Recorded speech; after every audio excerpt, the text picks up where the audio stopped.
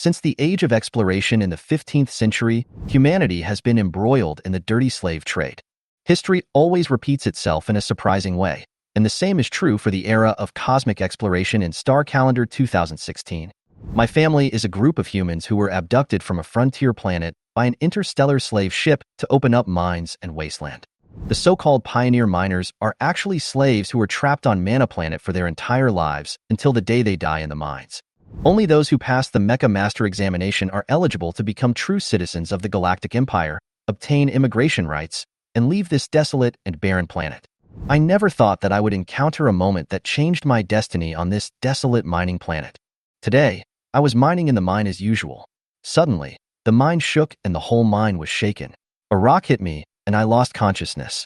When I woke up, I was in a strange underground cave, surrounded by rock walls covered with ancient runes, and the air was filled with a strange smell.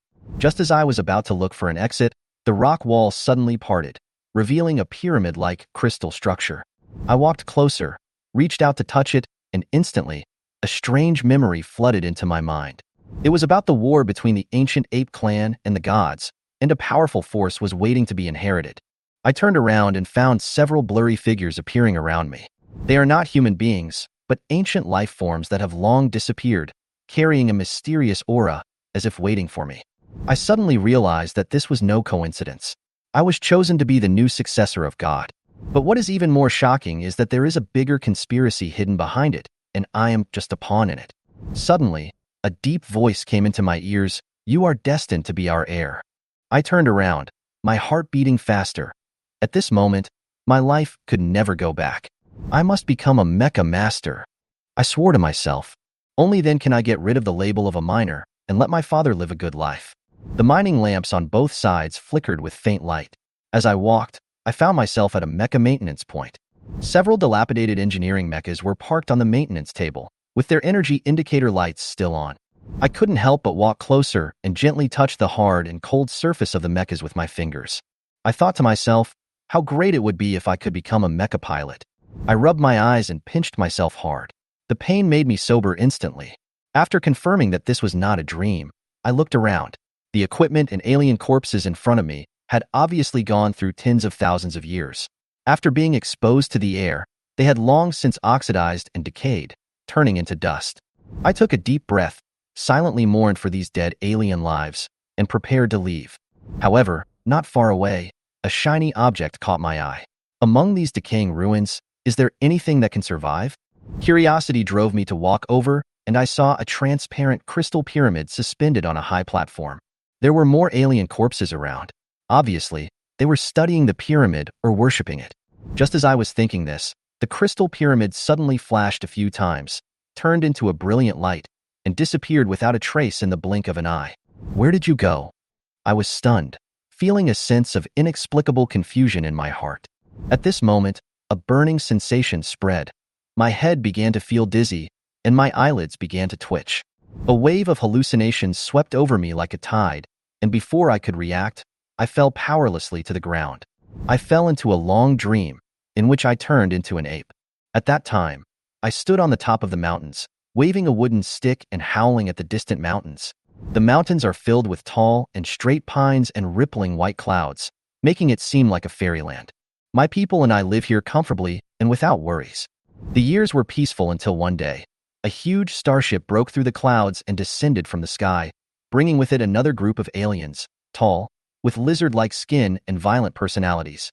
We the apes worship these lizard people as gods, but the lizard people treat us as slaves and sell us across the stars. Some were forced to work as coolies and died in a foreign land, while others were locked in cages and used as playthings, with miserable fates. The years of slavery lasted for thousands of years until our people decided to rebel. 100 years later, we finally overthrew the rule of the lizardmen, established our own empire, and began the exploration and domination of the universe. The territory of our empire continued to expand, eventually covering 3 star systems and tens of millions of planets. Our civilization is growing stronger and stronger, almost becoming the master of the universe. Many human and alien civilizations regard us as gods. In fact, our technology is close to God level, able to move mountains, fill the sea, annihilate stars, and even travel through black holes. However, we know that there are more powerful beings above us, the gods. The celestial beings are no longer bound by the flesh and become pure spiritual beings, immortal and roaming the universe. We, the apes, also aspire to become celestial beings. Although we are only one step away from them, this step is a huge gap that no other race can cross. Countless civilizations have been destroyed at this hurdle, and so will our fate. When I woke up from the dream, I found myself with a splitting headache, confusion, and a mess in my mind. Was everything that happened just now a dream or reality? I couldn't tell. I only felt a deep sense of unreality lingering in my heart. I took a deep breath and tried to calm myself down. The scene in front of me became clear again, but I still felt dizzy, as if I had just experienced a huge shock. The mind was in a mess. I walked out of the darkness quickly, holding the mechanical arm tightly in my hand. It was eerily quiet until I heard a different kind of footsteps, the sound of heavy pads of flesh on rock. I stopped. My heartbeat suddenly accelerated. I turned around, and with a searchlight, I saw 4 huge figures following me silently. Ferocious beasts. They took advantage of the landslide to break into the mine. A cold sweat ran down my back as I suddenly remembered my father's injuries. We only encountered one at that time, and my father was seriously injured. Now, the 4 ferocious beasts in front of me are not something I can easily deal with. They stared at me with ferocious eyes, twisted their noses, and began to taste the smell on my body, saliva dripping from their mouths and white smoke coming out. All the pores on my body contracted nervously, and I had only one thought in my mind: escape. I slowly backed away, trying to stay calm, not daring to turn around. The ferocious beast never misses any opportunity to turn around. Once it pounces, it will bite to the end without mercy. 1 step, 2 steps. I slowed down as much as possible and slowly retreated, sticking close to the rock wall. He took every step carefully, afraid of accidentally making a sound of fear. Suddenly, I slipped, tripped over a protruding rock, and fell heavily to the ground. The ferocious beasts immediately roared fiercely and pounced forward, filling the air with the sound of their sharp claws. Boom! The moment the beast pounced on me, the ground suddenly collapsed and I fell down again. When I opened my eyes, I found myself in another mine tunnel. There were several mining lamps on, tracks on the ground, and several broken robots lying among the rocks, with light blue sparks flashing on their bodies. The Mecha repair point just now. I stood up suddenly. My waist seemed to be injured and blood was oozing out, but it was not serious. Turning around, I saw several 3-meter-high excavators parked not far away. Is anyone there? I shouted unwillingly, and the echo reverberated in the empty mine tunnel. Most of the people working here are robots and mechas. If a landslide occurs, even if there are people around, they would have already evacuated. What should I do? I quickly walked around the maintenance point and found that all the passages were blocked by fallen rocks. There's no other choice but to board the Mecha. I climbed onto a dilapidated engineering Mecha and sat in the cab. According to what the teacher said, I checked the energy tank and the dashboard to make sure there was enough energy and that other indicators were normal. At this time, I put on a silver-white mental sensor. The ferocious beasts were running over at an extremely fast speed. Don't be anxious, don't be anxious. Take a deep breath and calm down. I tried to recall the driving skills the teacher taught me, muttering to myself. The engineering Mecha is still controlled by an old-fashioned keyboard, but it is equipped with a mental sensor, which requires the driver to have at least level 4 mental power to activate it. But my mental strength is only level 2, and the chance of me being able to drive a Mecha is almost 0. Move. Move. I shouted anxiously, but the Mecha was like a silent rock, not moving at all. No, I don't want to die here. My voice trembled and tears welled up in my eyes. Suddenly, a sharp tearing sound was heard outside the Mecha, and the claws of the ferocious beast flew on the steel shell. Their sharp claws cut through the rocks with ease, and were about to break through the armor of the cab and tear me apart. Just on the verge of despair, suddenly a strange feeling of stagnation swept over my body, and the scenery in front of me seemed to distort. Then, I felt as if I had broken free from some shackles. Then, time seemed to stand still. Everything was so quiet around me. The beast seemed to be frozen in time. Even its hair was frozen. The only sound I could hear was the machine running. As the vibration came, the ferocious beasts lost their balance and fell down one after another. They surrounded me from a distance and let out unwilling roars. I started the Mecha? I was stunned. I turned around and saw my reflection on the wall of the maintenance station not far away. The Mecha slowly stood up, its armor flashing white light. A big hole was torn in the driver's cab on its chest by the ferocious beast, and the drill and the giant shovel looked majestic. I can drive the mecha now. I could hardly believe what I saw. The general-purpose engineering excavator mecha actually moved under my control. I took a deep breath and tried to calm my excitement. What on earth is going on? Has my mental strength improved? Roar. A ferocious beast finally couldn't bear it anymore, opened its big mouth and roared, then jumped over with its hind legs. Get out. I controlled the mecha and kicked out. With a heavy swing of my leg, there was a loud bang, and the ferocious beast was kicked and hit the wall, its brain bursting, deader than dead. The mecha is so powerful. I couldn't help but mutter to myself. The excavator is very powerful, and although its movements are clumsy, it is surprisingly flexible in my hands. One kick makes me feel like a god of war. But why is this happening? The sudden change made me a little dizzy, but I quickly calmed down. Thinking of my father being injured by these ferocious beasts, my eyes instantly turned red. You are dead. The drill spun suddenly, making a sharp sound. The mecha took a big step forward, and with a loud bang, the ground shook, as if a demon had descended. The ferocious beasts took a few steps back, looking somewhat frightened. Are you scared now? I sneered, swung the drill, and nailed a ferocious beast to the wall. The huge drill bit spun rapidly on the rock, and in an instant, the ferocious beast was minced into pieces. The other hand swung out like a giant shovel, smashing the other ferocious beast into a bloody mess. The last beast tried to flee, but it was surrounded by enemies and had nowhere to retreat. I walked over, and the 100-ton mecha crushed it into a pulp. Die! I breathed a sigh of relief, enjoying the exhilaration brought by the powerful strength. After all the beasts were destroyed, I checked the energy and found that 47% was left. This was beyond my expectation. After the danger passed, I and other miners were trapped in a deep mine in the Beishan mining area. It was silent all around, with only the occasional sound coming from the machinery. Everyone gathered around a dilapidated engineering mecha, despair written all over their faces. Loudly, if this thing can't be repaired, we will all die here. The foreman's voice was full of anxiety as he knocked on the shell of the mecha. Li Quan poked his head out from a pile of parts, his face covered in grease.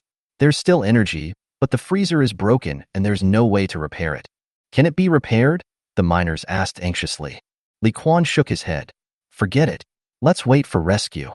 Rescue? The foreman laughed bitterly. Based on my experience, rescue will definitely not come. The miners all bowed their heads, looking discouraged. Everyone knew that if they died, the whole family would be ruined. The lives of the miners are not even worth paper. Someone sighed, and everyone lay down, almost giving up hope of survival. Suddenly, there was a roar of machines in the mine. What's that sound? Li Quan stood up suddenly, looking nervous. It's nothing, you're just having a nervous breakdown. The foreman waved his hand, his tone a little impatient. Everyone is here, just a few people from the district go in. It's okay? Could it be someone from the district? A miner asked in a low voice. Impossible. The foreman firmly denied. The people in the district who can drive mechas have already been transferred there. Besides, the freezer in our area is broken, and no one can get out. Li Quan nodded. Maybe it was just hallucination. Everyone was too nervous. Everyone knows that being trapped in this dark mine can easily lead to mental breakdown and hallucinations can occur at any time. But I knew that the sound was real and was getting closer. Everyone suppressed their curiosity, suppressed their inner desire to survive, and dared not listen. With a loud bang, the rock wall suddenly cracked, and a huge engineering mecha jumped out from it, shaking the entire mine. Hallucination? Hallucination? Li Quan stared at the mecha stupidly, not daring to blink. I jumped out of the mecha and walked towards them. Uncle Li, are you trapped too? Xingqian, was it really you who controlled the mecha just now? Li Quan's hands were shaking and his face was full of disbelief. Yeah. I smiled. Don't you only have level 2 mental power? How is it possible for you to control a mecha? Li Quan was so shocked that he was speechless. I don't know either. I could drive suddenly. I spread my hands and continued with a smile. Li Quan still looked suspicious, but he couldn't say anything. In this vast world, there are countless strange things, and it is not uncommon to occasionally break through mental power. Don't worry about it. The most important thing is that we are saved. The foreman's eyes suddenly lit up, loudly. Why don't you get on the mecha and let's get out quickly? Li Quan waved his hand. Forget it, let Xingqian go. I couldn't even do that jump he did just now. Xingqian, open it. We believe in you, the miners said one after another. I nodded without further ado and went straight back into the mecha. The machine started up again, with a deafening roar. Gravel flew everywhere. The huge drill bit effortlessly broke through the fallen rocks. The shovel pushed the stones away, and the passage was gradually opened. Outside, several police mechas have set up martial law outside the mining area. A mining accident has happened again. This time we must suppress it, a bald man said coldly. The mine manager wiped the sweat from his forehead and said, if we don't report it, the rescue will not be approved. No rescue, no rescue. Just give some money, threaten the family members, and the matter will be over. The bald man waved his hands impatiently. The mine manager nodded, knowing full well that this was just a procedure and the lives of the miners were not worth mentioning in their eyes. At this time, a roar came from outside the mining area. I led the miners out of the mecha, and everyone looked at us and exclaimed. When the family members saw their loved ones coming out safe and sound, they rushed over and shouted excitedly. It's all thanks to Xingqian. Yeah, if it weren't for him, we would be finished this time. Li Quan looked at everyone proudly. Although I didn't become a hero, it's not bad to be the uncle of a hero. My father, Xiaoyu, was sitting in a wheelchair. When he saw me jump out of the mecha, he still looked incredulous. Xingqian, can you drive a mecha?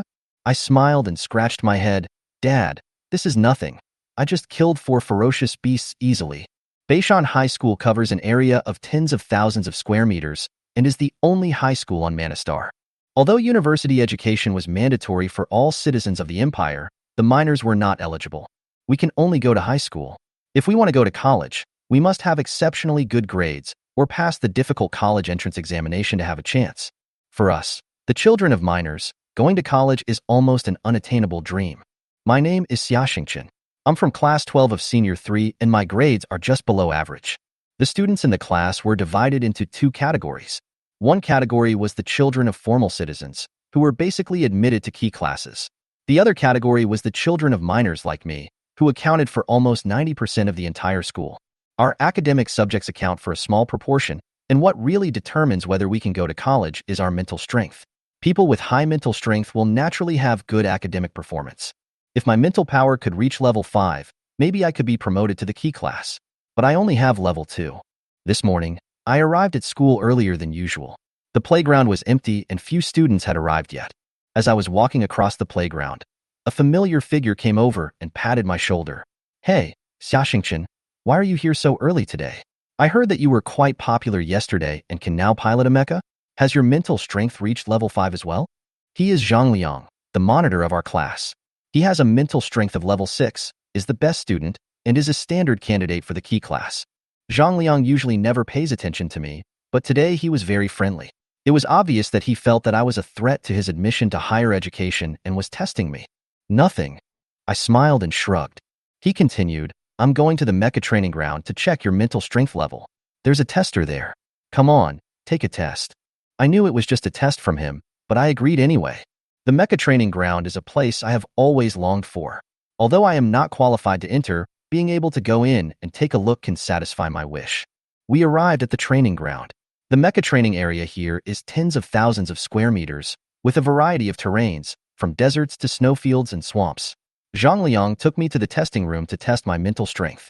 When I first arrived at the testing area, some students who were training were curious when they saw me. Who is this? Is there another student with level 5 spiritual power in our school? They asked. You're from my class, Xingqian. You should have heard about what happened at Beishan Mine yesterday. Zhang explained with a smile. Oh, it's him. He can drive an engineering mecha, so he must be level 5. The students discussed. I stood in front of the detector, my heartbeat quickening. I put on my helmet, took a deep breath, and pressed the switch. Beep, beep, beep. An electronic sound rang out. Test results, mental strength level 3. The moment the result came out, the students who were watching all breathed a sigh of relief, with a hint of disdain on their faces.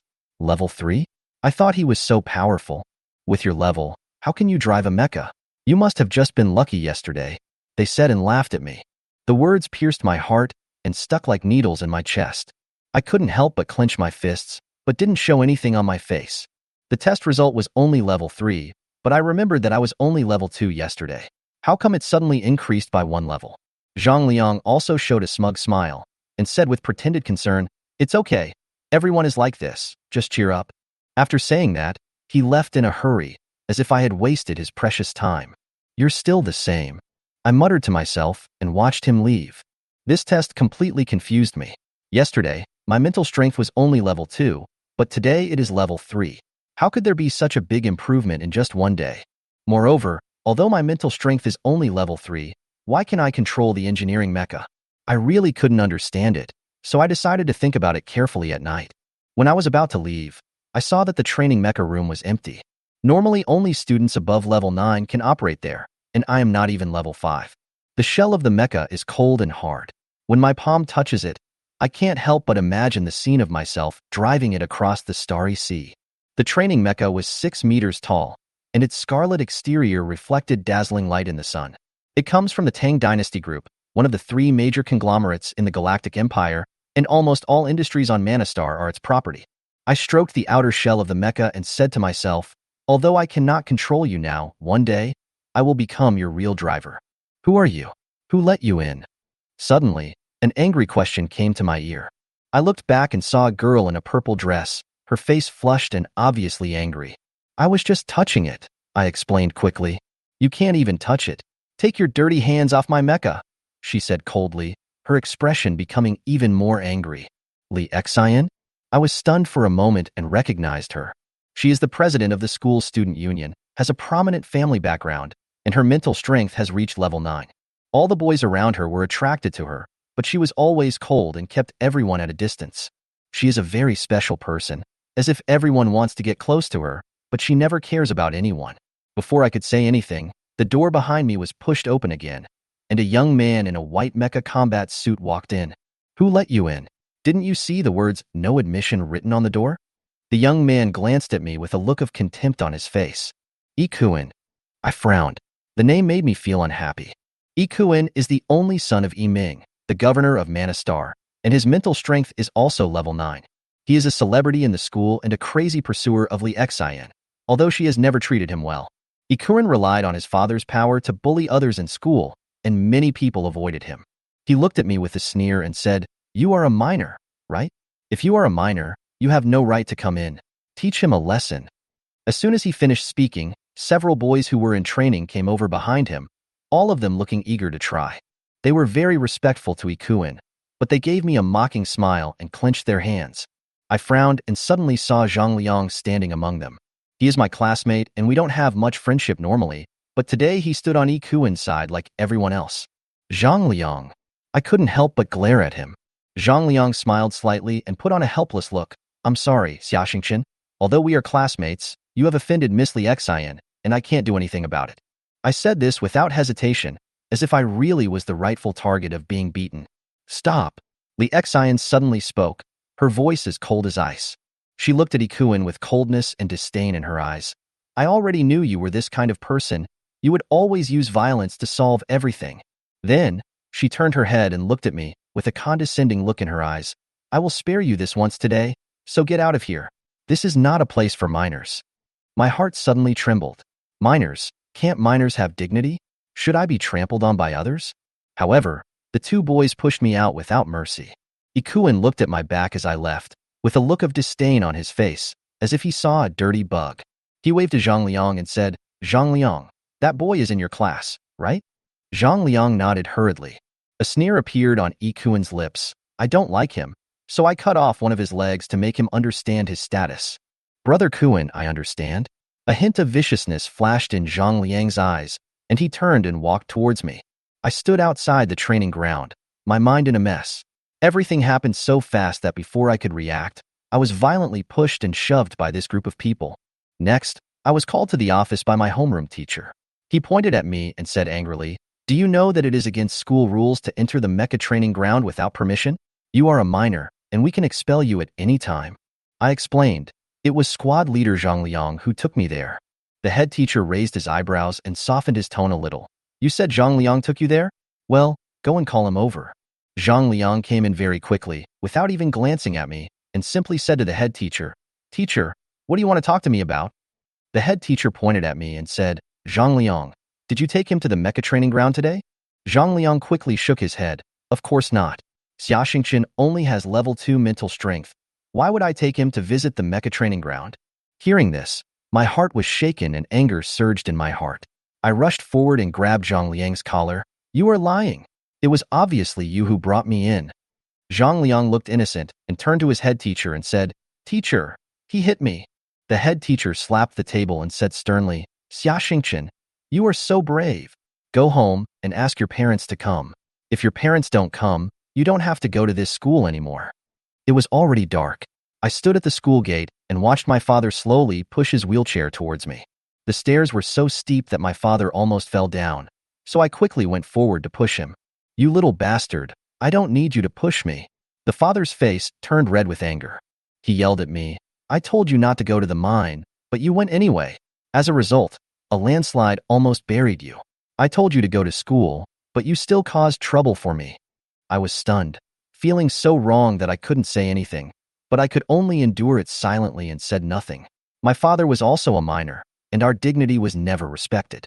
My father sighed and said, Forget it. His tone was harsh. Don't take it to heart. Uncle Lee has already told you about what happened yesterday. You are a good guy. Dad. I threw myself on my father and couldn't help shedding tears. Looking at his calloused hands, my heart ached. Be a real man. Shed blood but not tears. Tears were also flashing in the father's eyes. I understand, Dad. A real man sheds blood, not tears. I held back my tears, wiped the moisture from the corners of my eyes, and revealed a dry smile. After dinner, I took care of my father and let him rest. It was already midnight and the moonlight was shining outside the window. There was no light in the bedroom, and I sat on the bed, feeling a little confused. My mental power was only level 2 yesterday, but it suddenly rose to level 3 today. There must be something wrong here. I thought about it for a long time, but still couldn't come to any conclusion. Improving mental strength is a long process. There is a threshold between level 3 and level 4. Only after reaching level 4 can the brain be considered to have been initially developed. At that point, brain cells and nerves begin to gain sufficient strength to further enhance mental power through medication. But I only have level 3 mental strength now, and meditation is the only way to help me improve. If you use drugs rashly, it may cause a brain collapse and turn you into a madman. I don't have money to buy medicine, and I can't rely on those expensive equipment and aromatherapy. Meditation. I said to myself, meditation is the most basic method to improve mental strength. It can concentrate the mind, enter an ethereal state, absorb the energy of the universe, activate brain cells, and develop the brain. I have a meditation meter in my hand, which, like a blood pressure monitor, measures meditation through blood flow rate and blood vessel dilation. My usual meditation value is between 10 and 20, which is considered a very low level. Like Zhang Liang, although his talent is only average, his family is rich and can afford auxiliary equipment and aromatherapy. His achievements are basically due to family support. As for Li Xian and Yi Kuan, they have good talents. Coupled with advanced meditation drugs and aromatherapy, they can achieve extraordinary meditation levels. People like them, whose meditation value is close to 80, are already very rare geniuses. I even saw an interview on the internet about a meditation genius whose meditation level was only 71. Experts all think that this is a genius among geniuses, but my meditation value is usually not even 30. Let's try it today. I sat cross-legged, pressed the instrument, and started meditating. Following the cosmic meditation method taught in school, I began to slow down my breathing and gradually entered a meditative state. Closing my eyes, I tried to imagine the vast universe, dark and mysterious, with the stars distant and bright. Normally I can enter a meditative state in 10 minutes, but today it took me half an hour. My brain was in a mess, like a pot of paste, and I couldn't concentrate. As soon as I closed my eyes, what came into my mind was not the universe, but the crystal pyramid. The crystal pyramid spun in my mind, emitting a cold light. I seemed to be sucked into it and entered the interior of the pyramid. Meditation value, 82. The instrument output a number that shocked me. I opened my eyes suddenly, so shocked that I could hardly believe my eyes. A meditation value of 82, without any external help, is simply an extraordinary talent. I once heard of a meditation genius whose meditation score reached 71, which shocked the experts. But now I have 82. I simply couldn't contain my excitement, and my body couldn't help but tremble. With only half a year left before the college entrance examination, breaking through level 7 is not a dream at all. Could it be that crystal pyramid? It suddenly occurred to me that perhaps it was the influence of the crystal pyramid that caused my meditation value to soar. I forced myself to calm down and decided to keep the crystal pyramid a secret, buried deep in my heart forever. No matter what, I can't let anyone know about this, not even my father. In the following week, I meditated almost all the time. Every time I meditated, my meditation value was stable above 80. My brain cells were constantly active, and my mental strength increased rapidly. In less than a week, my mental strength has broken through to level 4. This meditation speed is beyond imagination. Without any auxiliary equipment, my meditation efficiency is comparable to those with extremely high talents. If I had aromatherapy or other equipment, I believe my mental strength would improve faster. Level 4 is already an important watershed. At level 4, not only did my perception ability improve significantly, I was also able to start taking some auxiliary drugs to further accelerate my cultivation. Moreover, those who have reached level 4 can already operate civilian mechas. This means that I can start challenging myself in the mecha training ground and gradually master more mecha operating skills. However, I don't plan to go to the mecha training ground to try it out right now. After all, I really don't want to experience the feeling of being looked down upon and despised again. The most urgent thing now is to make money. I looked at my wallet and smiled bitterly. After the mining accident, Beishan mines stopped working and my family's income was almost cut off. Even eating became a problem. More importantly, I had to treat my father's illness, especially his injuries. Even for double leg amputation surgery, the most basic mechanical simulated limbs would cost a lot of money. To obtain better biological limbs, one might even need to go to another planet for surgery, which would cost at least 10,000 star coins. Thinking of this, I couldn't help but feel heavy in my heart. I worked hard in the mine every day, but I could only earn a few star coins a day. That meager income was not enough to pay for my father's medical treatment. I have to find a way to make money. I took a deep breath and decided not to just stay at the stage of meditation and improving my mental strength. The road ahead is still long. How is it, old Xia? Are you feeling better? A familiar voice came from outside the house. It's Uncle Li.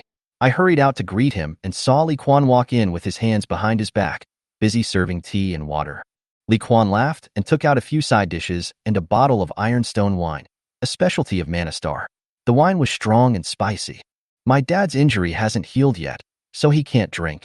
I frowned and reminded him. Silly boy, drinking some wine will help blood circulation. Li Quan patted my shoulder and smiled happily. I looked at my father's glowing eyes and knew in my heart that he really needed some stimulation after being injured for so long. Helplessly, I could only compromise. Forget it. He just likes to drink. It's okay if he drinks a little. I took the dish from Uncle Li, put it in the kitchen, heated it up, and brought it over. The room gradually became lively and the atmosphere became more relaxed. After 3 rounds of drinks, my father's laughter became louder and louder. Something good is going to happen tonight. Do you want to go with me to see the world? Li Quan suddenly asked in a low voice. Mech combat. My eyes lit up. Mech combat? I couldn't help but ask, with excitement flashing in my eyes. Li Quan smiled and nodded. That's right. There will be a game in 10 days. Do you want to go and see it? Mecha combat is the most popular competitive sport in the Galactic Empire. Mecha pilots cannot use weapons during combat and cannot attack the cockpit. The mechas during the competition have enormous destructive power, and the whole event is like a gambling game, with both the tension of bloody fighting and the madness of gambling. The mechas in top competitions are often turned into scrap metal, and there is a huge amount of gambling money behind every game. Although I am not familiar with these, the appeal of mecha fighting still makes my heart beat faster. Dad, can you let me go and take a look? I couldn't help but beg my father. Okay, you don't have anything to do anyway. My father finally agreed. I smiled happily. Thank you, Dad. Li Quan winked at me secretly. I knew that if my father hadn't been drunk, he would never have agreed so easily. Li Quan stood up and prepared to leave, saying with a smile, I had a great time drinking today. Now I'm leaving. Xingchen, see Uncle Li off. My father struggled to sit up and motioned for me to see Li Quan off. I nodded and walked him out the door. Li Quan turned around, squinted his eyes and smiled. Xingchen, do you have something to tell me? Uncle Li, I want to find a job, I said in a low voice. Li Quan frowned. It's for your father. Now that Beishan mine has stopped working, you can't go to the mine anymore. The salary in other places is too low, but you can drive a mecha. He sighed. However, your mental strength is only level 4, so you are not suitable to be a mecha master for the time being. Uncle Li, I'm already level 4 now. I smiled slightly, revealing the news of my promotion. What? Li Quan's eyes widened, and he looked at me in shock. I was the worst student in the class, with a mental strength of only level 2. How could I have jumped to level 4 in just a few days? Li Quan obviously found it hard to believe. But I know that level 4 mental strength is not top-notch. It can barely control the engineering mecha, but it is far from enough to convince others. Li Quan sighed and said, "Okay, I'll help you find a job." He took me to a construction site and met the foreman Qian-san. Qian-san is a meticulous middle-aged man. He glanced at me and said, "Are you Xia Yu's son?" "Yes, Uncle Qian," I responded. Qian-san nodded. "Your Uncle Li has already told me about it. I'll pay you 500 star coins a day. Is that acceptable?" I was stunned. 500 star coins a day? I heard that the minimum salary for driving an engineering mecha is 2,000 star coins. Do you think driving a mecha is that easy? Qian-san smiled and shook his head. Li Quan pulled me aside and explained softly. With a mental strength of level 4, you can barely drive a mecha, but the other party still values practical experience. You should do it for a few days and slowly adapt. What he said made sense. After all, I didn't have any practical experience. I nodded. "Uncle Li, I understand." Li Quan patted my shoulder and said, "Work hard and make your father proud." He smiled and walked away with satisfaction. That day, I put on my safety helmet, construction clothes, and started moving stones. The minerals on Manna have trace amounts of radiation, so robots cannot operate them. All heavy work can only be done by manpower and mechas. Due to the financial difficulties at home, I had to endure the fatigue and eat poorly. After moving several loads of stones, I was already sweating and panting. When the workers saw me like this, they all laughed at me and said I was not suitable for this job. I didn't care and continued to move the stones silently. It was lunchtime and other workers went to eat, but I hadn't finished yet. When I arrived at the cafeteria, the food was gone, so I had to continue working on an empty stomach. The heavy stones made me imagine how great it would be if my mental strength could reach level 7. There is not much difference between levels 4 and 6 of mental strength, but once it reaches level 7, both physical strength and thinking will be greatly improved. At that time, I will definitely be able to complete these tasks easily. Suddenly, I felt the stone in my hand seemed lighter. I stopped and put it down in confusion, but when I picked it up again, it was still heavy. I tried to concentrate, repeating to myself, "Lighter, lighter." The stone was indeed lighter. I looked at the stone in my hand in shock, my heart beating faster. Then, a small stone flew up by itself and floated in the air. I was stunned and reached out to touch it, but the stone fell down in front of me. I suddenly realized that this was mental power. I've read in a book that only people with mental strength above level 20 can awaken superpowers, but I'm only level 4. How could this happen? But no matter how it happened, I actually have this ability. Moving stones also became much easier. Although I didn't understand the reason, I realized that my strength was no longer limited to my physical body. This means that my future may change dramatically. Chapter 9. Fierce Battle. After a day's work at the construction site, Xia Xingqian was exhausted and out of breath even though he had awakened his mental power. He received 500 star coins from the foreman Qian-san. Xia Xingqian tightly grasped the star coins. It was impossible to buy drugs to boost spirits with this little money. Xia Xingqian could only buy some snacks for his father to have a good meal. The workers on the construction site all go to have dinner at this time, and there is no one on the site. Xia Xingqian had just walked out of the construction site when he suddenly heard someone cursing. "Xia Xingqian, you little bastard. You haven't been to school recently, and you're hiding here." When Xia Xingqian looked up, he saw 4 familiar figures walking towards the entrance of the construction site. These 4 men were wearing the school uniform of Beishan High School. The one leading them was the class monitor Zhang Liang, and the other 3 men were also male classmates in the class. However, there was no friendship of classmates in the eyes of these people, only ferocity. Xia Xingqian paused, stopped, looked at Zhang Liang and said, "Zhang Liang, what does it have to do with you whether I go to class or not?" Zhang Liang chuckled. "Of course it's my business. You must be thinking that if I hadn't betrayed you, you wouldn't have been suspended for a week." Xia Xingqian gritted his teeth and looked at Zhang Liang in silence. Zhang Liang continued with a smile. "You probably don't know that I not only betrayed you, but I was also the one who made you report me to the Mecha training hall."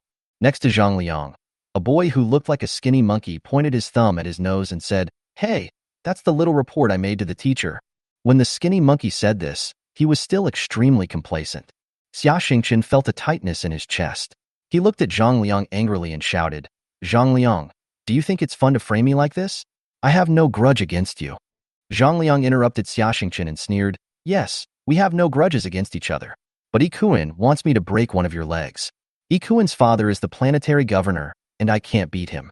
How about this? You stand still and let us break one of your legs. Just one. Zhang Liang and the 3 men around him had already found a few alloy steel pipes nearby and were waving them vigorously in their hands. Zhang Liang, you are the squad leader. How could you do such a shameless thing? You would rather be a dog with Ikuin. Xia Xingqian was furious. He pointed at Zhang Liang and cursed. A blush of shame appeared on Zhang Liang's face. He was furious and pointed at Xia Xingqian and cursed. Xia Xingqian, let me tell you. You said I was a dog. People like you don't even have the chance to be a dog. Do you know why the head teacher didn't expel you? Your lame dad knelt down to the head teacher. Knelt down like a dog. Xia Xingqian was startled and yelled, You fart. Zhang Liang smiled slightly. I farted? You can go to school and ask. Every student knows. If I were Ikuin's dog, you would be worse than dog shit. I would trample you into the ground, into the mud, and you would never be able to stand up again. Zhang Liang waved his hand, pointed at Xia Xingqian and said, Everyone, come together and break this guy's legs. Not just one leg, but both legs. I want him to become a cripple like his father. The 3 boys approached Xia Xingqian with alloy steel pipes in their hands. In their view, the frail Xia Xingqian was like a turtle in a jar. As long as they break Xia Xingqian's legs and do the job well, they will be appreciated by Ikuin. Call. The alloy steel pipe, mixed with the sound of wind, came crashing down towards Xia Xingqian's head. If it were in the past, Xia Xingqian would definitely not be able to escape. However, Xia Xingqian's mental power reached the 4th level, and the activation of his brain area made his 5 senses extremely sharp. Xia Xingqian tilted his head slightly and easily dodged the attack from the steel pipe. At the same time, Xia Xingqian suddenly turned sideways and hit the student hard with a very powerful force. The boy was knocked flying half a meter away, his feet off the ground. He screamed in the air with his head heavy and then immediately became speechless. After landing, he rolled backwards a few times and then lay motionless on the ground. The 3 boys, including Zhang Liang, were stunned. They hurried over to turn the body over and saw that the boy on the ground had fainted. Xia Xingqian lowered his head and looked at his hands in a daze, wondering why he had such great power. Soon, Xia Xingqian understood. The collision just now was not only the force of the body, but also the mental power. This is the power generated by the spirit and body together, which is naturally much greater than Xia Xingqian's original power. Xia Xingqian's mental strength is still very weak now, and the power of his mental power is not great, but when dealing with high school students, he has an overwhelming advantage. Xia Xingqian gained confidence, looked at Zhang Liang with contempt, and slightly hooked his fingers. Let's continue. Zhang Liang was shocked and angry, but he calmed down immediately and said to the 2 people beside him who were also shocked and angry, Don't be nervous. This kid often does hard labor, so his strength is a little bit greater. It's no big deal. The 3 of us will go together this time. Xia Xingqian understood that 2 fists could not defeat 4 hands, and of course he was unwilling to confront Zhang Liang and the other 2. He grinned, turned around and ran away. Zhang Liang and 2 others quickly chased after him. The terrain of the construction site was complex, and the 3 people got separated after just 2 steps. The skinny monkey ran the fastest and had a personality as vicious and violent as a monkey. After catching up with Xia Xingqian, he swung the alloy steel pipe and smashed it on his head. Xia Xingqian was prepared. He rolled over, picked up a steel pipe on the ground and smashed it over. Ding! With a crisp sound, several sparks shot out in the air, and the skinny monkey's right hand holding the steel pipe was numb from the shock, and the alloy steel pipe became bent and deformed. He stepped back 4 or 5 steps, and it felt like his attack just now had hit the wall. He couldn't help but look up at Xia Xingqian in horror. Xia Xingqian's steel pipe was intact, and he himself was not affected by the recoil. He discovered another wonderful use of mental power, which is that it can attach to objects and strengthen them. Xia Xingqian's mind suddenly moved. If mental power can strengthen objects, can it also strengthen mechas? However, Xia Xingqian didn't have time to think about it. He took a big step forward and kicked the skinny monkey in the stomach, following the force of the falling steel pipe. Xia Xingqian's kick was so powerful that even he took a few steps back due to the recoil. The skinny monkey was kicked in the air and flew 2 or 3 meters away. After landing on the ground, there was a swish sound and he slid 5 or 6 meters away. His head was stuck in a pile of sand, and he couldn't get out after struggling for a long time. Xia Xingqian was also shocked. The power of mental power was greater than he had imagined. Xia Xingqian, I told you to run. Just when Xia Xingqian kicked the skinny monkey away, a tall figure suddenly emerged from behind him. The man's name was Li Ta, nicknamed Iron Tower. He was nearly 2 meters tall, with dark skin and bulging muscles that looked like steel. Li Ta is Zhang Liang's #1 fighter, and he once knocked down 4 adults alone. Li Ta spread his arms and gave Xia Xingqian a bear hug, his arms holding him tightly like an iron hoop. Xia Xingqian struggled desperately, but Li Ta's strength was too great. Even if he used all his strength, he couldn't break free. Xia Xingqian had worked at the construction site for a whole day today. His physical strength had long been exhausted, and even his mental power was almost overdrawn. Bang! Behind Li Ta, a stone suddenly flew up from nowhere and hit the back of Li Ta's head, knocking the big guy unconscious. Xia Xingqian squatted on the ground, sweating all over. The fierce battle just now made his eyes blurry, and he was almost exhausted. But what about Zhang Liang? Among these 4 people, Zhang Liang is actually the most dangerous. The ground shook suddenly, and a 3-meter-high engineering mecha rushed towards Xia Xingqian. The driver was Zhang Liang. Zhang Liang's face was distorted, and he shouted, "Xia Xingqian, I'm going to hit you to death." Chapter 10. Evil will be repaid with evil. Boom. The huge body of the engineering mecha hit a concrete wall with a loud bang. The concrete wall shattered, dust flew everywhere, and for a moment Zhang Liang could not see anything around him. Zhang Liang sat in the cockpit, wearing a mental sensor on his head, holding the control stick with both hands, and looking around vigilantly. There was no trace of Xia Xingqian. Hey. Zhang Liang grinned and let out a dry laugh. This kid Xia Xingqian should have been trampled into a pulp. Although Master Ikuin asked me to break his legs, I didn't expect that I would accidentally kill him. Murder is not a big deal, but it is not a small matter either. Ordinary people on Manna Star must, of course, abide by the law and not beat or injure others at will. However, Ikuin is the son of the planet's governor. What is a planetary governor? He is the local emperor of Manna Star. Apart from having to look at the faces of the Li family of the Tang dynasty group, the Yi family is the family that has the final say in the entire Manna Star. Anyway, I am working for Ikuin. He will definitely protect me. Zhang Liang thought so, and was about to jump off the mecha to check Xia Xingqian's body. At this moment, the roar of a machine suddenly came from behind him. Boom. Another engineering mecha jumped out. When Zhang Liang saw clearly that the driver of the engineering mecha was Xia Xingqian, he was completely stunned. Zhang Liang's face was full of disbelief, and his eyes almost popped out of their sockets in surprise. A week ago, Zhang Liang saw with his own eyes that Xia Xingqian's mental power test result was only level 3. But how come Xia Xingqian could already operate the engineering mecha after just a week of not seeing each other? You know, to drive an engineering mecha, the mental strength level must be at least level 4. And to start an engineering mecha to work, the mental strength level must be at least level 5. Zhang Liang was completely stunned. He really couldn't understand. However, Zhang Liang calmed down in a blink of an eye. With a sneer on his face, "Xia Xingqian, is it amazing that you can drive an engineering mecha? My mental power level is level 6, which is much higher than yours. I will not lose to you."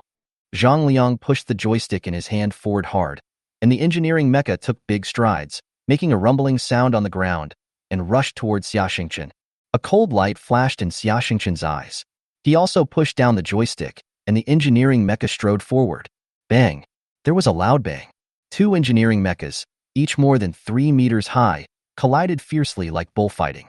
4 robotic arms held tightly, and the friction between steel and iron continuously produced brilliant sparks. These 2 engineering mechas are identical in specifications and models. That is to say, their power is the same. The only difference is how much power the driver can exert. This is determined by the driver's mental strength level. Zhang Liang's mental power level is level 6, but Xia Xingqian is only level 4. The difference between the 2 levels of mental power is like heaven and earth. However, Xia Xingqian fought Zhang Liang on equal terms. In fact, Zhang Liang clearly felt that his strength was not as good as Xia Xingqian's. This is impossible. This is impossible. You are a piece of shit. There is no way you can beat me in mecha piloting. Zhang Liang's eyes were red, and he shouted desperately, trying hard to hold on. The loud noises and brilliant flames at the construction site had already attracted the attention of people living near the site. Foreman Qian Sen rushed to the scene as soon as possible, and there were already many workers watching the battle between the 2 mechas. There were constant bursts of exclamations from the crowd. At this time, Xia Xingqian had already gained an overwhelming advantage. He pulled the joystick hard, and the mechanical arm lifted up the opponent's mecha. Boom! Xia Xingqian drove the mecha and threw the other party out. The mecha's heavy body fell to the ground, and the earth shook like an earthquake. Puff. In the cockpit, although Zhang Liang was not attacked directly, his mental strength was greatly overdrawn, causing him to spit out blood from his mouth and fall into a coma. Win-win. It was the first time that Xia Xingqian drove a mecha to fight against others. Although he was very tired, his face was full of surprise and excitement that he could hardly conceal. Did he win? And he defeated squad leader Zhang Liang. Xia Xingqian knew that although his mental power level was only level 4, for some reason, the mental power he erupted was far above level 4. He didn't know whether it was level 7, level 8, or even higher. All this is because of the mysterious crystal pyramid. Wow! Xia Xingqian heard a great uproar among the crowd outside. However, he could no longer maintain his consciousness. His eyes went dark, and he passed out. Xia Xingqian had a dream. In the dream, there was only a huge crystal pyramid. Xia Xingqian stood at the top of the crystal pyramid, looking down at all living beings. Wherever he looked, countless races, including humans, were fighting. But in Xia Xingqian's eyes, they were all like ants. Boom! Thunder sounded in Xia Xingqian's ears. The thunder was very rhythmic, just like someone talking, but Xia Xingqian couldn't understand what was being said at all. The thunder came from inside the crystal pyramid. When Xia Xingqian opened her eyes, she saw the white ceiling. There were fresh flowers on the cabinet next to her, emitting a faint fragrance. He's awake. A nurse saw Xia Xingqian wake up and hurried out. In a blink of an eye, several people walked in. One was Xia Xingqian's father, Xia Yu, who was pushing a wheelchair with a look of worry on his face. The other people were Lu Quan, Jian Xin, and a few others in police uniforms. Lu Quan walked over, pointed at a stern-looking middle-aged man, and introduced him to Xia Xingqian. This is Police Superintendent Su Zhan. Superintendent is already a very high position on the Manna planet. It was the first time that Xia Xingqian met such a big shot, and she couldn't help but feel nervous. Su Zhan came over with a serious expression. Xia Xingqian, please assist our police investigation. I will ask you a few questions, and you must answer truthfully. Xia Xingqian had a clear conscience, nodded and said, okay. Su Zhan's questions were very ordinary. He just asked why Xia Xingqian started the mecha and fought with others on the construction site, causing serious injuries to the other party. Zhang Liang is seriously injured? Xia Xingqian was stunned. As far as he could remember, he clearly did not attack the cockpit. Although his body was not injured, his mental strength was overdrawn and his brain was damaged. Now he has become a vegetable. I don't know if he can wake up. Su Zhan said coldly. Xia Xingqian gritted his teeth. Xia Xingqian had not expected Zhang Liang's tragic end, but she felt no guilt, only calmness. Zhang Liang wanted to kill himself, and he did not attack the cockpit of the mecha. Zhang Liang's current fate was entirely his own fault. After Su Zhan finished asking questions, he walked up and stared into Xia Xingqian's eyes. Young man, don't worry. The questioning just now was actually routine. We have watched the video footage of the construction site and found that it was your classmates who wanted to steal the mecha on the construction site. You tried your best to stop them and successfully stop the criminals. Of course, you also suffered some minor injuries. Don't worry, the police will help you pay for the relevant medical expenses. Su Zhan's words stunned Xia Xingqian. Chapter 11, National Police Agency. Xia Xingqian couldn't figure out the situation for a long time. Zhang Liang and the other 3 boys clearly came to cause trouble for him. So why did they become thieves who stole mechas? I was just acting in self-defense, so how did I become a hero protecting public property? What is going on? Xia Xingqian saw Li Quan winking at her secretly and making eye contact with her. She immediately understood and just nodded slightly without saying anything else. Xia Xingqian, are you interested in joining the police force? Su Zhan suddenly said. Xia Xingqian was already surprised enough, and when he heard Su Zhan's words, he spit out a mouthful of water he was drinking. Superintendent Su, what did you say? Did I hear it wrongly? You heard it right. As a police superintendent, I invite you to join the police force and become a mecha police officer in the police force. Su Zhan said seriously. Xia Xingqian's mind went blank. You don't have to answer me in a hurry. You can discuss it with your family. If you agree, you don't have to take the college entrance examination and can go directly to the police academy. However, we must sign an agreement. After you graduate from the police academy, you will return to Manna Star to become a mecha detective. Su Zhan took out a business card and handed it to Xia Xingqian. If you have figured it out, or want to help the police do something, you can call me on this number.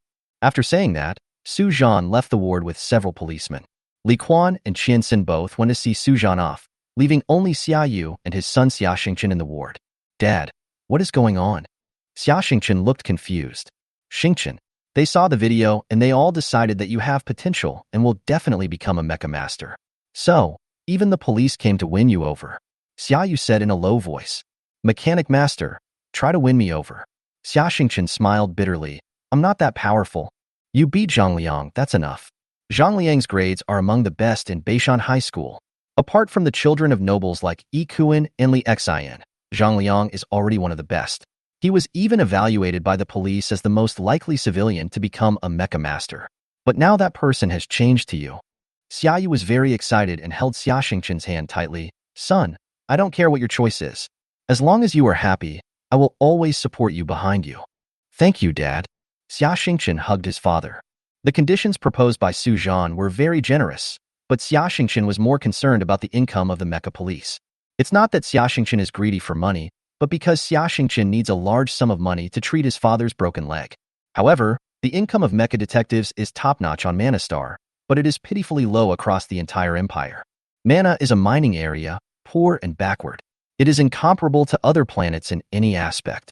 In the words of the Manna people themselves, we are in the countryside and cannot be compared with big cities. Therefore, Xia Xingchen considered it again and finally rejected Su Zhan's kindness. For the sake of her father, Xia Xingchen could not stay in this remote place. Xiaoyu also agreed, hoping that Xia Xingchen could go to a broader world and develop in a better place. Although Xia Xingchen refused, Su Zhan did not give up. Instead, he invited Xia Xingchen to visit the police station in a few days to see if there was any possibility of retaining her. Hi, Xia Xingchen. You finally came to school. I heard that you drove a mecha and defeated Zhang Liang. Is that true? Xia Xingchen, what is your current mental strength level? Go take a test. Maybe you're number 1 in the class. As soon as Xia Xingchen walked onto the huge playground of Beishan High School, many students surrounded him and greeted him warmly. Among these students, some were Xia Xingchen's classmates, while others Xia Xingchen didn't even know. Many pretty girls came over to greet Xia Xingchen, while others pointed at him from a distance and smiled with their hands covering their lips. This kind of situation was something Xia Xingchen had never encountered before. In the past, Xia Xingchen was unknown in school and as humble as an insignificant ant. Xia Xingchen only now realized that people are snobbish. Or maybe, it's not because people are snobbish, but because this world is snobbish. If these people are not snobbish, they will not be able to survive in this world. Xia Xingchen finally walked to the front of the teaching building. When she looked up, she saw Yi Kuan's handsome, smiling face. Of course, Yi Kuan's brilliance is brighter than Xia Xingchen's. Yi Kuan smiled slightly and walked straight towards Xia Xingchen. He clearly saw Xia Xingchen, but it was as if he didn't see her. The moment he brushed past him, his shoulder hit Xia Xingchen hard. Bang! Although Xia Xingchen used his mental power to desperately fight against Yi Kuan's strength, he was still knocked flying and fell to the ground with blood flowing from the corner of his mouth. I think I hit a bug? Yi Kuan walked past Xia Xingchen, tilted his head, and whispered, I'm not a bug. Xia Xingchen raised her head and looked straight into Yi Kuan's eyes. Yi Kuan smiled coldly. I said you are a bug. You are a bug. Xia Xingchen, it was originally a small matter of a broken leg. However, you beat Zhang Liang into a vegetable, which makes me lose face. Just wait. I will let you know how easy it is for me to crush a bug to death. After Yi Kuan finished speaking, he walked away surrounded by a group of people. Pooh. Xia Xingchen spat a mouthful of blood on the ground. He already knew that there was still a big gap between him and Yi Kuan, who had a mental strength level of 9. No one dared to come and help Xia Xingchen. He sat for a while, calmed down his surging blood, stood up by himself, held on to the wall, and walked into the classroom in an extremely embarrassed manner. Strong. I want to become stronger. Xia Xingchen clenched his fists and thought secretly. The head teacher did not cause trouble to Xia Xingchen for the entire day. Moreover, during the last class meeting in the afternoon, the head teacher actually promoted Xia Xingchen to be the new monitor for the first time. Obviously, the class teacher has received the evaluation report from the police station, believing that Xia Xingchen has a high chance of becoming a mecha master. The head teacher hurried to curry favor with Xia Xingchen. After all, even a first-level mecha master was an extremely respected figure within the empire. However, Xia Xingchen did not give this face to the class teacher. Although many classmates in the class nominated him to be the class monitor, he finally refused. The head teacher was helpless and could only let the deputy monitor act as the class monitor. The meaning was very clear. Xia Xingchen, you can be the class monitor at any time. The squad leader not only has responsibilities, but also obligations. There are a lot of chores in the class that need the class monitor to handle. Xiaxingchen doesn't have the time. He needs a lot of time to meditate, make money, and take care of his father. On the weekend, Xiaxingchen accepted Su Zhan's invitation to visit the police department of Manna. The police department is located in the prosperous area of Manna, surrounded by tall buildings and hovercrafts coming and going. These cars are very expensive, and Xiaxingchen's family is very poor and can't afford them at all. Those who can own a floating car are all wealthy people with status. Miners like Xiaxingchen cannot afford a car even if they work in the mine for a lifetime. The gap between the rich and the poor is just too big. The Galactic Empire practices an imperial system and even allows the slave trade. The top leaders of the empire don't care about the gap between the rich and the poor at all. Because the empire has powerful military force, powerful military mechas can easily crush wars anywhere. I'm here to see Superintendent Su Zhan. Xiaxingchen walked into a hall where many policemen were working. He walked to a window and handed over Su Zhan's business card. There was a camera hidden in the window, which directly scanned Xiaxingchen's face. His information had already appeared on the computer in front of the police. A policeman in his 20s saw that Xiaxingchen was a minor, and his face showed contempt. "You are a minor. Why are you looking for Superintendent Su? It's really inexplicable." As he spoke, he wanted Xiaxingchen to leave. Xiaxingchen's face showed displeasure, and he knocked on the counter. "It's not that I want to find your Inspector Su, but your Inspector Su invited me here. I can turn around and leave now, as long as you are willing to bear the wrath of Inspector Su." The young policeman was stunned and silent for a while, but finally decided to contact Superintendent Su. "Inspector Su, there's a young miner looking for you ahead." Yes, his name is Xiaxingchen." The young policeman contacted Inspector Su through the communicator. Less than a minute later, Inspector Su came out in a hurry, with a smile on his stern face. "Xiaxingchen, you are finally here." "Inspector Su, of course I will do what I promised you." Xiaxingchen smiled shyly. Seeing Inspector Su personally bringing Xiaxingchen to the core area of the police station, the surrounding police officers were all surprised. Especially the young policeman who had just received Xiaxingchen. He broke out in a cold sweat. Fortunately, he was smart and contacted Inspector Su. If he had driven Xiaxingchen away, he would have lost the police job he had worked so hard to find. Chapter 12 Genius. "Xiaxingchen, look here, this is the shooting range of our police department." Inspector Su personally took Xiaxingchen on a tour of the police station. Inside the shooting range, several policemen were practicing shooting with guns. Today's firearms are all energy weapons. They make very little noise but are very powerful, capable of melting steel plates. However, they cannot cause any damage to mechas. Inspector Su pointed to a target and said, "Xiaxingchen, do you want to try shooting?" Guns have a fatal attraction for any man. Especially today's energy guns, with their silver-white streamlined shape, look very cool in the hands and are every boy's dream since childhood. However, Xiaxingchen shook his head. "No need." Su Zhan was slightly stunned. He understood what Xiaxingchen meant. It's not that Xiaxingchen is not interested in guns, but he is more interested in other things. Mecha. The reason why Xiaxingchen agreed to Su Zhan's visit to the police department was to see the police mecha in the police station. Okay. You are indeed a man who is determined to become a mecha master. Come, I'll take you to visit the police mecha. Su Zhan laughed and took Xiaxingchen to the mecha training ground. The mecha training ground of the National Police Agency is many times larger than that of Kitayama High School. There are 5 police mechas parked on the parking space. The police mecha is 5 meters tall, painted in black and white, with a police badge printed on the chest. Several mecha maintenance technicians were repairing and maintaining the mechas. When they saw Su Zhan coming, they hurriedly stood at attention, straightened their backs, and saluted Su Zhan. Su Zhan waved his hand and let the maintenance engineer do his own thing. When Xiaxingchen saw the mecha, his eyes lit up. He walked over and stroked the cold shell of the mecha. So cool.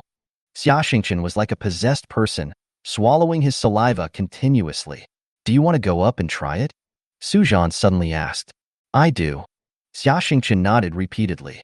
"Inspector Su, what's his mental power level?" "Police mechas require at least level 7 mental power to operate," a mecha repairman reminded. Su Zhan turned to Xiaxingchen and said, "Go and take a test." Xiaxingchen walked to the mental power level measuring instrument and put on his helmet. "Spiritual power level 5, said a cold mechanical female voice.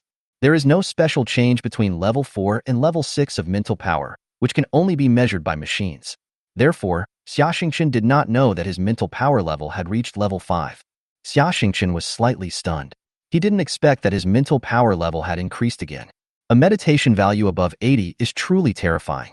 Xiaxingchen's meditation for one day is equivalent to others' meditation for dozens of days. Su Zhan frowned slightly and looked at Xiaxingchen. This young man's mental strength level was not high. He could only barely drive the engineering mecha. How did he defeat Zhang Liang? Several mecha maintenance technicians also laughed. Inspector Su, his mental strength level is too low, only 5. He definitely can't drive our police mecha. Su Zhan turned his head and looked at Xiaxingchen. Do you really want to try? Xiaxingchen nodded decisively. I will definitely try. This is why I came here. Okay, you try sitting in the cockpit. If it doesn't work, don't force it. Su Zhan had no choice but to agree. Xiaxingchen climbed up the ladder and entered the 5-meter-high mecha. He sat in the cockpit, holding the joystick with both hands, feeling relaxed and happy. So cool. Xiaxingchen murmured. The cockpit of the police mecha is silver-white all over. In addition to the joystick, it is also equipped with a keyboard. There are also many buttons on the console, but I don't know what they are used for. The weapons on this mecha are simple, an energy pulse submachine gun and a narrow energy sword. In terms of performance, police mechas are not much better than engineering mechas. However, the weapons they carry and the lethality they cause are not comparable to those of engineering mechas. Military mechas far surpass police mechas in terms of performance and weapon lethality. Xiaxingchen put on the mental sensing device. Boom. To everyone's surprise, Xiaxingchen, driving the police mecha, actually moved. Everyone's face was filled with shock. It is incredible that he can drive a police mecha with a mental strength of level 5. Genius. At this moment, a glimmer of light flashed in Su Zhan's eyes. Su Zhan even had the idea of winning over Xiaxingchen. Xiaxingchen was driving a police mecha, feeling extremely happy. Every move he made was accompanied by great power. Just by waving his arms, a huge sound of breaking through the air was produced. Xiaxingchen really wanted to try out the energy pulse submachine gun mounted on the police mecha, but this was inside the police station and it was not convenient to try out the gun. He had no choice but to grab the energy sword in his hand. Squeak! A bright red laser emanated from the energy sword. This energy sword is very powerful and can cut all objects except warships and mechas. The mecha maintenance technician's face was full of astonishment. He waved his arms at Xiaxingchen and shouted, "Young man, don't mess around." Xiaxingchen grinned and put away the energy sword. He secretly swore in his heart that sooner or later he would become a real mecha master, majestic and powerful, and roam freely in the starry sky. Xiaxingchen drove the mecha around the venue a few times, then stopped and climbed out of the cockpit. Everyone present breathed a sigh of relief. They were really afraid that Xiaxingchen would do something out of line while driving the police mecha. Inspector Su, his mental strength is only level 5, so how can he drive a police mecha? A mecha maintenance technician besides Su Zhan asked in a low voice. Maybe his mental power is particularly pure and powerful. Or maybe his mental power is more compatible with this mecha. Su Zhan couldn't explain it. Xiaxingchen got off the mecha, walked to Su Zhan, and said with a smile, "Superintendent Su, thank you for letting me have a good time." Su Zhan smiled and said, "This is just a small matter, not worth mentioning." Xiaxingchen, are you really not considering joining our police department? You should know that I can directly exempt you from the college entrance examination and enter the police academy. This opportunity is a once-in-a-lifetime opportunity, and many people can't buy it even if they spend money. Xiaxingchen shook his head and whispered, "Superintendent Su, I appreciate your kindness. However, my goal is to get rid of my mining status and become a true citizen of the Empire. Moreover, I need to treat my father's leg, which requires a lot of money. The meager income of the police is far from meeting my requirements. So it was for your father. You're a good kid." Su Zhan's eyes flickered, and he suddenly said, "Speaking of which, we police have also issued a bounty mission. Are you interested in trying it?" Chapter 13 Bounty Mission. Xiaxingchen's body trembled, and surprise appeared in his eyes. Can I really do this? If you want to maintain law and order on a planet, relying solely on the police is far from enough. Manna Star is located on the border of the Empire and the public security is not good. In addition to some wanted criminals who flee here, there are even space pirates. Therefore, the police station often issues bounty missions with high rewards. However, most of the people who take on these bounty missions are bounty hunters. Among these bounty hunters, there are even mecha masters. Xiaxingchen's mental power was only at level 5, and he didn't have any combat skills, so he doubted his ability to complete such a bounty mission. Su Zhan smiled. "There is a task right now that is very suitable for you." "What mission?" Xia Xingchen's eyes flashed, and he asked, "Is the reward high?" 100,000 reward. Su Zhan said lightly. Hiss. Xia Xingchen took a deep breath. A bounty of 100,000 star coins was no small sum. It was enough for him to buy 3 or 4 mental power potions. The Mecha maintenance technicians next to them were also stunned, because their salary was only 50,000 star coins a month. Inspector Su, you're not talking about that mission, are you? Ah, it must be that undercover mission. No, this kid definitely can't do it. If he fails, he'll lose his life. It's too dangerous. The Mecha maintenance technicians' faces changed drastically, and they spoke one after another. Xia Xingchen, this mission is very dangerous. Are you afraid? Su Zhan said with a smile. Undercover. Xia Xingchen pondered for a moment, then raised his head and said, I'm not afraid. 100,000 star coins means I'll have to work in the mines for several months. There's no place more dangerous than a mine that could collapse at any time. Good boy. I admire you more and more. Su Zhan laughed and patted Xia Xingchen on the shoulder. Su Zhan took Xia Xingchen to the front desk, took out a file, handed it to Xia Xingchen, and said, Take a look. Xia Xingchen sat down and looked through the bounty mission to get a general idea of the entire mission. This is simple information. Xia Xingchen is a student who came to help the police run errands, so it is impossible for him to understand the entire content of the mission. The information stated that this was an undercover mission. They were looking for someone to go undercover as a space pirate. In the star field near Manna Star, there is a group of pirates. The leader of the pirates is called Black Fox, who is extremely cruel and cunning. Not only Manna Star, but also several nearby planets have launched a bounty for him, but unfortunately, it is difficult to catch his trace. For several consecutive months, Black Fox stayed near Manna and even recruited young miners' children to join his ship to become new pirates. That's right, they must be the children of miners. Because the miners are not true citizens of the Empire, most of them have deep opinions about the Empire. It was because of this that Black Fox stayed on Manna Star and expanded its staff. The Black Foxes are not good guys. They let the miners on board not really for the freedom and justice they talk about, but to use the enthusiasm of the young people to serve as their cannon fodder to carry out suicidal attacks on the Empire. Xia Xingchen's mission is to infiltrate the Black Fox pirate organization and gather intelligence. This mission is extremely dangerous. A bounty of 100,000 is not easy to earn. Xia Xingchen's face turned slightly pale, and his expression was a little hesitant. He was not afraid, but he was worried that if something really happened to him, his father Xia Yu's life would be in jeopardy. Xia Xingchen, you're not scared, are you? Su Zhan provoked. Xia Xingchen shook his head and said firmly, I will do it. Su Zhan nodded. This is a good opportunity for you. If you can successfully complete the task, it will be recorded in your file, which will be very beneficial to your future development. Su Zhan paused and said, If anything goes wrong, we police officers can only pay some compensation at most. So, you must be smart. Even if the mission fails, you must do your best to protect your own safety. Do you understand? If you agree, sign a temporary electronic contract now. Okay. Xia Xingchen nodded. At night, the commercial district in the city center is brightly lit and intoxicating. However, the slum area where Xia Xingchen lived was dark. On the streets, heavily made-up prostitutes were soliciting customers. In the bars that could be seen everywhere, drunkards kept coming out and sleeping in the dirty sewage. The human empire was flourishing, with flowers and flowers blooming everywhere and oil and fire boiling. However, the planets on the outskirts of the empire were in a state of shabby and backwardness. Xia Xingchen, wearing a tattered miner's suit and a baseball cap, walked into a bar called Drunk. The lights in the bar were dim. As soon as Xia Xingchen walked in, he saw several burly men with tattoos on their arms, staring at him fiercely.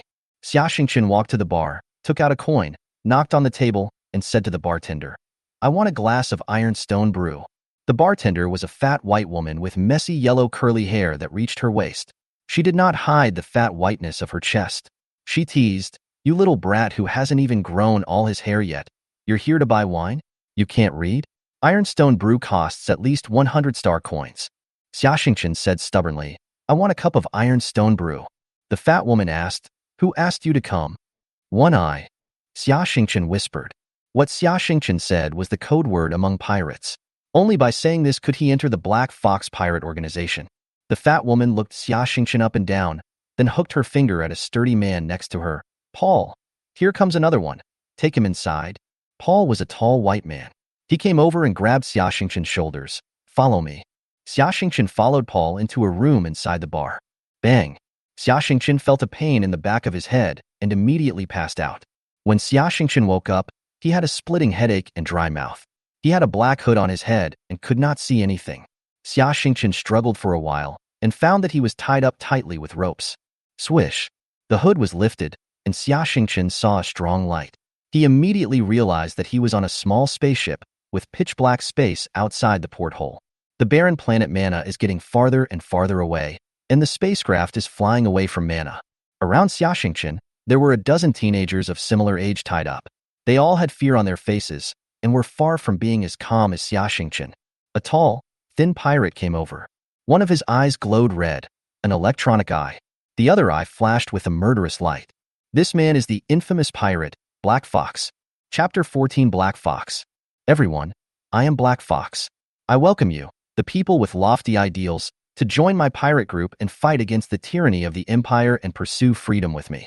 The Black Fox bowed politely. Even though Black Fox looked like a noble gentleman, no one dared to speak. The Black Fox smiled. His smile was as cunning as a fox's. Why don't you speak? Don't you want to join us? Finally, someone whispered, No, that's good.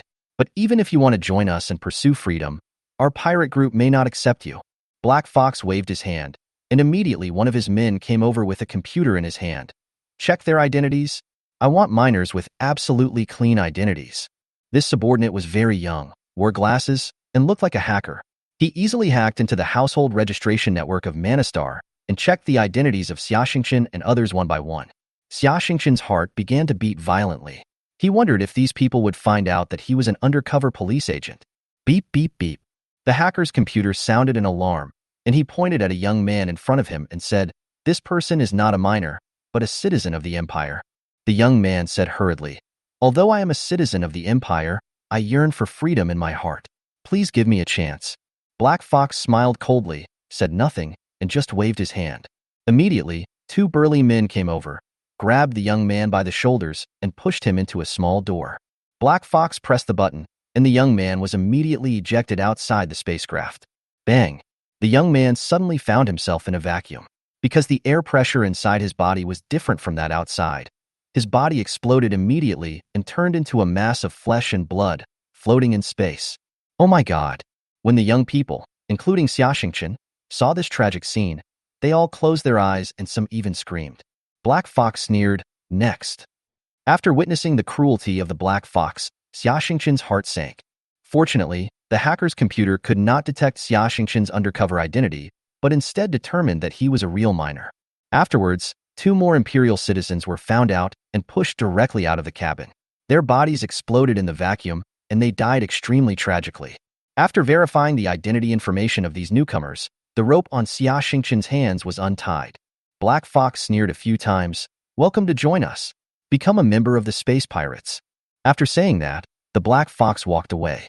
Xia Xingqian and his group of newcomers were taken to satellite number 1 of the Manna planet by spacecraft.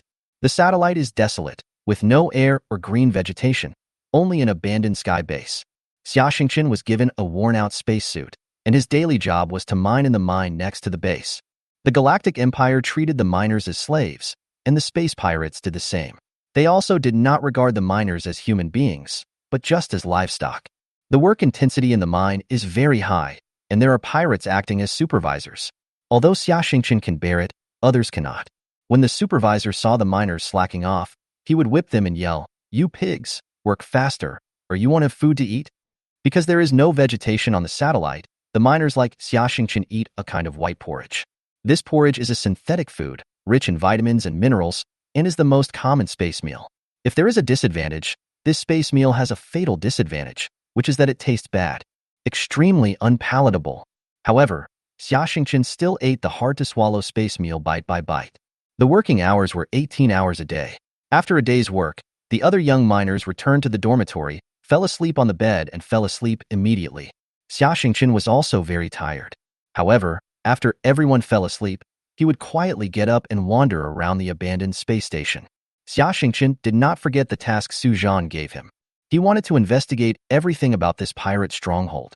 Fortunately, the pirates who stayed behind in this stronghold regarded supervision as a boring chore. They gambled and drank during the day and slept soundly at night, so the supervision was not strict. The barren and desolate satellite is the best prison. Even without guards, no one can escape.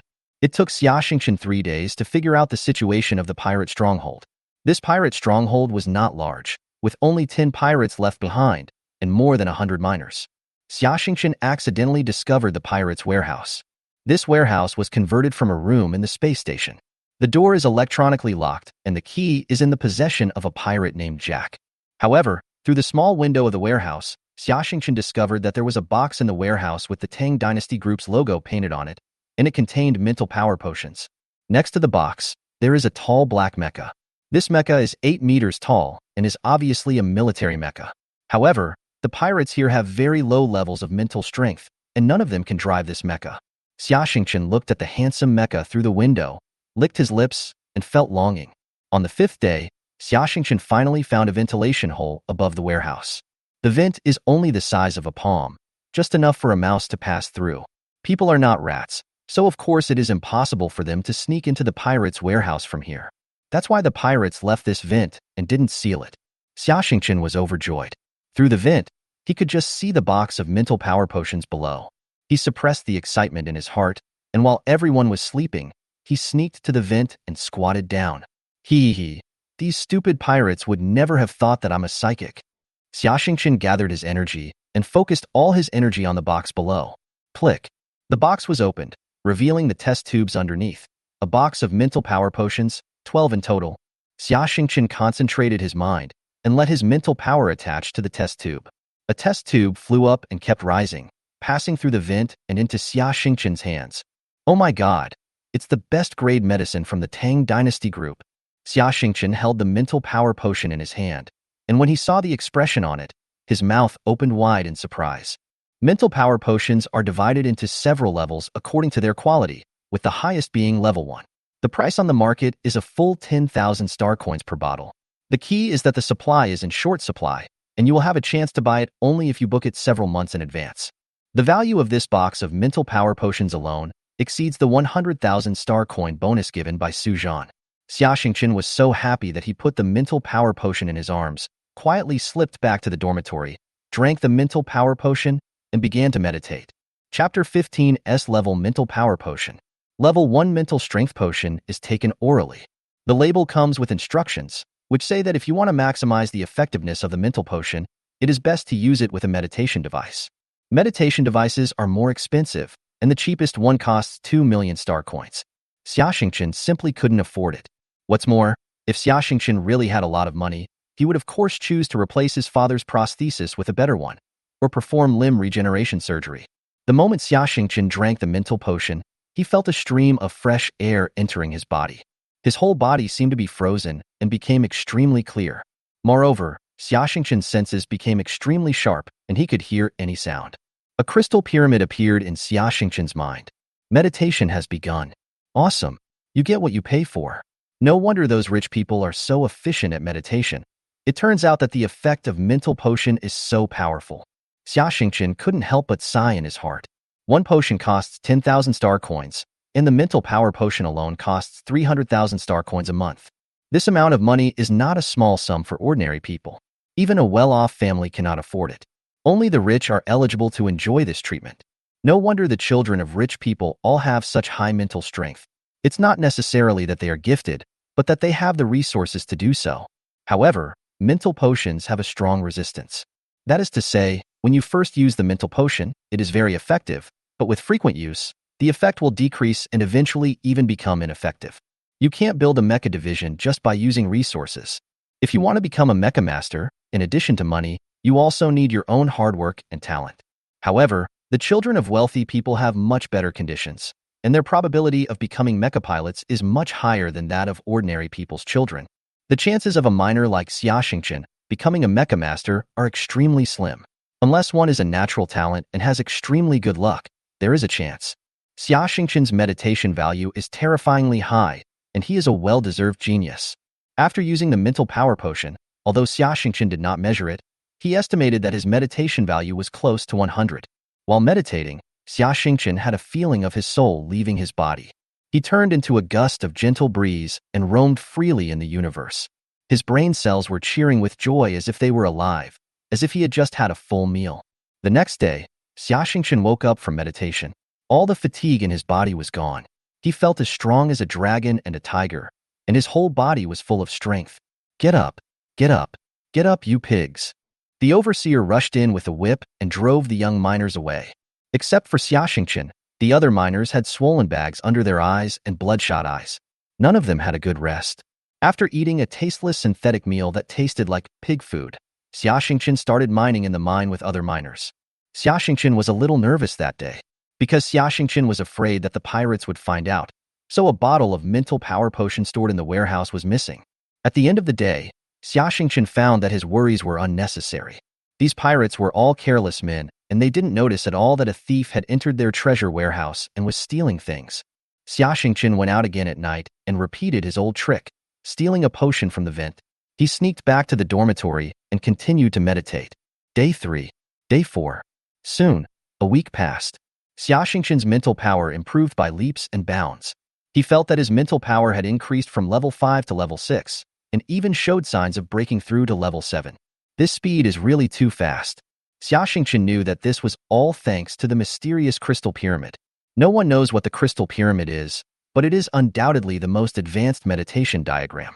Looking at the entire Galactic Empire, geniuses like Xiaxingchen are extremely rare. If Xiaxingchen breaks through the 7th level of mental power, unlike before, there will be a qualitative improvement. Because when human mental power reaches level 7, the brain becomes very developed and can even control the secretion of pituitary hormones, thereby improving physical fitness. More power, more speed, more responsiveness. Moreover, people whose mental strength reaches level 7 can control their body size. Among today's human elites, there are no fat or thin people. They are all tall, handsome men and beautiful women with a fit body. Xiaxingchen made up his mind and stole all the remaining mental power potions in the box. Xiaxingchen already felt that drug resistance was beginning to appear in his body. He needed more mental power potions to allow his mental power to successfully break through the level 7 threshold. In his excitement, Xiaxingchen did not notice that he had sneaked out at night to steal mental potion from the ventilation duct of the warehouse. Everything was seen by a pair of bright eyes. That night, Xiaxingchen drank 2 bottles of mental power potion, trying to break through and raise his mental power to level 7. However, Xiaxingchen did not succeed. Xiaxingchen was not discouraged because he understood that more haste makes waste. The next morning, in the restaurant, Xiaxingchen endured the nausea and ate the synthetic porridge on the plate. Hey, you're a big eater. I don't have much appetite. Do you want to eat this plate of food? A small miner came over. His face was dirty and dark, but his eyes were very bright and big. For some reason, Xiaxingchen felt that his eyes had a charming taste. I won't eat food given out of pity. Xiaxingchen glanced at the little man and turned away. It's not that Xiaxingchen has a cold personality, but Xiaxingchen is an undercover agent in the pirate stronghold, so he is naturally wary of other people. The short man reached out and grabbed Xiaxingchen, looking at him with a smile without saying a word. Xiaxingchen was very angry and wanted to shake his hand away. The little man leaned close to Xiaxingchen's ear and whispered, I know what you did last night. Xiaxingchen was completely stunned, like a clay sculpture, and spoke after a while. What do you mean? Xiaxingchen was extremely shocked that his secret was easily exposed by this little guy. What exactly does the little guy want to do? Did he want to sell himself out and win credit from the pirates? If that was the case, he had already informed the pirates. At this moment, Xiaxingchen had been thrown into space and exploded into a pile of rotten meat. The little guy grinned, revealing a row of beautiful white teeth. I'll come to see you in the evening. After saying that, the little man turned and left. Xiaxingchen's mind was in a mess all day. After finally waiting until the evening and having dinner, Xiaxingchen took this opportunity to pull the little guy into the bathroom and said in a low voice, What on earth do you want to do? Chapter 16 Xiao Arei. Escape. The little man looked up at Xiaxingchen and said only one word. Escape? I want to escape too, but how? Xiaxingchen smiled and shook his head. There is not a single miner in this pirate stronghold who doesn't want to escape, but can they escape? They can't. But we can, the little man said confidently. We. Xiaxingchen raised his eyebrows. I'm not familiar with you. Let me introduce myself. My name is Arei. The little guy obviously hesitated when he said his name. Arei. Xiaxingchen was very upset. The boy in front of him was obviously saying a fake name. My name is Xiaxingchen. Ah, Xiaxingchen. This is a good name. Aren't the names of you miners all Arei, Gooden, Taiju, and the like? Ariai muttered in a low voice. What did you say? Xiaxingchen had sharp ears and heard it clearly. He was shocked. It was fine if Ariai was a fake name, but what did he mean by you minors? Wasn't this Ariai a minor? Nothing. Ariai chuckled. I have a plan. A plan for the two of us to escape. Tell me about it. Xiaxingchen became interested. Before I tell you my plan, I need to confirm one thing. Ariai blinked. Have you awakened your ability? Xiaxingchen was slightly stunned. It seemed that Ariai saw everything. I have indeed awakened an ability, it's telekinesis, but it's still very weak. Xiaxingchen stretched out his hand, and a stone on the ground not far away flew up out of thin air. Oh my god, what did I see? I actually met a psychic in this remote countryside? Ariai's eyes were wide open and his mouth was open, as if he had seen the most incredible thing in the universe. The countryside? Aren't you from Manna Star? Xiaxingchen frowned. I was captured by space pirates from somewhere else. Ariai covered his lips with his right hand and smiled awkwardly. Tell me your plan quickly. Xiaxingchen said impatiently. My plan is actually very simple. Ariai began. Use your telekinetic power and telekinetic ability to steal the key to Pirate Jack's warehouse. Then what? Xiaxingchen asked. Then, we'll go open the warehouse door and grab the military mecha inside. Using this mecha, we can return to Manna Star. Ariai smiled and continued. Seize a military mecha? Xiaxingchen touched his chin and frowned. But my mental strength is only level 6, so I shouldn't be able to drive a military mecha. Level 6? Are you kidding? Ariai blinked his eyes. How can you be a psychic master with only level 6 mental power? Don't tell me that you have awakened your ability when your mental power was level 4. What? Is it not possible? Xiaxingchen said somewhat dissatisfiedly. It's not impossible. It's incredible. Ariai's face flushed. But it's not absolutely impossible. The universe is wonderful, full of mysteries and unknowns. I also heard that some people awaken their abilities as soon as they are born. Unfortunately, such people usually have brain damage and don't live long. Xiaxingchen waved his hand, not wanting to argue on this issue any further. I can't drive a military mecha, so your plan is not feasible. You can't open it, but I can. Ariai suddenly said. You? Xiaxingchen was stunned and looked Ariai up and down. He is dark and thin. His face is dirty, and he is young. It is hard to tell that he has level 10 mental power. You know, military mechas need at least level 10 mental power to drive them. And level 10 mental power is enough to become a top mecha master. Could it be that this Ariai is a distinguished mecha master? Impossible. The mecha masters are protected by the Mecha Master Association. Even the Black Fox doesn't dare to provoke the Mecha Master Association. What's more, Ariai is too young. He looks 1 or 2 years younger than Xiaxingchen. It is impossible for a minor to have such high mental power. Seeing Xiaxingchen's face full of disbelief, Ariai snorted coldly.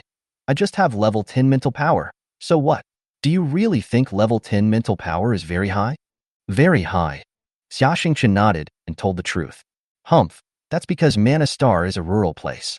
If you have a chance in the future, you can go to Tianyu Star, the capital of the empire. What's the point of a level 10 mental power? Ariai snorted coldly. Xiaxingchen has never left Manna in his life, and he doesn't know what other planets look like. When he heard Ariai say this, he suddenly felt that the universe was so big and he wanted to go and see it. Seeing that Ariai spoke very confidently, as if he was a man who had seen the world, Xiaxingchen pondered it over several times and felt that the plan Ariai mentioned was feasible to a certain extent. It was already too late today, so the two agreed that Xiaxingchen would find a way to steal the key from Pirate Jack early tomorrow morning. The next day, Xiaxingchen kept an eye on Pirate Jack. He is a very careful person, otherwise Black Fox would not have given him the key to the pirate warehouse for safekeeping. However, Jack has a habit of drinking. He drinks all day long and often gets drunk. Xiaxingchen took advantage of Jack's drunkenness and used telekinesis to steal the magnetic card key from his pocket. There are many other pirates around Jack. However, they did not notice that Xiaxingchen had stolen the magnetic card key. After Xiaxingchen got the magnetic card key, he immediately went to find Ariai. Ariai got the key and looked very happy. The two of them immediately ran to the door of the warehouse. Ariai took the magnetic card key, opened the door and walked into the warehouse. Woo woo woo. As soon as I entered the door, the alarms in the warehouse rang and red lights flashed everywhere in the space station. Ariai was stunned. His face changed drastically. Oh no, I didn't expect there was an alarm in this warehouse. Let's get on the mecha quickly. Xiaxingchen knew that it was too late to retreat now. He had no choice but to risk everything. As long as he got on the mecha, he still had a chance to escape. It was the first time that Xiaxingchen saw a military mecha, and he didn't even know how to enter the cockpit. Ari was very familiar with it. He pressed a red button on the foot of the mecha. Immediately, a ladder fell down and the cockpit popped open from the back. Two people climbed up the ladder into the cockpit of the mecha. At this time, the pirates rushed in with guns. Ari sat in the driver's seat, turned to Xiaxingchen and said with a smile, "As long as we get on the mecha, they will have no way to deal with us. The human body is too fragile and is no match for the body of steel. This mecha is a mass-produced machine of the army and its name is Black Duke. Although its defense is not strong, it is very fast and has excellent performance." Chapter 17 Space Pirate Black Fox. "Stop, both of you. Get off the mecha quickly." When the pirates saw Xiaxingchen and the other man boarding the military mecha, they all looked panicked and shouted while holding up their guns. "No way." Ari stuck out his tongue and said, "As soon as we go down there, you'll beat us into a sieve." Ari's voice was transmitted through the mecha's built-in sound system. When the pirates heard this, they were all stunned. One of the one-armed pirates, whose arm was a mechanical arm with a cold, gleaming barb, said fiercely, "Let me go. I'll catch these two little bastards." After saying that, the one-armed pirate strode forward and walked under the mecha. Xiaxingchen glanced at the cockpit of the military mecha. The space was not large and could only accommodate 3 people at most. With him and Ari, it was already a bit crowded. On the operating table, there was neither the gear lever like on the engineering mecha nor the keyboard like on the police mecha. It was completely empty with only a few start buttons. Xiaxingchen didn't even know how to operate this mecha. Ari saw Xiaxingchen's confusion and said with a smile, "Only the old models of mechas are controlled by gear levers and keyboards. That control method is very backward. All new military mechas are controlled in this way." Ari picked up a metal ring on the operating table with both hands. The metal ring is silver and looks cool. Ari picked it up and placed it on his head, explaining, "This is a new type of mental force sensing device. Military mechas are all controlled by mental force. Therefore, there are rigid standards for people's mental force levels. It's hard for me to explain how to use it specifically. When your mental force becomes stronger, you will know after trying it yourself." Xiaxingchen nodded.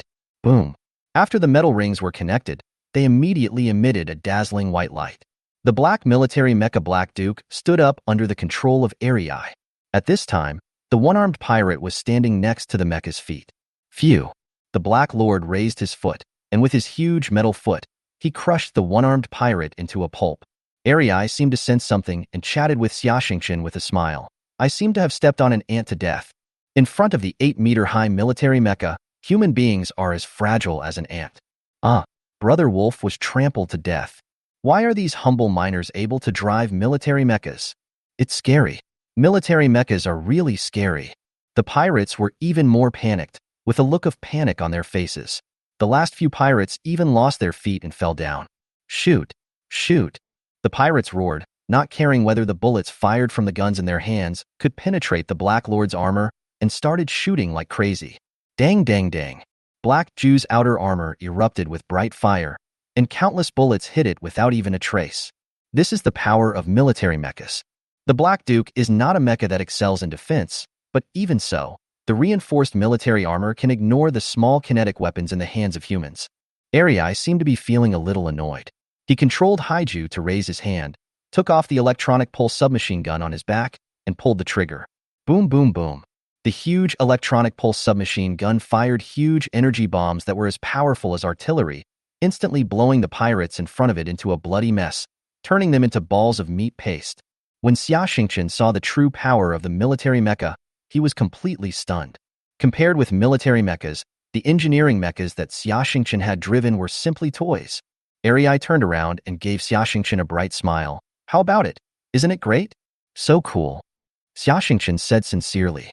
It is precisely because humans have developed powerful combat weapons, such as mechas, that they are qualified to travel in the vast universe and expand their territory on various planets. Xiaxingchen wanted to become a real mecha master even more. This mecha doesn't have much energy, and the Black Duke is not a planetary-level mecha after all, so it can't directly enter the atmosphere. However, we can enter the Manna Star Police's space station. No matter how brave the Black Fox is, he won't dare to attack the space station. Ari said, "What about the remaining people?" Xiaxingchen asked. "You mean the remaining miners on this satellite?" Ari was slightly startled, and looked at Xia Xingqian in surprise. I didn't expect you to be such a saint. It's fine if we just escape. Why bother about others? Anyway, they volunteered to be space pirates.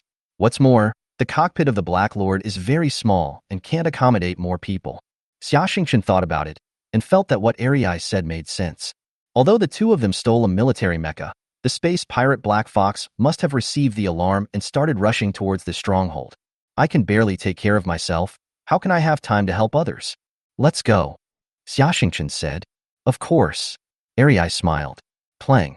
The Mecha Black Duke suddenly jumped up, smashed the steel plate above the warehouse, and entered into space. The steel plates of the space station had not been specially reinforced and were as fragile as paper under the tremendous force of the Black Lord. The Black Lord's strength unit is 7, which is not very high, but its speed unit is 10, which is pretty good among war-class mechas. Arei said, according to the current advancement speed, we will be able to reach the Manna Star Police Station in an hour. In the Dark Universe, a black mecha, with 2 flames spewing out from behind, was moving at full speed towards a space station in the distance. You just mentioned planet-level mechas and war-level mechas? What do they mean? Xia Xingqian asked curiously. You don't even know this? Arei was surprised. This is not written in the textbook. Xia Xingqian scratched his head and said embarrassedly, of course it's not written in the textbooks. Arei shook his head.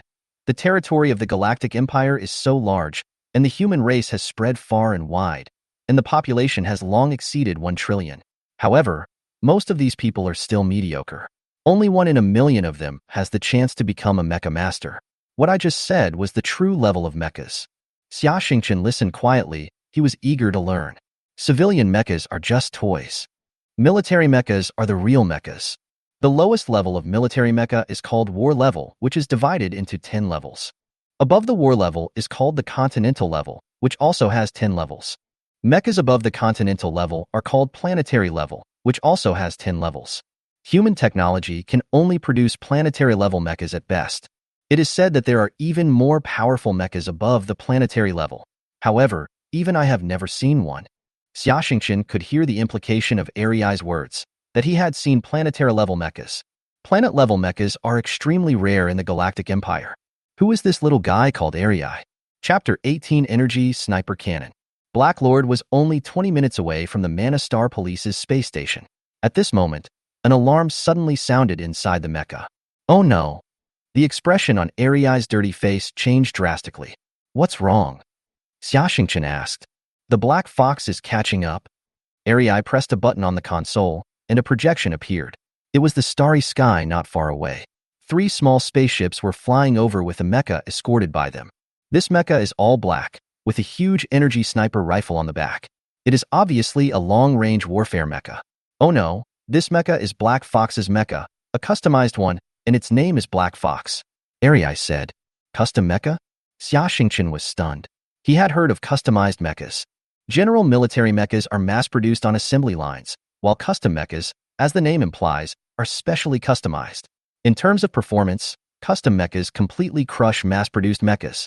However, when a real fight breaks out, who wins and who loses still depends on the level of the mecha pilot. No matter how good the performance of a mecha is, if the level of the mecha pilot is poor, he will be cannon fodder on the battlefield.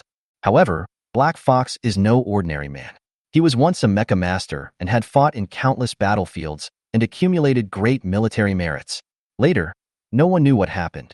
Black Fox defected from the Galactic Empire and became a space pirate. During his years as a pirate, more than 100 Imperial mechas were destroyed by Black Fox. Black Fox is an extremely powerful mecha master. There's no other choice. We can only advance at full speed and use Black Lord's speed advantage to escape. Arei made a prompt decision and increased the energy output to the maximum. Wanna run? Humph. You 2 little bastards actually stole my cargo. I will make you suffer. Black Fox's sinister voice sounded in the cockpit. Black Fox has discovered Black Duke and connected to Black Duke's internal communication system, making it impossible to get rid of it. In the empty space, everything is visible at a glance. It is simply a dream to want to escape with the help of a shelter. The only thing Black Duke relies on now is his own speed. The energy jet behind the Black Duke mecha became more dazzling. Arei increased the energy output to the maximum and flew desperately towards the space station. Although it is still about 20 minutes away from the space station, it is almost within the Manna Star Police's surveillance area. Within the security area, the Manna Star Police patrolled with spacecraft, so Black Fox did not dare to act rashly. Mechs in front, please stop moving. This is the Manna Star Police. You have not yet obtained permission to enter. Two black and white armed spacecraft flew over and blocked the Mecha. We are lucky. We actually encountered a space patrol boat. Arei was very excited and snapped his fingers. We are miners from Manna Planet. We were captured by the space pirate Black Fox and taken to the satellite to mine for them.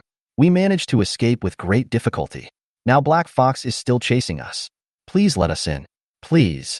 Arei quickly recounted his experience through the communicator. Pirate Black Fox? The police on the armed spacecraft were all stunned. The space pirate Black Fox is notorious, and the police have all heard of Black Fox's vicious reputation. Please wait a moment. We cannot make the decision on this matter. We need to ask our superiors for instructions. The policeman on the patrol boat replied. Please hurry up. The Black Fox is almost catching up. Arei said anxiously. Arei turned around and asked Xiaxingchen. You said, these policemen won't stop us from entering, right? Xiaxingchen shrugged. I don't know. 5 minutes felt like a century to Xiaxingchen and Arei. Finally, the patrol boat replied, Sorry, your identity is unknown, and the headquarters does not allow you to enter the Manna Star. Please leave quickly, otherwise we will open fire and expel you. I told you, we are miners. Arei was furious and punched the console angrily. I'm sorry, but the miners are not official citizens of the Empire.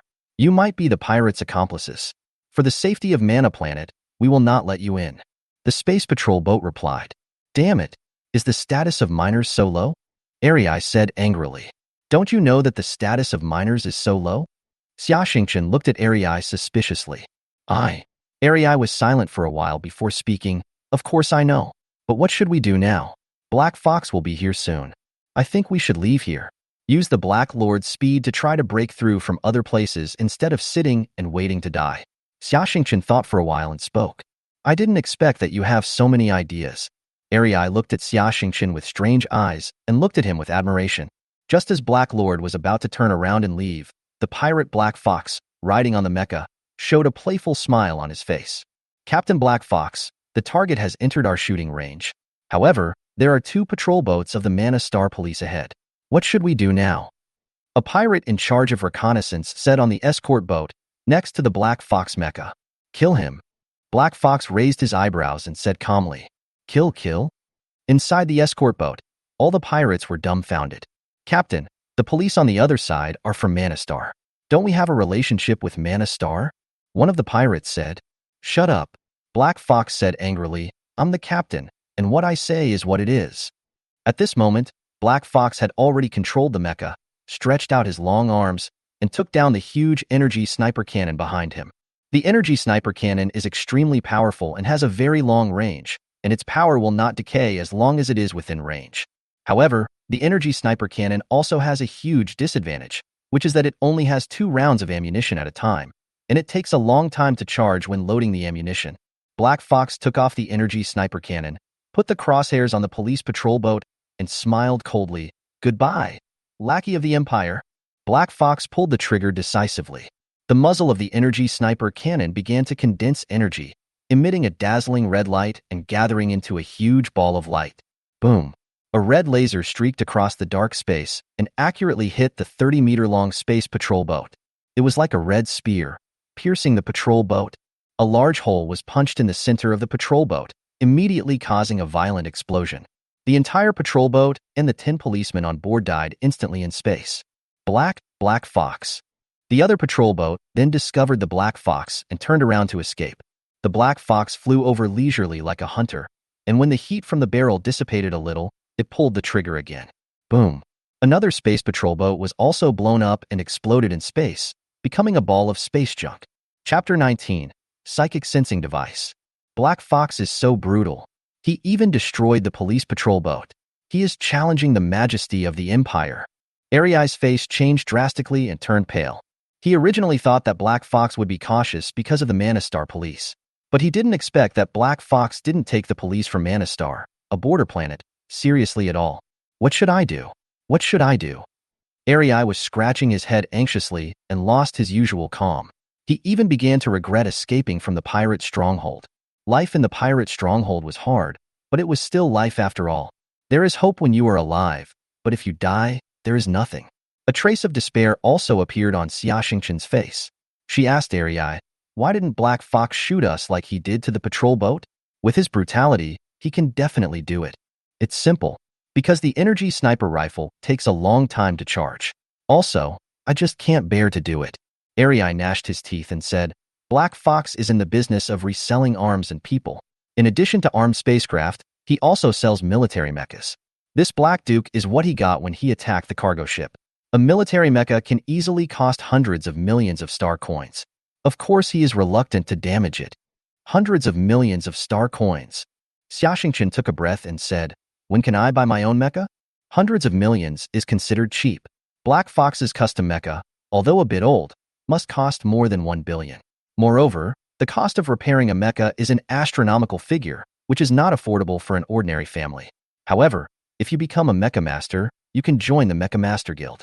The guild provides bounty missions, and of course you can join the army, then all your expenses will be reimbursed by the Empire. Arei looked at Xia Xingqian and said, you are quite careless. We are both almost dead, and you are still daydreaming. Because Xia Xingqian's eyes were filled with incomparable enthusiasm. Because the mecha is really too powerful. Not to mention that the human body is no match for the mecha. Even the patrol boat is no match for the mecha. We can't even escape? That's right. The combat power of the mecha is extremely strong. Arei nodded. This is an indisputable fact. However, what we have to do now is to escape. Arei had already made the decision and could only continue flying towards the space station. Want to escape? Black Fox smiled coldly and ordered the frigate beside him. Give her a mind interference bomb? Yes, sir. The pirates immediately opened the frigate's onboard guns and aimed at the Black Duke mecha. Spaceships are not completely defenseless against mechas. Spaceships are usually equipped with mind jammers. The purpose of these shells is to emit strong mind jammers to cut off the connection between the mechas and their operators. Of course, this kind of mind jammer is a banned item even in war, because the jammers will cause more or less damage to the mecha pilot's brain. In the worst case, the brain may collapse and even die. The pirates didn't care about contraband or not. They obeyed Black Fox's order and fired a mind interference bomb at the Black Duke mecha.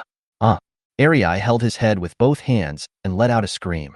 Blood oozed from his eyes, nostrils, and mouth, and he rolled over in the driver's seat. Arei, what's wrong with you? Xia Xingqian hugged the mad Arei tightly. It's a mind-disrupting bomb. I didn't expect that Black Fox would have such a banned weapon. My brain is injured, and I can't drive the mecha anymore. Arei was seriously injured and kept vomiting blood. Xia Xingqian's expression suddenly changed slightly. What should we do now? Can you still drive the mecha? No, we are finished. Arei smiled miserably and said, I advise you to commit suicide right now. If you fall into the hands of Black Fox, it will not be so easy to die. Don't worry, I don't want to die, and I won't let you die. Xia Xingqian said with a smile. Arei was shocked. What do you mean? Xia Xingqian said, get out of the way. Arei didn't know what Xia Xingqian was going to do, but the situation was urgent. He wondered if he really had any solution, so he obediently left the driver's seat of the mecha. Xia Xingqian sat in the driver's seat, picked up the mental force sensing device, and asked Arei, how do I use this thing? What? Do you want to drive this military mecha, Black Duke? Arei's face was filled with shock. Then, Arei shook his head. Impossible. Your mental strength is only level 6. You absolutely cannot drive the Black Duke. Stop talking nonsense. We won't know whether it works until we try it. Xia Xingqian said quickly. You are right. Maybe there is a 1 in 10,000 chance. Arei took a breath and began to explain. Put the mental force sensor on your head and start meditating. Xia Xingqian did as he was told immediately. You meditate and imagine yourself as a mecha, a giant that stands tall and proud. You have unrivaled power. You are invincible. You are unstoppable. You are an omnipotent god. Arei continued. Xia Xingqian closed his eyes and imagined this scene in his mind. Bang! Xia Xingqian felt as if an electric current passed through his mind. When he opened his eyes, he found himself in the empty and lonely space. He really became a mecha. In other words, his spirit became one with the body of the mecha. In the past, Xia Xingqian had also had this wonderful feeling when driving an engineering mecha. But that feeling wasn't exactly the same as it is now. Driving the engineering mecha, Xia Xingqian felt that he was just operating the machine, which was no different from driving a car. However, while driving the military mecha, Xiaxingchen felt like he had become the mecha itself. He raised his hand, and the mecha raised its hand. He raised his leg, and the mecha naturally raised its leg. This feeling is so wonderful. What? It's really connected. Your mental power is only level 6. How can you connect to the mecha's mental power sensing system? This is really strange. That's right. You have awakened your telekinesis. This shows that your mental power is extraordinary. Maybe you are a true genius. Arei was shocked. His eyes widened, and he said in astonishment, "Genius? The person who designed the mecha is the real genius. Great. This feeling is really great." Xiaxingchen shouted excitedly. Yes, Professor Hollow, who designed the first generation of humanoid mecha, is a true genius. Arei was also excited. In fact, for a long period of time in history, humanoid mechas were considered the worst design by scientists. It was not until the discovery of mental power and the invention of mental power sensing devices that everything changed. Chapter 20 Imperial Generals. Mechas are weapons that exist only for war. For a long time in the past, scientists have proposed the concept of humanoid mecha, but it has been denied by more scientists. The reason is simple. Human form is not a trait that is conducive to war. Maybe the humanoid looks cool, but, to use a classic joke in the history of mecha, the humanoid is no better than a ball.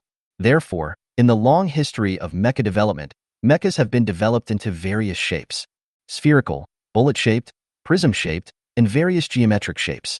Spiders, tigers, octopuses, and all kinds of animal shapes. There are countless other inexplicable shapes, but the human shape is the least common. At that time, it would take an extremely terrifying amount of resources to train a mecha pilot. Can you imagine a mecha master using a keyboard and gear lever to control a spider-shaped mecha with 36 legs? Just making the spider mecha walk takes up all the energy of the mecha master. Such a mecha has no combat capability at all and is even inferior to a high-performance spacecraft.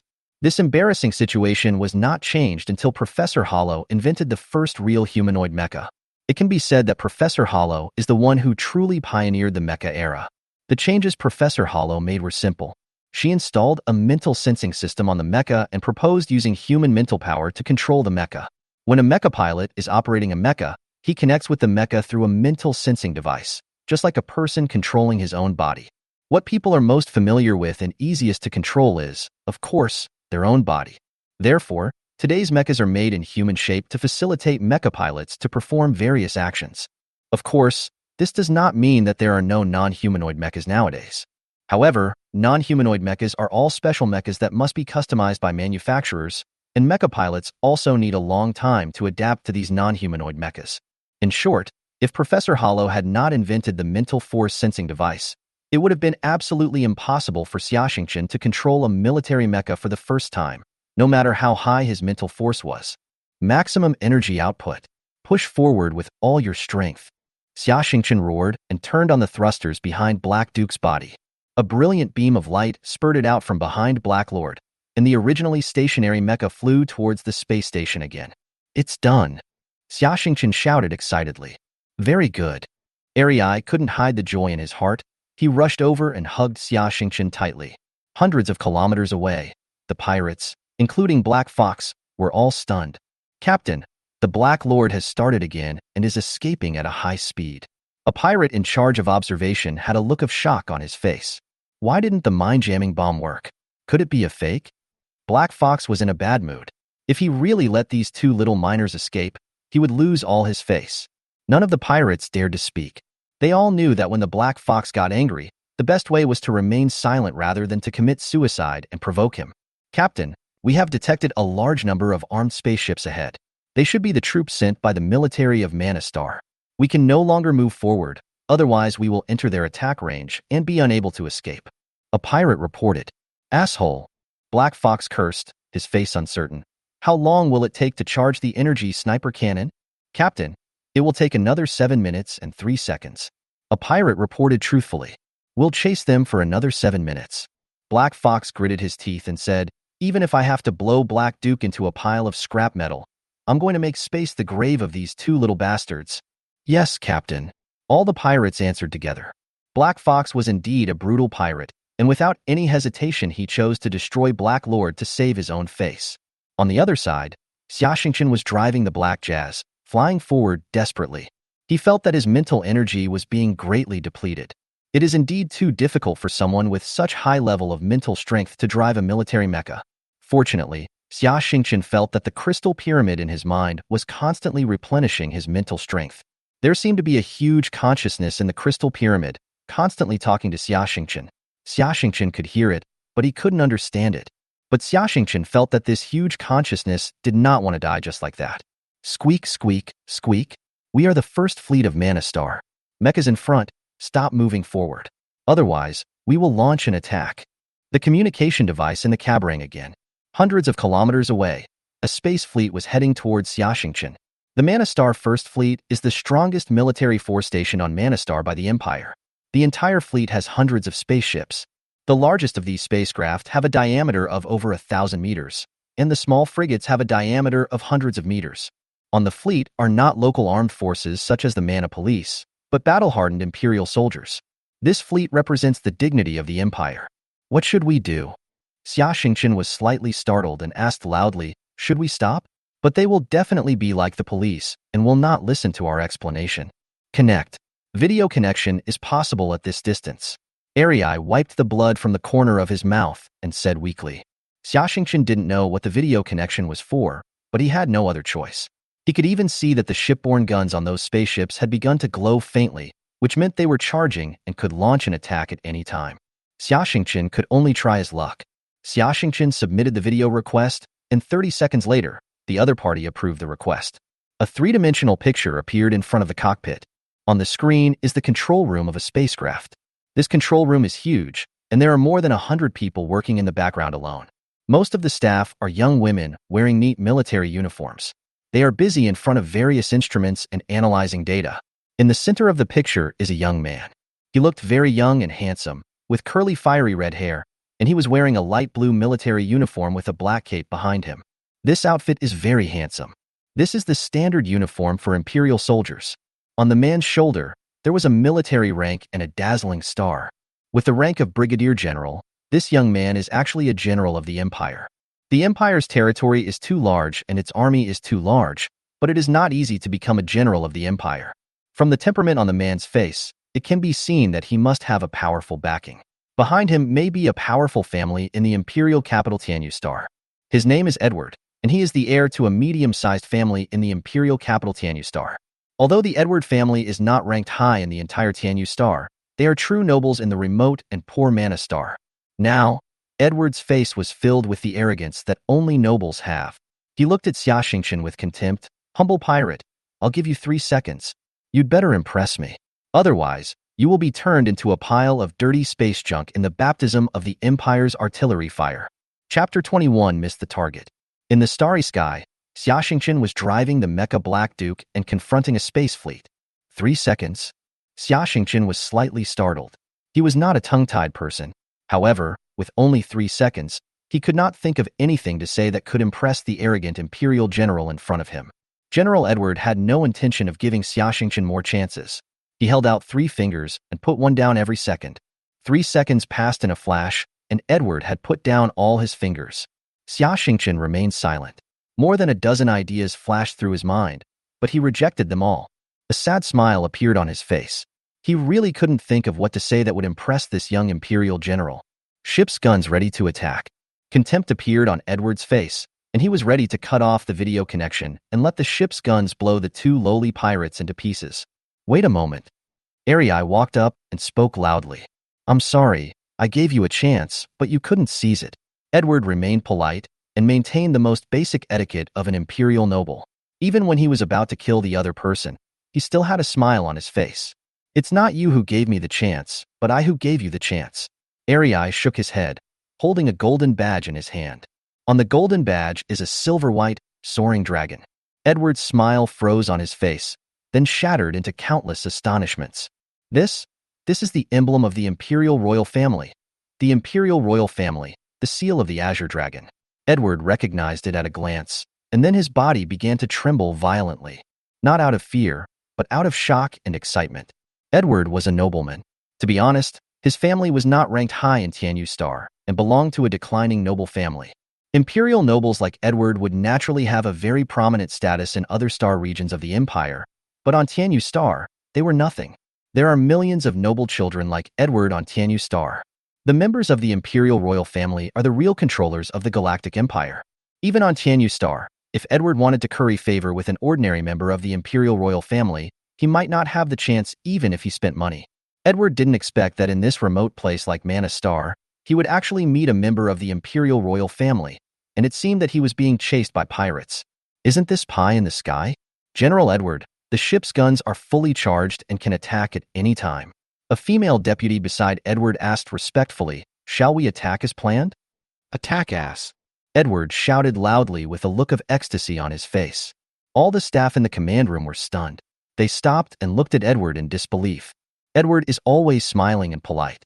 They couldn't imagine that Edward would actually swear. Edward didn't have the energy to care about the shocked looks of his subordinates at this time. His mind was full of the blue dragon seal. He had already imagined in his mind that he had saved a member of the royal family and would rise to prominence from then on. Move at full speed. We must save this Black Duke Mecha. All shipborne guns are ready to attack. Target, the pirate Black Fox. Edward's mind was working quickly, and he gave the order immediately. "General Edward, the Black Fox is beyond our range," said the female deputy. "Don't worry about it. Attack immediately." Edward had already thought it through. His goal was to intimidate the Black Fox and stop him from continuing to chase. "Yes, General." All the captains answered together. On the other side, Black Fox saw from afar that the space fleet's shipborne guns were starting to charge. A sneer appeared on the corner of his mouth. "A bunch of idiots actually want to attack the two little bastards who escaped. Well, it just saves me a bullet. Ha ha ha, the soldiers of the Empire are really pigs." The pirates laughed out loud. Boom. The entire space fleet fired together, and countless lasers converged together to form a huge beam of light, heading towards the direction of the Black Fox. The brilliance of this beam of light even obscured the brilliance of the stars for a moment. Thousands of cannons fired at once. This power can even destroy a satellite. However, the target at this moment is the small Black Fox that is as small as a fly. Black Fox and the pirates on the two frigates nearby had never seen such a scene before and were all terrified. Fortunately, they were out of range, and the attack of the shipborne guns deviated. So the huge beam of light passed by them and did not hit them. The pirates' clothes were soaked with cold sweat. Damn it! Are these soldiers crazy? They are firing at me from such a distance. Black Fox cursed loudly. "Captain, they want to save the Mech," a pirate shouted. "Want to save? I won't make sure you can't save him." Black Fox's anger was aroused. He controlled the mecha and immediately took down the energy sniper cannon. He put the Black Duke mecha in the distance in the crosshairs and pulled the trigger without hesitation. "General Edward, we detected an energy reaction coming from Black Fox. Is he going to fight back? He is overestimating his own capabilities, isn't he?" The female adjutant was slightly stunned and reported, "Oh no, Black Fox wants to kill people to silence them." Edward reacted immediately, cold sweat breaking out on his forehead. He instantly thought of what would happen if a member of the royal family was killed by pirates in front of him. Maybe the entire Edward family will be destroyed because of this incident. The Emperor of the Empire was a man with an extremely violent temperament. In the short 10 years since he took the throne, hundreds of families, large and small, disappeared on the Tianyu Star alone. Edward felt extreme fear welling up from the bottom of his heart. However, Edward had no choice now. After all, his fleet was too far away from the Black Lord. Whoosh! A red light shot out from the barrel of the Black Fox's gun and hit the Black Duke mecha at the speed of light. At this distance, there is no time to react. Xiaxingchen suddenly felt a chill on his back, as if countless needles were stabbing him, and he subconsciously turned sideways. It's not a reaction at all, but a subtle feeling. It's an instinct, like a wild animal being able to sense impending danger. Boom! Because Xiaxingchen suddenly turned sideways, the Black Fox's energy cannon did not hit the cockpit accurately, but passed by it. Even so, one of Black Lord's arms was destroyed. However, the Black Duke was still able to fly forward unsteadily. What? It missed. The pirates' eyes widened, almost bulging out. They knew Black Fox's marksmanship, and at this distance his hit rate was 100%. There was no possibility of missing. Even Black Fox himself was looking at his hands in disbelief, muttering, "I missed the target.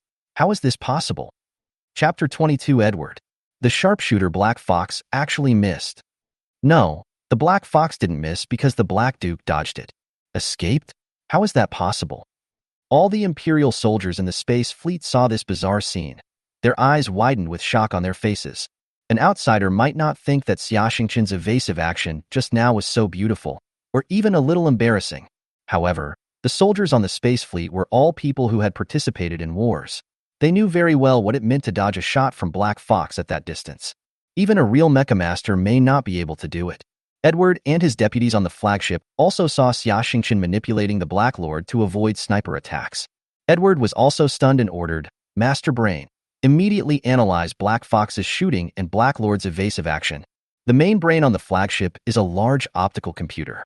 It takes less than a second to calculate this data and immediately reproduces the scene on the three-dimensional projection. What is surprising is that Black Fox's shooting action and Black Lord's evasive action were completed almost at the same time, with an error of only a few tenths of a microsecond. This is beyond the limits of the human brain. Edward breathed a sigh of relief and murmured, "It seems like I was just lucky. Anyway, my life is saved." At this moment, Black Fox became angry and locked Black Duke in his sights again and pulled the trigger.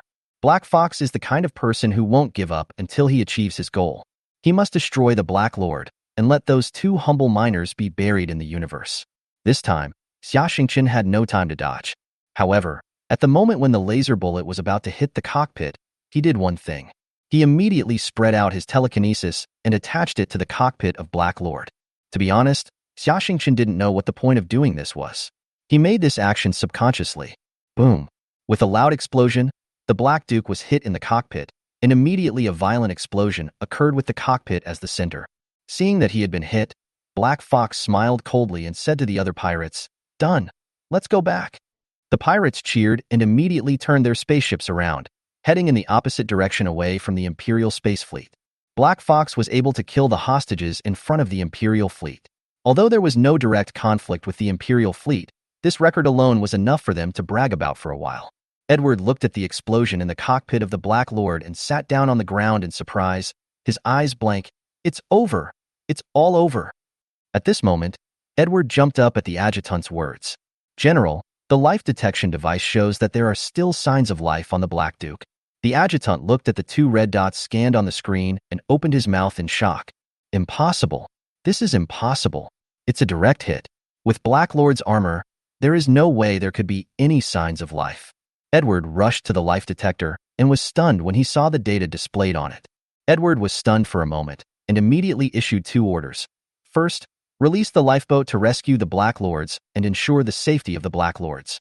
Second, all fleets, advance at full speed and chase the pirate Black Fox. In the cockpit of the Black Lord, Xia Xingqian's face was pale, with a streak of blood at the corner of his mouth. Xia Xingqian never thought that he could escape from the clutches of the Black Fox. The optical computer showed that the damage rate of Black Duke had exceeded 99 and could no longer be repaired. In fact, only the cockpit of the Black Duke was intact, and the rest of the parts were all detached in an emergency to prevent a secondary explosion. There was no power in the cockpit. If no one rescued them, Xia Xingqian and Arei would suffocate to death in 10 minutes due to lack of air. Xia Xingqian felt dizzy, and his eyes were blurry. Before Xia Xingqian fainted, he saw the Imperial military's rescue spacecraft had already rushed over. Arei was lying on top of him and had already fainted. Edward was very excited because he successfully rescued the two children on the Black Lord. One of the children had the blue dragon seal of the Imperial family on his body. There was no doubt that he was a member of the royal family. However, the two children are still in a coma. Edward looked after him personally, always wondering in his mind what the identity of this royal member was. There are many members in the Imperial royal family, and their status varies. Edward guessed many possibilities.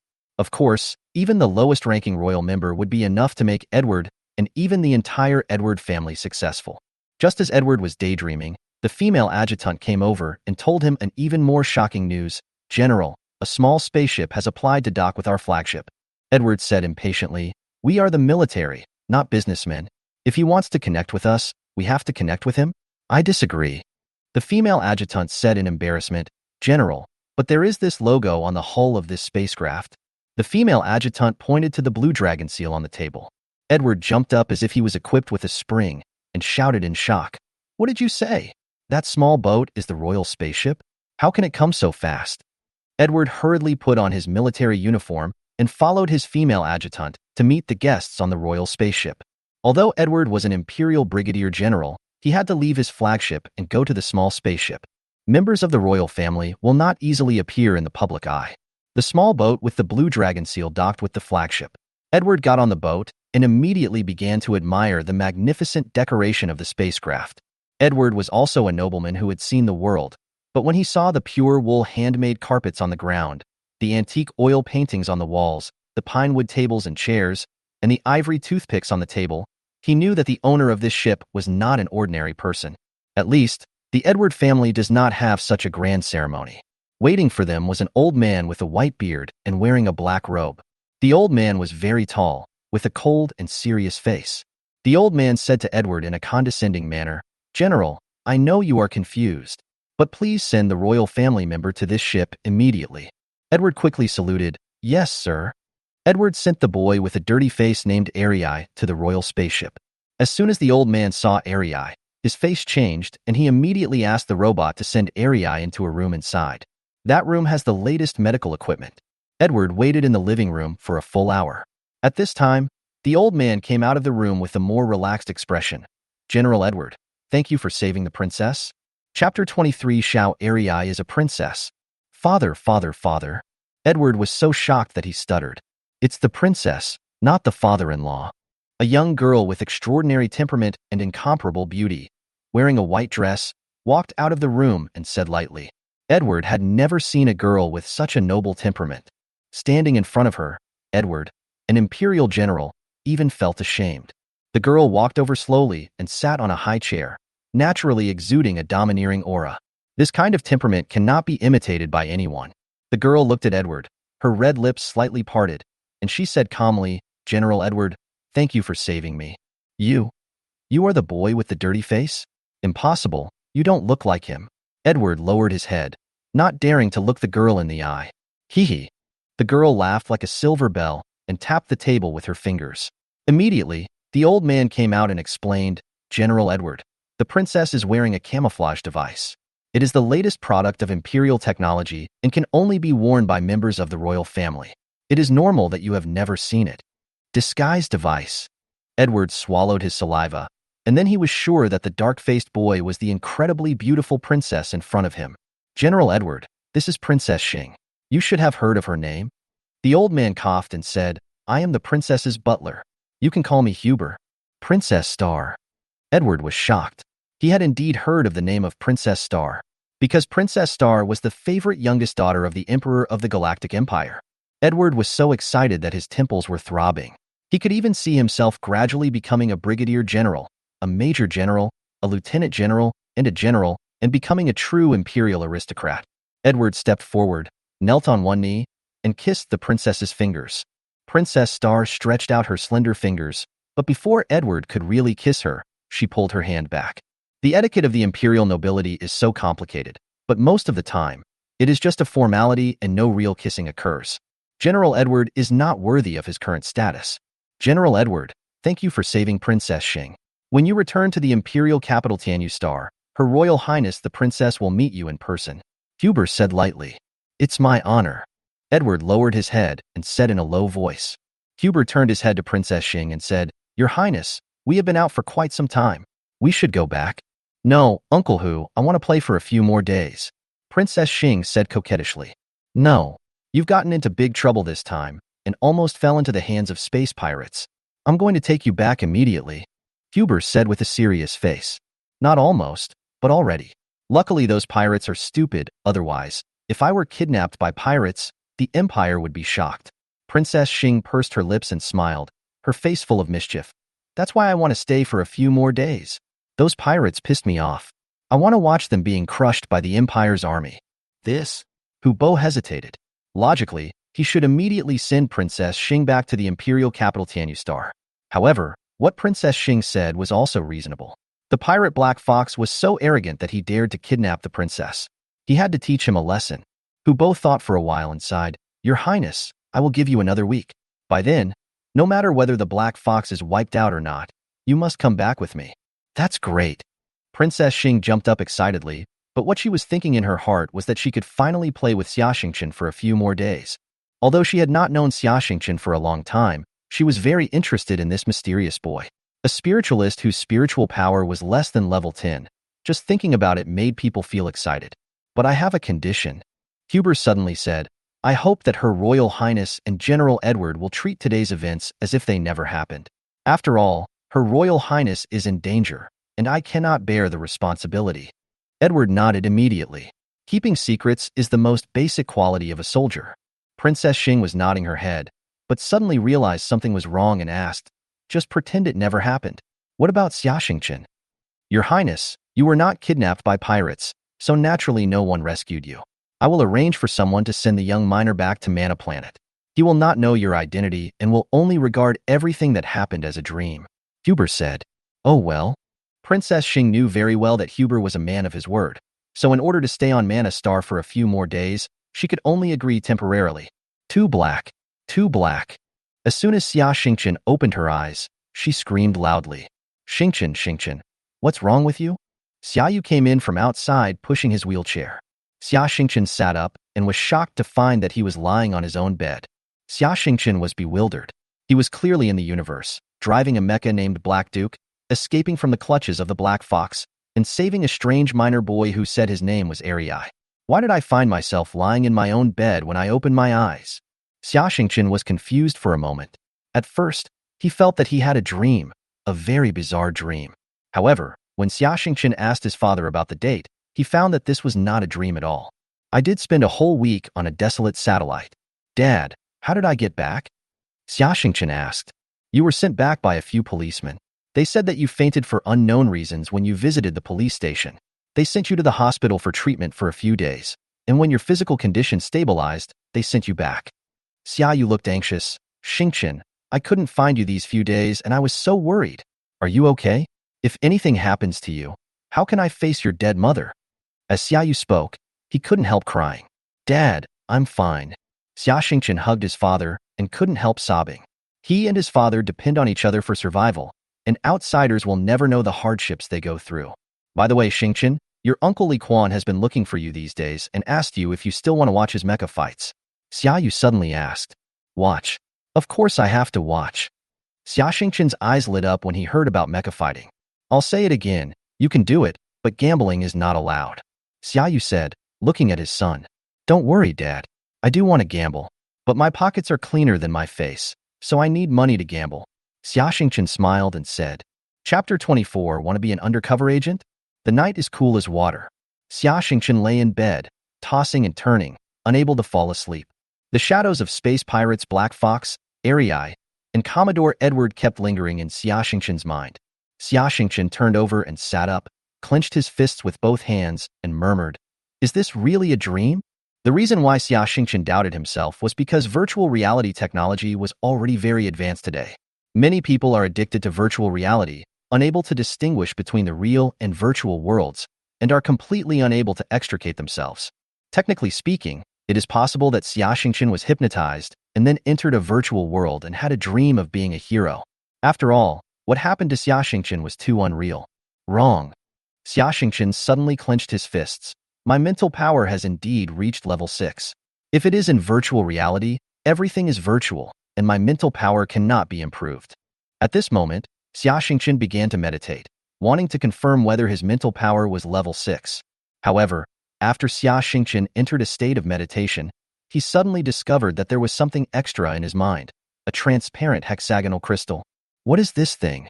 Xia Xingqian studied it for a while and was surprised to find that it was actually a crystal of mental power. When the mental power level reaches level 7, a mental power crystal will appear in the mind. Through this crystal, people can control the hormone secretion of the body. Being able to control the body's hormone secretion is a terrifying thing. This means that the human body's potential will be greatly stimulated, becoming faster and stronger. When mental strength reaches level 7, physical fitness will be greatly improved. There is an old saying called rebirth. Xia Xingqian was very confused as to why his mental power level, which was clearly level 6, suddenly became level 7. Xia Xingqian thought about it for a while and felt that it should be related to the battle between himself and the Black Fox. Some people, at the critical moment of life and death, will burst out with unimaginable strength. Originally, the mental power level from 6 to 7 is a hurdle, and many people are stuck here and cannot make any further progress in their entire lives. However, Xia Xingqian accidentally hit the mark, and with the help of the thin line between life and death, his potential exploded and he directly entered level 7. Xia Xingqian became even more certain that everything he encountered was not a dream. After a night of meditation, Xia Xingqian felt much more energetic, but he also felt very hungry and wanted to eat something. Xia Xingqian ate up all the food at home in one night. Controlling endocrine system is a very energy-consuming task. Xia Yu was not surprised to see that Xia Xingqian was a big eater. Instead, he smiled and said, "You are eating me out of money, little brat. Xingqian, you are growing up now. Eat as much as you can and study hard in school." "I understand, Dad," Xia Xingqian said with a smile. Xia Yu touched Xia Xingqian's head and took out some pocket money from the cabinet. "It seems that you haven't eaten enough at school recently. Take this money and eat as much as you want at school." "Dad, this is the money for your medical treatment." Xia Xingqian did not take it. Xia Yu stuffed the money into Xia Xingqian's pocket and said, "I know my illness. It's getting late. You should go to school quickly." Xia Xingqian had no choice but to take the money and go to school. After just one class, Xia Xingqian was so hungry that he couldn't stand it anymore.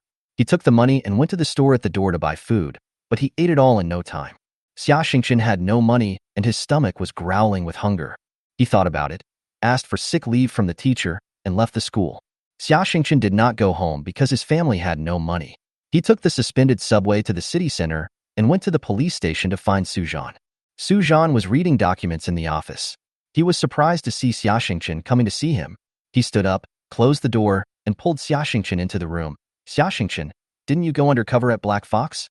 Why are you back?"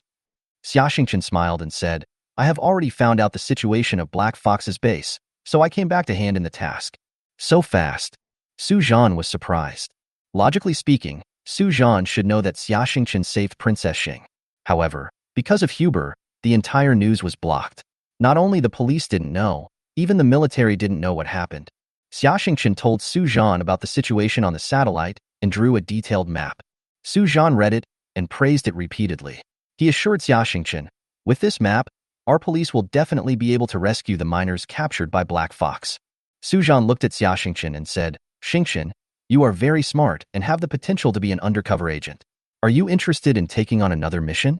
Xia Xingqian refused directly. "Inspector Su, I am still a student after all. If I have time, I will definitely help the police. But I have to wait until I am done with my recent work." Su Zhan sighed. He actually knew that Xia Xingqian was a rare talent and would sooner or later become a real mecha master and make a name for himself. Manna Star is too small and the water is too shallow to trap a dragon like Xia Xingqian. Go and collect the money. 100,000 yuan is not a small amount. The security is bad recently, so you'd better be careful. Su Zhan kindly reminded. "Thank you, Inspector Su." Xia Xingqian was delighted and went to the window to collect the money and got a cash card with 100,000 star coins. There is very little cash circulating in the market now, and most people pay by credit card. Therefore, a large denomination cash card has come into being. It has a similar function to a check, but you don't have to go to a bank. You can pay directly in any store. Xia Xingqian took the cash card, went out immediately, and found a restaurant to eat. All he ate were high-calorie foods, and after eating 3,000 star coins, his hunger began to slowly subside. These days, Xia Xingqian attended classes as usual during the day, and every night he started meditating. After the mental power reaches level 7, it is indeed extraordinary. The endocrine system perfectly shapes the body, the cells are strengthened, and the body's potential is greatly developed. For a few days, Xia Xingqian felt that his body had undergone a complete transformation. His pores became delicate and his skin became fair, making all the girls jealous.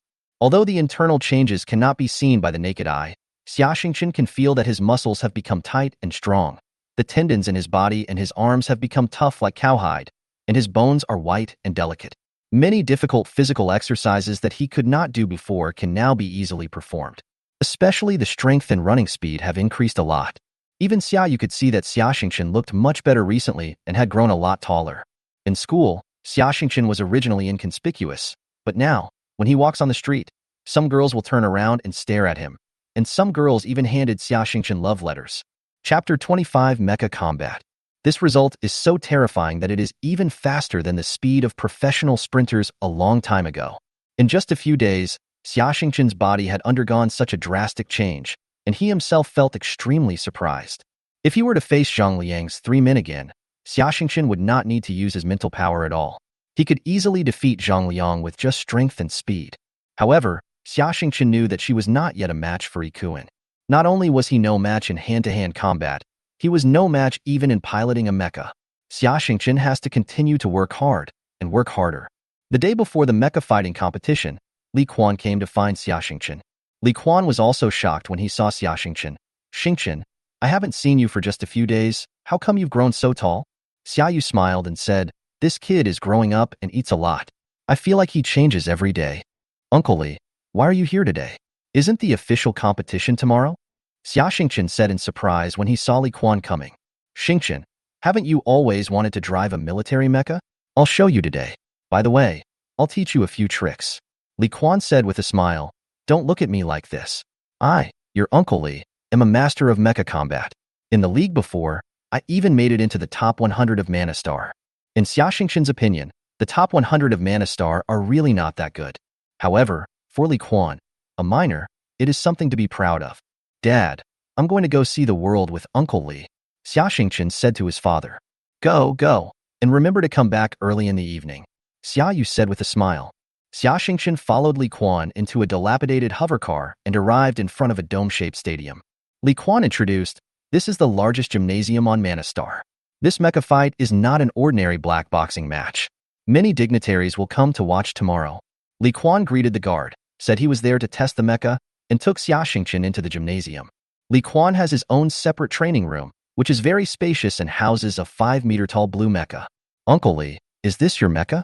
Xia Xingqian's eyes lit up when he saw the mecha. A mecha costs hundreds of millions of star coins. I can't afford it. I borrowed this from my boss. It has a very impressive name, Blue God of War. It is a modified military mecha. It doesn't carry any weapons, but its strength and speed are excellent, with values of about 7 units. 7 units?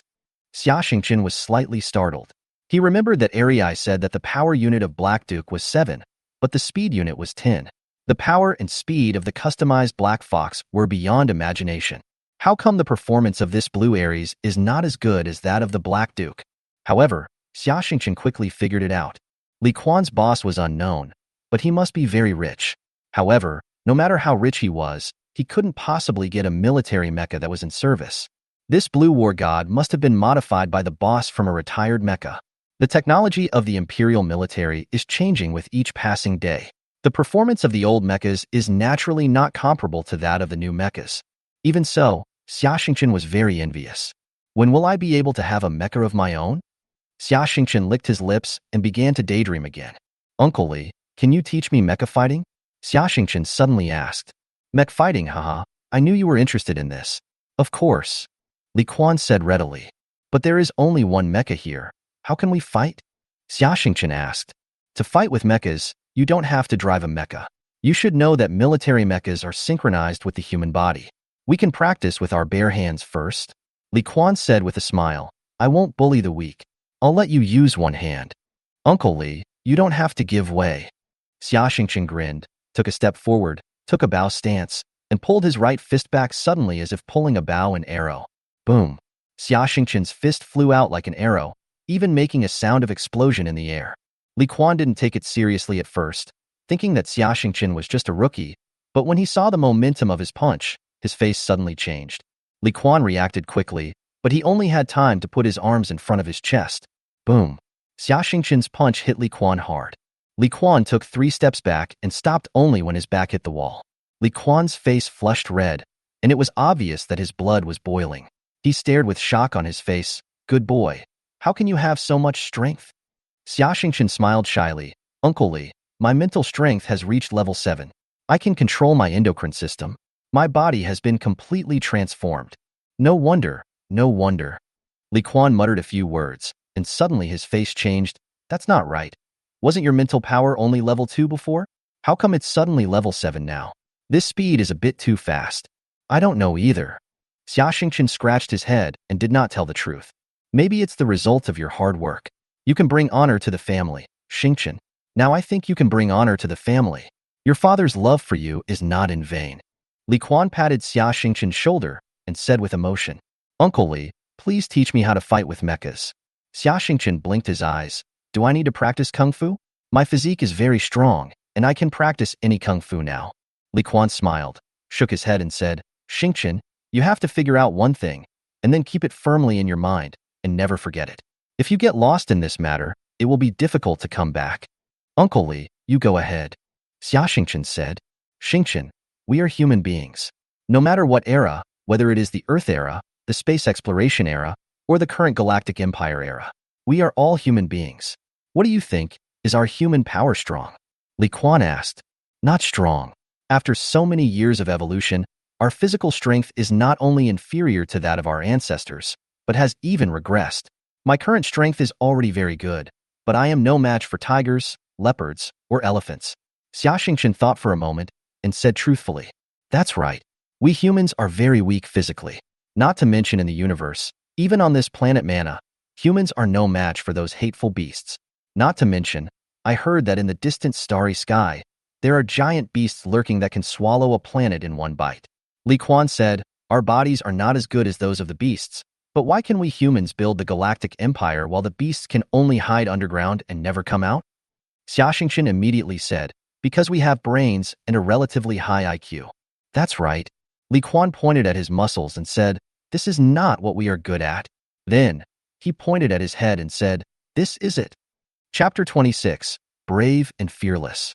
After listening to Li Quan's words, Xia Xingqian felt that a new world was opening up to her. To be honest, Xia Xingqian had never thought about what Li Quan said. After using endocrine to transform his body, Xia Xingqian felt an unprecedented sense of power, as if he was not afraid of anything and could accomplish anything. Xingqian, you have to remember that humans are best at using their brains, not their bodies. In fact, there have always been people who have been deceived by this false sense of power and have embarked on a path of no return. Li Quan sighed and said, False sense of power? Xia Xingqian asked. That's right. It's a false sense of power. Even if you use endocrine to improve your body, human power always has a limit. This limit cannot be exceeded. It is something engraved in your genes. Humans are not a race with developed bodies. However, some people fantasize about surpassing the limits of the human body, so they begin to transform their bodies more crazily and even transform themselves into cyborgs. Li Quan said, There are no cyborgs on Manna because the minerals here are radioactive and the precision instruments cannot operate normally. But there are many on other planets. When you go out in the future, be careful of these people. They are a bunch of lunatics. Got it, Uncle Li. Xia Xingqian kept it in mind. Li Quan walked over and patted the mecha. This mecha is the crystallization of human wisdom and technology. Although we don't have strong bodies, we have smart brains. We can use tools. Whether it is a wooden stick in the hands of primitive people or this mecha, they are all tools. It is precisely because of such powerful tools that we humans can roam the starry sea. Mecha fighting has a long history. In the past, mecha fighting was even considered a game, because the mecha was controlled using a gear lever and a keyboard. Whoever had faster hand speed could drive the mecha more swiftly. However, times have changed, and hand speed is too slow after all. In mecha fighting, what is being tested is brain speed and mental strength. Li Quan continued, because of the existence of the mental sensing device, the movements that appear in your brain will be truly performed by the mecha. This requires the mecha master to have two abilities. The first is concentration. After all, the human brain is full of miscellaneous things. When you are operating the mecha, if your mind is at fault, God knows what strange movements the mecha will make. The second is to be sharp-minded and fast. You must strike first before others react. Li Quan threw a jab, steady, accurate, and ruthless. This is the purpose of mecha fighting. Don't be confused and learn those ancient martial arts and kung fu. Those skills can be used by the human body, but not in mecha fighting. Because the mecha is just a tool, not the real body. Uncle Li, I don't quite understand. I think those martial arts skills should still be useful, Xia Xingqian said, scratching his head. Since you don't believe it, let's give it a try. Li Quan pointed at two capsule-shaped machines and said, This is a virtual fighting machine. It can perform virtual reality and is not much different from a real mecha combat. Xia Xingqian walked to the large, silver-white capsule, gently stroked its streamlined surface with his palm, and felt a chill. Virtual reality is such a machine that has made countless people addicted to it.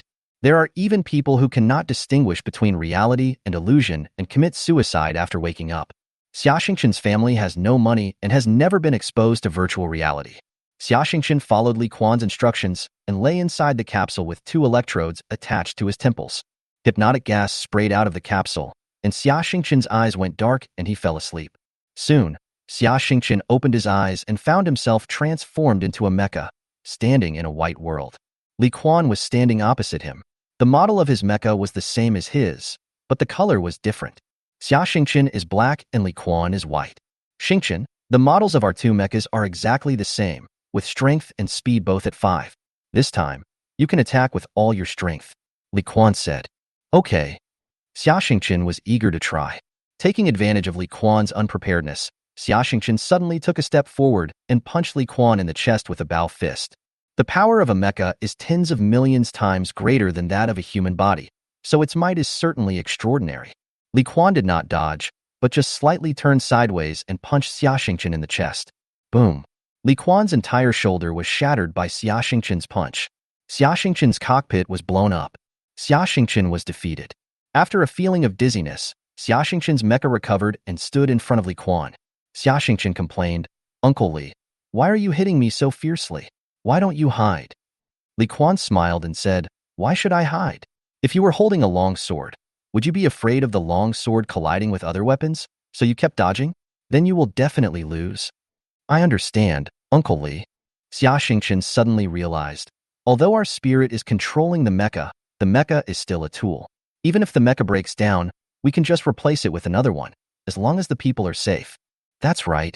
Li Quan smiled and said, "However, novices often make the same mistake, which is fear. Novices always treat the mecha as their own body and subconsciously dodge those non-lethal attacks. The final result is only defeat." And the martial arts you mentioned, these skills have been passed down for thousands of years and of course have their own reasons. However, the foundation of these martial arts is the force-generating skills based on the human body's muscle reaction. Although the mecha is humanoid, it has no muscles. That's why I say martial arts are useless. Xia Xingqian understood. No wonder so many people watched mecha fighting. Because, in this kind of fighting competition, every punch hits the flesh, and injuries are exchanged for injuries. Of course, it looks very violent and exciting, so the rich flock to it. If it is a martial arts competition, and it is just a stopgap and lukewarm, then it seems meaningless. Although Li Quan did not teach Xia Xingqian any moves or techniques, his words just now made Xia Xingqian suddenly enlightened. The core of mecha fighting, in addition to the performance of the mecha and the mental strength of the mecha pilot, another extremely important point is to overcome the fear in the heart, be brave and fearless, dare to fight desperately, and dare to exchange injuries for injuries. Okay, Xingqian, here are the tickets. Remember to come and watch my game tomorrow. Also, if you gamble, remember to bet on me to win. Li Quan handed Xia Xingqian a ticket and said with a smile, "I understand, Uncle Li." Xia Xingqian said with a smile, "I still need to check the performance of the mecha. If you can't wait, go back first," Li Quan said. Chapter 27, Overlord Contract. Li Quan sent Xia Xingqian out of the dome stadium. Looking at the boy's back as he left, a gratified smile appeared on the corner of his mouth. "Xingqian, I didn't expect that you have such a high level of understanding. Uncle Li is optimistic about you." Li Quan returned to the mecha training room and sat in the cockpit of the Blue God of War. He turned on all the instruments first, and only felt relieved after confirming that all the values were normal. Before tomorrow's game, the boss will send a special mecha repairman to inspect it. However, Li Quan felt that it would be more reassuring to check it himself. After getting off the mecha, Li Quan obviously felt very tired. Time is merciless. I'm getting old, and mecha combat, a sport for young people, is no longer suitable for me. After tomorrow's match, it's time for me to retire. Li Quan sighed softly and decided in his heart that he must play well in tomorrow's farewell match. Li Quan walked out of the gymnasium and was about to get in the car to go home when suddenly 2 men in black suits came over and knocked on his car window. "Are you the fierce tiger, Li Quan?" Tiger is Li Quan's nickname. Everyone who participates in mecha fighting must have a nickname. Li Quan looked the visitor up and down, thinking that he was not a good person, and nodded and said, "It is me. Get in the car, we'll talk slowly." The man in the suit pointed to a hover car parked nearby. "I'm not going. We can talk here, whatever." Li Quan was very alert. "That's not up to you." The man in the suit opened his clothes, revealing a pistol. Li Quan had no choice but to follow the 2 men in suits into the car. The man in the suit threw a piece of paper to Li Quan. "This is tomorrow's schedule, have you read it?" Li Quan looked down and saw that it was indeed tomorrow's schedule. He was surprised and said, "This schedule is confidential. Where did you get it from?" "Don't worry about it. We have our own channels." The man in the suit pointed at Li Quan's name and said, "Do you know who your opponent will be tomorrow?" Li Quan saw that his opponent tomorrow was a guy named Qiyu. Qiyu was quite crazy to use this ancient Chinese god as his nickname. Li Quan had indeed heard of the name Qiyu. Qiyu is a newcomer who has been participating in mecha combat for less than 2 months. He has only fought 9 games and won all 9 games in a row. He is a rising star. However, no one knows how old Qiyu is, not even his gender or age. "It's Qiyu," Li Quan whispered. "He's a very powerful newcomer. I will take him seriously." "You are going to lose." The man in the suit shook his head. "Lose?" Li Quan was stunned for a moment, then quickly responded, "Are you from the peripheral casino?" The outcome of mecha combats is mostly determined by real swords and guns, but there are also some that are controlled by external casinos and are fake matches. Li Quan never thought that one day he would actually meet someone from a peripheral casino. "I'm sorry, I don't play fake games," Li Quan said immediately. "Tomorrow is my last game. I have to be responsible not only to my boss, but also to myself." "We are not from the peripheral casino." The man in the suit smiled and lit a cigarette. "We are not afraid of you knowing. We are young Master Qiyu's people. Young Master Qiyu is a nobleman. He comes to play mecha combat just for fun. So, we have to make sure that young Master has fun and enjoys himself. So, he can't lose." "You really think highly of me. I might not be a match for Qiyu." Li Quan said coldly, "I have seen Qiyu's match videos. Although he is a newcomer, he is a very strong player. Why can't we have a real fight?" "What nonsense are you talking about?" Another man in a suit lost his temper and threw a stack of money to Li Quan. "This money is for you to lose. You are just a small miner, and you dare to complain. You don't know the identity of our young master, otherwise you would be scared to death." "I'm sorry, I'm really not interested in knowing," Li Quan said calmly. "Even if your master is a prince or princess of the empire, I won't play a fake game." You really don't want to drink the toast, so you have to drink the penalty wine." The man in the suit smiled coldly and suddenly fired a shot, and the tranquilizer bullet hit Li Quan. The next morning, Xia Xingqian received news that Li Quan had an accident the night before and was now lying in the hospital. Xia Xingqian hurried to the hospital to visit Li Quan. Lying on the hospital bed, Li was unconscious with tubes inserted into his body and on a ventilator. Xia Xingqian put down the fruit in his hand, comforted Aunt Li, and then hurried to ask the doctor about Li Quan's condition. "His condition is not optimistic." The doctor, wearing a white coat and black-framed glasses, said in a deep voice, "He has suffered a severe brain injury and will not wake up for the time being. Even if he wakes up, he will not be able to participate in mecha combat." "How could this happen?" Xia Xingqian was stunned. Xia Xingqian returned to the ward in a daze, not knowing how to start telling Aunt Li the bad news.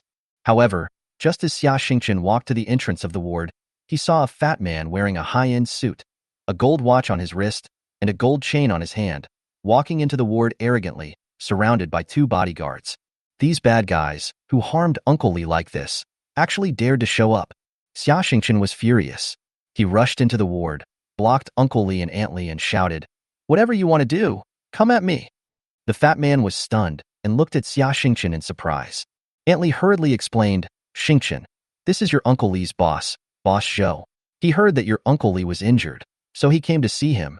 Xia Xingqian then misunderstood that he had wrongly accused a good person and quickly apologized to Boss Zhou and asked him to sit down. Boss Zhou hooked his finger, and immediately a bodyguard put the fruit basket on the bedside table. Then he took out a contract and handed it to Aunt Li. When Aunt Li took the contract and looked at it, her face changed immediately. It was as white as a piece of paper. Xia Xingqian was surprised and asked, "Aunt Li, what's wrong? What is this?" "The contract, the one Li Quan signed with me." Boss Zhou smiled and turned to ask Aunt Li, "It has his signature and handprint on it, right?" Aunt Li started to cry. "Li Quan is in a coma now, and we don't know whether he is alive or dead. We are left alone as an orphan and a widow. We simply cannot afford to pay the penalty." "Penalty for breach of contract?" Xia Xingqian was slightly startled and quickly took the contract from Aunt Li's hand. After taking a closer look, he immediately became furious. It is clearly written in the contract that if Tiger Li Quan breaches the contract when participating in the mecha combat, he will need to pay a penalty of 10 million star coins. This is a predatory contract. "Boss Zhou, this contract is too much. The penalty for breach of contract is as much as 10 million. What's more, it's not that my Uncle Li doesn't want to participate, but he was framed by someone." Xia Xingqian said with his head up. "Is 10 million a lot?" Boss Zhou snapped his fingers. If Li Quan participated in this competition, I could earn more. Who will be responsible for this loss? Boss Zhou, you are very powerful. You can find another person to participate, Xia Xingchen said in a low voice. That's easy to say. Boss Zhou sneered. Li Quan doesn't know who he offended. No one I know who can drive a mecha is willing to compete on his behalf. It's easy for you to talk, but if you help Li Quan find someone to participate in the competition, I won't count him as breach of contract. Boss Zhou was sure that Xia Xingchen was a student, and it would be impossible to find a suitable person to participate in the mecha combat. I'll go, Xia Xingchen said lightly. Chapter 28 Before the War. You? Ha ha, ha ha ha ha. Boss Zhou laughed out loud with his mouth wide open, as if he had heard the biggest joke in the universe. If you want to drive this blue war god, you need at least level 9 mental power. You're just a kid, level 5 is the best you can have. You're overestimating yourself by wanting to drive a military mecha. Boss Zhou laughed. What if I tell you I can do it? Xia Xingchen stared at Boss Zhou and said seriously. Although Xia Xingchen is just a high school boy, because his mental power level is higher than that of ordinary people, his temperament is naturally different from that of ordinary people, and he also has a special aura. Boss Zhou was shocked by his aura. After reaching level 7 in mental strength, not only was Xia Xingchen's body strengthened, but his temperament was also sublimated imperceptibly. His gaze was like a sharp sword, piercing Boss Zhou's heart. Why don't you try it? If you can drive the blue god of war, you can fight. If you can't, you and Li Quan must compensate me 20 million star coins. Boss Zhou is indeed a profiteer, and he immediately started to have evil ideas. That's it. I'll go right away. Xia Xingchen was furious. He really wanted to beat up this profiteer. Don't be anxious. What if you default on your debt? Sign the contract first. Boss Zhou smiled coldly, his eyes rolling in his sockets, obviously thinking of something evil. I default on my debt. Xia Xingchen tried to suppress his anger and really wanted to beat up Boss Zhou, but when he saw the burly bodyguards around him and Antly with tears on her face, he could only suppress his anger and nodded slightly. Boss Zhou quickly asked his men to draft a contract and handed it to Xia Xingchen. What? If I win, you give me 1 million star coins as a reward, but if I lose, I have to compensate you 20 million star coins? How can this make sense? Xia Xingchen was very angry after reading the terms of the contract. How do I know if you are good enough? If you lose, I will have to pay to repair the mecha. Stop talking nonsense. Either sign the contract and go test the mecha, or you take out 10 million star coins right now. Boss Zhou was very pleased with himself. He knew what happened to Li Quan and knew that Chi Yu was someone he couldn't afford to offend. He was sure to lose the game. However, he still wanted to take the opportunity to cheat Xia Xingchen again. Xia Xingchen was helpless. It was really a penny that could make a hero fall. But for the sake of Li Quan's family, Xia Xingchen gritted his teeth, made up his mind, and signed the contract. Not bad. Young people are courageous. Boss Zhou gave a thumbs up and waved. Follow me. Xia Xingchen followed Boss Zhou to the training ground. There is a steel cable hanging from the cockpit of the mecha, and at the bottom of the cable is a pedal. There are 2 electric buttons on the cable 1 meter away from the pedal. Xia Xingchen stepped on the pedal with 1 foot and pressed the ascent button with his right hand. The steel cable slowly rose and brought him to the cockpit 3 or 4 meters above the ground. Xia Xingchen turned over and sat in the cockpit. The interior of the Blue Aries is different from that of the Black Lord. There is no sensor headband, which is a military product and will be recycled when the mecha is retired. Instead, there is a sensor helmet with wires of various colors plugged into it. This is a low-profile copycat version of the sensor headband. There are also a few joysticks, keyboards, pedals, and other auxiliary devices in the cockpit of the Blue Aries.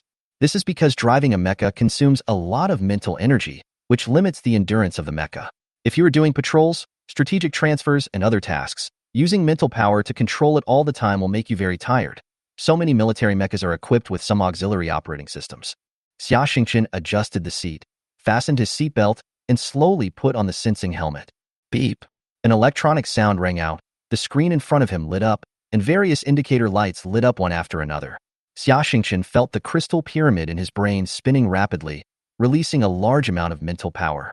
He felt his body slowly merging with the mecha. Buzz. The mecha's engine began to turn, and the red indicator light on the mecha's eyes also lit up. Boss Zhou was shocked. It's moving. How is that possible? But the reality was before him, and he had to admit it. However, his brain started working at high speed immediately, and countless weird ideas came to his mind. Even if this guy can drive the mecha, it's very difficult.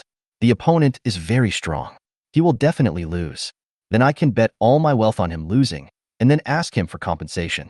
Haha, I can also apply for a life and death battle. If he dies, the high insurance money will be mine. That's it.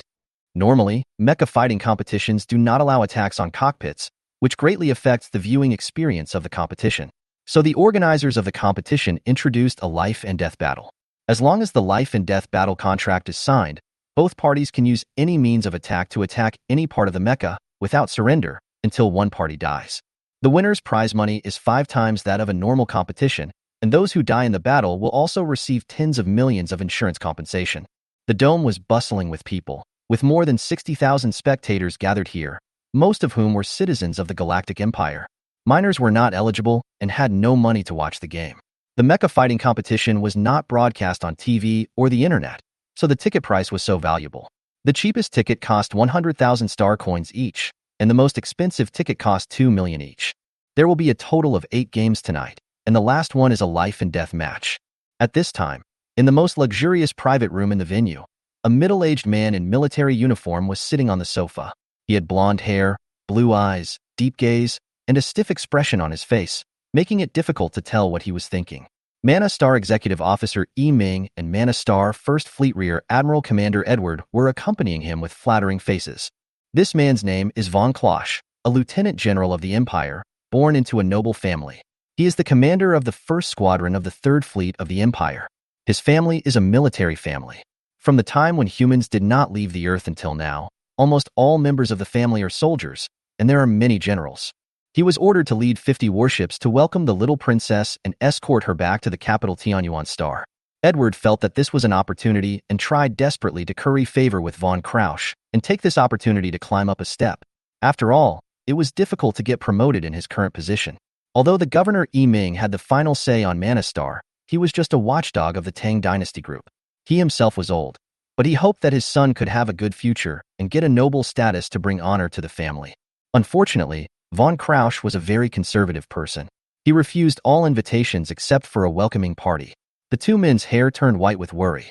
After all, they were not afraid of leaders sticking to principles, but they were afraid of leaders having no hobbies. Later, Edward learned that the general was actually a top-level mecha master with outstanding military achievements, so he invited him to watch the mecha fighting competition.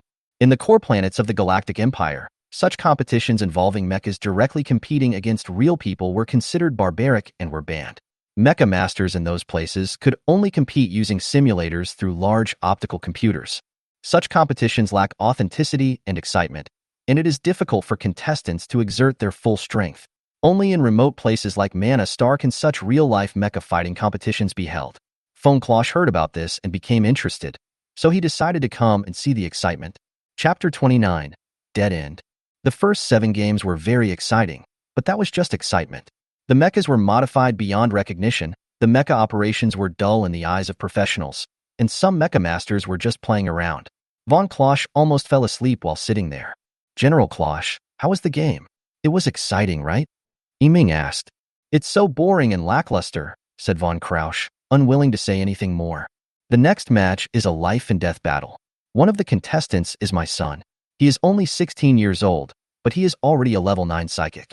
He is very interested in and talented in mecha operation. I plan to let him take the exam to become a mecha pilot as soon as he breaks through. I hope he can join the army as soon as possible. Yi Ming seizes every opportunity to promote his son. Okay, got it. General Klosch nodded slightly, maintaining his aristocratic demeanor in every move. To be honest, General Klosch looked down on Yi Ming from the bottom of his heart. Although Yi Ming is a planetary governor, a senior official of the Empire, and the local emperor of this border planet. However, in General Klosch's opinion, Yi Ming was just a nouveau riche and could not be compared with a true aristocrat like him. Now, a life and death battle will begin, with the recently emerged contestant Shiyu, who has won 9 games in 9, facing off against the contestant Li Quan, who has won 28 games in 30. Start quickly, kill him, start quickly. The atmosphere in the stadium reached its peak in an instant. Countless spectators held pieces of paper in their hands. These were betting tickets. They roared at the top of their lungs, as if they had turned into barbarians. The entire arena was filled with the smell of hormones. Even a usually calm man like General Klosch felt a little excited. That Shiyu is my son. He won every 9 battles. Even Yiming clenched his fists tightly, and a hint of excitement appeared in his heart. Oh no, Li Quan was in a car accident yesterday and is still in a coma. Xia Xingqian will be replacing him today. He is 16 years old and still a student. The on-site broadcast corrected another piece of news. At this time, Xia Xingqian's photo and information appeared on the big screen on the scene. You bunch of damn liars. I bet on Li Quan. My 20 million. Kill this miner. I want to see him turned into pulp. The whole scene was in chaos, with people cheering, cursing, and even seeking death. For every fighting match, the scale of betting set up by outsiders was very large. Since Li Quan had been in the mecha fighting circle for a long time, many people bet on him to win. But when this temporary replacement, a complete rookie, many people collapsed. They invested most of their wealth, and some even borrowed money to bet. After the game, they would have to become miners.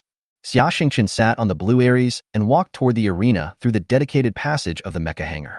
When he heard the broadcast outside saying that this match was a life-and-death match, he was completely stunned.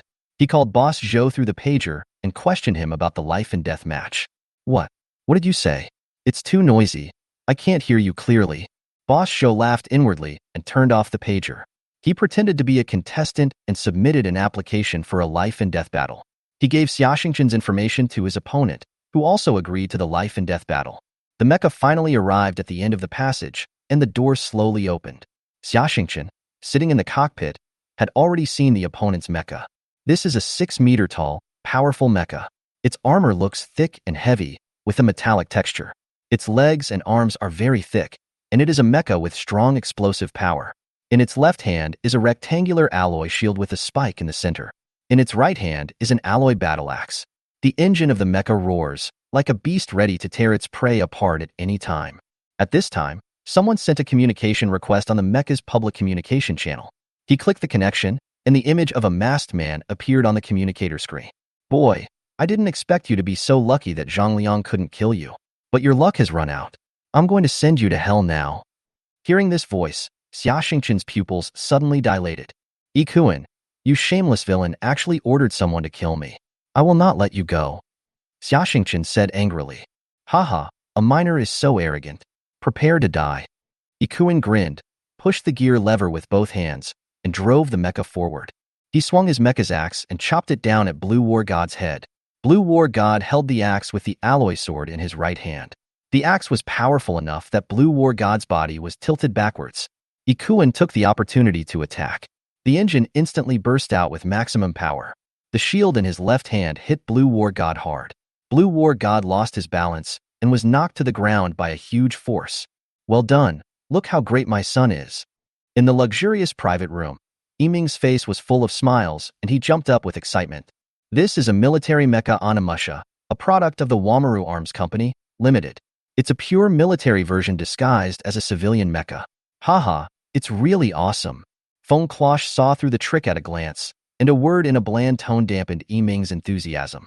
The Onimusha driven by Ikuan is an absolutely high-end product among the general-purpose mechas of the army. It has the strongest mecha and close combat capability among the general-purpose mechas, with 13 strength, 9 agility, and 12 armor. The other contestants dismantled the engine weapon systems of military mechas and replaced them with civilian equipment. As for Ikuan's Oni warrior, the military equipment on his body was not removed at all, but some armor was welded in some places for camouflage. Originally, civilians were prohibited from using military mechas that had not been modified for civilian use, but Ikuan's father was a local tyrant on Manna Star. Who would care, and who dared to care? Of course, this little trick could not be hidden from General Klosh's eyes. However, in General Klosh's opinion, Yiming's actions were understandable. After all, who doesn't love their son? It's a pity for the young player on the opposite side. General Klosh had already begun to mourn for Xia Xingqian in his heart. In his opinion, Xia Xingqian definitely couldn't win. Blue War God was lying on the ground with his face up, and the Ghost Warrior's axe was aimed at the cockpit of Blue War God. Xia Xingqian concentrated his mind and dodged. The Ghost Warrior followed up with a kick, and Blue War God was kicked to the ground again. The violent vibration of the mecha made Xia Xingqian feel that his internal organs had moved. He gritted his teeth and stepped hard on the power pedal. The engine of the Blue God of War started running at high speed, and the mecha instantly popped forward at high speed, avoiding the axe of the Ghost Warrior and keeping a distance. Beep, beep. Alarm. The overall armor integrity rate of the mecha is only 30%, and the energy is 80 left. It can still be used for 5 minutes. One of the mecha's displays was flashing a yellow alarm message, and the feedback was not good. No, the mecha won't be able to hold on if we continue like this. We must counterattack. If we take another blow like this, the mecha will fall apart. Thinking of this, Blue War God raised the alloy sword and launched an attack on the Ghost Warrior. However, Ikuin had a lot of combat experience, and his mecha had a great advantage in strength and speed, so he easily blocked every attack of the Blue God of War.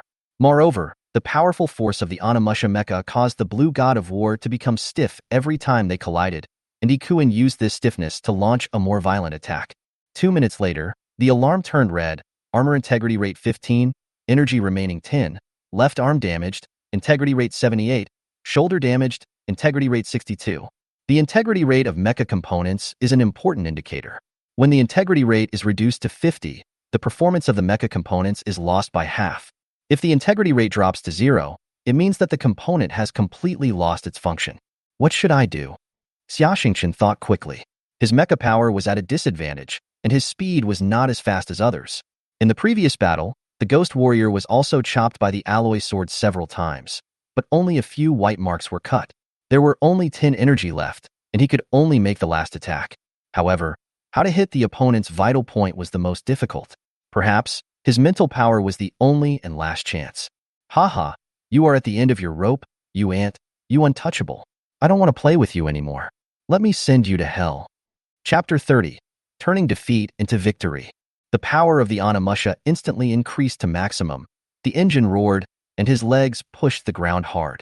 The armor plate used for camouflage on the back of the body fell off, revealing 2 thrusters that had been turned to maximum power.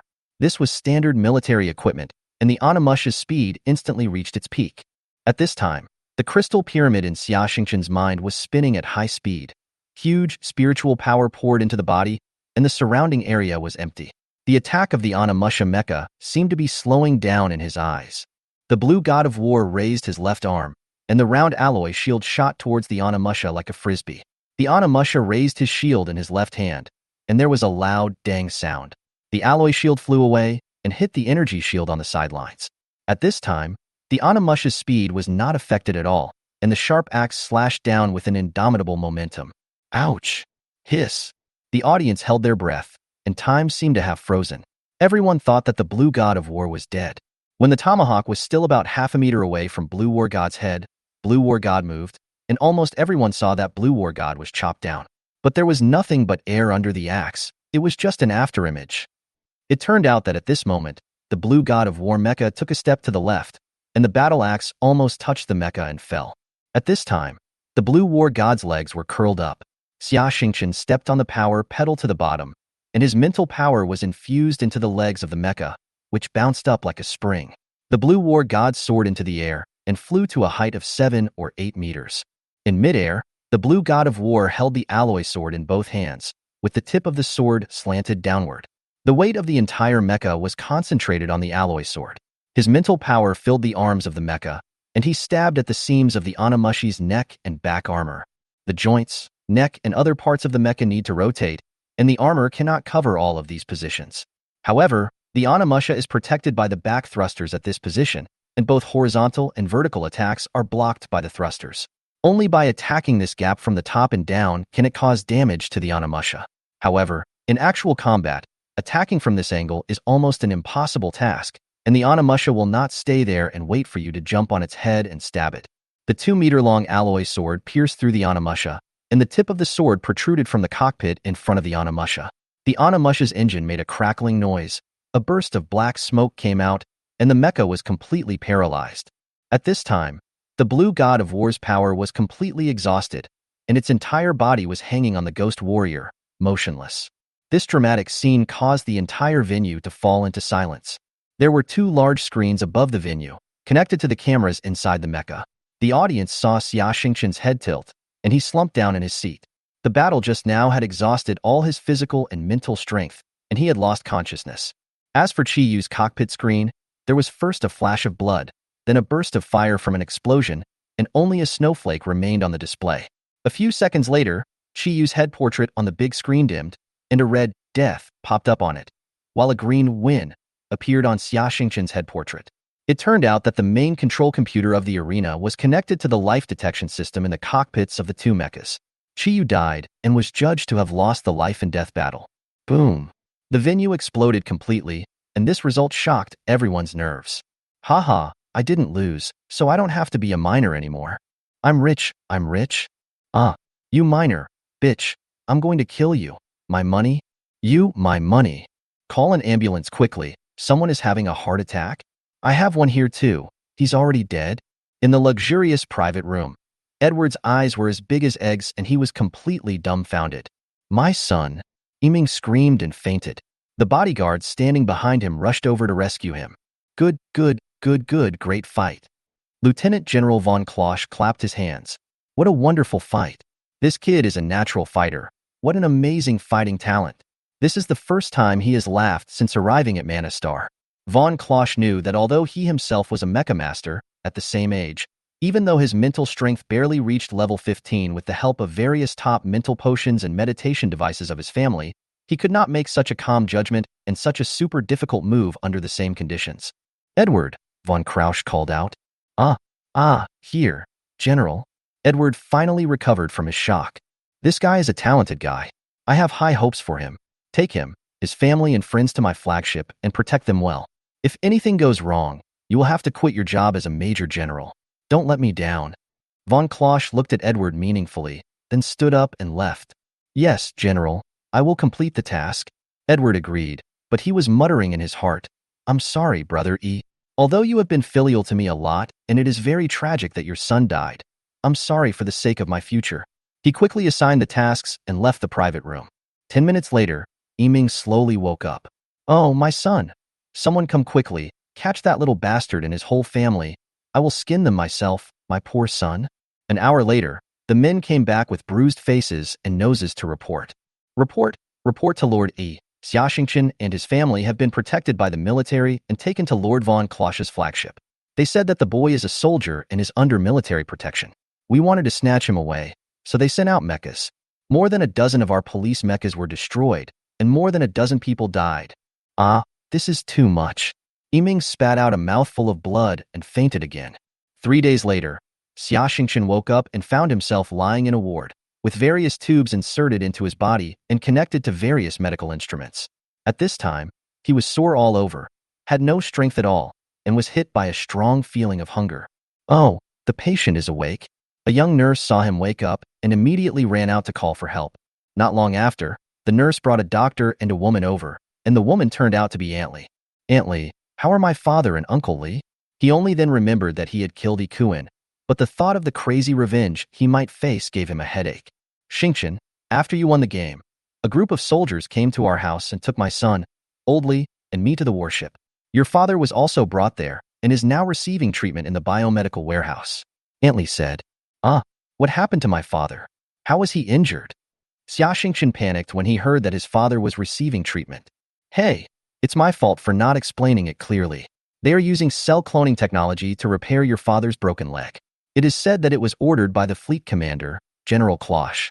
It's my fault for not explaining it clearly. Aunt Lee explained quickly. I see. I was scared to death. Chapter 31, Joining the Army. The doctor gave him a comprehensive physical examination and he has recovered from his mental exhaustion. Everything is normal. You should rest well and eat properly. You will be fully recovered the day after tomorrow. The general will see you then. The doctor ordered. Thank you, doctor. You have worked hard. Xiaxingchen replied politely. 2 days later, in the captain's office of the Thor's Hammer space carrier, Xiaxingchen stood straight in a blue military uniform without a rank. Behind the desk sat Lieutenant General von Krausch. How long did you learn mecha driving before participating in the mecha fighting competition? Asked von Klosch. General, that was my second time flying a mecha and my first time flying a military mecha. I only learned the basic theory in school before. Xiaxingchen replied. Von Klosch was completely shocked. It was unbelievable that a man with a mental power of only level 10 and who had only touched a mecha twice could do such a thing. Just yesterday, when the doctor gave him the last physical examination, he tested his mental power and found that it had reached level 10, which was the standard for a mecha master. Xiaxingchen found that every time he used up his mental power level would grow by a leap, and now it has risen by 3 levels. But he didn't dare to tell anyone about this. This was his biggest secret, and he was afraid that someone would find out and arrest him for dissection. Would you like to be a soldier in the Galactic Empire?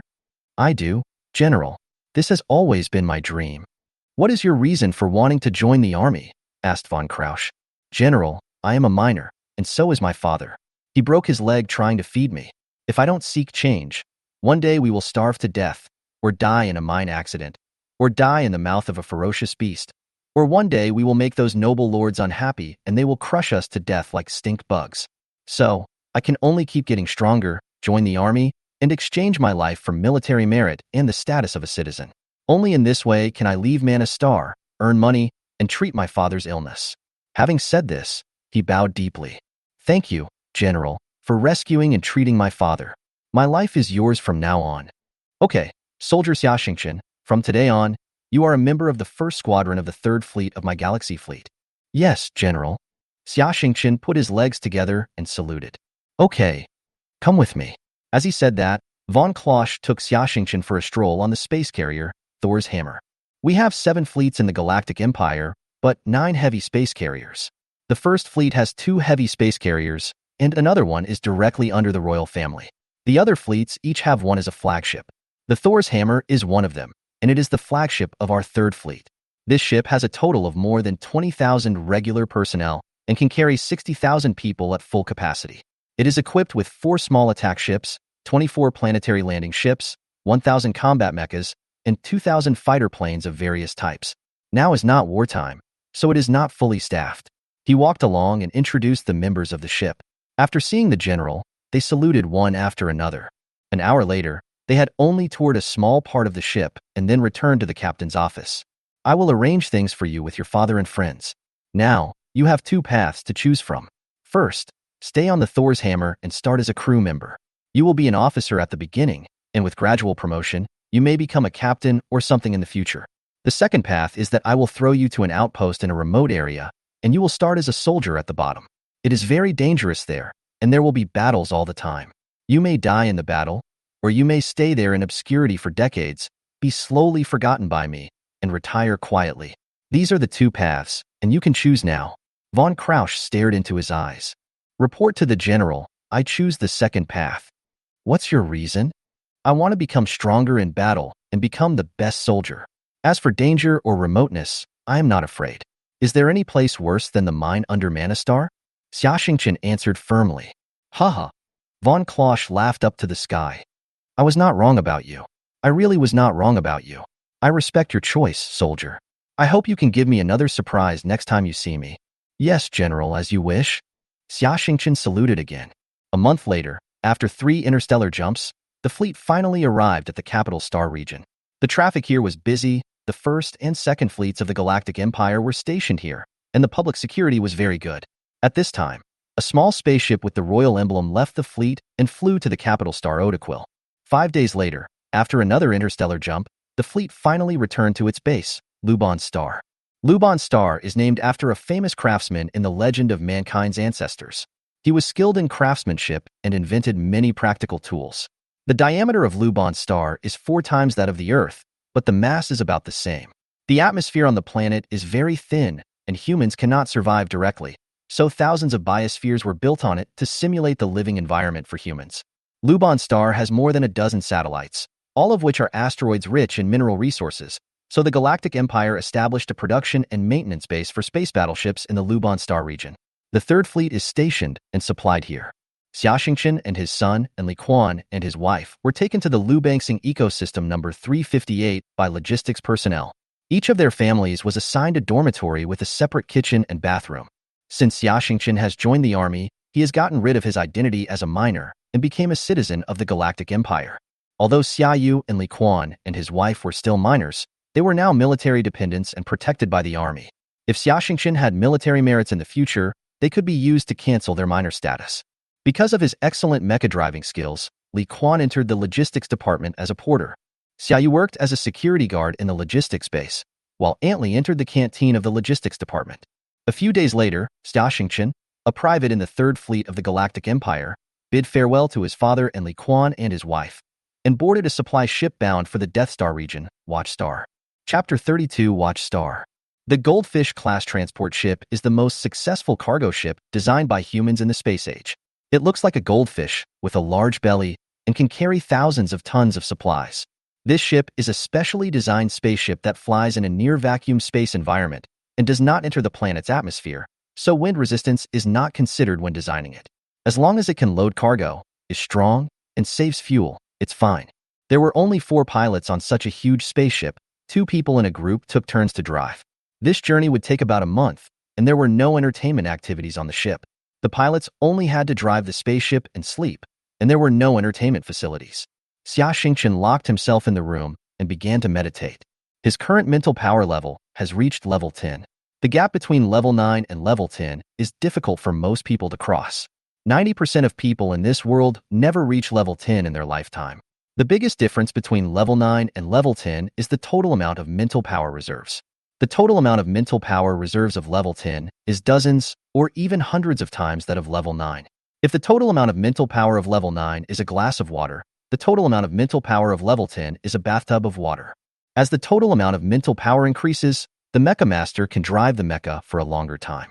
Therefore, only those who reach level 10 mental power will be allowed to take the qualification exam to become a Mecha Master. Another point is the speed of mental power recovery. After reaching level 10, when meditating, the speed of mental power recovery increases exponentially compared to before. Xia Xingchen quickly entered a state of meditation.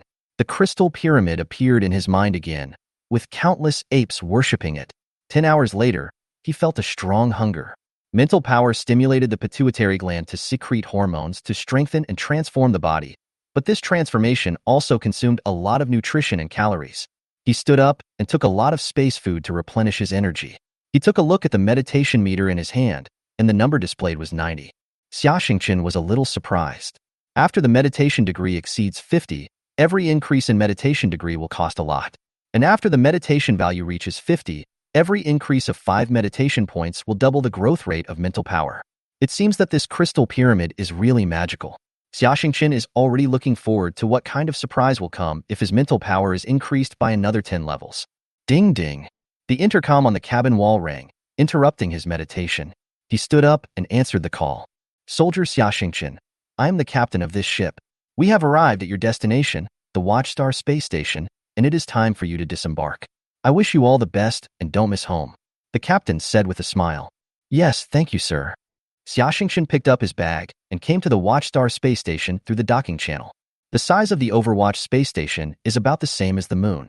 Since Overwatch has a strong gravity and a dense atmosphere, it is not conducive to the takeoff and landing of spacecraft. In order to facilitate the repair and supply of spacecraft coming and going here, humans have transformed Overwatch's only satellite and finally built a super-large space station. A day later, he followed a landing transport ship loaded with cargo into the atmosphere of Watchstar. Damn the atmosphere. Damn the gravity. The landing ship rubbed violently when passing through the atmosphere, and the entire outer shell was burned red. The hull of the landing ship shook violently. Although he had to go through such torture every 5 days, the captain couldn't help but curse. Xia Xingchen sat in the cockpit, tightly gripping the armrest in front of him, trying hard to resist the urge to dizziness and vomit. 10 minutes later, the spacecraft finally passed through the dense atmosphere, and a yellow, green, and blue planet came into view. The surface coverage of Watchstar is only about 30%, and half of the land area is Gobi and desert, but there are countless oases in it. Altitude 50,000 meters, descent speed 500 meters per second, 8 landing engines fully open, power controlled at 80. Altitude 30,000, descent speed 80 meters per second, release the parachute. The captain kept giving orders, and several pilots performed the operation skillfully. With a loud bang, accompanied by the violent shaking of the ship, a huge white parachute was released. Xia Xingchen could clearly feel that the landing ship's descent speed had slowed down a lot.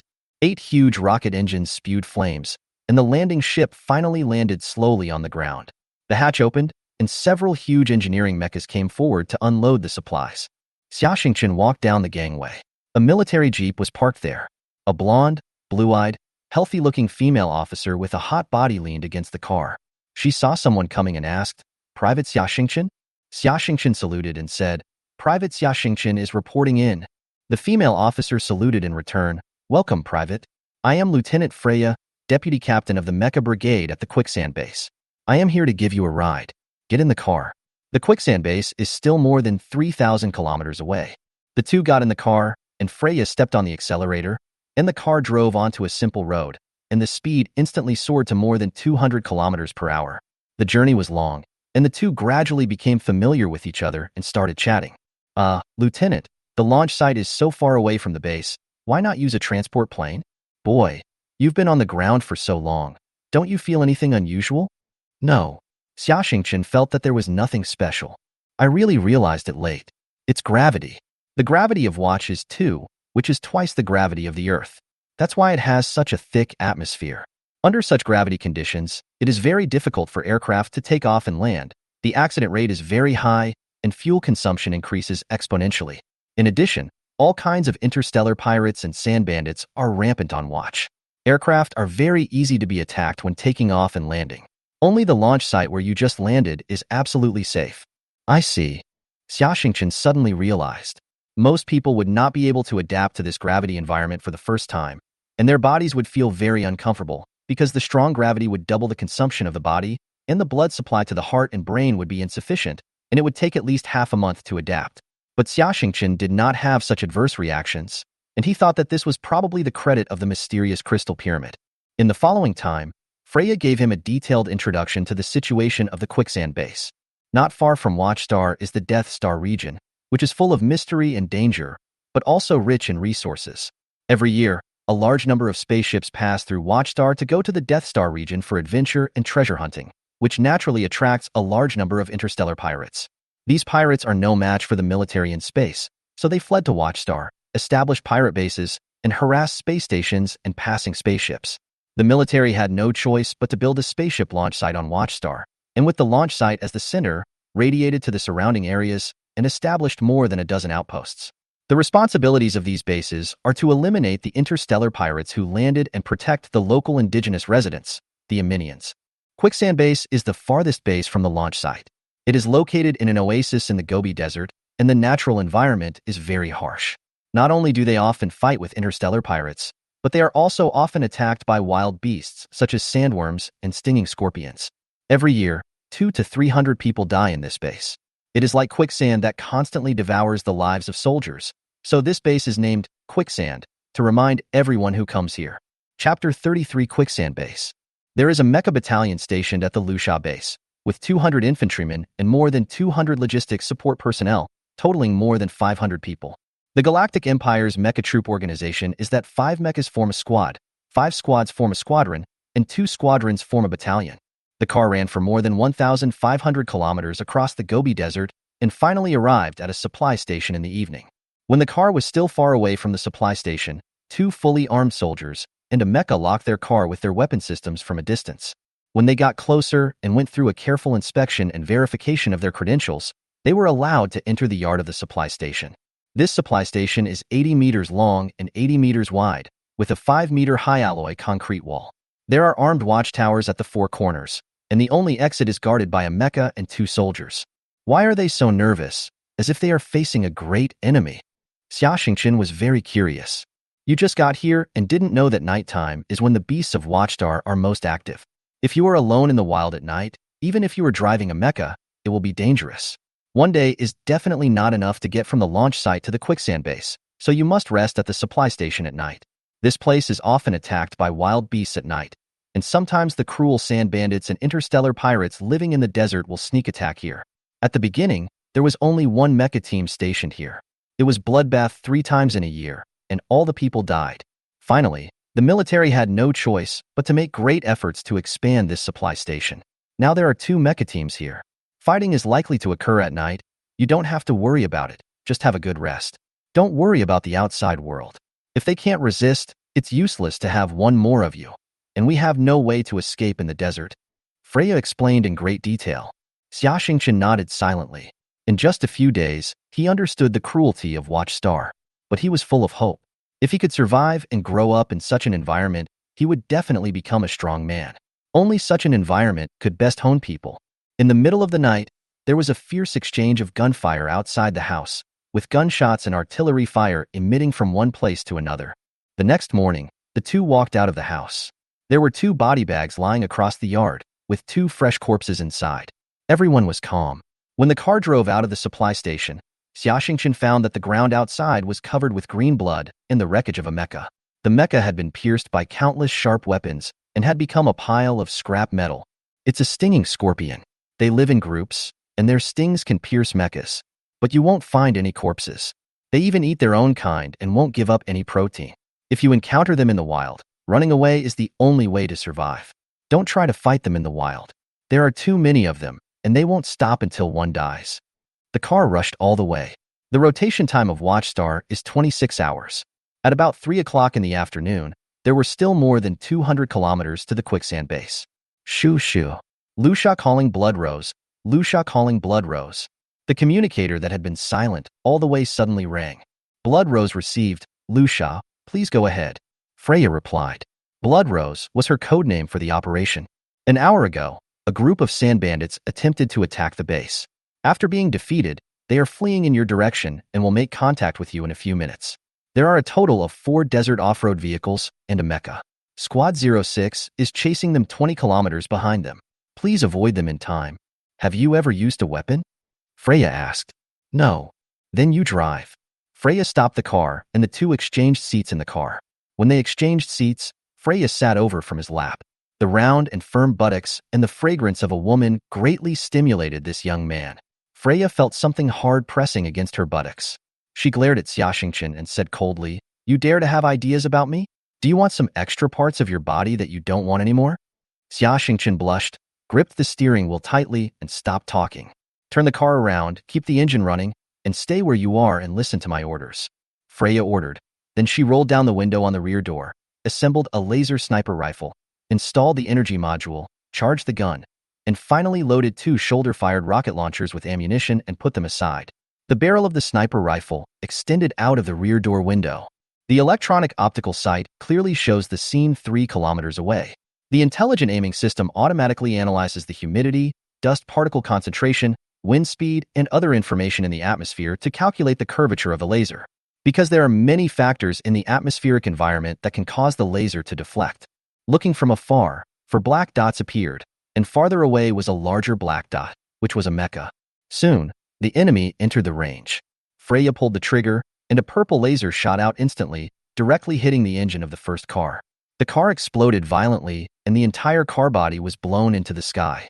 Then she pulled the trigger again, and after another laser, another desert off-road vehicle flew into the air. It's really exciting, but it's a pity that I only brought 1 energy box and can only fire 2 rounds. Freya said regretfully. Drive, and leave the battlefield at full speed. She ordered. Xiaxingchen released the brake and stepped on the accelerator to the bottom. The tires rubbed against the ground violently, and the car rushed out suddenly. Freya put away the sniper rifle, raised the rear window, and sat back in the passenger seat. Chapter 34. Escape from Death. Evil Maggot Jill is a small leader in the largest sand bandit organization, Crawler, on Watchstar. The night before, he was drinking and bragging with a group of sand bandits. He said that he could kill dozens of soldiers at a time. Some people didn't believe him, so they made a bet with Jill. There is an old saying that alcohol makes cowards brave. Once stimulated by alcohol and pressured by others, he took his younger brothers, drove 3 mechas and 10 desert off-road vehicles, and launched a surprise attack on the quicksand base. But the evil maggot was not lucky enough. The 2 teams of the quicksand base were about to conduct a combat training. As soon as the 10 fully armed mechas came out of the base gate, they saw a group of sand bandits rushing over aggressively. The 10 mechas fired a volley, and the sand bandits lost 2 mechas and 6 tanks. Jill sobered up and turned around and ran away. The quicksand base sent out 5 mechas from the 06th team to pursue the victory and expand the victory. But Jill's bad luck was not over yet. Before he could get rid of the pursuers behind him, he was ambushed in front of him. What ambushed them was just an ordinary military jeep. The bandits in the 2 surviving vehicles were scared and fled in all directions. Jill was completely angry. He stepped on the power pedal hard, and the back thrusters sprayed flames. The auxiliary wheels under the mecha's feet almost left the ground, quickly closing the distance between the mecha and the jeep. Jill's mech had a medium-range anti-mech missile with a maximum range of 10 kilometers. This was a high-end product and very expensive. He would not use it unless it was a critical moment. But he was furious now and just wanted to kill Freya and the others to vent his anger. The mech computer prompted that the target had been locked and was within range, so he decisively fired the missile.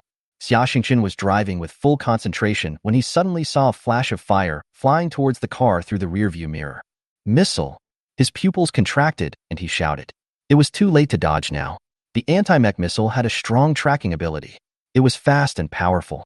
At this critical moment, he released a large amount of mental power to cover the space around the car. In this space, time seemed to be slowed down instantly. The position and movement trajectory of every grain of sand and stone in the surrounding dozens of cubic meters of space appeared clearly in his mind. This was exactly the new application inside of mental power that he understood when fighting for life and death with Ikuin. The missile was getting closer and closer, entering the range of the insight ability, and the missile stabbed the car diagonally from top to bottom. It was this opportunity that Xiaxingchen saw the opportunity, stepped on the brakes, and turned the steering wheel to the left. The car suddenly turned sideways and rolled out, and the missile hit the ground only a meter away from the car. The powerful explosion pushed the car out more than 10 meters away, and Xiaxingchen and Freya were thrown out. But fortunately, at this moment, he released all his mental power to wrap himself and Freya. Soon after the huge explosion, the smoke and dust cleared, and a large pit with a diameter of more than 3 meters appeared on the ground.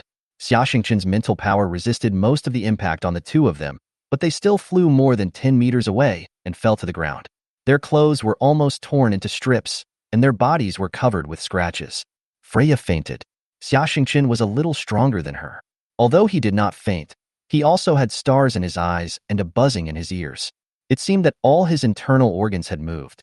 After about a minute, he managed to prop himself up and try to get up. At this time, he saw smoke and dust billowing in front of him. The engine roared, and a 5-meter-tall mecha stopped more than 10 meters in front of him. The mecha raised its hand and pointed the gun in its hand at Xiaxingchen. Xiaxingchen was stunned by the mecha in front of him. He had been catching up on his knowledge of mechas recently, and he had learned a lot about general-purpose mechas and some common modified models. But he really didn't recognize the mecha in front of him. The two legs of the mecha were barely the same model, but from the legs upwards, the waist, torso, thrusters, 2 arms, head, and other parts belonged to 3 or 4 models of mechas. The armor plates in many places on the mecha were gone, and a layer of ordinary steel plates were welded. The joints were even wrapped with a piece of canvas, and there were many parts with wires and hydraulic transmission devices exposed. This was simply a monster assembled from a pile of garbage. However, he was already injured and unarmed, with no power to fight back. Even if the pile of garbage fell apart, it could crush him to death. Ha ha ha ha, you little bastard. You actually dared to trick your Uncle Jill. Let me send you to hell. I love human meat sauce the most. As it said that, the tattered mecha raised its right leg and stepped towards Xiaxingchen. Xiaxingchen gritted his teeth and leaped to the left with all his strength. The mecha's foot was only 1 meter away from him, stomping on the ground, and the splashing sand and gravel hit his face, causing pain. He ran between the legs of the mecha and toward the back of it. Freya was lying not far from him, her life or death unknown.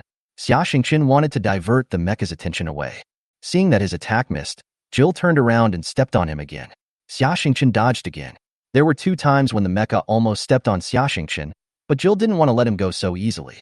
He deliberately let him go, hoping to see Xiaxingchen struggling in embarrassment. Another minute passed, and the mecha stepped on him more than 10 times but didn't touch a single hair. At this time, a purple laser beam as thick as an arm shot from a distance. Jill, who was playing the whack-a-mole game, was unable to dodge and was shot through the cockpit. The mecha shook a few times, and then suddenly broke into pieces, becoming a pile of real garbage. Xiaxingchen was almost hit by the scattered garbage. 5 mechas came from a distance and surrounded him.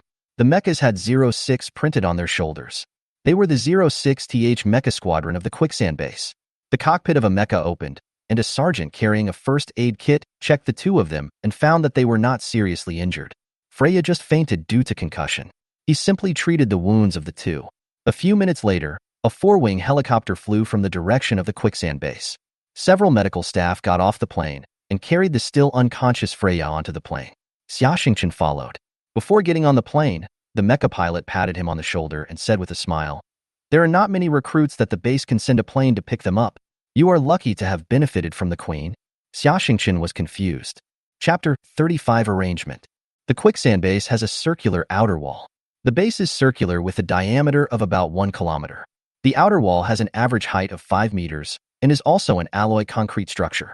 There is a turret every 10 meters on the outer wall. Inside the wall, there are aprons, Mecha hangars, barracks, and other facilities. There is even a small pond and many trees. According to the pilot, the underground of the quicksand base is almost empty. There are 3 underground floors with an area similar to the ground. More than 500 people stationed here will not feel crowded at all. Xiaxingchen was taken to the base's infirmary to treat his wounds, take a shower, and find a clean military uniform to put on. He had nothing now, and all his personal belongings were damaged in the explosion.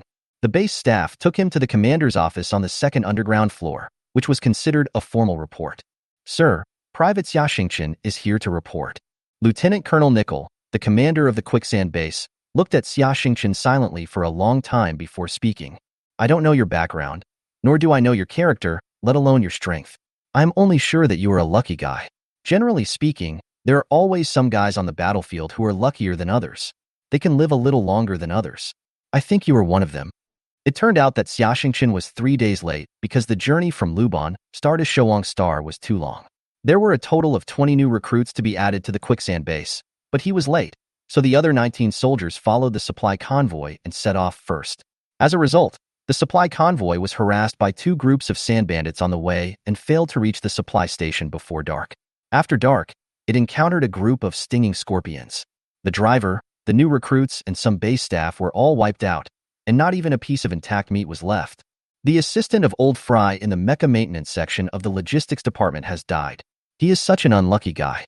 So, you should report to Old Fry and work in the logistics department first. Maybe you will live longer. Nickel said helplessly. Yes, sir. Go ahead, young man. Welcome to the quicksand hell. The logistics department was on the 3rd underground floor of the base. He first went to the quartermaster's office to collect his equipment, 2 sets of camouflage uniforms, a personal tactical terminal, dog tags, a backpack, and a pistol. The personal tactical terminals of this era are only the size of an electronic watch and have functions such as video calls, data transmission, positioning, electronic keys, remote control of weapons, and vital signs detection. They can also be connected to the base's main control computer and Skynet to obtain information at any time. Through his personal terminal, he came to a huge mecha warehouse, where all kinds of mecha parts were piled up like mountains. This pile was heads, that pile was arms, and another pile was thrusters. A bald white man in his 50s, covered in grease, was sitting on a pile of mecha heads, looking for something. Reporting to Officer Freeze, Private Xiaxingchen is here to report. The little old man came out from the pile of spare parts and looked at Xiaxingchen. How old are you? Asked the old man. Sir, I just turned 16 this year. Have you ever repaired mecha? No, sir. Have you learned mecha repair technology? No, sir. Then why are you here? The old man was a little angry. Damn it, Nickel. I told him I wanted to find someone smarter, more clever, and with mecha repair skills to help me. What are you doing here? To entertain me? Reporting to the commander, Lieutenant Colonel Nickel said that I am luckier than the original unlucky guy, so he sent me here. Nicole. Old man Fry greeted Nicole and all the women in his family with the most vicious language in the universe. After more than 10 minutes, he finally stopped cursing until his mouth was dry. You, follow me. He waved his hand and walked towards his office, which was a small room in the warehouse. The table and floor in the room were filled with various books, drawings, and small mecha parts. He rummaged under the table for a long time and finally found a thick book. He threw it on the table with a bang. From the sound, it was clear that the book was not thin at all. Take this book, A Brief History of the Development and Design of Mechas, and read it. I'll give you 3 days. I'm going to take an exam. If you don't get 70 points, you can just go out and kill bugs with your gun. I don't want trash here. He paused, and then said, the empty house behind the warehouse was where the unlucky guy lived before. His personal belongings were burned. You're going to live there? This unlucky guy didn't stay in the base, but had to go to the satellite to find women, he muttered, and turned back to climb onto the pile of parts. It turned out that his former helper, that unlucky guy, was at the age of vigorous blood and strong needs. But the female creatures in the entire quicksand base, except for Freya, the blood rose that no one dared to mess with, the other few were dinosaurs, over 50 years old. Later, the unlucky guy couldn't hold it in anymore, so he asked for leave to go to the Watch Star space station to have fun for a few days. But when he returned with the convoy, he became food for the stinging scorpion. Xiaxingchen came to the small room behind the warehouse and opened the door with his personal terminal. It was a small room of only 20 square meters, with a bed, a table, a toilet, a desk lamp, a computer, and nothing else. He put down his luggage, picked up A Brief History of the Development and Design of Mechas, and read it with great interest. He was completely immersed in the book without realizing it. When the tactical terminal made a beep sound, reminding him to go to the restaurant for dinner, he realized that a whole afternoon had passed. He had already read 1/5 of the book. What surprised him even more was that when he was immersed in that state of concentration, he automatically entered the state of insight. In this state, he could remember everything he saw. He could remember every page number and every punctuation mark in the book clearly, and he could recall it at any time, which was faster than the search engine. It seemed that this was the credit of the mysterious crystal pyramid. Chapter 36 Genius. 2 days later, he found Old Man Fry. As for how much you have read, I won't force you to do anything. I will only test you on what you have read. But you'd better not tell me that you have only read a few dozen pages. If you do, I will twist your head off and stuff it into the toilet. The old man kept talking. In fact, the so-called exam was just an excuse. He just wanted to get rid of this kid who knew nothing. I've read it all and remembered all of its contents. Xia Xingchen replied calmly. Oh, I've finished reading it all. What? I've finished reading it all. Frey's eyes widened, and his beard and eyebrows stood up. Kid, I hate it most when people fool me. We are in the business of mecha maintenance, and a single mistake can lead to the death of a pilot. Are you sure you are serious? You can't afford the consequences of deceiving me. Please examine me, sir. He handed the book to Old Fry and stood straight.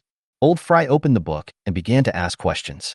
What was the first mecha that was connected to a neural control system and mass-produced? When did it start mass production? How many were produced in total? Reporting to the commander, it is a telepathic model, mass-produced in 2099 AD on the Earth calendar, with a total of 189 units produced. The relevant content is on pages 899 to 906 of the book. Which non-humanoid mecha has the largest production volume to date? Who is the manufacturer? What is the model of the core component of this mecha? The jet-type mecha, the Galactic Empire military identification code name is Flying Leopard. The manufacturer is Tang Dynasty Group, and the core component is the Intelligent Vientiane gyroscope. The relevant content is on pages 2754 to 2833.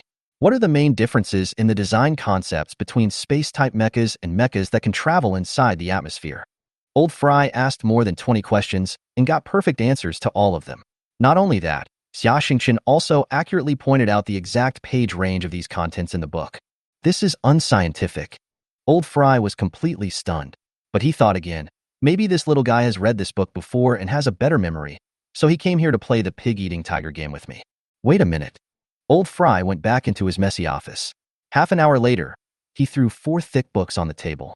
Go back and read these 4 books: Elementary Mecha Operating System Programming, Intermediate Mecha Operating System Programming, Advanced Mecha Operating System Programming, and Dictionary Mecha Operating System Source Code.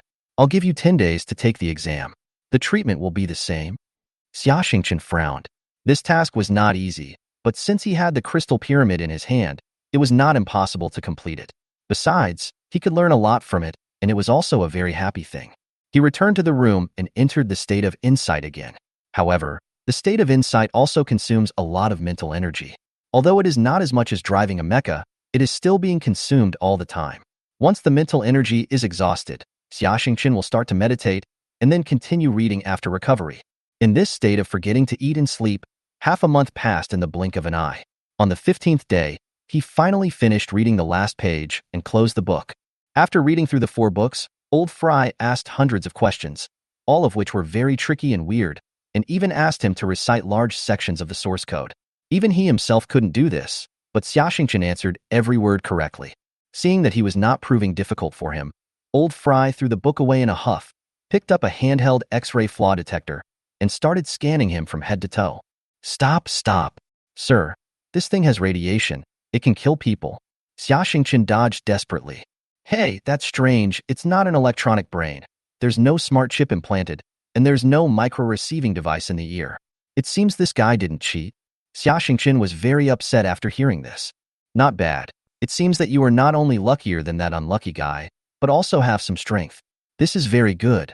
I am optimistic about you. Old Fry nodded as he spoke. Starting tomorrow, you will come with me to the Mecha repair workshop in the morning to learn mecha repair, maintenance, and modification techniques, and go back to read books in the afternoon. I will give you a lot of books, and you will finish 1 book every 2 days. I will also test you and ask you questions about the content of other books you have read. In addition, I hope that you can not only memorize the content of the book, but also digest and understand it. It is best to ask questions and read the book with questions in mind. Yes, sir. This time, Xiaxingchen used a cart to drag the books back. Introduction to Mecha Maintenance, Weapon System Modification, 100,000 cases of Mecha failures, Mecha Power System Modification cases, etc., a total of more than 50 books. The next morning, he came to the maintenance workshop, where many technicians had already started working. Just watch and learn as much as you can. If you don't understand something, ask me. I will teach the systematic courses once the next batch of recruits arrive. Old Fry said, and turned around to get busy. Watching other technicians doing maintenance, he unknowingly used his insight skills. Each technician had different habits, rhythms, and techniques when doing maintenance. Xiaxingchen silently felt the different movements of these technicians and compared them with the content in the book. He compared and analyzed the movements of these technicians and calculated which movement was the most reasonable and could be used by him. What's even more amazing is that his insight ability can actually penetrate into the interior of the mecha. He seems to have become a part of the mecha and can automatically find the fault points inside the mecha. This skill is simply a golden finger for mecha maintenance technicians. Time flies, and another half-month has passed. His life has been very fulfilling in this half-month. Although Old Fry did not let him repair the mechas independently, he has seen how the most common faults in the base are repaired and handled. An even more unexpected gain is that his own mental power has reached level 15 after consuming a lot of mental power. The long-awaited reinforcement of troops at the Lusha base finally arrived. This time, 40 people were added. The Lusha base specially dispatched a mecha team to escort them. The journey was smooth, and all the people and supplies arrived safely. Among the 40 people, 10 soldiers with basic knowledge of mecha maintenance were assigned to the Mecha Maintenance Department of the Logistics Department. Their core schedule was to participate in practical learning in the morning and take theoretical classes in the afternoon. Early that morning, at the number 1 operating table in the number 1 maintenance workshop of the Logistics Department of the Lusha base, Sergeant Major Fry had put on universal maintenance mechanical arms on his arms, and behind him were 11 new trainees. Today, he wanted to show off his skills to these rookies. On the operating table is a 4-meter-tall, general-purpose mecha. The military identification code of the Knight of the Galactic Empire is Ranger. Since there are too many mecha models, and the model numbers are often very long, there is no time to name the long list of mecha models in a fleeting battle, which will delay the opportunity to fight. Therefore, the Galactic Empire military gave all military mechas a short military identification code. The Black Duke and Onimusha, mentioned above, are military identification codes. The Ranger is a general-purpose mecha with excellent performance. In terms of parameters, its strength is 9, its agility is 12, and its defense is 8. The main advantages of Ranger are as follows. First, it is inexpensive and suitable for mass production. Second, it has good compatibility and can be equipped with a variety of weapons and equipment to meet a variety of complex combat conditions. Third, the structural design is simple and reliable, and maintenance is convenient. In addition, for the garrison of Watch Star, the Ranger is light and fast, which makes it less affected on such a planet with a gravity of 2. But if it is a heavy mecha like Onimusha, it is just a turtle shell that can't run on Watch Star and can only passively take the beating. Chapter 37. Disassembly and Assembly of Mecha. At this moment, standing in front of the mecha maintenance operation table, this old man with a weird personality, bad temper, and some neurotic personality seemed to have become a different person, and his temperament had changed greatly. Mecha maintenance is not just a skill, it is an art. An excellent mecha maintenance technician can make a mecha burst out 150 or even 200 energy, because the mecha has a soul. He looked around at the 11 students, paused, and continued. During the mecha maintenance process, you must communicate with the mecha with your heart, so that you can touch their souls and understand the mecha. The students below looked at each other in bewilderment. With their experience and level, they still couldn't understand what Fry had just said. Only Xiaxingchen seemed to be thinking about something. He remembered the feeling when he used the insight skill to scan the mecha, and his body merged with the mecha, as if he had become the mecha. That's right, the mecha really has a soul. What you are learning now is just the conventional repair and maintenance methods of mechas, using computers and tools to detect faults and then replace spare parts. Do you think this is all there is to mecha repair? You are wrong. This is far from enough.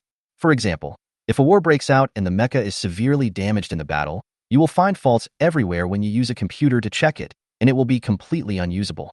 However, the actual situation is not like this. It can still continue to fight. You can't repair it because you don't understand mechas well enough and don't know how its various parts work. Next, I will teach you how to thoroughly understand your mecha. The easiest way is to dismantle it. Buzz. The students were all shocked. No one had ever asked for this when they were learning maintenance before. Sir, this is impossible. We are not a mecha manufacturer. There are many parts that cannot be removed without special equipment. A trainee summoned up the courage to question loudly. Just because you haven't seen or known something doesn't mean it doesn't exist or can't happen. Now is the moment to witness a miracle. Old Fry said, and suddenly sneered, "You must watch carefully. I hope you can do what I am doing now in 2 months. I will assess you then.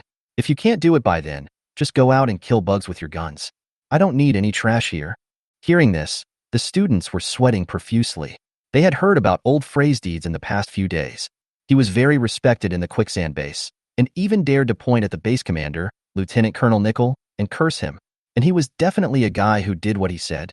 Everyone glared attentively, watching intently, afraid of missing any of his moves. Old Fry began to move. He removed the first bolt on the back of the cockpit's outer armor plate, and then continued to move forward, one action after another, in one go, without any thought. The universal repair mechanical arm in his hand flew up and down, so fast that it was almost invisible. In coordination with the mechanical arm on the operating table, a nearly 5-meter-tall Ranger basic mecha was disassembled into 5,872 basic parts. The so-called basic accessories are the detachable parts with independent functions on the mecha. Normal mecha maintenance only requires replacing these basic accessories that are faulty and damaged. Basic accessories can theoretically be disassembled or even repaired, but most of them are integrally formed, or sealed with special materials, or have a very high degree of integration, such as fuel cells, neural connection devices, etc. It is difficult to reinstall these basic accessories after disassembling them, and there is no point in doing so. The trainees dared not breathe, and watched helplessly as a pile of parts taller than a person was placed in front of them. Old Fry wiped the sweat from his forehead and said, "I am old, really old. It took me 78 minutes to dismantle it. 10 years ago, I only took 66 minutes to dismantle it." At this moment, the students' eyes were filled with shock, envy, admiration, and even some fear. Even if they were given 2 days, they might not be able to disassemble the mecha into this state. Thinking about the assessment in 2 months, a feeling of frustration spread among the crowd. Old Fry used the excuse of going to the toilet to run to a secluded place, took out a small wine flask from his pocket, opened the lid, and took a big gulp. The strong liquor flowed down the esophagus into the stomach, and every limb felt so comfortable. In addition to repairing mechas, this drink was the biggest hobby of this old man. Although alcohol was strictly prohibited during working hours at the base, Old Fry had privileges. As long as he didn't drink in front of others during working hours, no one dared to stop him. Old Fry burped, and the lost strength returned to his body. He returned to the operating table in high spirits, put on the universal maintenance mechanical arm, and began to assemble the parts one by one. The students were dumbfounded. Old Fry assembled the mecha just as easily as he disassembled it, without any delay or pause. This was much more difficult. After all, when disassembling, you just need to remove the parts one by one. When assembling, you first have to find the next part you need from the 5,872 basic parts piled up like a mountain. Xiaxingchen entered the state of insight again. Every move of Old Fry was slowed down and deeply engraved in his mind. Every time he picked up a part, Xiaxingchen would try hard to recall what it was used for. These days, he had read the design drawings and maintenance manuals of the Ranger. When people are focused, time always passes quickly. When Old Fry tightened the last bolt, the trainees realized that the pile of parts on the ground had turned back into a complete mecha. Old Fry connected the testing equipment, and a few minutes later, a series of data appeared on the large display screen of the console, and a few large green words appeared on the screen. All systems are normal. There was warm applause in the maintenance workshop. Everyone was impressed by Old Fray's superb skills. The applause was sincere and came from the heart. "Oh, I'm getting old. 201 minutes. Back then, it took less than 180 minutes. Old Fry muttered. A feeling of fatigue came over him. He just wanted to go back to his room, have a good drink, and then take a nap. Xiaxingchen's face turned pale, and he staggered and almost fell. Some students thought he was sick and helped him into the room. In fact, this was due to excessive use of mental power. Xiaxingchen had been using the insight skill for nearly 4 hours in a row, and it had reached its limit. Back in the room, he took the time to meditate. And his meditation this time was also a little different from usual. The scene of Old Fry disassembling and assembling the mecha was replayed over and over in his mind. The next morning, he came to the maintenance workshop as usual, but he found that the atmosphere today was very different, tense, and solemn. Most of the new trainees had dark circles under their eyes. It seemed that yesterday's incident had stimulated them too much, and none of them slept well. At this time, Xiaoxingchen had been allowed to repair some simple faults by himself. Yesterday's experience had brought him a lot of gains. He completed the work at hand neatly, and the several old technicians who were guiding him were very satisfied. Chapter 38 Wrench 1. After dinner, Old Fry lay comfortably on his bed, flipping through a technical document and drinking a little wine, his face rosy. Report to the commander. Xiaoxingchen knocked on the door and walked in. What's the matter? What don't you understand? I'll tell you tomorrow. Can't you see that I'm off work? These days, Xiaoxingchen often asked him about mecha maintenance, and he was willing to answer them, but Xiaoxingchen came when he was tasting wine, which was obviously not the right time. Old Frey's face was a little unfriendly. That's right, sir. I'd like to request a ranger to practice disassembly and assembly, Xiaoxingchen requested. Oh. Old Fry was surprised. Are you sure you have digested all the things I demonstrated yesterday? Let me tell you, if your mecha breaks down, I won't clean up your mess. You will run naked outside the base in the middle of the night. He threatened. Sir, I have confidence. Old Frey's eyes rolled, and a plan came to his mind. He got off the bed, staggered to the mecha warehouse outside the house, and pointed to the pile of mecha parts. Here. There are more than 60 ranger parts. If I remember correctly, at least 2 complete ranger basic models can be assembled. You can find all the parts here to assemble the ranger. After assembling the mecha, it will be yours. As long as you can control it, you can drive it out for a ride. At the back of the warehouse, there are 2 mecha maintenance operating tables. You can use them at will. After the old man finished speaking, he went back to drink. Xiaoxingchen's mind suddenly became filled with numerous llamas. There were hundreds of mecha wreckages in this warehouse, most of which were disassembled, and those that were not disassembled were also missing most of the parts. Even if 10 technicians searched here for a month, they might not be able to find them all. But he changed his mind and thought that he could still give it a try since he had the insight skill. He drove an electric trailer and entered the insight state. Since the current insight range was only a few dozen square meters, he could only scan it bit by bit with his mental power. Once he found a good accessory belonging to the Ranger mech, he would directly flip it out and throw it on the car. For those accessories that were very light, he would directly wrap them with his mental power and take them out, and slowly send them to the car, which greatly improved the efficiency. However, doing so consumed too much of his mental energy. In less than an hour, all of his mental energy was used up. He had no choice but to stop and sit there to meditate. For 5 whole days, he stayed in the warehouse, searching for spare parts day and night. Old Fry saw him like this, smiled, and did not stop him. In fact, he had originally just come up with such a difficult question to embarrass Xiaoxingchen, hoping that he would give up. Who knew that this silly boy had such a stubborn personality, and it was better to let him suffer a little. Late at night, the last truckload of parts was delivered to the operating table. Xiaoxingchen was already haggard, with untidy beard and a foul smell.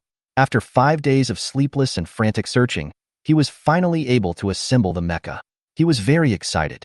He returned to his room, had a big meal, took a shower, and had a good sleep. He wanted to assemble the mecha in the best condition. Standing in front of the operating table, wearing the universal repair mechanical arm, and fully activating the insight skill, he recalled the scene of Old Fry assembling the mecha and began to move. Although his movements were not as fast as Old Frey's, which was due to his lack of proficiency, each movement was clear and in place, and the rhythm was also smooth. Finally, Xiaoxingchen tightened the last bolt. More than 10 hours later, he sat down on the ground, too tired to even lift a finger. He looked up at the huge machine in front of him, like a father looking at his child, with a sense of satisfaction in his heart. After resting for a long time, he sat up, charged the mecha, and then connected the mecha with detection equipment. After a few minutes, the computer displayed, "All systems are normal." Yeah, it worked. Xiaoxingchen jumped up happily. However, since this mecha was assembled from many different mecha basic parts, the parts had new and old colors, which did not look very beautiful. He turned on the computer on the console and prepared to repaint the mecha. The Ranger mechas at the quicksand base are all painted in yellow-green, a color that is more concealed in the desert. But Xiaoxingchen doesn't like it. After all, he is still a young man and prefers a more stylish color.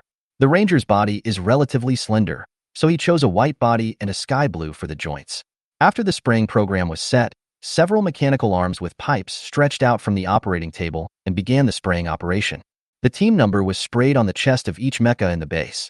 Xiaxingchen suddenly had the urge to play a prank, so he designed a wrench and printed it on the chest of the mecha, representing the logistics department. Finally, the spraying operation was completed, and a white ranger mecha appeared majestically before our eyes. This was different from the civilian modified machine like the Blue Ares. This was a real military mecha. At this time, the mecha had been fully charged. Xiaxingchen sat in the cockpit, put on the sensor headband, and turned on the start switch. However, the mecha did not move. A dialog box popped up on the screen in front of him, and a few big red words came into view. Fault code 006521. The operating system does not match the hardware. Xiaxingchen then remembered that the mecha's operating system was closely connected to the hardware. For such an assembled machine, all the hardware did not match the identification codes on the original accessories, so the operating system had to be rewritten. But this was not a problem for Xiaxingchen. After all, he had memorized the 4 system programming textbooks for a long time. He called up a virtual keyboard, and his fingers flew up and down, typing in a large section of source code. A progress bar appeared on the screen, and below it said, "System restarting." After a few minutes, the progress bar finished, the screen went completely dark, then lit up again. All the instruments and displays in the cockpit lit up, and the mecha's engine began to run. Welcome to the Tang Dynasty Group's Night-type mecha. Please start the initialization settings. Please name this machine. A female voice prompted. Wrench number 1. Xiaxingchen thought for a moment and said, "Wrench number 1. Naming confirmed. Setting completed. Please set your personal usage habits."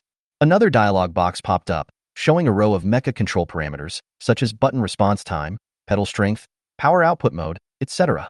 These parameters can be modified according to the mecha technician's personal habits.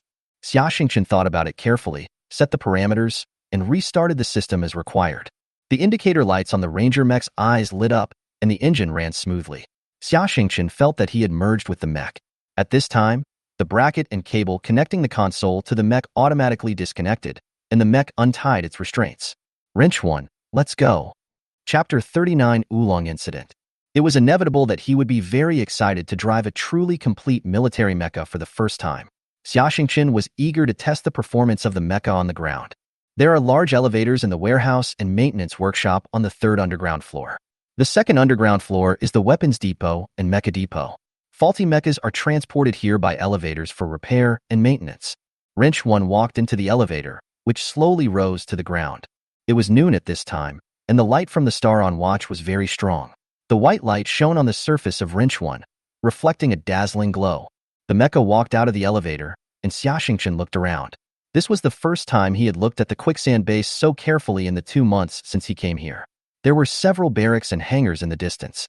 However, he overlooked a very serious problem.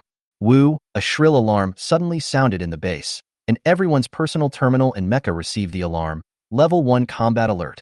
An unknown mecha has entered the base. It turns out that every mecha in the military has an identification code, but Wrench 1 has no identification code, and its paint job is completely different from other mechas. No one knows where this mecha came from. When it suddenly appeared inside the base wall, the duty personnel at the command center immediately sounded the alarm, and it was the highest level 1 alarm. The 5 mechas of Team 07, who were on duty in the base yard, surrounded Wrench 1 and locked their weapons on him. At this time, Lieutenant Colonel Nickel ran into the command center in a panic. He was taking a shower. After hearing the alarm, he put on his clothes and ran to the command center. He issued an order. All teams stand by. Team 07 goes to subdue the intruder, and Team 01 strengthens the vigilance around the base. The 2 melee ranger mechas of Squad 07 received an order. Go forward and subdue the invaders. The Ranger is a very compatible mecha that can be equipped with different weapons and equipment to meet various tactical needs. The Wrench 1 is a basic model with only 1 body and no weapons or equipment. The Melee Ranger was equipped with a diamond-shaped shield, an alloy sword, and 4 explosive thrusters on its back. The 2 Rangers were 1 in front and 1 behind, holding their shields in front of the mecha, holding their alloy swords horizontally, and the thrusters on their backs sprayed blue flames, rushing towards Wrench number 1. Before Xiaxingchen could figure out the situation, he suddenly heard an alarm and found himself surrounded. Then the 2 mechas attacked without any reason. Wrench 1 had no weapons or equipment, and only 2 small thrusters that were originally installed on the basic mecha. He was now like an unarmed man fighting 2 fully armed warriors. A huge sense of crisis came over him, and he instinctively entered a state of insight. The two rangers in front and behind have already adopted their attacking postures. If they don't dodge, they will be skewered like a candied hawse by the alloy swords. If they dodge to the sides, the opponents can change their tactics, and the only opening is above.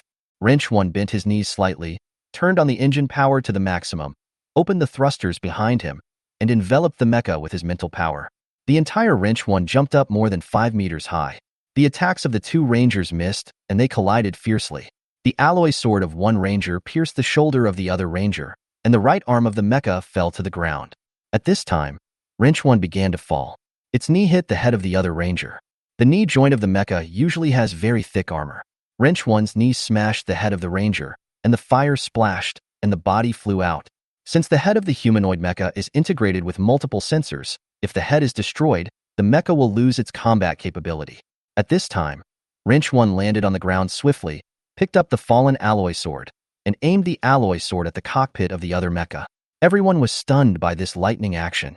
The remaining 3 mechas of Team 07 quickly moved forward, and laser cannons and other weapons were aimed at Wrench 1. The scene suddenly froze.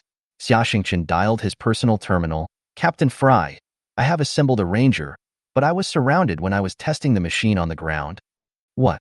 You're the one who made such a big fuss." Fry was extremely surprised. "You really assembled a ranger mecha?"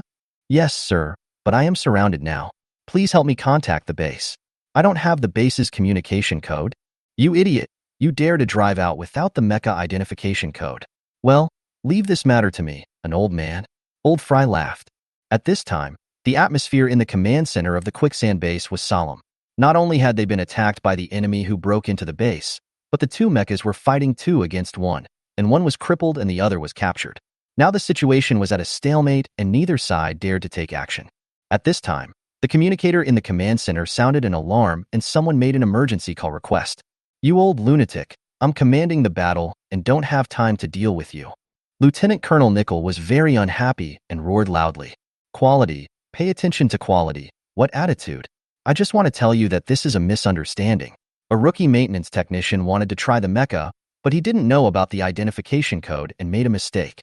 Look how scared you are." "Okay, that's it. I'll call him out." Having said that, Old Fry cut off the communication. You old lunatic. Not only are you crazy, but your subordinates are also abnormal." Lieutenant Colonel Nickel was completely furious. "Team 07, stop attacking. This is a disgusting misunderstanding. But it's time to reorganize your team. Is this your combat effectiveness?" Although he also knew that the strength displayed by the white mecha was extraordinary, but losing like this in a 2-on-1 situation made him, as a commander, lose shame. Also, military police, put that fool in the white mecha in solitary confinement for 3 days. After receiving Old Fray's notice, Wrench 1 took 2 steps back and retracted the alloy sword. Xiaxingchen opened the hatch and walked out. At this time, everyone in the base was looking at Wrench 1. Everyone wanted to see what this daring guy looked like. It's his lucky little guy. Lieutenant Colonel Nickel recognized him at a glance. "Not bad, little brother. I'm rooting for you." Freya smiled as she was on standby in a red-painted mecha in the hangar on the 2nd underground floor. At this time, several emergency personnel rushed to the damaged Ranger mech, opened the cockpit with the help of the maintenance technician, and the medical staff examined both of them. Fortunately, no one was injured. Xiaxingchen grabbed the lifting cable and came to the ground. For military police rushed forward and handcuffed him. "Private, you are arrested. You have the right to remain silent, but you must first serve 3 days of solitary confinement." Then he locked Xiaxingchen in a small dark room without any explanation. Xiaxingchen smiled bitterly. This was really an unexpected disaster. But it just so happened that his mental strength had been depleted too much in the past few days and had not yet fully recovered. It was a good opportunity to meditate. Chapter 40 Choice. In the conference room of the quicksand base, the heads of various departments of the base and the captains of several mecha teams gathered in the conference room on the 1st floor underground to summarize the oolong incident that happened yesterday and discuss the outcome. What happened yesterday was of a very bad nature. What if it caused chaos and the sand bandits took the opportunity to attack? The consequences would be serious. We must make a careful review. Nickel was very angry. The logistics department has a big problem with the management of new recruits. They don't know the rules, and they dispatched mechas without the permission of the superiors. We must learn from this. Nickel glared at Old Fry. The old man closed his eyes and had a mean smile on his face. Nickel's lectures always went in one ear and out the other. In the 07 Mech squad, you were too outrageous. Two fully armed men fighting a mech without any weapons, and the driver is just a maintenance worker, and one was instantly blown up and another captured. With this level, how can you fight the sand bandits? How are you trained normally? Seeing that old Fry was not moved, Lieutenant Colonel Nickel vented all his anger on the 07 squad. The captain of the 07 squad lowered his head and dared not say a word. There was no way, everyone in the base saw it, and the defeat was too tragic, and there was really no way to quibble. And the one on duty in the command room yesterday, couldn't you have asked on the radio first, or checked your personal terminal on the main control computer? But you just sounded the first level alarm directly. The person in charge of the duty room muttered to himself, which old bastard asked us to call the police first and then verify when encountering emergencies. Lieutenant Colonel Nickel complained for a long time, and he scolded almost every department. After venting enough, he asked again, "What do you think about this matter? In order to completely prevent this kind of thing from happening, do you have any suggestions?" Several squad leaders felt unfair about the fate of Squad 07. In their opinion, no mecha pilot below level could perform better against Wrench 1. However, if they said this, they would offend old Fry, who was the boss of the base. They could offend Commander Nickel, but they dared not offend the mecha maintenance technician. I want to say a few words. Lieutenant Tori, the leader of the 06th Mecha squad, spoke. He was a red-haired man in his 30s with a tough temperament. There was a scar running through his face, making him look a little hideous.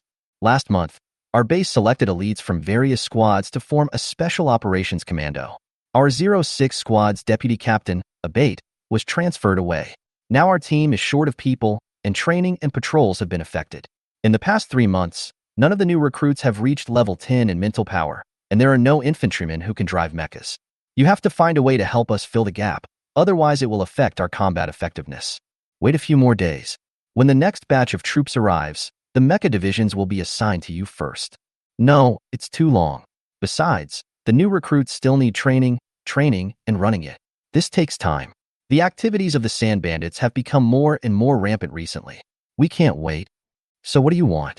Do you want me to be a pilot in your team? Faced with Tori's aggressive momentum, Lieutenant Colonel Nickel got angry.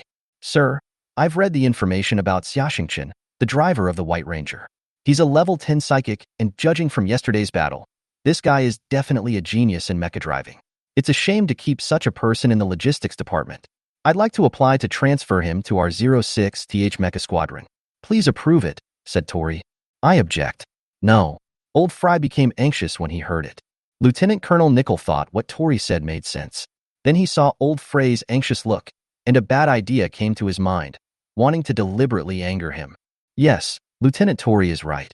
Talents must be placed in places where they can best display their talents. Now is the time to use them. I approve it. You're talking nonsense. Let's see who dares to snatch that person from me. Old Fry jumped up, took out his pistol, and slammed it on the table. Whoever wants to snatch people from me will be shot first. Calm down, Mr. Fry. You are just an ordinary maintenance technician. Why bother? Nickel persuaded him, but he was secretly happy in his heart. He was very happy to have made Old Fry so angry, because it was always Old Fry who made him angry, and now he finally had a chance to retaliate. An ordinary maintenance technician?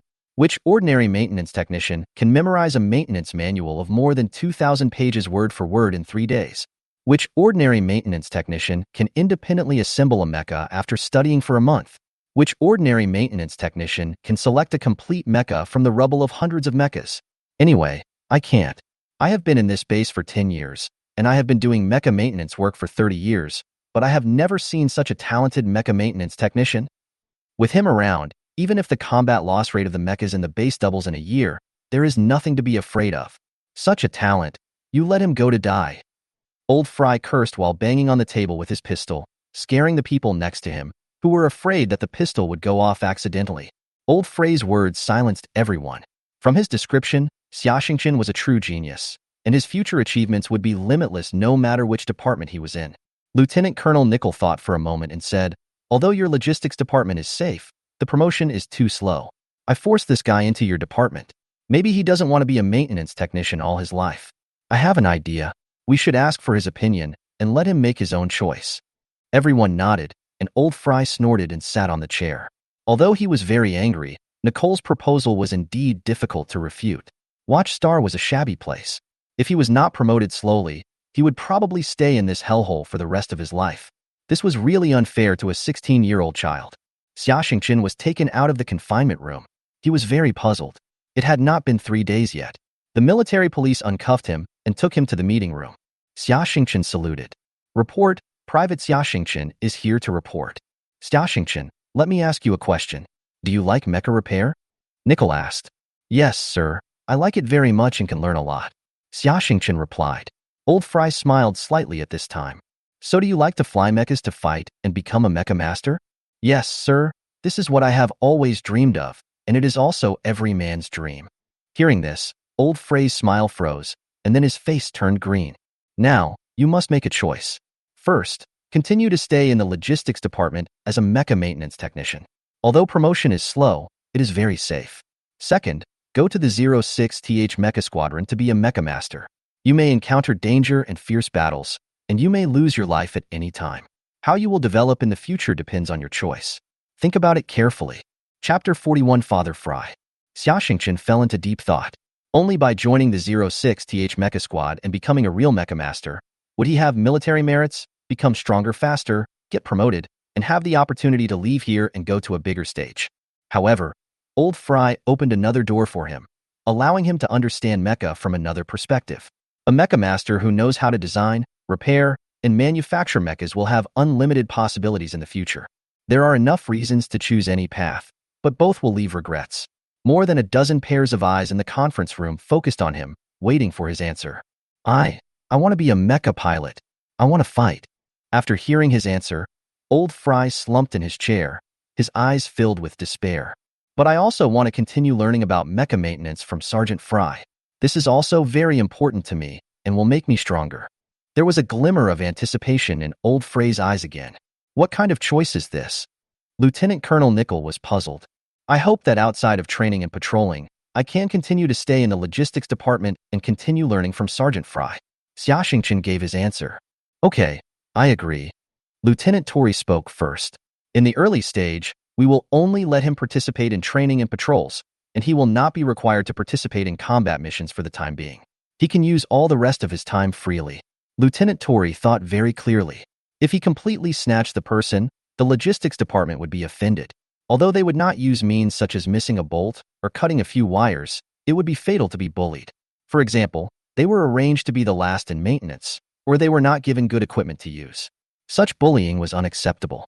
Moreover, if there was a mecha maintenance technician in the team, it would be more secure in completing various tasks. Okay, that's it. I approve it. Transfer his file to the Mecha Brigade. Lieutenant Colonel Nickel made the decision on the spot. Old Fry suddenly stood up, walked in front of Tori and stared into his eyes. You must take good care of this kid. If anything happens to him, I guarantee that your 06th team will never have a complete mecha again. I keep my word. Tori replied firmly. Old Fry turned and left. Night fell, but in the maintenance workshop warehouse 3 floors underground, there seemed to be no difference between day and night. Old Fry was sitting at the door of the warehouse, with the floor filled with wine bottles. Xiaxingchen was afraid that he would drink too much and something might happen, so she wanted to go over and try to persuade him. Sergeant Major, come here, sit down and have a drink with me. Old Fry interrupted him and handed him a bottle of wine. Sergeant, you've had too much to drink? Don't call me Sergeant Major. Now, we are not superiors and subordinates. Let me tell you a story. Would you like to listen? Old Fry said with a hint of resentment in his tone. Xiaxingchen nodded. 10 years ago, I was just over 40 years old. At that time, I was a senior mecha maintenance engineer in the after-sales service department of Tang Dynasty Group. I had an enviable job, a prominent social status, a gentle and lovely wife, and a son who was about the same age as you are now. My son is very smart and has been fascinated by mechas since he was young. He is also very talented in mecha repair. I have been training him since he was young and want to pass on to him everything I have learned in my life. My wife is a columnist for the Galaxy Travel Network. Her job is to travel around the galaxy to find tourist attractions and write some recommended articles. When my son is on vacation, she will take him to travel around. That's summer 10 years ago. At this point, Old Fry sobbed. 10 years ago, my wife and son came to the Yuanwang Star Space Station. She wanted to make a plan for an expedition to the Death Star region. Just when they completed the mission and were about to return home, their passenger spaceship was hijacked by interstellar pirates, and then everyone on the ship was killed. Old Fry was already crying. When I heard the sad news, my world collapsed. I came here and found out that the interstellar pirate group that killed them was called the Reptilians. Their leader was Yuri, nicknamed Scorpion Snake. He was very cruel and cunning. After their space fleet was destroyed by the military, the Reptilians came to watch Star and settled in this desert, becoming sand pirates. I quit my job, joined the army, and applied to come to this dangerous watch Star to avenge my wife and son. Xingqian, from the moment I saw you, I thought of my son. I don't want you to be like my son, losing your life here at such a young age, on the battlefield. At this moment, Old Fry burst into tears. Xingqian had never thought that this old man with a weird temper actually carried such a heavy blood feud. Thinking about the days he spent with him, although he was extremely strict with himself, even harsh, everything he did was for his own good. He was also moved by Old Fry and shed tears of emotion. I understand, Fry. Dad. Please let me call you Fry Dad. I understand your painstaking efforts. Don't worry, I will take good care of myself. I will continue to make myself stronger and become the most powerful mecha master and the best mecha maintenance technician. I will avenge you. Father Fry was very moved, and the two hugged each other tightly. Chapter 42, Phase 1 Testing. In the training center on the underground floor of the quicksand base, several members of the 06th Mecha squad gathered around a mecha simulator. They were very interested in this new member. After all, his record was so impressive that the people from the 07th squad couldn't even hold their heads up in the base. The 06th Mecha squad has a total of 5 members. Captain Tori, codenamed Bloodstain, is a heavy armored assaulter of the 06th team. He is responsible for resisting artillery fire and rushing into the enemy's position for close combat in battle. Sniper Perlo, codenamed Veterinarian, is a blonde handsome guy who worked as a veterinarian on a farm in his hometown for a period of time before joining the army. It was he who checked the injuries of Xingqian and Freya last time. Haji is the deputy sniper and tactical commander. This young man is very thin, with chestnut hair and freckles all over his face. His codename is Conspirator, Heavy Firepower Barak, a guy who looks dull at ordinary times but is very crazy in battle. Codename is Mortar. However, the battle record displayed on the big screen was very cruel. Tori and his record was 99. Xingqian found that although he could drive the mecha on the simulator, the insight skill and mental telekinesis control had completely lost their effect. Without the support of insight skills, he showed his rookie nature and was killed by Tori. What's going on? Perlo asked, puzzled. There are 2 possibilities. One is that this guy was extremely lucky last time and figured out the move. The second possibility is that he is the kind of person who is very sensitive to danger. There is no real danger on the simulator, so his potential has not been brought into play. Haji made a very rational analysis. Although he didn't know Xingqian's ability, his analysis was almost correct. Tori took off his helmet and exited the simulator. How does it feel, Captain? Perlo asked. A complete rookie, his fighting style is very brave, and his mental control over the mecha is also good, but he has no actual combat experience, let alone any combat skills. Xingqian came to Tori and said, Captain, I'm sorry to disappoint you. Tori patted him on the shoulder and said, Boy, I can see that you are a novice, but you are much better than most rookies. What you lack is experience. Don't be discouraged. Captain, what should I do? Tori thought for a moment and said, I have 2 methods, but there may be side effects. The first method is to watch actual combat videos and mecha fighting competitions to gain experience.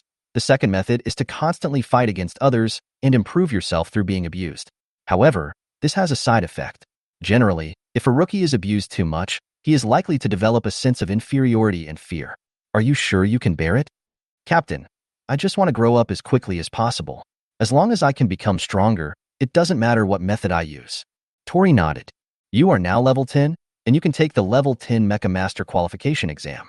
In our base, other mecha squads only have 1 or 2 level 1 Mecha Masters, but everyone in our 06th Mecha squad is a level 1 Mecha Master. Our simulator has a level 10 Mecha Master exam simulation software. You can try it first and do some targeted exercises. This will be very helpful for improving your basic skills and mecha operation technology. If possible, pass the level 10 Mecha Master qualification exam as soon as possible, so that your salary and military rank will be greatly improved, and it will also be helpful for future promotions. Xingqian nodded, put on his sensing helmet again, and entered the level 1 Mecha Master simulation test system. At this moment, a video popped up on the screen, briefly introducing the contents of the Mecha Division level test. The Level 1 Mecha Master test is divided into 3 stages. The first stage is the Endurance and Operation test. The driver will drive a mecha in a passage for 1 hour. Various obstacles will appear in this passage, and the mecha pilot must control the mecha in time to avoid them. If the designated location is not reached after 1 hour, or the mental power is exhausted in less than 1 hour, or the mecha damage rate, an intuitive quantitative indicator obtained by comprehensive analysis of the degree of damage to each part of the mecha, exceeds 80, it will be considered eliminated. The second stage is the battle in complex environments. The Mecha Master will drive the mecha in 6 types of terrains: space station, asteroid belt, city, desert, forest, and sea, and destroy 4 mechas within 20 minutes. These mechas are controlled by computers and have the strength of a near-level Mecha Master. The third stage is actual combat. The pilots who pass the first 2 tests will fight in groups of 4, 2 by 2, and the last remaining pilot will be qualified to become a Mecha Master. Many Mecha Masters, due to bad luck, are grouped with opponents who are much stronger than themselves, resulting in failure to pass the test and can only wait until next year. Each person can only take the Mecha Master level test once a year. After watching the introduction in the video, Xiaxingchen finally understood why the pass rate for Level 1 Mecha Masters was less than 1%. Before the Level 1 test begins, you need to choose a mecha. The database contains thousands of general mechas, all of which are basic models. There are no modified or customized mechas. This is to ensure the fairness of the test. After all, mechas are not common goods, and it is not easy for a Level 1 Mecha Master to operate a mecha very skillfully. Xiaxingchen chose a Ranger, also in white, because the Ranger was the only military mecha he had ever come into contact with, and he would also be driving a Ranger in the 016 Mecha Squadron. The first stage of the test began, and a passage appeared in front of him. This passage was 10 meters high and wide enough for 3 mechas to run in parallel. Xiaxingchen took a deep breath, and the Ranger mecha began to run forward. Just after running a few hundred meters, the mecha's feet suddenly softened, and the Ranger's body fell forward more than 10 meters under the action of inertia, and the mecha's integrity rate dropped by 10% instantly. He then realized that the road surface of the passage had changed from alloy road surface to soft sand, and the legs of the mecha sank into it, causing it to fall. Xiaxingchen smiled bitterly. This is really a show of power. The Ranger got up and continued running forward. This time, he kept paying attention to the changes in the road surface. The road surface kept switching between alloy, cement, desert, mud, water, ice, snow, gravel, etc. Obstacles also slowly appeared. Either a big tree, or a boulder of several cubic meters, or a scrapped mecha. Xiaxingchen could only concentrate highly, and the speed of the mecha also dropped significantly. There was a stone cone obstacle in front of them. These half-meter-high spiked stone cones were only 1 or 2 meters apart. Every time the mecha's legs hit the stone cones, the integrity of the mecha would be reduced. Xiaxingchen forced himself to control the Ranger mecha to dodge carefully. Suddenly, a secret door opened at the top of the passage, and a huge stone the size of 1 cubic meter fell down. Xiaxingchen was only looking down at the road, and he didn't notice that the huge stone hit the mecha's head. The screen was full of fire, and a dialog box popped up. Crash. Test failed. What the hell? Xiaxingchen cursed. He had an idea in his mind at this time. If only he could use the insight skill. But another voice in his mind reminded him that the insight skill was a golden finger. Although it was important, he could not rely on it too much. Moreover, the insight skill consumed a lot of mental energy, and he could not maintain that state all the time. Only by constantly honing himself, making the proficiency of mecha control a combat instinct, developing good combat habits, and then assisting with the insight skill, would he become stronger. Xiaxingchen spent the whole afternoon struggling with the simulator. Although he did not use the insight skill, he felt that his mental strength was running out after concentrating for a long time. The simulator crashed dozens of times this afternoon, and the longest one only lasted 10 minutes before it fell into the crack in the ground that suddenly opened under his feet. Chapter 43 Desert Goddess Bar. In the evening, Xiaxingchen, who was deeply shocked, returned to the maintenance warehouse dejectedly. Father Fei Lei looked at him with a smile while drinking. Boy, it's your first day as a pilot. How do you feel? Dad, Xiaxingchen described to him what happened today. Father Fry squinted his eyes and thought for a while, then suddenly asked, Have you awakened your spiritual power? How did you know? Xiaxingchen was very surprised when his secret was revealed. When I was in Tang Dynasty Group, I often participated in projects for the customization of private mechas. I have come into contact with many mecha masters who have awakened their mental powers, and I smell the same smell from you. The action you made when fighting two mechas, only a mecha master of your level can do it.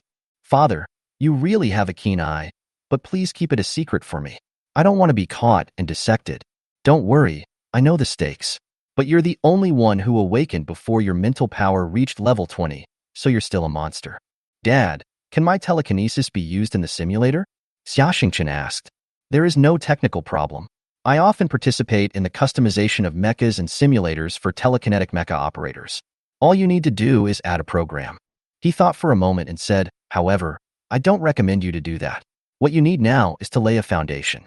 Using telekinesis now is cheating.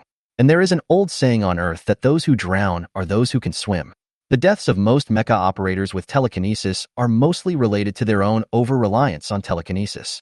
In addition, many mecha operators with telekinesis are too conceited and have no fear of reverence. You know, there are many things on the battlefield that can take the lives of technicians. Without awe, death is not far away. Xiaxingchen nodded silently. Come with me. Father Fry threw down the bottle and came to the operating table. At this time, there were 4 mechas parked in front of the operating table. There are 5 types of mechas in the quicksand base.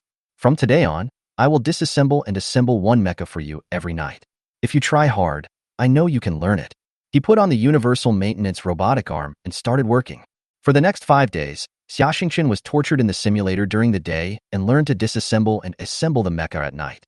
He only had 3 or 4 hours a day to meditate. By the 6th day, his mental state was already very bad. Despite this, he still walked towards the simulator. Tori patted his shoulder from behind. Oh, Captain, what are your instructions? Today and tomorrow are the days for our 6th squad to rest. No more training, Tori said. The members of the quicksand base have 2 days off every week. But Xiaxingchen instinctively wanted to refuse. Xingchen, I know you've worked hard, but look at your current state. I bet you can't even last 5 minutes on the simulator. This kind of training won't have any effect. Tori persuaded. Xiaxingchen also fell silent. He continued. Fatigue can make it difficult for people to concentrate and make mistakes. A soldier on the battlefield must learn to rest and take every opportunity to rest. Even if there are gunshots everywhere outside, it is time to sleep. You should rest now. If your nerves are too tense for a long time, they will break. Xiaxingchen wanted to explain, but Lieutenant Tori frowned. Private Xiaxingchen, go to the bar with your teammates and have a drink. Then go back and have a good sleep. This is an order. Yes, sir. The Desert Goddess Bar is located next to a small pond on the surface of the base. It covers an area of more than 300 square meters. It is called a bar, but it is actually just an activity room. The bar is equipped with televisions, game consoles, chess and card tables, and other facilities.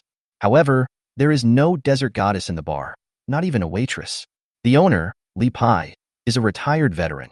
He is nearly 2 meters tall, with explosive muscles full of strength. His face is dark, and he looks like a hairless black bear. It was morning time, and there were only a dozen soldiers in the bar playing cards and chatting. Hello, Lao Xiong. Let me introduce you to our team's new partner, Xiaxingchen. Tori greeted enthusiastically. Xingchen, this is Lao Xiong, the owner of the Desert Goddess Bar. He was the best heavy-armored mecha master in the quicksand base before I came here. Hello, young man. You are a celebrity now. I watched your fight the other day. It was amazing. Nice to meet you. The place where Wrench number 1 fought with the 2 rangers that day was not far from the front of the bar. Li Pai took the initiative to extend his hand. The 2 held their right hands tightly together. Li Pai's right hand was wearing a glove, and inside the glove was a mechanical hand. Haha, you were surprised, right? This palm of mine is fake. I accidentally got stained with sandworm venom during the battle, so I cut it off myself. And my 2 legs are also fake.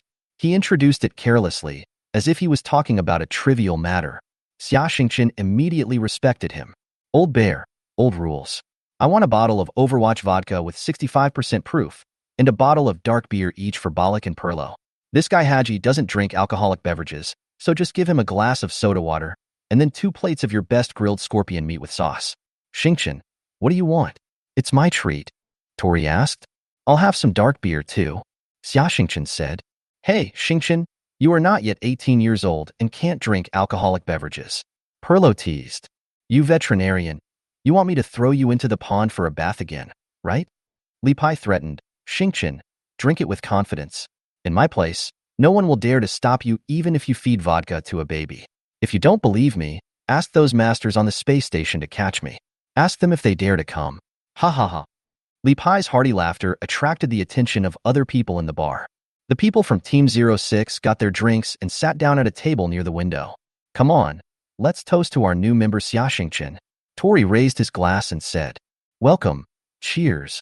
Xingqian, let me tell you, there is no one who is mediocre in our Team 06. Boy, I believe in you. Perlo got a little drunk after drinking a little bit of alcohol and started talking nonsense. Chapter 44 Bar Battle. There are always some unwelcome people in this world who spoil your mood when you are in the best mood. The 5 people drank and chatted, and Xia Xingqian praised Li Xiong's secret sauce roasted scorpion meat. At this time, a young man in his 20s stood up from a table not far away. He came to Xia Xingqian's table and looked at him with a very unfriendly look. Are you Xia Xingqian? The young man's tone was filled with disdain. It's me. Who are you? I'm Niesong, deputy captain of the 05th Mecha squad. You blew up my brother Niebai's Mecha last week, making him lose face and unable to raise his head in the base. I want to challenge you. I want to prove in front of everyone that you are just a rookie with better luck, said the young man. Niesong, didn't your captain teach you how to behave? You are also an old Mecha master, and you have the nerve to come out and bully a rookie? Tori mocked from the side. Captain Tori, if you, Team 06, are afraid, just let Xia Xingqian give in and admit his mistake to my brother, and the matter will be over. Of course, if you are afraid that he will lose, you can also stand up for him. Niesong used words to pressure Tori, making him embarrassed to take action. After saying this, if Tori took action, it would mean that Team 06 was afraid. I am your mother.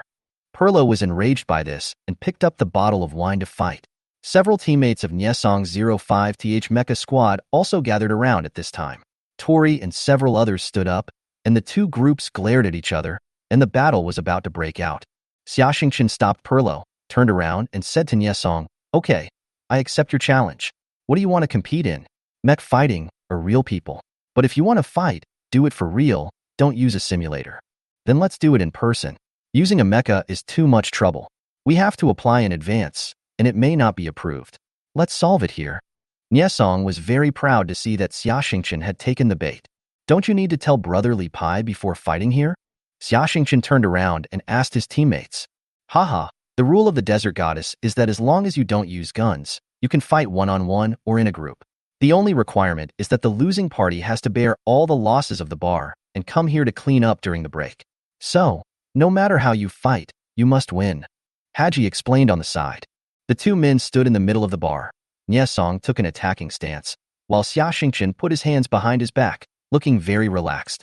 Niesong took the lead in launching the attack. He feinted twice and then threw a straight right punch at Xia Xingqian's face.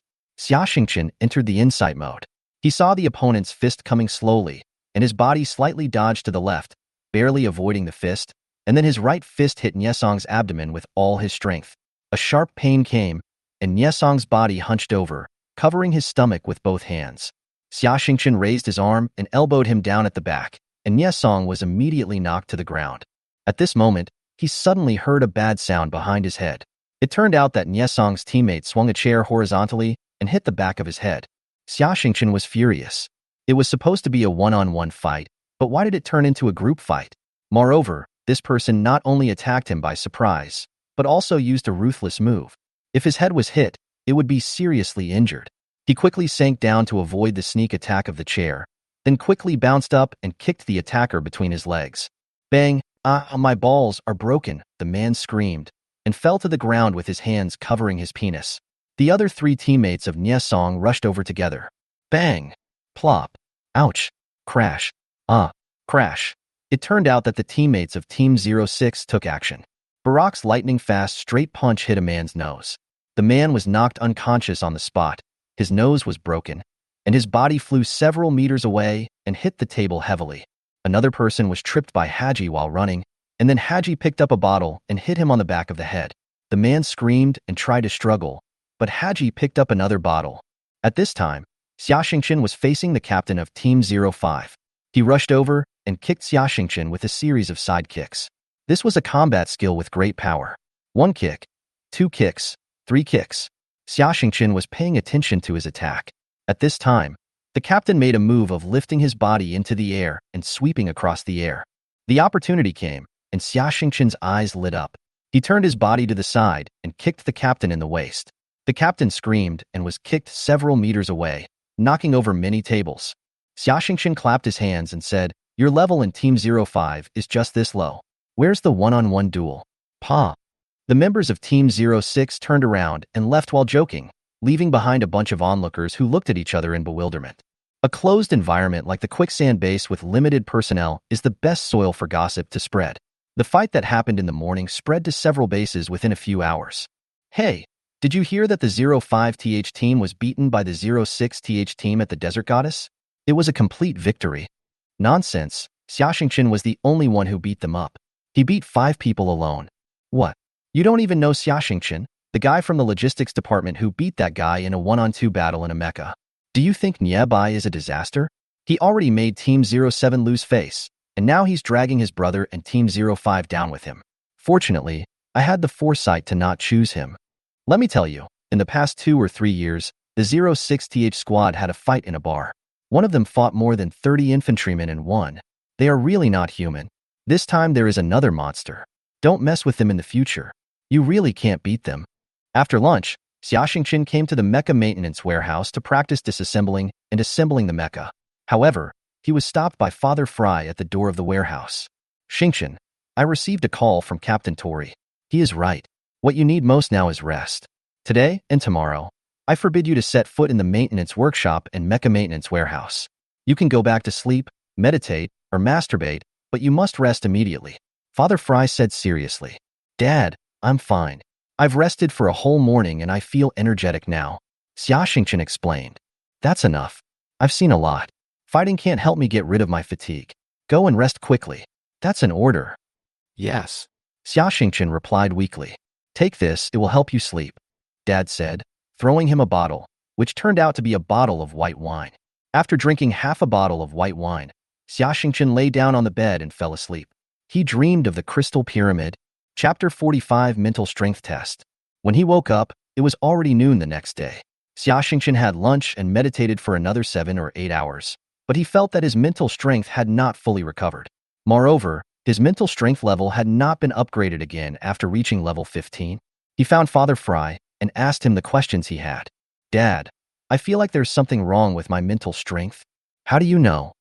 "After my mental power level reached level 15, it has been a long time since I upgraded again.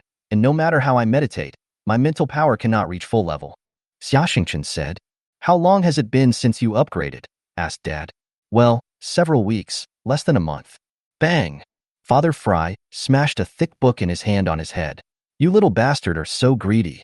Most people can only upgrade 1 level per year after reaching level 10, and the higher the level, the slower the upgrade. What else do you want? Less than a month." The monster like Xia Xingqian irritated the old man. "I just want to improve faster, but why is my mental strength always not satisfied?" Dad thought for a long time and said, "I don't know either. Let me put it this way. I once participated in a project of Tang Dynasty Group and manufactured a mental analyzer. This is for mecha masters above level 1. Now the materials are limited, so the performance will be worse, but it is enough for you. Wait for me for a few days, and I will make the equipment for you to check." In the blink of an eye, another week has passed. Xia Xingqian has been able to last 40 minutes in the first phase of the test. His teammates are also surprised by his speed of improvement because the tests become more difficult as time goes on. He also spent 6 nights disassembling and reassembling the other 4 types of mechas in the base. Finally, on Sunday, Father Fry informed him that the psychoanalyzer was ready. This is a helmet-like device connected to a large computer. He sat on a chair, put on the helmet, and connected his nerves to the computer. A screen seemed to light up in front of him, with many interesting questions on it. The system required him to complete these questions step by step according to the prompts. For example, there is a 60-degree slope and a big iron ball. Mental power can be used to push the iron ball up the slope. All he has to do is push the iron ball to the highest possible position. After experiencing more than a dozen such mini-games, soft music came from the helmet, which guided Xia Xingqian into a state of meditation. Beep! An electronic reminder sounded, interrupting his meditation. He took off his helmet and checked the time. It was already 5 hours later. ZZ. The printer connected to the device printed out nearly 3 meters of test data. Old Fry focused on analyzing the data. After a long time, he raised his head. Your mental power data is indeed a bit strange. Let me explain it to you in detail. Mental power is a very illusory thing for humans. Although it has been studied for hundreds of years, progress is still slow. People can only infer their mental power level according to the changes in mental power, but how much mental power each level has is always a big problem that has troubled mankind. It was not until more than a decade ago that a scientist named Freud solved the problem of quantifying and measuring mental power. The unit of mental power was also named Freud, abbreviated as F. One unit of mental power is called 1F. Taking the average level of human mental power as an example, the total mental power of a level 9 mental power user is 10 Fu. And when the mental power level is raised to level 10, the total mental power will have a leap and can reach 100 Fu. After that, the total mental power will increase by 100 Fu for each level of mental power, and so on. When it reaches level 19, the mental power level will reach 1000 Fu. However, there is another watershed between level 19 and level 20. When the mental power level reaches level 20, the total mental power is an average of 2000 Fu. And those Mecha masters who have awakened their mental power can reach a total mental power of 2500 to 3000 Fu at this time. Now Xiaoxingxin's mental power is at level 15. Normally, the total amount of mental power should be around 600 Fu. But now Xiaoxingxin's total amount of mental power has reached an astonishing 5800 Fu. Humans consume mental energy through activities such as operating mechas and studying, and this energy must be restored through meditation. Without the help of drugs or meditation instruments, the meditation value that can be restored after 1 hour of meditation is calculated by dividing the total mental energy by 1000 and then multiplying it by the meditation value. The resulting data is the mental energy data restored after 1 hour of meditation. For example, if a person's total mental energy is 100 and his meditation value is 50, then the meditation value he restores after 1 hour of meditation is 100 points. But something strange happened to Xiaoxingxin. According to the formula, his current meditation power should recover 522 Freuds of meditation power per hour, but according to the data detected by the instrument, he can recover more than 2000 Freuds of mental power per hour. But the even stranger thing is that these 2000 Freuds of mental power seem to be absorbed by something, and less than 200 points can be stored in his body. Xiaoxingxin has been consuming several thousand Freuds of mental power every day recently, which makes him feel that his mental power is always unsatisfactory. Father Fry expressed his concern about this phenomenon happening to him, but Xiaoxingxin didn't care. He understood that those mental powers were absorbed by the crystal pyramid. With the nourishment of mental power, the pyramid will continue to develop new functions, and in times of crisis, the pyramid can also release these mental powers again. However, the only thing that satisfied Father Fry was that for ordinary people below level 20, it would take about 3 days of meditation for their total mental power to increase a little bit, while Xiaoxingxin's total mental power would increase a little bit for every hour of meditation. In other words, his growth rate during cultivation was nearly 10 times that of others. Father was looking forward to seeing how Xiaoxingxin would grow. Through these data, Xiaoxingxin roughly understood the condition of his mental strength and dispelled his worries. "Thank you, Dad. It seems I am still normal." He breathed a sigh of relief. "Is it normal? I don't think it's normal. Are you a human or an alien? How can a human have such data? Do you have alien blood?" Xiaoxingxin was choked by his father's words. Dad packed up the printed data, took out the hard drive from the testing equipment, and threw them all into a small incinerator. Then he said to Xiaoxingxin seriously, "Don't tell anyone about this, including your colleagues and family, otherwise it will bring you fatal disaster." Xiaoxingxin nodded solemnly. Chapter 46 Simulated Space Battle. Another week passed. Xiaoxingxin finally passed the first stage of the Level 1 Mecha Master exam. These 3 weeks of training had enabled him to master the Ranger to perfection. He consolidated his skills for a few more days before preparing for the second stage of the test. The simulator popped up the first scene, which was on a space station without gravity. The opponents were 4 night sky mechas controlled by computers. Xiaoxingxin had to find and destroy these 4 mechas within 20 minutes. The Night Sky Mech is a general-purpose mech designed for space combat that was recently launched by the Europa Military Industry Group. From the data, its strength is 8, its agility is 15, and its armor is 10. It has excellent speed and stealth performance, and it also has a very advanced fire control system, which is very suitable for long-range attacks. The main weapons of the Night Sky are 2 laser rifles, 4 laser secondary guns, and 16 micro-tracking missiles in the magazine on the back of the mech. It can also carry a mech-specific long-range laser sniper rifle, 2 medium-range anti-mech missiles, and a heavy anti-ship missile according to different mission requirements. Xia Xingqian chose the air combat equipment of the Ranger Mecha. This equipment is equipped with 6 variable angle thrusters on the back of the Ranger, 4 small thrusters on the chest, and 4 micro thrusters on the legs. Because there is no air resistance in space, the mecha can only change direction by thrusters. Diamond Shield, mecha-specific enhanced laser rifle, beam sword, and 2 combat knives. The screen flashed, and the mecha ejected from the space station. He activated the thrusters on his chest, and the mecha slowly slowed down. It was the first time Xia Xingqian drove a mecha in space, and he wanted to do a few moves to get a feel for it. Suddenly, an alarm sounded. This was the sound of the mecha being locked by the radar. He quickly pulled up the mecha and tried to find the opponent's position. Suddenly, 4 lasers shot from the left. He instinctively raised his shield to block it. 3 lasers were blocked, and 1 laser hit the left leg of the mecha, and the left leg exploded instantly. Without the thruster on his left leg, the Ranger began to spin in circles in space. At this time, a thicker laser shot from somewhere and hit the back of the mecha, and the Ranger exploded instantly. Xia Xingqian exited the system in frustration. Only then did he realize that Tori was watching his battle next to him. "Captain, bring the video and follow me to the team headquarters," Tori said, turned and left. Each mecha squad in the quicksand base has a headquarters. This is a suite of more than 100 square meters, with complete facilities such as a bathroom and kitchen. There is an office, a conference room, and a living room. Usually, the squad members will be on standby here when they are on combat duty. The two came to the conference room, and Tori imported the video of Xia Xingqian's battle just now into the video player. The two watched it repeatedly many times. It turned out that the Ranger was ejected and spent a long time trying to adjust his posture. At this time, a night sky mech hidden on the surface of the space station attacked him and fired 4 lasers, which were the secondary guns of the night sky. The Ranger did not dodge, but chose to use his shield to block. As a result, a laser blew up his left leg and the mech lost balance.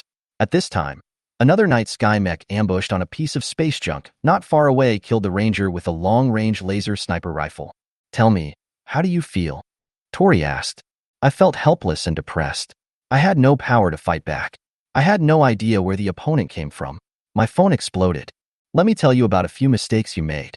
First, there are no shelters or places to leverage in space, so there is only one principle in space combat, that is, you cannot stop or slow down. The reason why you have so many thrusters on your mecha is to make it easier for you to change direction at high speeds, not to slow down like you do with the chest thrusters. Second, when attacked in space battles, the first choice should be to dodge at high speed, rather than blocking with a shield. Why don't night sky mechas have shields? Because it makes no sense. Using a shield to block means you have to slow down, or even lose balance, and you're not far from death. Third, in space battles, especially for night sky mechas, radar and optical imaging detectors are completely useless, and heat source detectors are just a reference. If you want to determine the opponent's position, first use terrain scanning to focus on ambush locations that are easy to exploit, and then use heat source detectors to quickly determine the opponent's position. Fourth, all operations must be completed while moving. Find targets, shoot, dodge, and be careful not to crash into the space station while moving at high speed. Lieutenant Tori pointed out more than 20 deficiencies and matters that need to be paid attention to in space warfare. Xia Xingqian was very satisfied listening to it. At the same time, he was also impressed by Sergeant Tori's rich practical experience. For more than 10 days after that, he was immersed in the quagmire of space warfare. In addition to being abused by the computer every day, the other 4 teammates also joined in. These 4 guys are all genuine top-level mecha masters. Tori's fierce melee attack, Perlo's accurate long-range sniping, Haji's endless conspiracy, and Barak, who became crazy when he got on the mecha, made him suffer a lot. After being abused all day, he was assigned to the maintenance workshop at night. Every day, 10 mechas with various faults would be left here for him to repair. Xia Xingqian laid a solid foundation in the first phase of training, and with the help of several sparring partners who were very skilled, he was able to pass the computer test battle easily in just 1 week. A few days later, he was able to fight back with ease under the attack of his teammates. Although he was still defeated in the end, he impressed his teammates. On this day, he found Tori again and prepared to proceed to the next map of the second phase of testing. He took the initiative to request to choose the Desert Gobi terrain. Once he had fully mastered the combat in this terrain, he could join his teammates in patrol duty. Chapter 47 Mecha Modification. In the dead of night, Corporal Xia Xingqian was busy in the maintenance workshop. The activities of the sand bandits have become more rampant recently. In just over a month, the quicksand base has fought with the bandits dozens of times. The Mech Brigade has lost 3 Mech divisions this month. It has been half a year since Xiaxingchen came to the quicksand base. He has passed all the simulation tests for the assessment of all level Mecha Masters. Now he and several teammates can fight evenly in the simulator.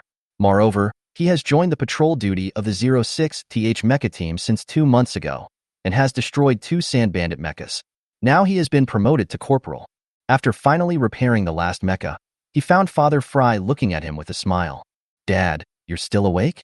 You kid, didn't I tell you to leave some for other maintenance workers? You took all the work. Those guys are so idle during the day, I can't stand it anymore." Hee hee, Xiaxingchen smiled sheepishly. "I was so engrossed in my work that I accidentally finished all of it. Okay, from today on, you have basically mastered maintenance. Now I'm going to teach you some new things. Come with me." Father Fry brought Xiaxingchen to his office. "I've recently asked you to read a lot of information on mecha design. This is not to teach you how to design a mecha, but to let you understand the design principles and concepts of mechas and lay the foundation for the technical mecha modification that I'm about to teach you." Father Fry said solemnly. Xiaxingchen nodded. Mecha modification is not as simple as installing a few enhanced parts, replacing a high-power engine, and adding some weapons. Military enterprises have gone through countless tests when designing mechas, and the combination of the body and various parts is close to perfect. If you rashly modify it, it will break the balance of the body and cause immeasurable consequences. Then why do so many people want to modify their mechas? Xiaxingchen asked puzzledly. That's because the battlefield environment is complex and changeable. In order to make the mecha better adapt to the battlefield environment, corresponding changes are made. However, most of these changes are at the expense of the performance of the mecha. For example, on some planets with very high temperatures, in order for the mecha to dissipate heat better, some mecha technicians will remove part of the armor and replace it with a radiator. This solves the heat dissipation problem, but the cost is sacrificing the protection of the mecha. Other mecha technicians have personal habits. For example, if some equipment on the mecha is not often used or not used, they simply remove it and replace it with other usable equipment. Xiaxingchen nodded thoughtfully. Father Fry went on to say, there is also a kind of modification called emergency modification. If the mecha is damaged on the battlefield and there are not enough spare parts, you can only find a way to replace it. At the most critical moment, even replacing an integrated system with a cable can save lives. But the difficulty lies in that you must fully understand the performance of the mecha to know what to use as a replacement. Those sand bandits should be very good at this technology, right? Xiaxingchen thought of the mecha assembled from various debris by the evil maggot Jill that he encountered on the day he first arrived at the base. Haha, that's not called modification, it's called assembly. These assembled machines are very weak in body structural strength, so if you actively ram them a few times or compete with them in speed, those junk will fall apart.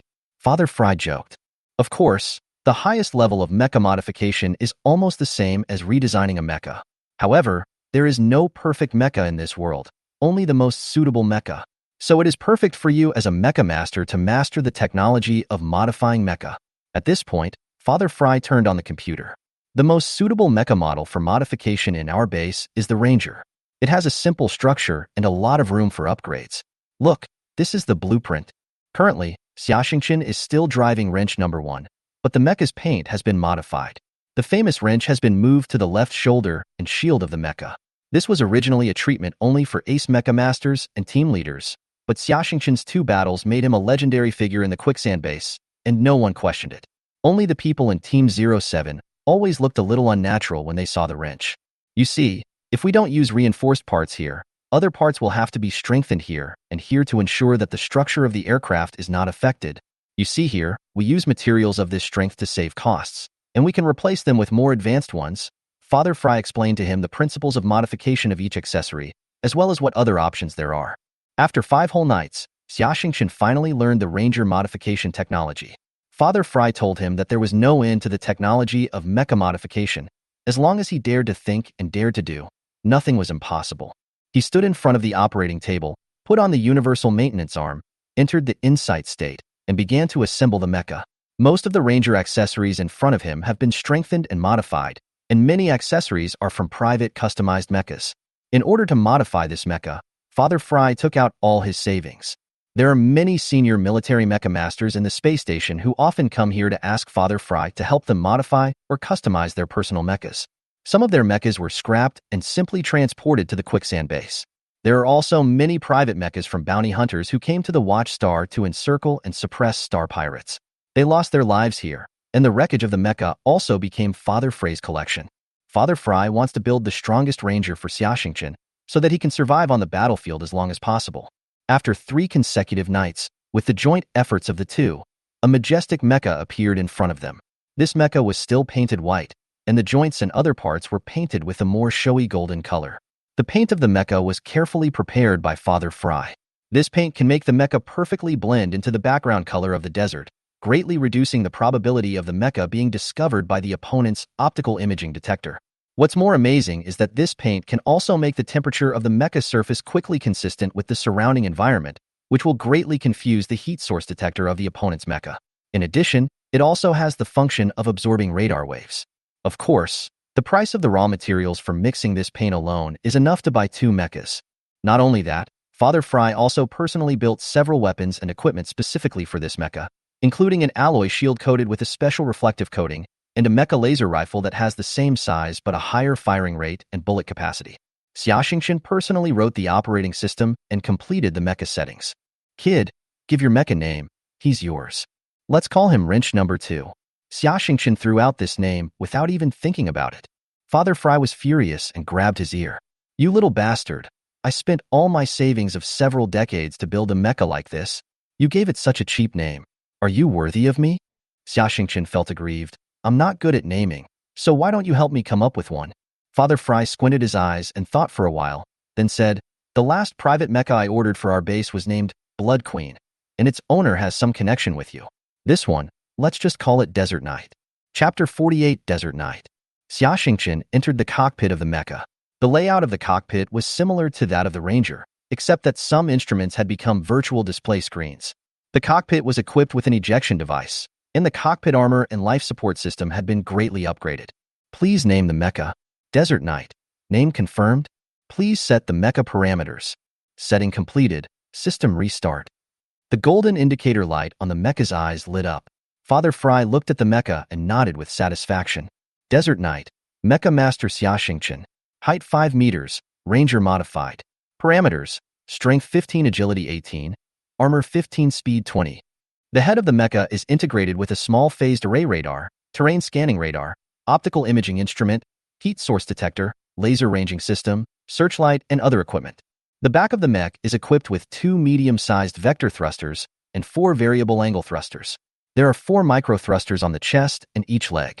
The engine is developed by Tang Dynasty Group, equipped with a triple fuel cell group, which makes the output power and endurance of the mech almost double that of the Ranger. In addition, there are 2 folding alloy wings on the back of the mecha, which can provide additional lift when flying in the atmosphere. The edges of the wings are reinforced materials and can be used as beam swords. The weapon system includes an alloy shield, a beam sword, 2 beam knives, and 2 micro-laser rapid-fire machine guns on the head. It can also be equipped with a mecha-specific laser rifle. Haha, not bad, kid. Go outside and try the mecha. Remember to load it with live ammunition, and don't forget to activate the IFF code. Father Fry reminded. Xiaxingchen nodded and began to register the IFF code. After the last blunder, Father Fry applied for more than a dozen friend or foe identification codes so that after assembling a new mecha, he only needed to input the mecha's information and activate it.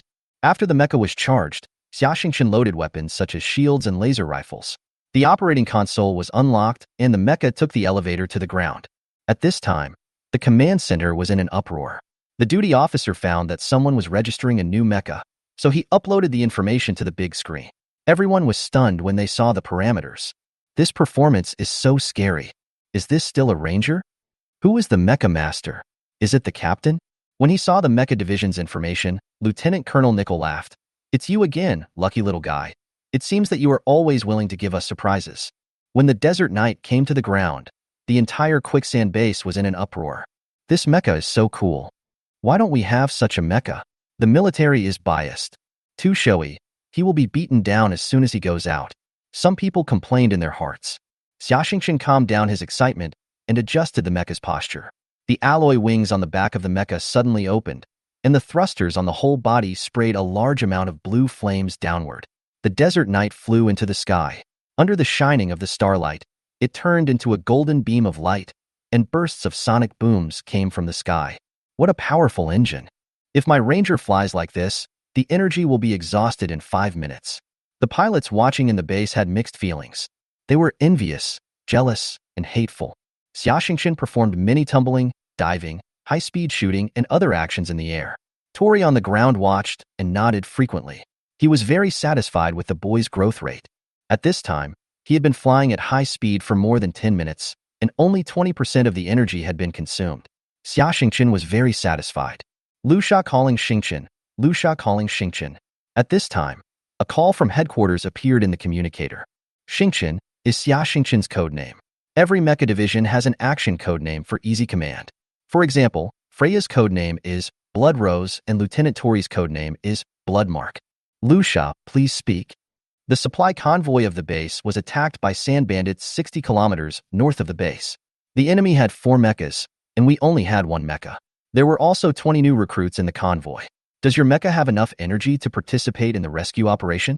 At this time, the gate of the base was wide open, and 2 rangers of the 02ND team flew out.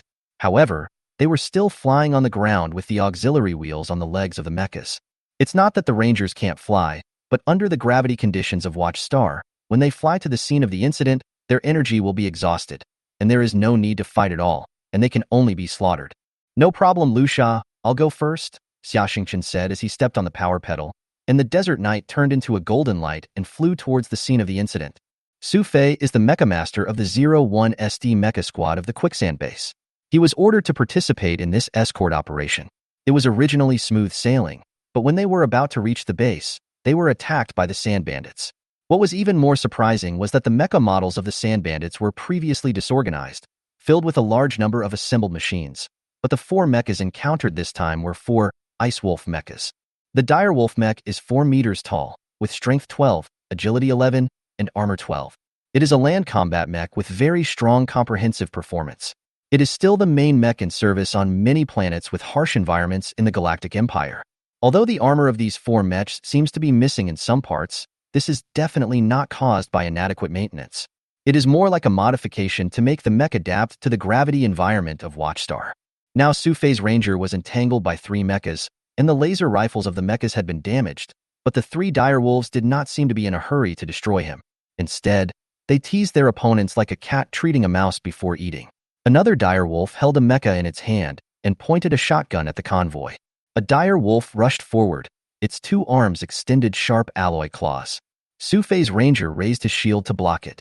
The ranger's strength was much weaker than that of the dire wolf, and the mech was forced to retreat far away. At this time, another dire wolf pounced from behind, and the ranger was no longer able to dodge, and his right arm was torn. The alloy sword fell to the ground. The third ice wolf also rushed up and kicked the ranger in the waist. The ranger flew out and fell to the ground. The alarm inside the mech sounded. The mech's integrity rate was only 30%. The left arm was completely scrapped, and the 2 thrusters on the back were damaged. In the mech's public band communication channel, several sand bandits laughed wildly. Haha, this mech is so cool. It will be more convenient to hunt in the future. Okay, the game time is over. Their reinforcements are coming soon. Let's deal with the aftermath quickly, said one of the mecha masters who seemed to be the captain. The 3 dire wolves retracted their claws, took out shotguns from their backs, aimed at the ranger Su Fei who was lying on the ground, and fell into deep despair. Chapter 49. The Ferocious Demon. A green laser shot out from the sky and hit the cockpit of the dire wolf that blocked the convoy. Sparks burst out from the cockpit, and the mecha fell to the ground, never to move again. Enemy attack. The drivers of the other 3 dire wolves finally reacted, but the desert knights were moving at high speed in the sky, and they couldn't see clearly what was attacking them.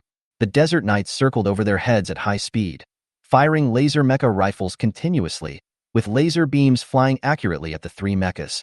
The direwolf captain was experienced, and he used a shield to support his head, fully opened the engine, and the mecha quickly retreated, dodging the attack in an instant.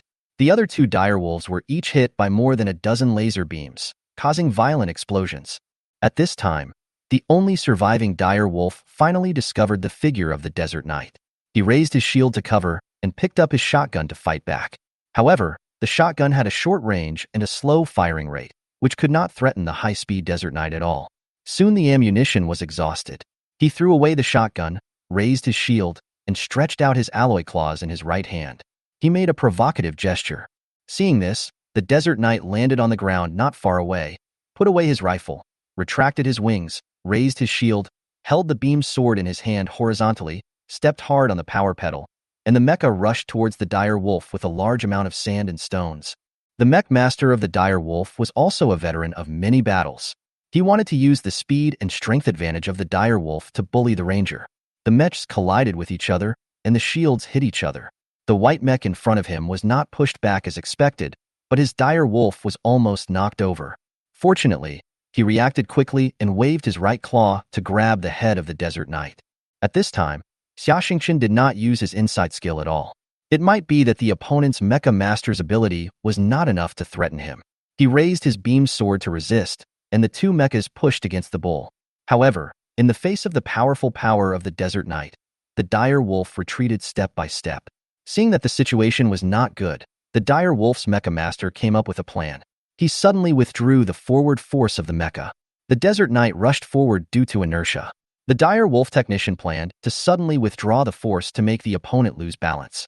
He was ready to turn around and advance and attack the rear of the opponent's mecha. At the moment when the two mechas crossed, the flying wings behind the Desert Knight suddenly opened and were parallel to the ground.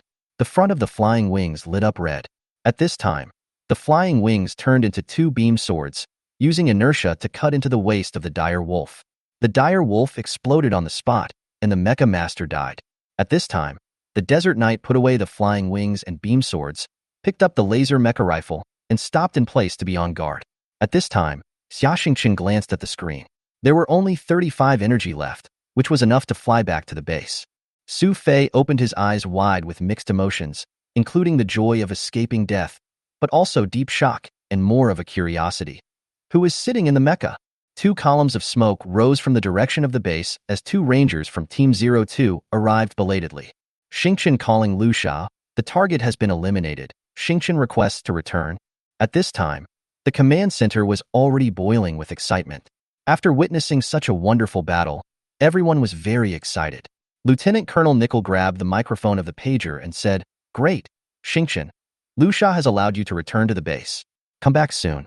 Everyone in the base will have an extra meal tonight to celebrate your success."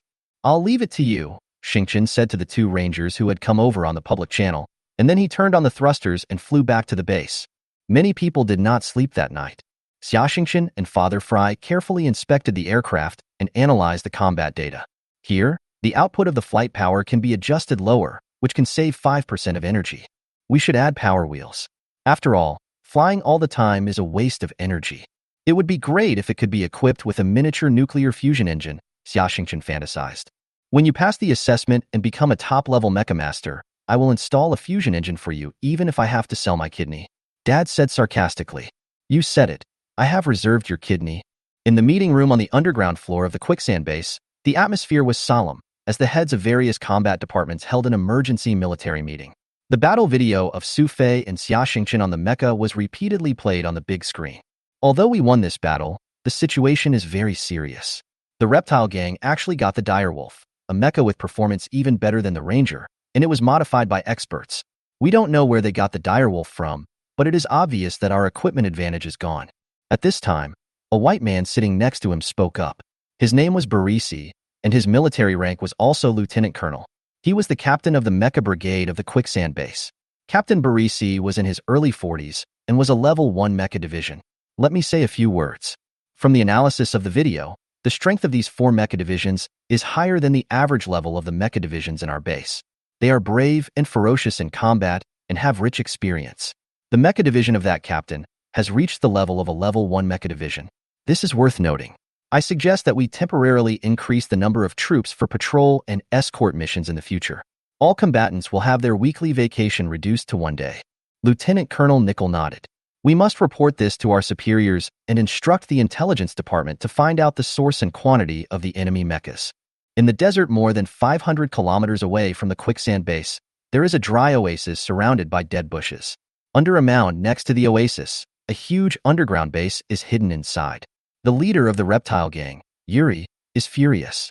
This bald, middle-aged man with inverted triangular eyes is scolding his men. We took advantage of the meteor shower, and the sponsor took great pains to airdrop 40 direwolves. We recovered 24 intact mechas, but in the first operation, We were completely wiped out in a 4-to-1 situation. Bitango, I want an explanation. The man named Bidango was mainly responsible for the training of the reptile gang's internal mecha technicians. He was so scared that he trembled all over after hearing Yuri's words. He knew very well how Yuri dealt with his subordinates who did something wrong.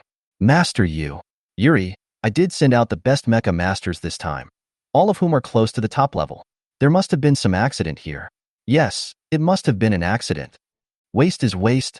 Why are you still quibbling? Said a bald man contemptuously. He is the #1 mecha master of the reptile gang.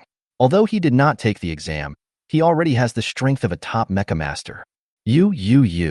Bitanga gnashed his teeth angrily, but Campbell didn't obey anyone except Yuri, and he disliked Bitangu very much. He targeted him everywhere. Well, I hope this is the last time. Bidango, your men need to be trained more ruthlessly, and don't be afraid of death. Also, don't use the new mecha for the time being, and wait until you understand the situation of the quicksand base. Yes, Lord Yuri. After Yuri finished speaking, a secret door opened behind him and Yuri's chair was teleported in. Chapter 50. Wait for me to come back. Yuri entered his secret room, which was filled with various instruments. Yuri entered a long string of passwords in front of an operating table. A few minutes later, a masked figure appeared on the big screen. Yuri, my dear brother, you have received the mecha, and you should fulfill your promise. But brother, we only received 20 intact mechas. Besides, providing 800-level mecha divisions a year is already our limit. 1,000 is too much to ask, Yuri explained. Then go and talk to that lord. He provides you with so much money and equipment every year. The situation is developing very quickly now. It is estimated that the lord will launch the war in the next few years. We still need a large number of warriors. Yuri, if you delay the lord's work because of your incompetence, you, me, and the entire family will face a fate worse than death. Yes, brother, I understand. I will do my best. The big screen went off, and the room fell into silence. On a rare day off, Sergeant Xiaxingchen sat alone by the window of the Desert Goddess Bar, ordered a dark beer, and read a book while drinking. He enjoyed this feeling. Lieutenant Tori came in, asked for a bottle of vodka, and sat opposite him. How do you feel about being promoted, Sergeant Xiaxingchen? Tori asked jokingly. It's still the same. It's just that the salary is a few thousand more star coins, and there are fewer people I need to salute when meeting. Xiaxingchen looked indifferent. Your abilities are now sufficient for you to take the qualification test for a top-level mecha master. Once you pass that test, you will feel that the treatment you receive is completely different. Tori said with a smile. Then I really have to go and see it. Do I need to ask for leave? Just write me an application, and I'll ask Lieutenant Colonel Nickel to sign it. Tori continued. If you pass the test, you will have a chance to leave here. Every mecha division that passes the mecha division level test has the right to apply for transfer from the original unit to a more promising place. Aren't you afraid that I will take the opportunity to run away? Xiaxingchen said with a smile. To be honest, you are still young. I agree that you should leave this damn place. You can have better growth and a broader stage in other places. Tori said with a smile. Then I'll have to think about it. Cheers. Cheers. In the evening, Xiaxingchen returned to the maintenance warehouse. Dad, Captain Tori suggested today that I take the assessment for the top mecha master right away. I want to hear your opinion. It's time. Go ahead, and don't forget to bring your desert knight. The last test doesn't involve a simulator, and you'll be at a disadvantage if you don't bring a handy mecha. Xiaxingchen nodded. Oh, and if you pass the exam, find a chance to leave. You've been wasting time here. Father Fry pretended to be nonchalant, but his eyes couldn't hide a trace of loneliness and reluctance. Xiaxingchen was silent. The next day, in the commander's office of the quicksand base, Lieutenant Tori forwarded your application to me, and I approved it. You can take the mecha with you. Perform well, and don't bring shame to the quicksand base. Yes, sir. Xiaxingchen replied. You are a lucky little guy. You have always been lucky. If there is a better development, seize the opportunity and don't hesitate, Lieutenant Colonel Nickel hinted. At this time, Xiaxingchen had already stood up and walked out.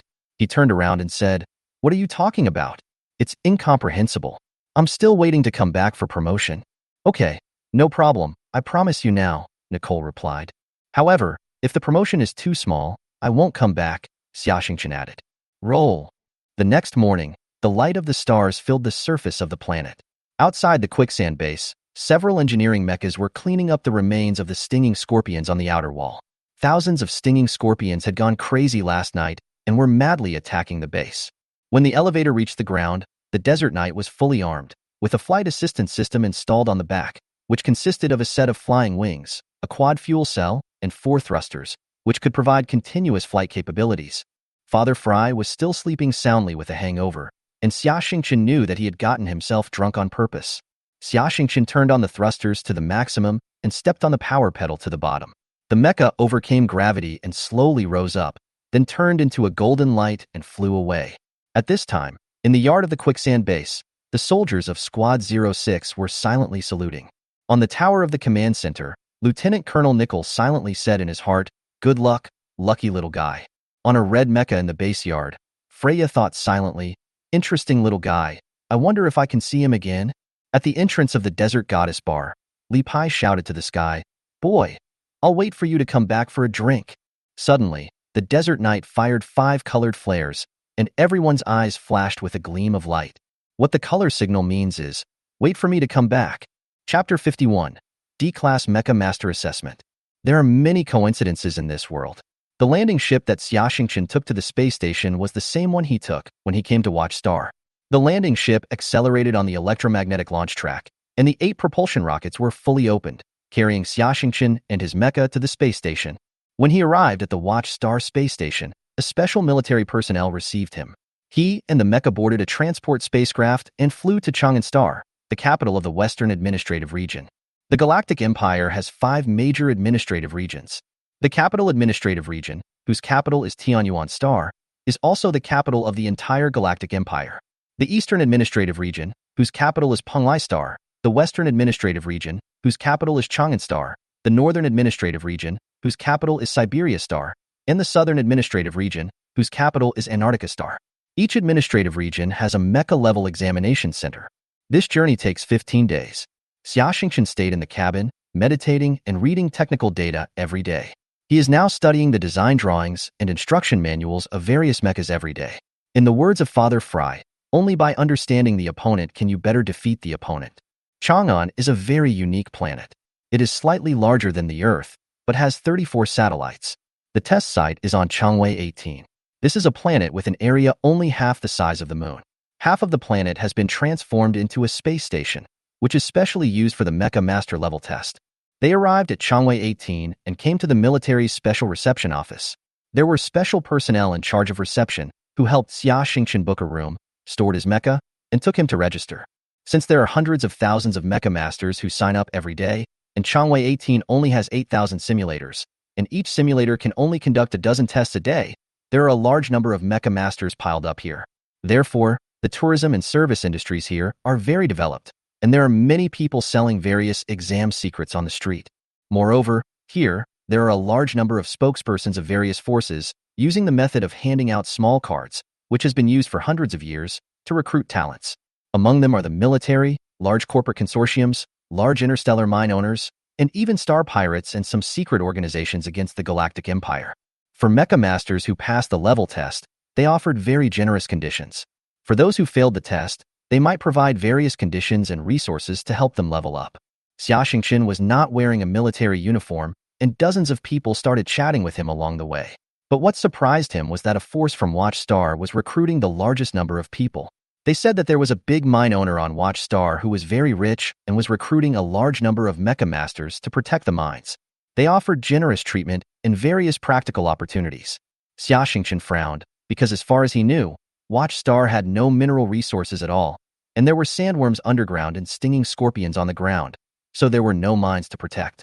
When he carefully asked about the true identity of the mine owner, everyone was vague and even turned hostile on the spot. He felt that there must be something wrong here. 3 days passed quickly. It was his turn to take the exam. Thanks to the military's privileges, otherwise he would have to wait for more than 10 days. When we arrived at the examination center, everyone had a registration card in their hands. Through the query machine, they were guided to the corresponding examination room. First come, first served. Many people were eliminated in the first stage of the examination because their machines crashed within a few minutes. The empty simulators were then used for the next person's examination. Xia Xingqian sat in the simulator, inserted the registration card into the console in front of him, put on the mental sensing helmet, and selected the Ranger Mech. When the countdown in front of him ended, the Ranger Mech rushed out like a fly. He had done this kind of test countless times on the simulator and was already familiar with it.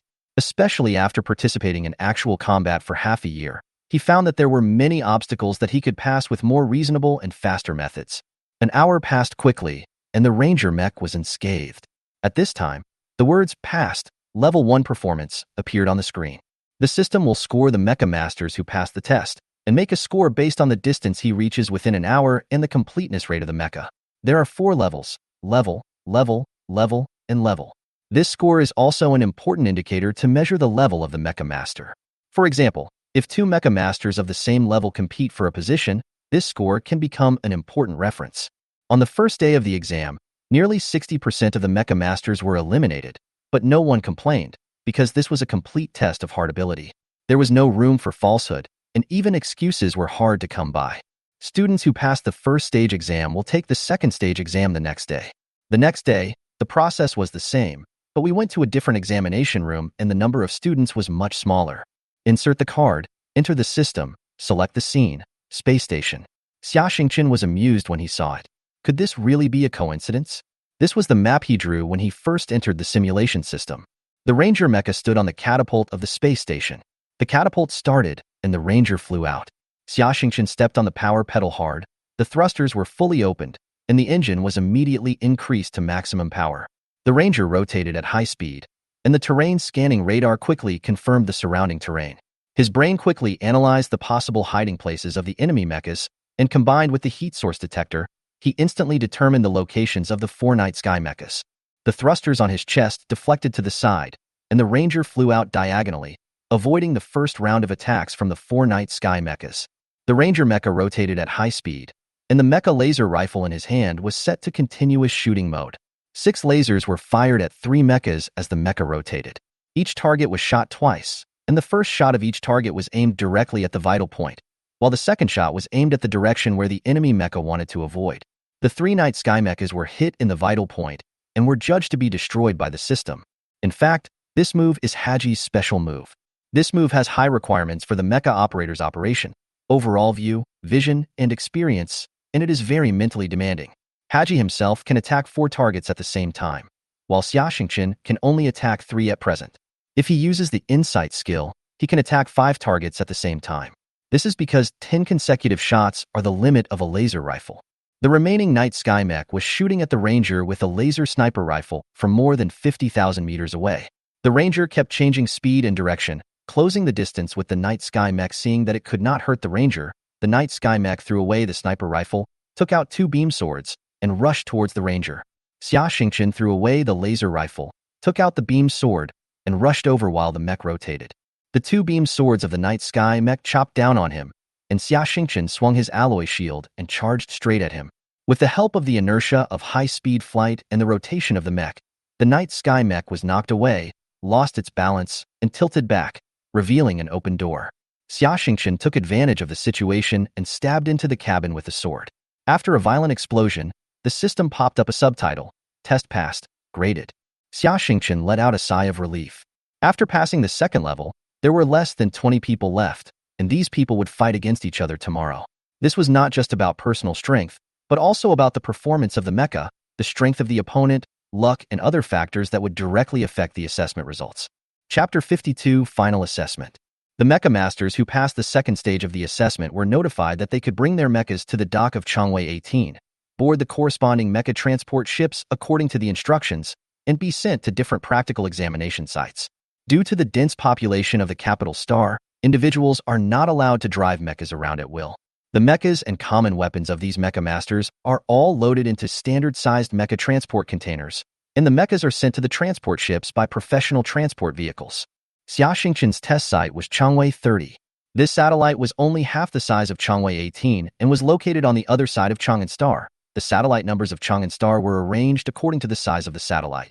There are a total of 100 mechas on this mid-level transport ship, all stored in the cargo hold, and the mecha technicians are all in a large living room on the ship, where they will spend the next few hours of the journey together. What surprised Xia Xingqian was that many of the pilots who took the exam knew each other, and the largest number of them came from the Watchstar and the Northern Administrative Region Army. Several of them gathered together and chatted with each other in a low voice. Xia Xingqian sat on a sofa in a corner. Pretending to meditate, he secretly entered the state of insight. The living room of the transport ship was not big, and the insight skill covered every corner. The Northern Fleet is now twice as large as it was 3 years ago, with a large number of capital ships in service.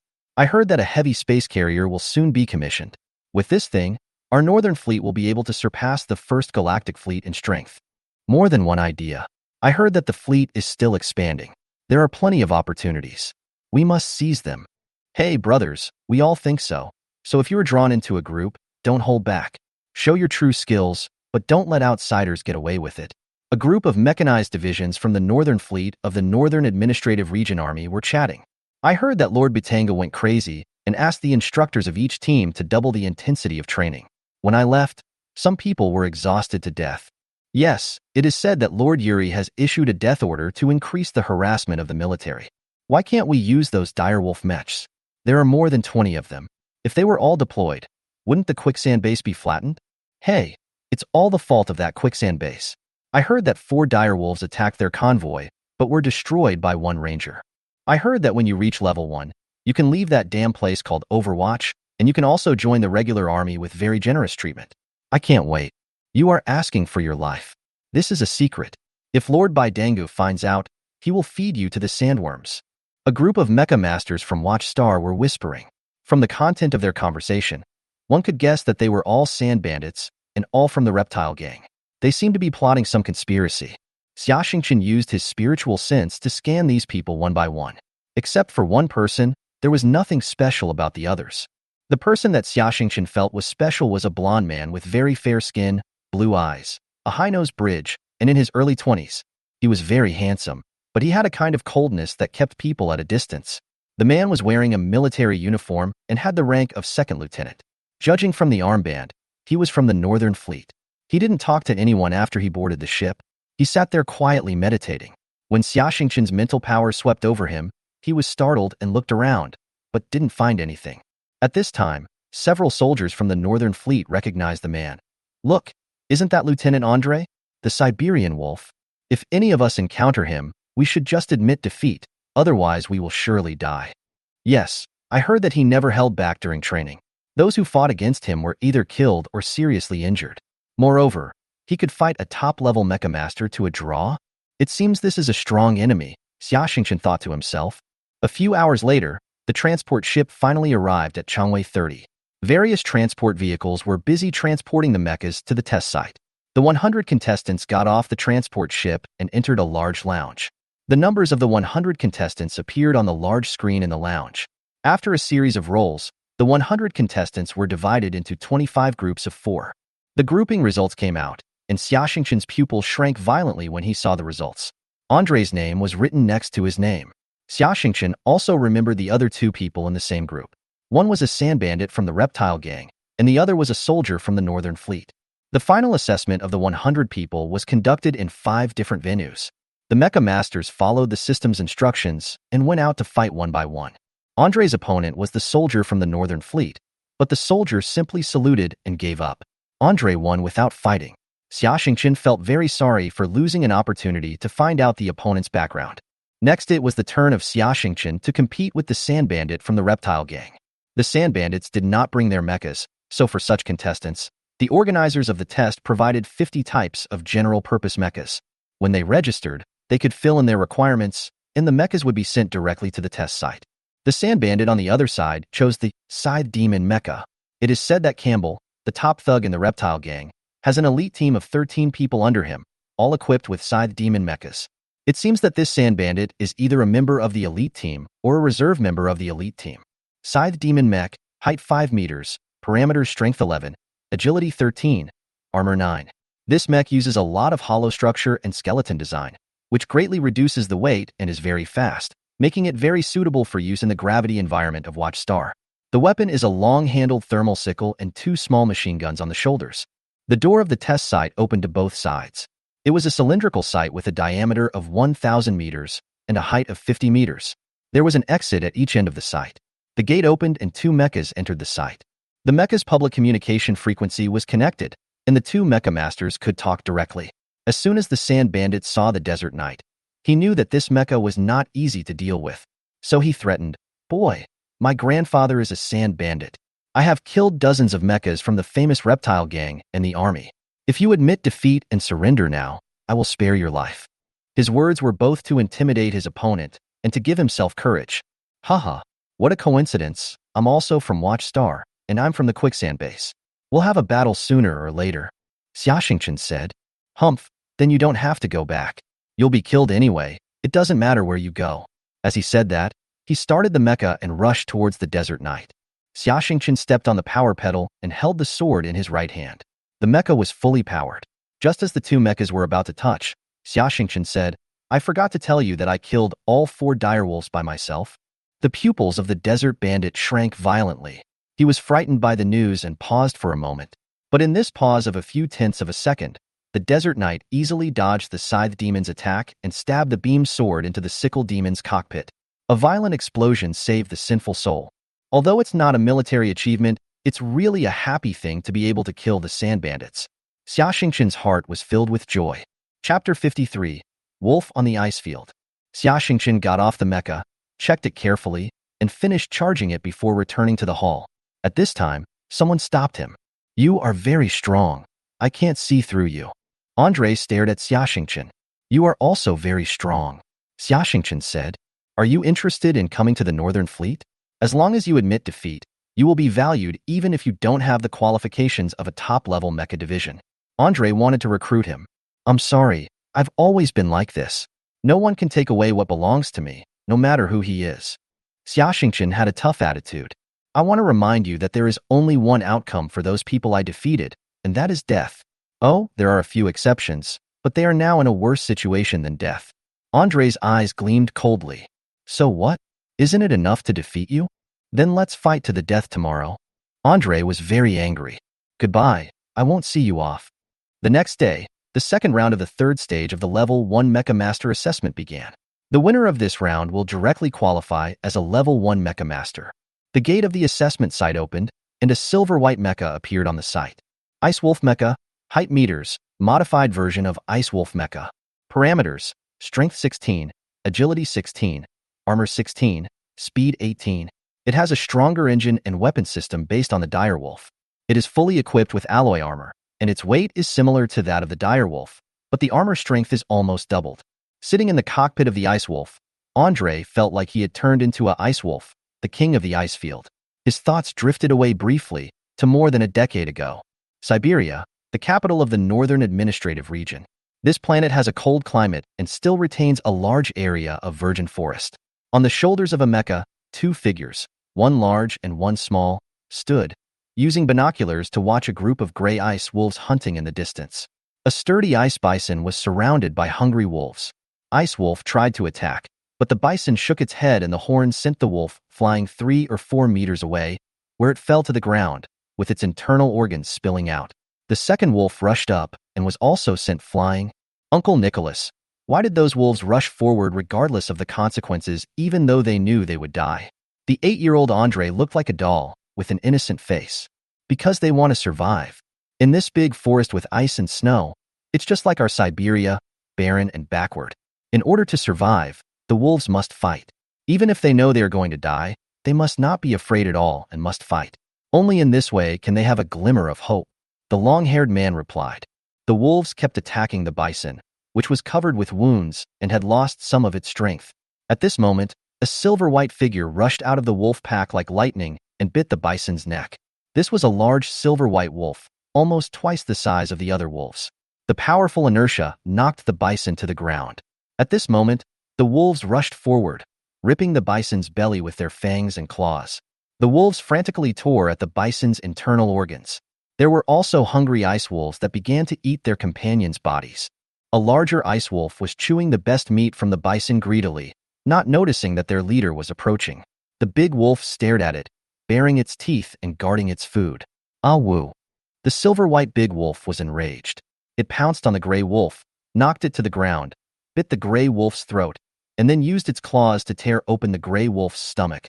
The gray wolf struggled for a few times and stopped moving. The silver-white big wolf chewed the gray wolf's corpse with big mouthfuls, and its silver-white hair was dyed blood red.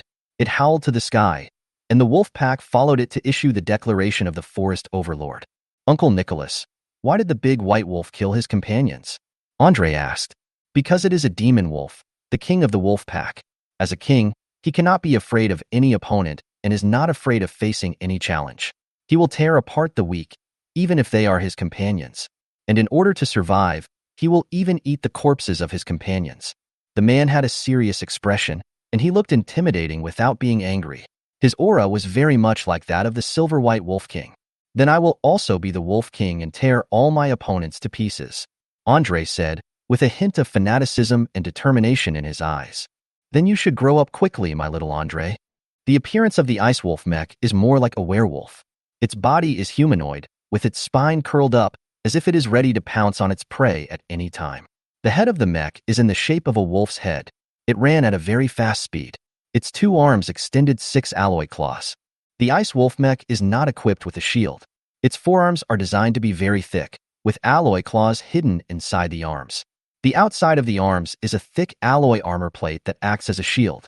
Facing such an opponent, Xia Xingqian did not dare to be careless at all, and he quickly entered a state of insight.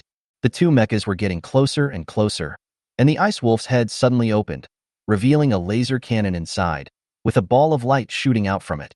When Xia Xingqian observed the opponent's mecha, he found that the proportion of the head of the ice wolf was much larger than that of the ordinary ice wolf mecha. This change in appearance, in addition to bringing some pressure and visual impact to the opponent, would have some subtle effects on the agility and coordination of the mecha. The only explanation for such a design was that there might be other devices inside, so he was doubly careful about it. When he saw the wolf head open its mouth, he had already started to operate the mecha to dodge. Otherwise, even if he could see through the opponent's movements through insight, it would not be as fast as the speed of light. Ordinary laser weapons emit beams, which melt and explode the opponent's mecha with high temperature and high energy. The Ice Wolf's laser cannon uses the latest scientific and technological achievements of Northern Heavy Industries, a famous military enterprise in the Northern Administrative Region. They use special technology to compress light energy into a light ball. When the light ball hits the opponent, it not only releases high temperature but also causes a violent explosion. Moreover, the laser is shot in a straight line, while the flight trajectory of the light ball can be varied, making it difficult for the opponent to defend. The Desert Knight suddenly flew up to a height of 6 or 7 meters, and the light ball hit its feet, blasting a large hole with a diameter of more than 1 meter on the ground. At this time, the Desert Knight was flying in the air, and the beam sword in his right hand slashed down from the air. The Ice Wolf originally wanted to take advantage of the chaos caused by the explosion of the light ball to launch a sneak attack, but the Desert Knight's series of dodging, acceleration, and slashing actions were done in one go. The Ice Wolf hurriedly crossed his arms in front of him. With a swish, sparks flew. A black mark was cut on the wolf's arm, but fortunately the alloy armor plate was not completely split, and the 2 mechas fought back and forth. Chapter 54. Lifelong Enemy. Andre had never encountered such an opponent before. The opponent knew him too well. His every move seemed to be seen through by the opponent, and then easily dodged or attacked by the opponent's weakness in his mecha, forcing him to save. Just now, the right arm of the demon wolf was cut by a sword, and the durability of the right arm was only 40. If another sword hit the same position, the right arm would be useless. The 2 men fought for more than 30 minutes, at which time both of them were almost exhausted physically and mentally. Andre's head felt a little swollen, which was a sign of overuse of mental strength. At this time, he thought of the wolf pack again. In the Siberian forest, there is no food in winter. Some wolves even tear off the meat of their own hind legs to eat in order to survive. Yes, I am a wolf and the Wolf King. I can't lose. I must do whatever it takes to win, even if I have to be a little cruel to myself. Thinking of this, he made up his mind. He took the initiative to swing his claws to attack again. The Desert Knight took a step back and swung his sword to cut at the Ice Wolf's upper arm. There was no armor there, and the forearm could not block it. This situation has happened many times, and each time the wolf mech tried its best to dodge. However, this time it did not dodge. The beam sword cut through the Ice Wolf's upper arm like cutting tofu, and the wolf's right arm fell to the ground. Opportunity, the Desert Knight took a step forward and swung his sword to cut the other hand of the demon wolf. Now, Andre gritted his teeth. At this moment, something strange happened. The arm that was originally cut off and fell to the ground suddenly emitted flames from the base of the forearm. There were 2 miniature rocket engines there. The forearm shot out instantly like a missile, and 3 alloy claws stretched out and pierced directly into the left shoulder of the Desert Knight. Then the left shoulder of the Desert Knight exploded, and the left arm and shield fell to the ground. At this time, taking advantage of the unstable center of gravity of the Desert Knight, the Mecha deflected. The forearm of the demon wolf's right arm also shot out, and 3 claws instantly pierced into the right arm of the Desert Knight. There was another explosion, and the right arm of the Desert Knight also fell to the ground. Both mechas had lost their arms and stood facing each other. Ha ha ha, look at you, you have no arms. Let's see what you can do. Come and kick me to death if you have the guts. Andre panted and said sarcastically, aren't you the same? I don't know where your sense of superiority comes from. Xiaxingchen hit back bluntly. Haha, I'm a wolf. Wolves have teeth, he said. The head of the ice wolf stretched forward half a meter. The wolf opened its mouth, and the muzzle of the electric cannon inside shrank. The electric cannon lit up, and the barrel turned into the handle of a 2-meter-long electric sword. At this time, the head of the magic wolf turned flexibly like a wrist, and the electric sword was waving. Come on, let me show you my special move. I can dance with swords even without arms. Andre roared, controlling the mecha, and the mecha's head waved the beamed sword like an arm and rushed towards Xiaxingchen. He had little energy left, so he had to fight quickly. The two mechas crossed each other again. They were about to pass each other. The Desert Knight raised his knee, and it looked like he was going to attack with his knee. The beamed sword in the mouth of the ice wolf slashed at the knee of the Desert Knight. The beamed sword easily passed over the knee joint, and half of the Desert Knight's left leg was removed. Haha, I only have one leg left, come and step on me. Andre fell into ecstasy and began to fantasize about how to torture and kill Xiaxingchen. A smile flashed across Xiaxingchen's lips. He deliberately let the sword cut the leg. Due to inertia, the two mechas crossed each other and moved forward. At this time, the flying wing that had been hidden behind the Desert Knight suddenly opened. The edge of the flying wing parallel to the ground flashed red, and the entire flying wing became an electric sword, cutting the ice wolf in half horizontally. The ice wolf exploded violently. Its cockpit design was different from that of ordinary mechas, being located on the upper back of the mecha. At this time, the cockpit was half ejected and was pushed dozens of meters away by the violent explosion, falling heavily to the ground, almost becoming a pile of scrap metal. At this time, the Desert Knight spread his wings, relied on the thrusters on his body to maintain balance, and stood on one leg on the ground. The result of the third stage of the competition was jointly determined by the test field's main control computer and 3-level mecha masters. Since the Ice Wolf had already exploded, while the Desert Knight still had power and the mecha master was also safe and sound, it was unanimously determined that Xiaxingchen won. At this time, a large number of staff rushed to the scene and began to clean up the wreckage of the mecha. The emergency personnel cut open the deformed cockpit of the demon wolf and dragged out the bloody and unconscious Andre. At this time, his body was as soft as noodles, and most of his bones were broken. Xiaxingchen forced himself to stay alert, staring at the staff, and put all the wreckage of the Desert Knight into the mecha transport container, and then went to the official hotel to rest with peace of mind. He could already imagine how angry Father Fry would be if he saw the Desert Knight like this, but he had no time to think about these things at the moment, because he was already lying on the floor of the room and fell asleep. A high-speed heavy cruiser with the Northern Fleet logo came into the spaceport of Changwei 30. At this time, Andre, who had just received initial first aid, was not completely out of danger. He was sent to the cruiser and placed in the biological repair chamber for repair. Not long after, the cruiser hurriedly left the Chang'an starfield and headed towards the Siberian starfield. Ugh, it hurts, ouch, my neck. Xiaxingchen woke up slowly and found himself lying on the floor. His back was sore and his neck couldn't move. He glanced at his personal terminal and found that it was already 2 days later. He had no idea what happened after the competition. He inserted his registration card into the consultation machine on the wall, and an email popped up in his personal mailbox. It reminded him that he had passed the Level 1 Mecha Master exam, and the exam center required him to go to Changwei 18 to pick up his certificate 3 days after the exam. Xiaxingchen had a full meal to replenish his lost energy, took a shower, changed into clean clothes, and began to meditate. As a result, he was surprised to find that his mental power level had reached level 19. It seemed that the exhaustion of mental power in the life and death battle had a great impact on his growth. The next day, he brought the wreckage of the mecha to Changwei 18. At the assessment center, after a series of procedures such as filling out forms, taking photos, and filing, he finally got a yellow card. This was the proof of being a top-level mecha master, and this information would also be recorded on his identity card and in his file. Chapter 55: The Mastermind. Looking at the small yellow card in his hand, Xiaxingchen couldn't help but sigh with emotion. Just this piece of paper is what many mecha masters dream of. How many mecha masters have devoted their whole lives, and even their lives, to it? Xia Xingqian shook his head, expressing his helplessness. At this time, he walked out of the building of the assessment center and saw the yellow card in his hand. A large group of spokespersons from various major forces surrounded him again. Come and join our northern fleet.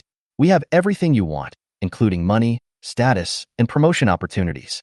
The owner of the South Pole Star Region mine is recruiting people with generous benefits. If you are interested, come quickly. He couldn't help but frown when he thought of the abnormal events he encountered during the exam. He connected the information he had obtained and felt that there seemed to be a big conspiracy here. But he was just a soldier after all, with limited experience, and he had just come out of the remote and poor area of Manna Star. There were some things that he could not confirm even if he guessed them. Xia Xingqian ordered a beer in the bar in the spaceport of Changwei 18, thinking about where to go next, preferably to find a place to deal with the mecha. At this time, a huge figure in space came into view. It was a huge heavy space carrier, the Thor's Hammer, the flagship of the first squadron of the Third Fleet of the Empire. Haha, that's it. Xia Xingqian jumped up happily. Lieutenant General von Klosch led the fleet to carry out the mission and pass through Chang'an Star region on the way back. He felt that the soldiers had been very hard recently, so he decided to stop at Chang'an Star for supplies and let the soldiers of the fleet have some fun on Chang'an Star. At this time, he was looking at the information in the captain's office, and suddenly the command center sent an application saying that someone asked to board the Thor's Hammer, and he wanted to see Lieutenant General von Klosch, and this person used the communication code of the Thor's Hammer. Agree to let him come on board, replied von Krausch. 3 hours later, von Klosch met Xia Xingqian in the captain's office. Report to the commander. Sergeant Xia Xingqian is here to report. It's you. I remember you served in Watchstar? Von Klosch said. He still had some impression of this little guy. Sir, I'm here to take the exam to qualify as a top-level mecha master. Oh, how did it turn out? Xia Xingqian took out the yellow card, and von Klosch was somewhat moved. More than half a year ago, this kid was still a minor who knew nothing, and he just helped him out of interest. Who knew that now, he has become a recognized pilot. What is your purpose of boarding the ship this time? Asked the lieutenant general.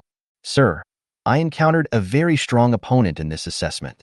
As a result, my mecha was seriously damaged. I would like to use the ship's repair shop to repair it. No problem. Our maintenance technicians are very capable. Just send the mecha up, and they will handle the rest.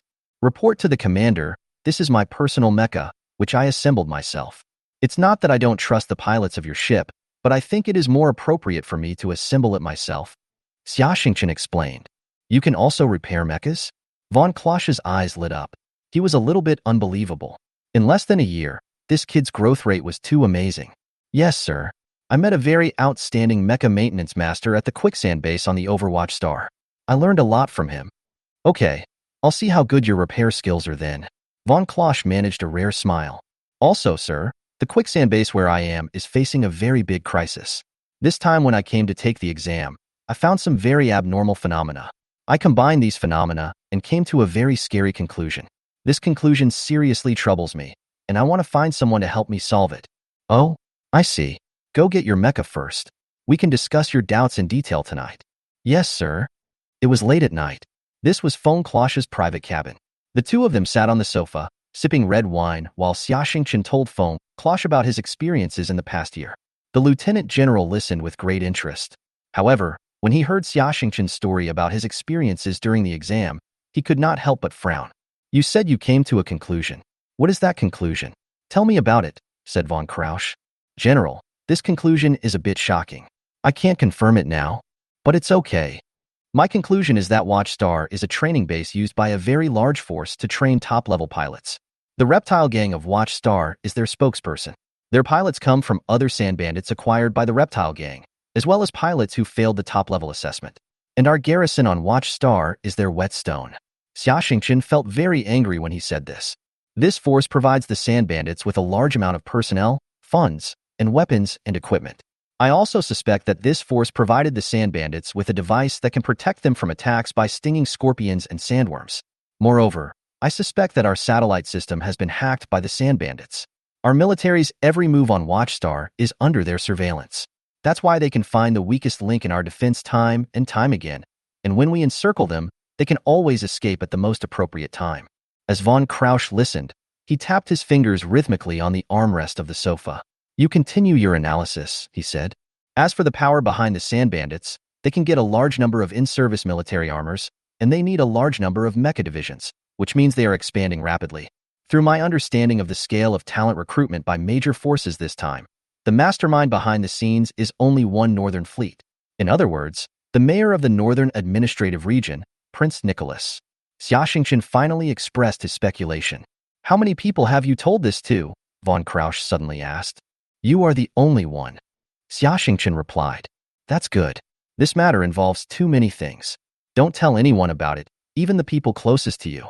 Telling them this will harm them, and you will be silenced. Von Klosch said solemnly. General, I am just making a wild guess based on what I saw. I have not verified anything, so I will not tell anyone. I came to you this time for the purpose of verifying this matter. Haha. Von Klosch laughed bitterly. Just a guess? I can only tell you that your guess is probably true. The Galactic Empire is probably going to be in chaos.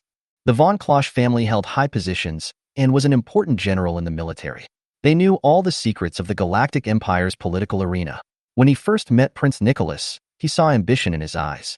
Von Klosch knew very well that this man would become an enemy of the Empire sooner or later. Chapter 56 Father and Son. I'm surprised you beat Andre, Von Krausch exclaimed. Andre is the adopted son of Prince Nicholas. His father was once Nicholas's top general and a top-level mecha master. Later, he died in battle to protect Nicholas. Nicholas himself was a top-level mecha master. He carefully trained Andre since he was a child. Andre also became one of the 8 most outstanding young mecha masters of the younger generation of the Empire. What Von Klosch didn't expect was that Xiaxingchen would actually encounter Andre during the test, and what he didn't expect was that he actually defeated Andre. You already know the answer. But don't worry, the Overwatch garrison belongs to our 3rd Fleet. I will never tolerate such acts of harming our comrades. Go down and have a good rest. I want to watch you repair the mecha tomorrow. Yes, sir, good night. Xiaxingchen said, turned and left. After Xiaxingchen left, Von Klosch connected to the secret communication channel. A minute later, a very majestic old man appeared on the screen. Your Excellency, Grand Marshal, I have an urgent matter to report to you, said Von Klosch. Can't you just call me father? The old man's tone was intimidating without even being angry. This old man is the Grand Marshal of the Galactic Empire, Bismarck. All the 7 fleets of the Galactic Empire must obey his command and jurisdiction. Yes, father, Von Krausch replied awkwardly. Marshal von Bismarck had a long military career and made outstanding military achievements. He had 8 sons in total, and von Krauss was his 3rd son. Among his sons, von Krauss was the smartest and most militarily talented. Whether in terms of military command ability or control of the overall situation, von Krauss was the strongest. Marshal von Bismarck hoped that he could enter the Galactic Empire military and train him well so that he could take over in the future. But this kid threw out a sentence. The most powerful soldiers are those who are honed on the battlefield. Then he secretly ran to the grassroots unit and started as a soldier, step by step to the present, becoming the commander of the squadron. But because of this incident, the father and son had a very bad relationship. Von Krausch knew his father's communication frequency, but he had never contacted him on his own initiative. This time, he used this right. Tell me what happened? Von Krausch described the incident in detail. It seems that the old fox Nicholas can't help but want to take the throne. He has been planning for more than 10 years and has finally lost his patience. This is a good thing. However, there are many people in the cabinet who have been bribed by him. It is not convenient to have a full-scale confrontation. However, you must give him a warning so that he will not stretch his claws too far. I understand, father. Also, the little guy you found is very interesting. It seems that he is not an ordinary person. You can train him well. Von Klosch nodded. Also, next time you pass by Tianyuan Star, come home for a meal. The mecha repair shop of the Thor's Hammer is comparable to a small military factory, and it even has a mecha production line.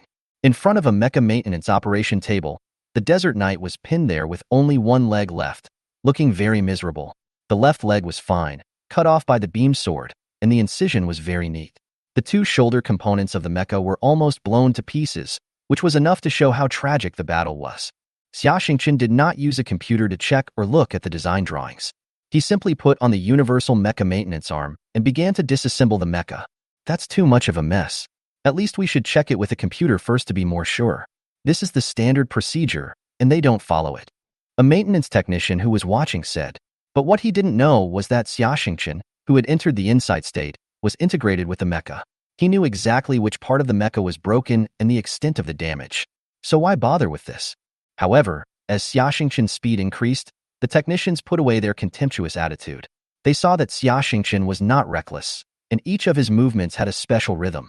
In just 65 minutes, the Desert Knight was stripped down to its basic components, one pile intact and one pile damaged.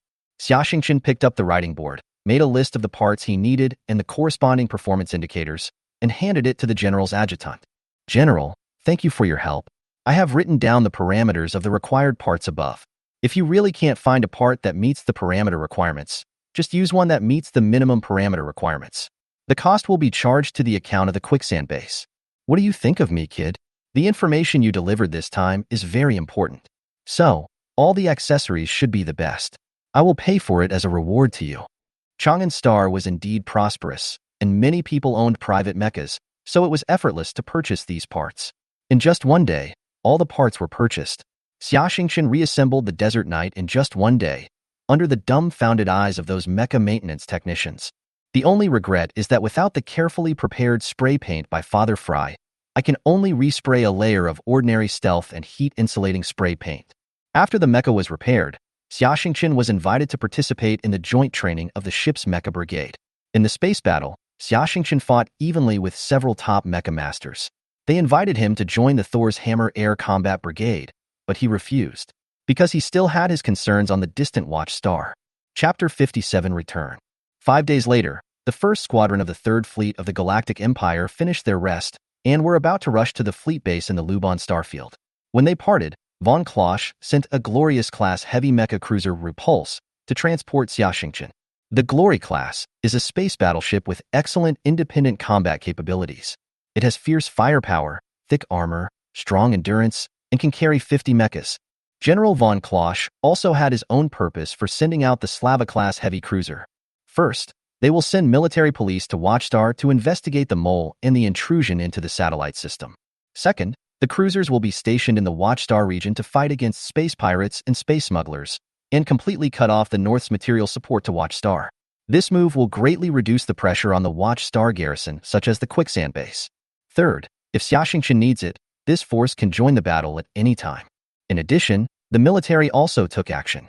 The military police department vigorously arrested space pirates and headhunters who recruited people to Watchstar at the Mecha Master Examination Centers in several major administrative regions. The government also produced a news film to tell the story of the Mecha Masters who were deceived to Watchstar. Some of them were sent to mine as slaves and deprived of their personal freedom. Others were buried in the mouths of sandworms and stinging scorpions. Others were forced to become interstellar pirates and then captured and executed by the military. This series of combined punches had just been launched, and the series of blows brought disaster to the sand bandits. And the root of all this was this little Mecha Master. The speed of the warship is much faster than that of the cargo ship. It took 15 days to arrive in Chang'an Star region, but only 7 days to return. During these 7 days, Xiaxingqian was not idle at all. He helped the Mecha Masters on the ship to adjust and modify the mecha. He felt that it was very necessary to build a good relationship with these comrades. The Repulse carried 50 mechas, including 30 night sky mechas, 10 land combat mechas, and 10 comprehensive mechas. In addition, there were 5 mecha slots on the battleship, carrying a private mecha belonging to Colonel Cross, the captain of the carrier-based mecha squadron, and 2 engineering mechas. Watchstar, supply station. Since Yuri gave Baidangu a death order to increase the actual combat strength, Baidangu dared not disobey. He asked his men to harass the garrison on Watchstar at all costs for more than a month. Even this small supply station was harassed by multiple sand bandit mechas every day. There were originally 2 teams of 10 mechas stationed here, but the sand bandits attacked for 5 consecutive days, and the supply station suffered heavy losses. 7 mechas were damaged in the battle, and the remaining 3 were injured. If there is no support, the mechas at the supply station are likely to be wiped out in the next attack. So they urgently asked for help from the launch base and the quicksand base. The quicksand base held an emergency meeting. Their forces were stretched thin. Team 05 and Team 07 were completely wiped out, and the other teams also lost 10 mechas, which meant that the entire base had lost 4 teams of troops. Once the supply station was destroyed by the sand bandits, it would be too expensive to rebuild it. Moreover, without the supply station, the quicksand base would become an isolated island. So they had to send people to rescue. But now the base could not spare too many troops, and could only send a small team at most. However, This small team is undoubtedly a drop in the bucket. The Mecha divisions participating in this mission can almost be said to have a narrow escape. Lieutenant Colonel Nickel was also very troubled by this. Which team should he send? I guess whoever he sent would hate himself. At this time, Lieutenant Tori stood up. Let's let Team 06 go. After all, our strength is there. If the people who go are not strong enough, it will only increase casualties. He said this very impolitely, but the captains of the other teams were very grateful to him. But there are only 4 people in your team, said Nickel. Count me in. Tori is right. It's useless to go if you don't have enough strength. The person who spoke was Freya. This is the only way now, Freya. You must be careful, said Lieutenant Colonel Barisi, captain of the Mecha Brigade.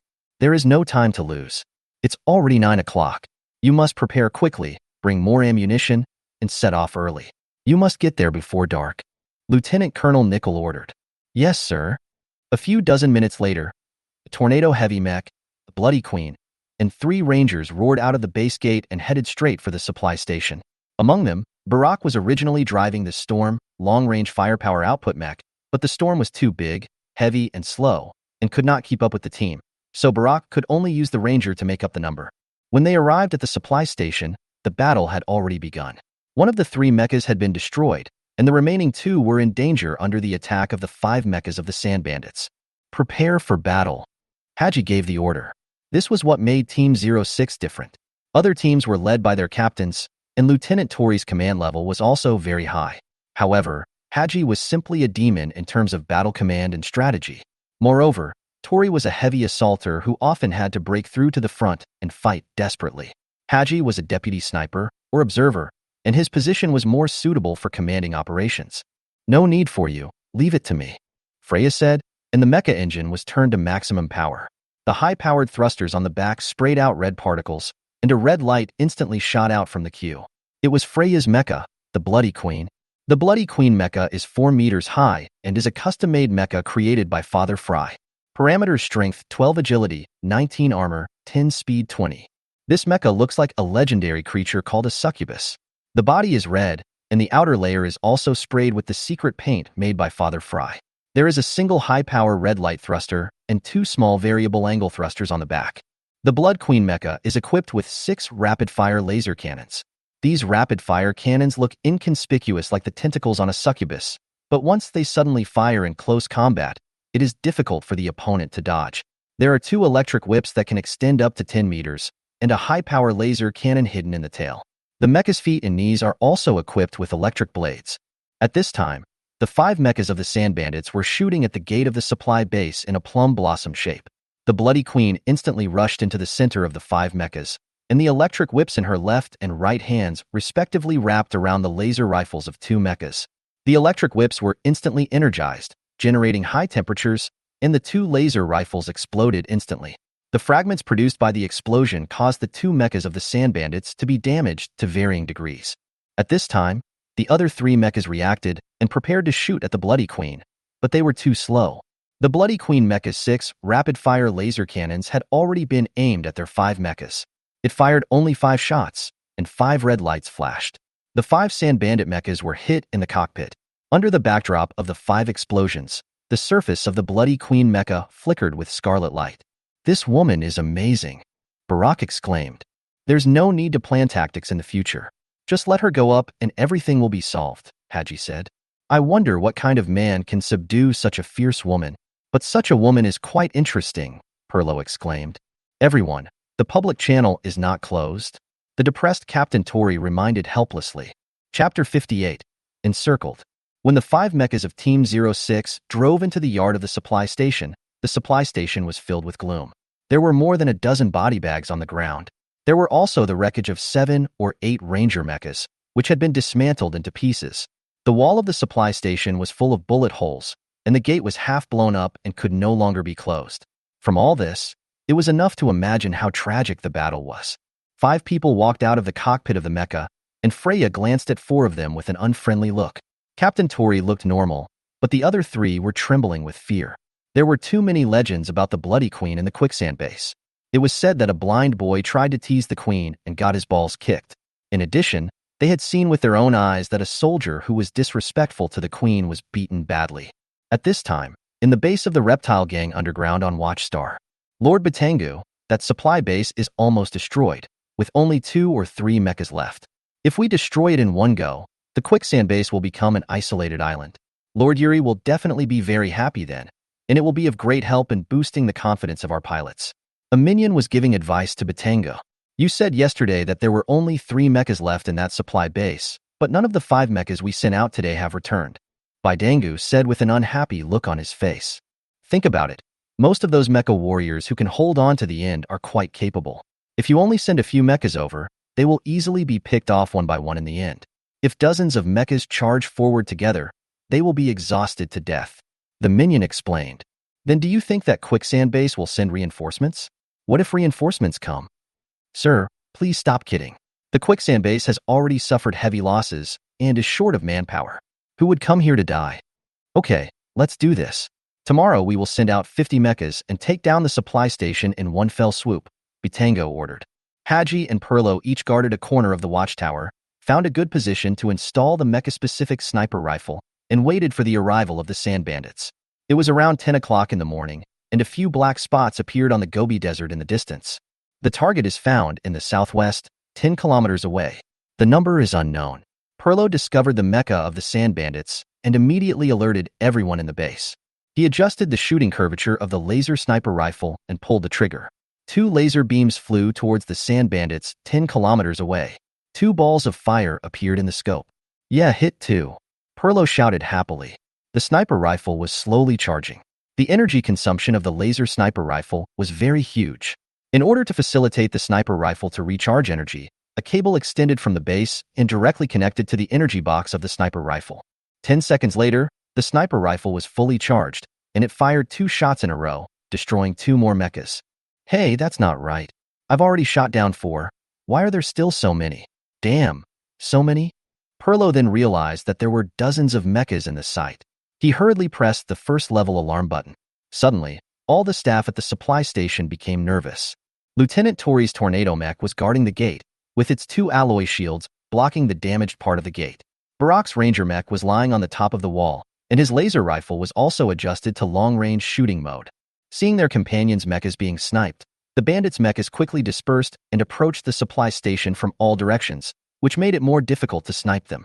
At this time, Perlo had destroyed 8 mechas, and Barak had also killed 1. The mechas of the sand bandits are rarely equipped with mecha laser rifles because they are very expensive, energy-intensive, and expensive to repair and maintain. They mainly use mecha shotguns and machine guns. The power of more than 10 shotguns and machine guns firing at the same time should not be underestimated. Seeing that the opponent's firepower was very fierce, Haji and Perlo were forced to give up sniping, and the mecha turned over and jumped back to the supply station. At this time, everyone used the wreckage of the mecha as a cover to shoot out from the damaged gate. But the opponent's firepower was too fierce, and the 06th team was suppressed and couldn't raise their heads. The small supply station was surrounded by more than 40 mechas of the sand bandits. Their attack was very orderly, and it seemed that the commander was quite capable. 20 mechas surrounded the gate, taking turns to provide fire suppression. Not far behind them, there was even a large transport truck delivering ammunition to them. The remaining 20 mechas surrounded the supply station, watching the situation vigilantly. If a mecha jumped out of the wall at this time, it would be attacked like a storm. 10 minutes ago, in space, the heavy mecha cruiser Repulse slowly approached the low Earth orbit of Watchstar. At this time, Xiaxingchen was eager to return home. He did not plan to go to the space station first and then take the landing craft, which was a waste of time. There was a landing capsule dedicated to mecha on the cruiser, and he planned to parachute directly from space to the quicksand base. However, before doing so, he had to greet the base first. Otherwise, it would be tragic to be regarded as an invader and shot down by his own missiles. Lucia, I am Xingchen, and Xingchen requests to rejoin the team. I will use the mecha landing capsule to force a landing. Xiaxingchen's voice suddenly rang out from the command center. At this time, Lieutenant Colonel Nickel had just learned that the supply base was approached by dozens of mechas and was worried about what to do. Xingchen, I am a shooting star. Nickel grabbed the microphone again. There is a very urgent mission. It is extremely urgent. Your 06th mecha squad is at the supply station now. There are more than 40 mechas of the sand bandits approaching them. Can you directly airdrop over to support them? No problem. Leave it to me, Xiaxingchen replied. He hurriedly found Colonel Kyle, the captain of the Repulse, and explained the situation to him. Captain Kyle immediately ordered the technicians to adjust the coordinates of the landing capsule's descent. At the same time, he instructed the aircrew to install the landing assault device on the desert night. Driving a mecha to forcibly land in the atmosphere is a very dangerous thing. The mecha will face powerful anti-aircraft artillery fire in the landing capsule. It cannot fight back or dodge, and it is just a sitting duck. When the mecha enters the atmosphere and leaves the landing capsule, it is likely to face the danger of being surrounded by the enemy. So someone designed a mecha assault landing device. This device is to mount a large number of offensive weapons on the outside of the mecha in the landing cabin, such as anti-mecha missiles, rockets, and even aerial bombs. The inertia of the mecha's high-speed descent is used to form a saturation attack on the target or ambushed enemy.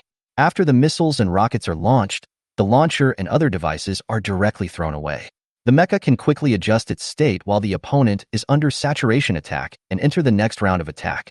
At this time, the cruiser Repulse was about to enter the designated position, and the fully armed Desert Knight mecha entered the landing cabin. At this time, the internal communication of the mecha was connected, and it was Captain Cross. Kid, just aim at the approximate position when launching the missile. It is too difficult to lock every target with a missile, and it requires too much mental strength. If you can't do it, don't worry about whether the anti-mech missile can hit the target. After all, it has great inertia, and there is an automatic tracking system. But it should be noted that when the mecha reaches the specified height or falls too fast, the launch pad of the assault system must be released in time. Otherwise, you will crash due to stall. Colonel Cross advised. Thank you, sir. I understand. Xia Xingchen saluted. The hatch at the bottom of the cruiser slowly opened, and a cylindrical metal object 8 meters long and nearly 6 meters in diameter was dropped into the atmosphere of Watchstar. Watchstar, supply station. At this time, the gate of the supply station had been completely destroyed by fierce artillery fire. Several scrapped mechas that were blocked at the gate as shelters were almost flattened. At this time, Barak's Ranger mecha was shot in the head and legs and lost its combat capability. Perlo's Ranger mecha had both legs broken and now became a fixed turret. Only Haji's Ranger and Tori's Tornado mecha were still holding on, constantly looking for opportunities to counterattack. At this time, the 2 alloy shields of the Tornado mecha had been completely destroyed. The shell of the mecha was full of bullet holes, and the integrity of the mecha dropped to 20. At this time, there were 34 mechas left by the sand bandits outside.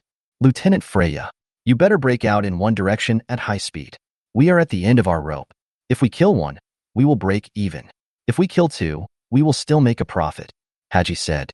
Yes, Your Majesty, don't worry about us. Just avenge me when you have the chance in the future. This is Perlo. Yes, everyone is right, Freya. It's not worth it for you to die here. Go quickly. Alas, it's a pity that I can't see that little guy again. Captain Tori's tone was a little lonely. However, the soldiers of the quicksand base had the awareness of sacrifice since the day they arrived at the base. Freya was very depressed at this time. Her mecha was an agile melee mecha. In this kind of intensive long-range weapon bombardment, her mecha was useless. It was always pinned down by the fire. She wanted to rush out to fight, but Haji refused. Haji said that if she waited for the enemy to attack, the Bloody Queen would be more lethal in a small space. She was told to be patient. Little did she know that these people had already made up their minds to sacrifice themselves, and that in return for her patience they actually allowed her to break through. Chapter 59, The Queen and the Knight.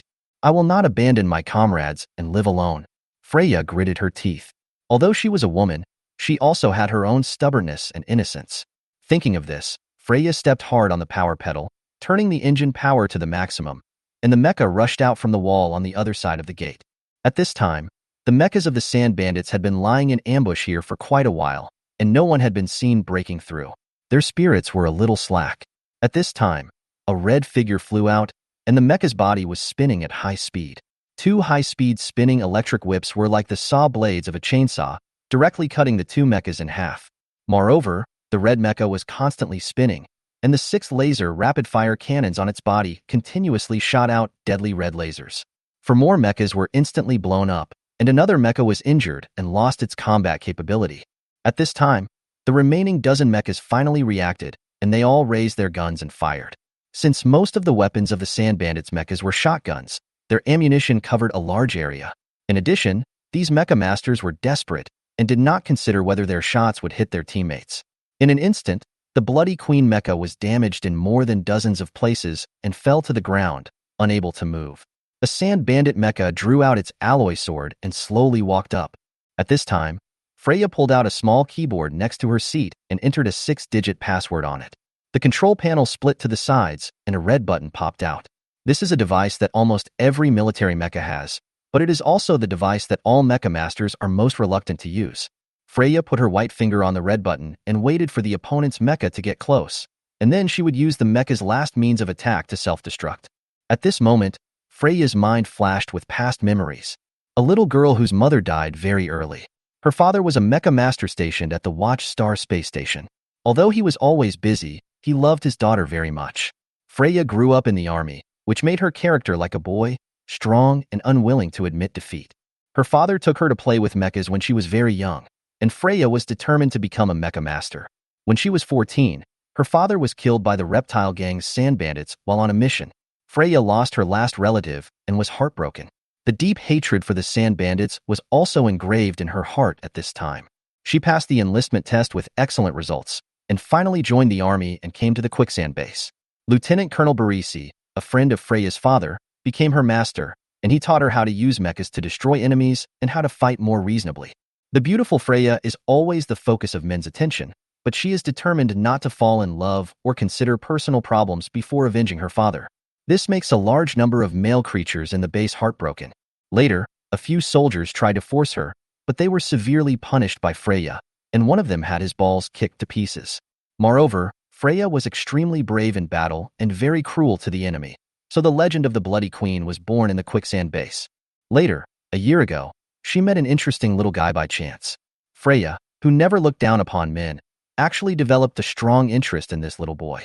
She liked to see him stir up trouble in the base and grow up quickly, but it was useless to think about these things.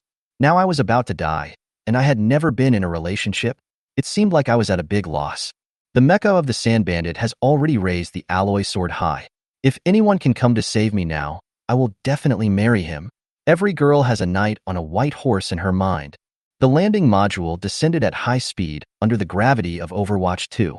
The intense friction between the black alloy shell and the atmosphere generated high temperatures. The paint on the surface of the landing module evaporated quickly, taking away a lot of heat, but soon the entire shell of the landing module was burned red.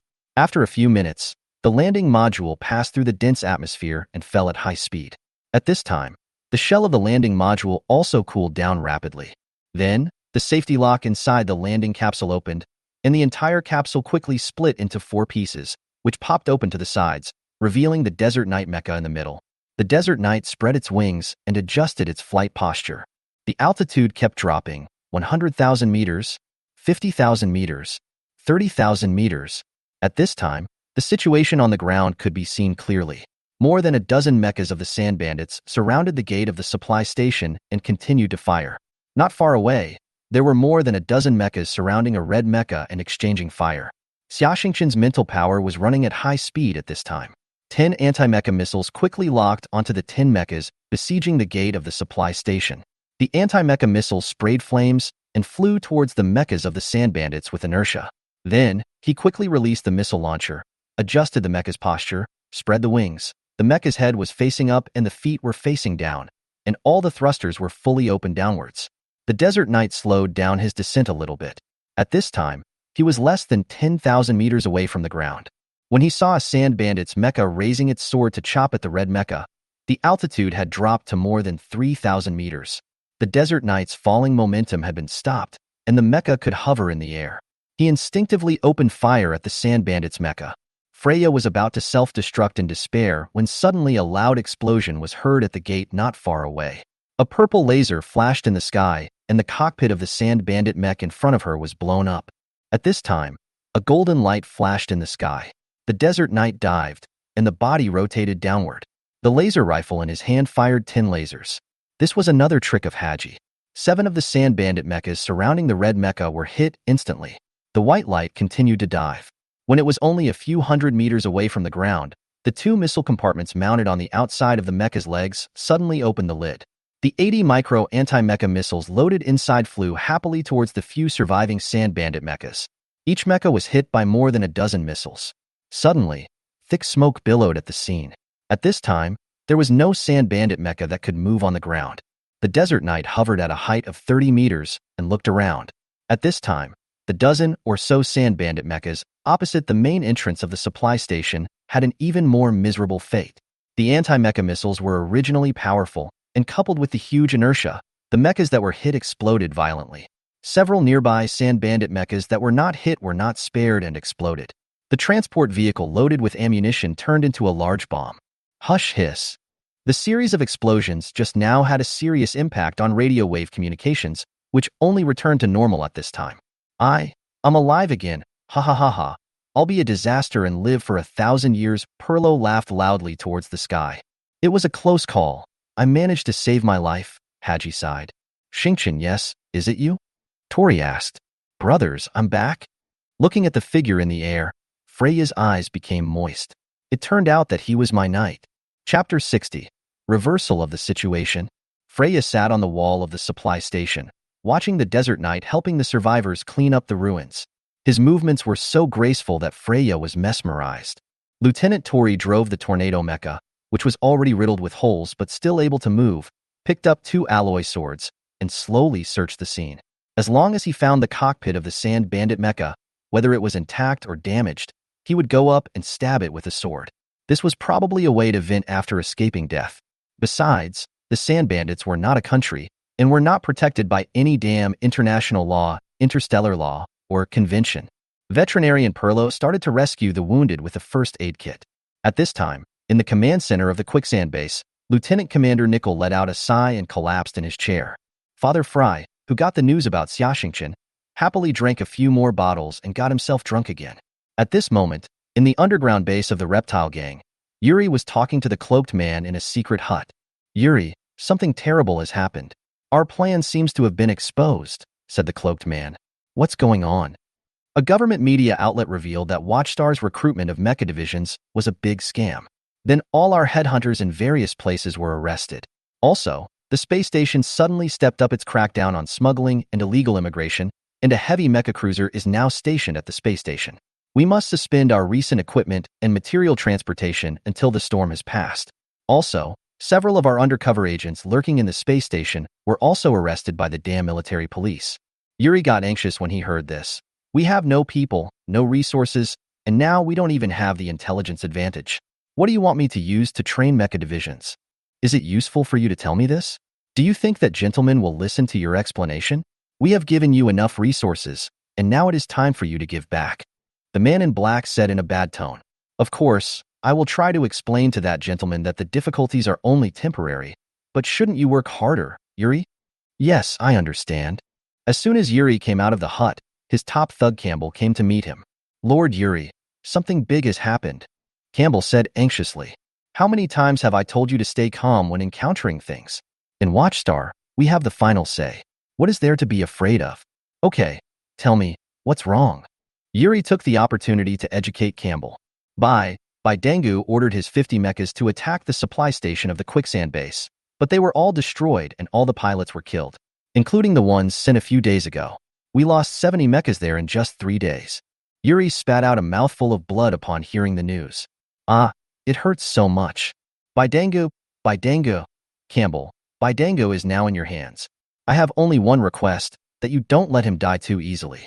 Leave it to me. I promise to make his life a living hell. Campbell was secretly happy. He had wanted to kill Dangu for a long time. 3 days later, the supply station welcomed a huge convoy, including dozens of large transport vehicles, several engineering mechas, and 30 mechas from 6 mecha teams. What's going on? Why is it such a big deal? Tori was puzzled and asked the person in charge of the convoy.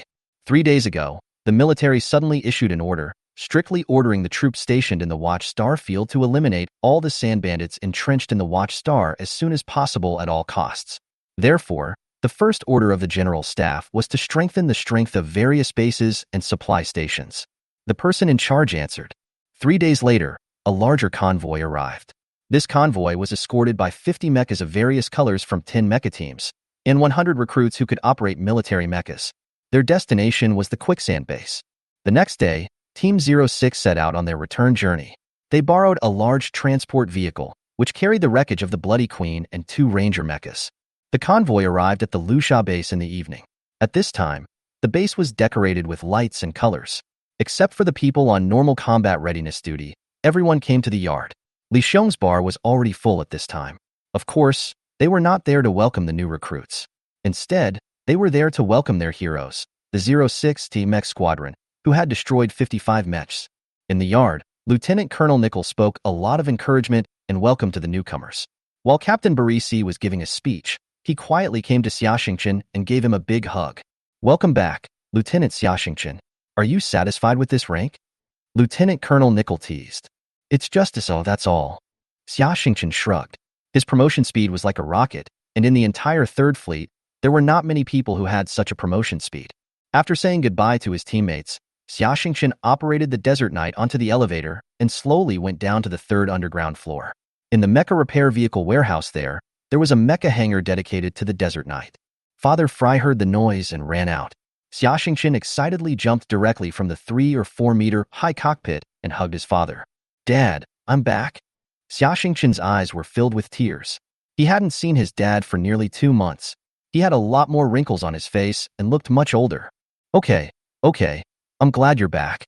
Father Fry patted his shoulder, his hands trembling slightly with excitement. At this moment, Xiaxingchen seemed to remember something. He climbed back into the cockpit and took out 2 10-kilogram sealed wine barrels from under the seat. "Dad, this is a specialty of Chang'an Star, the famous wine, Taibanyang. I brought it back specially to honor you." "Okay, good boy, you understand. Come, I'll make some good food, and you can accompany me to have a good drink." Chapter 61. Mecha Upgrade and Transformation. When Xiaxingchen woke up, it was already noon. It seemed that this Taibai wine was indeed good stuff, strong but not intoxicating. A message came on his personal terminal: "Come to the team headquarters for a meeting at 6 p.m. After having dinner early, Xiaxingchen came to the team headquarters and found that everyone was there, but there was one more person. "Is it strange? I am now a non-staff member of the 06TH team," Freya explained with a smile. The others were dumbfounded. Is this still the bloody queen who kills people without blinking an eye and kicks the balls to pieces at the slightest disagreement? Today's meeting mainly includes the following things. The first is to read out the promotion orders. As the importance of the quicksand base becomes more prominent and the base has expanded by nearly half, the main military officers of the base have been promoted. Commander Nickel and Captain Barisi have been promoted to colonels. Due to the heroic performance of the 06TH Squadron and Freya, the ranks of all members of the 06TH Squadron have been promoted by 1 level. Tori and Freya are both captains. Xiaxingchen was originally promoted to 2nd lieutenant because he passed the assessment of the 1st level Mecha division. In addition to this meritorious service, he is now a lieutenant. The second thing was to announce the vacation order. Their team's Mecha was seriously damaged and needed time to repair, so the base also gave them 10 days of vacation, and everyone applauded and welcomed it. Perlo was especially happy because there were more than a dozen young girls among the new recruits, and the handsome Perlo wanted to talk to them about life and ideals. Captain Tori was about to adjourn the meeting when Xiaxingchen stopped them. "Let me say a few words. This time, through taking the level rank exam for Mecha divisions and participating in the battle at the supply station, I deeply felt the importance of equipment to a Mecha division. If I hadn't been driving the Desert Knight and equipped with the assault landing system, I'm afraid I wouldn't have been able to save you." Xiaxingchen concluded, and everyone nodded silently. Through this battle, we can see that if the Bloody Queen had some long-range attack methods, or if her armor was thicker, if Perlo's sniper rifle recharged faster, if the captain's Tornado Mecha was stronger, if Barak's Storm Mecha ran faster and could catch up with this battle, everyone would be much more relaxed. "Yes, that's right," everyone agreed. "I'm a Mecha master, but I'm also a Mecha maintenance technician. I learned a lot of Mecha modification techniques from Father Fry, but my ability is limited. I can't take care of our entire base, but it's no problem to solve the equipment upgrade of our team. I want to upgrade and modify the mechas of all our team members. What do you think?" "This is a good thing. We certainly support it." The teammates unanimously agreed to the proposal. "But my job requires your cooperation.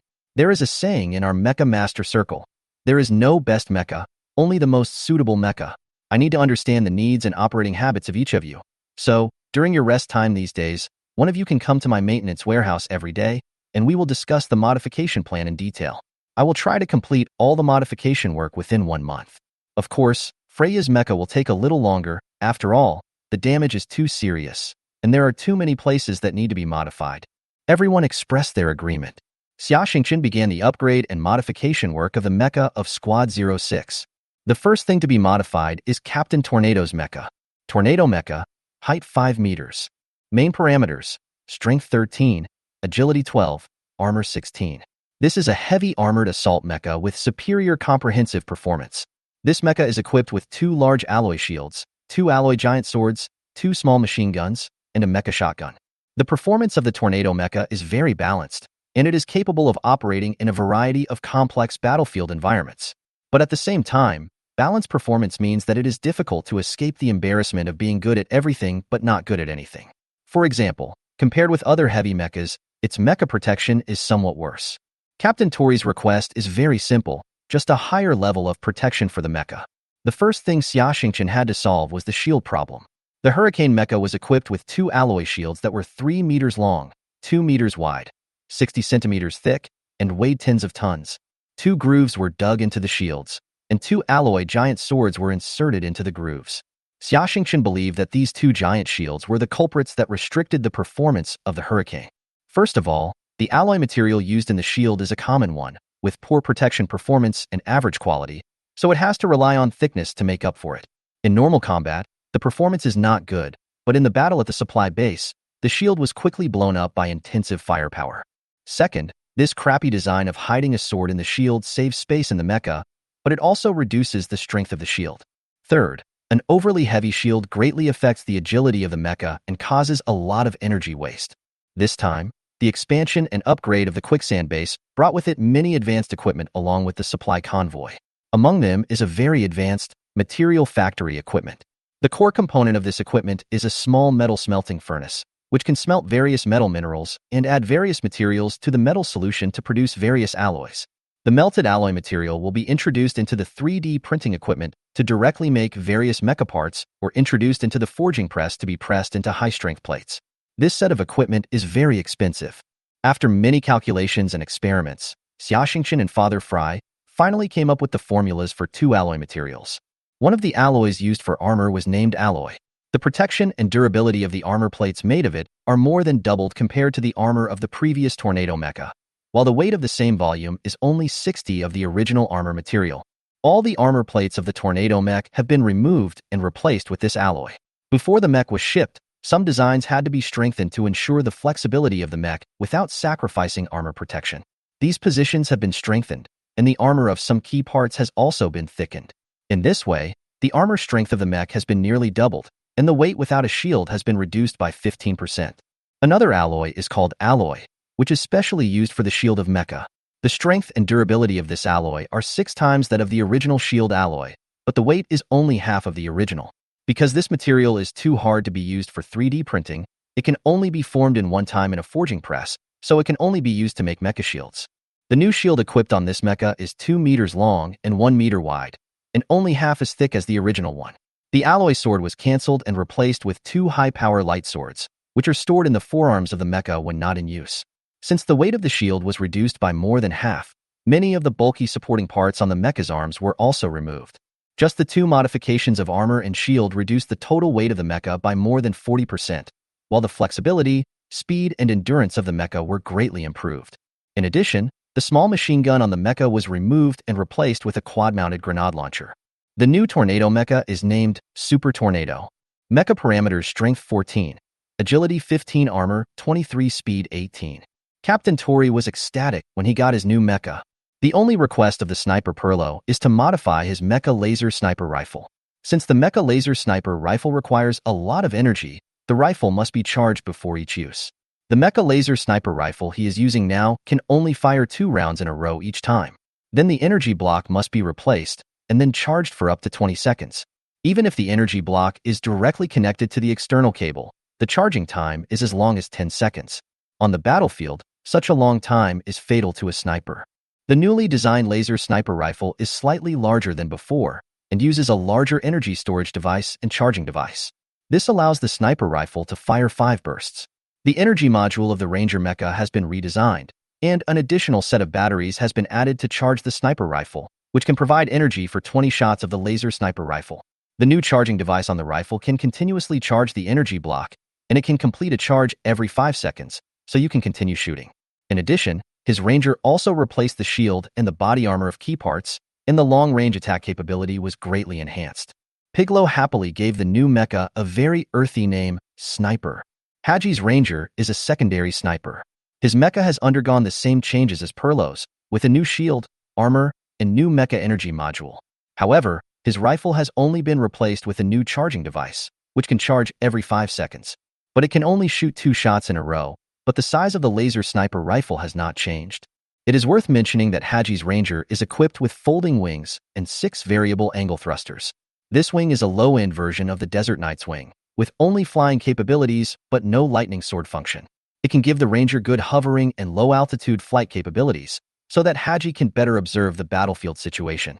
His new mecha is called Peter Pan. It is a big problem to modify Barak Storm Mecha. Storm Mech, height 4 meters. Parameters, strength 11, agility 8, armor 11.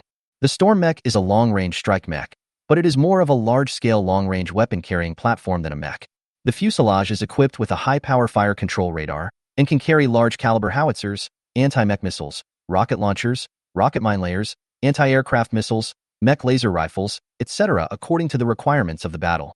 It has a large ammunition load and high energy reserves, and can provide strong firepower support to the mech team. However, one pitfall is that this mech is not equipped with a leg module, but a tracked chassis, with a maximum speed of less than 70 kilometers per hour. This makes this mech unable to participate in those rapid assault operations, and it is also easy to become a target for other mechs. After discussion, Xiaxingchen, Father Fry, and Barak decisively decided to give up the modification of this mecha. They decided to redesign a heavy fire support mecha based on the Tornado mecha. The new mecha is based on the Tornado, but it has no shield and uses alloy for the fuselage armor. The head of the mecha is the latest integrated fire control radar, equipped with the latest fire control computer. The mecha's legs are reinforced leg components, and several sets of mecha auxiliary wheels are installed to enable it to travel at high speed on the road. Behind the mech is an enlarged and thickened energy module, equipped with 4 medium-sized thrusters. 2 heavy laser cannons extend forward from the mech's shoulders. There are 4 grenade launchers on the mech's legs, and 6 small mech laser rapid-fire cannons on the chest. Each hand holds a mech laser rifle. There are 2 light energy swords hidden on the mech's forearms, so it can still fight even if the opponent gets close to it. In addition, there are several weapon mounting brackets on the mecha's forearms, shoulders, back, waist, and legs, which can be connected to various weapons. Barak was also very satisfied with his new mecha, and he named it Typhoon. Typhoon Mecha, modified version of the Storm Mecha, long-range fire output mecha, height 5 meters. Parameters, strength 15, agility 13, armor 14. Chapter 62, Meeting at the Bar. After upgrading his teammates' mechas, Xiaxingchen began to work on the transformation of the Desert Knight.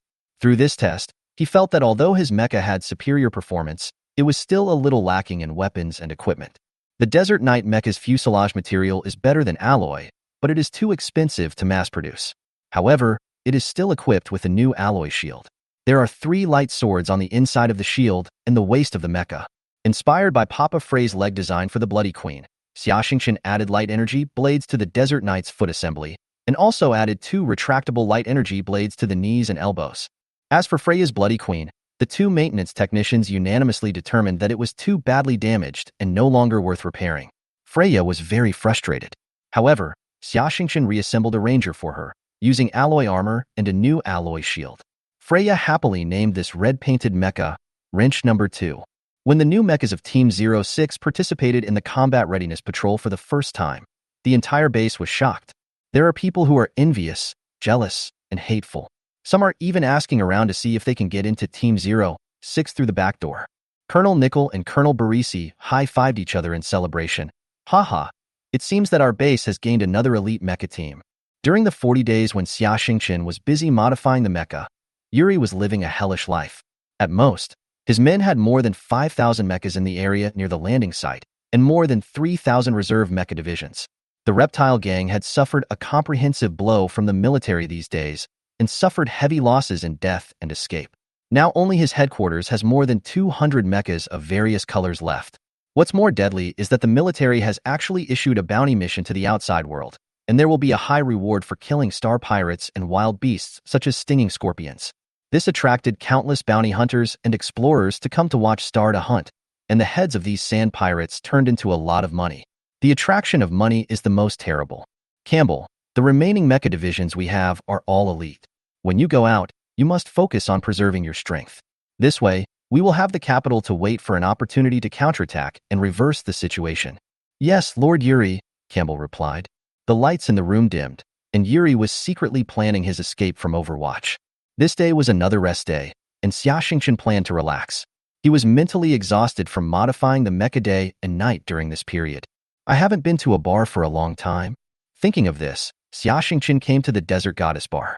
Although it was morning, the bar was already more than half full. As the base had added several hundred people and many bounty hunters settled in the base, the business of the Desert Goddess bar was getting better and better. Originally, the Desert Goddess bar did not have waiters, but now Li Pai was too busy to handle it, so he hired 4 young soldiers to help during his break. Xiaxingchen sat on a high stool in front of the bar, ordered a beer, and chatted with Li Pai about some gossip in the base. At this moment, Freya walked into the bar. She was wearing a pair of blue jeans that outlined her perfect body curves and a low-cut tight top. The deep ravine attracted the attention of countless men. She walked towards Xiaxingchen, sat next to him, and said with a smile, "Handsome, can you buy me a drink?" Immediately, the eyes of the people in the bar were broken. Is this still the bloody queen who kicked a man's balls when she didn't agree with him? It's my pleasure, beautiful lady. Xiaxingchen smiled. Old bear, give this lady a cup of black tea with some mint. It's my treat.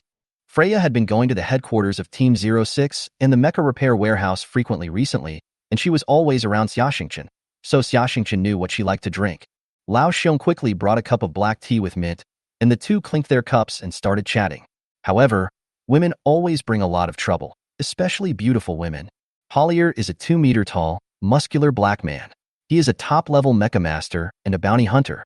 He led 4 top-level mecha masters, a total of 5 people and 5 mechas, to watch Star to participate in the bounty mission for the Sand Bandits.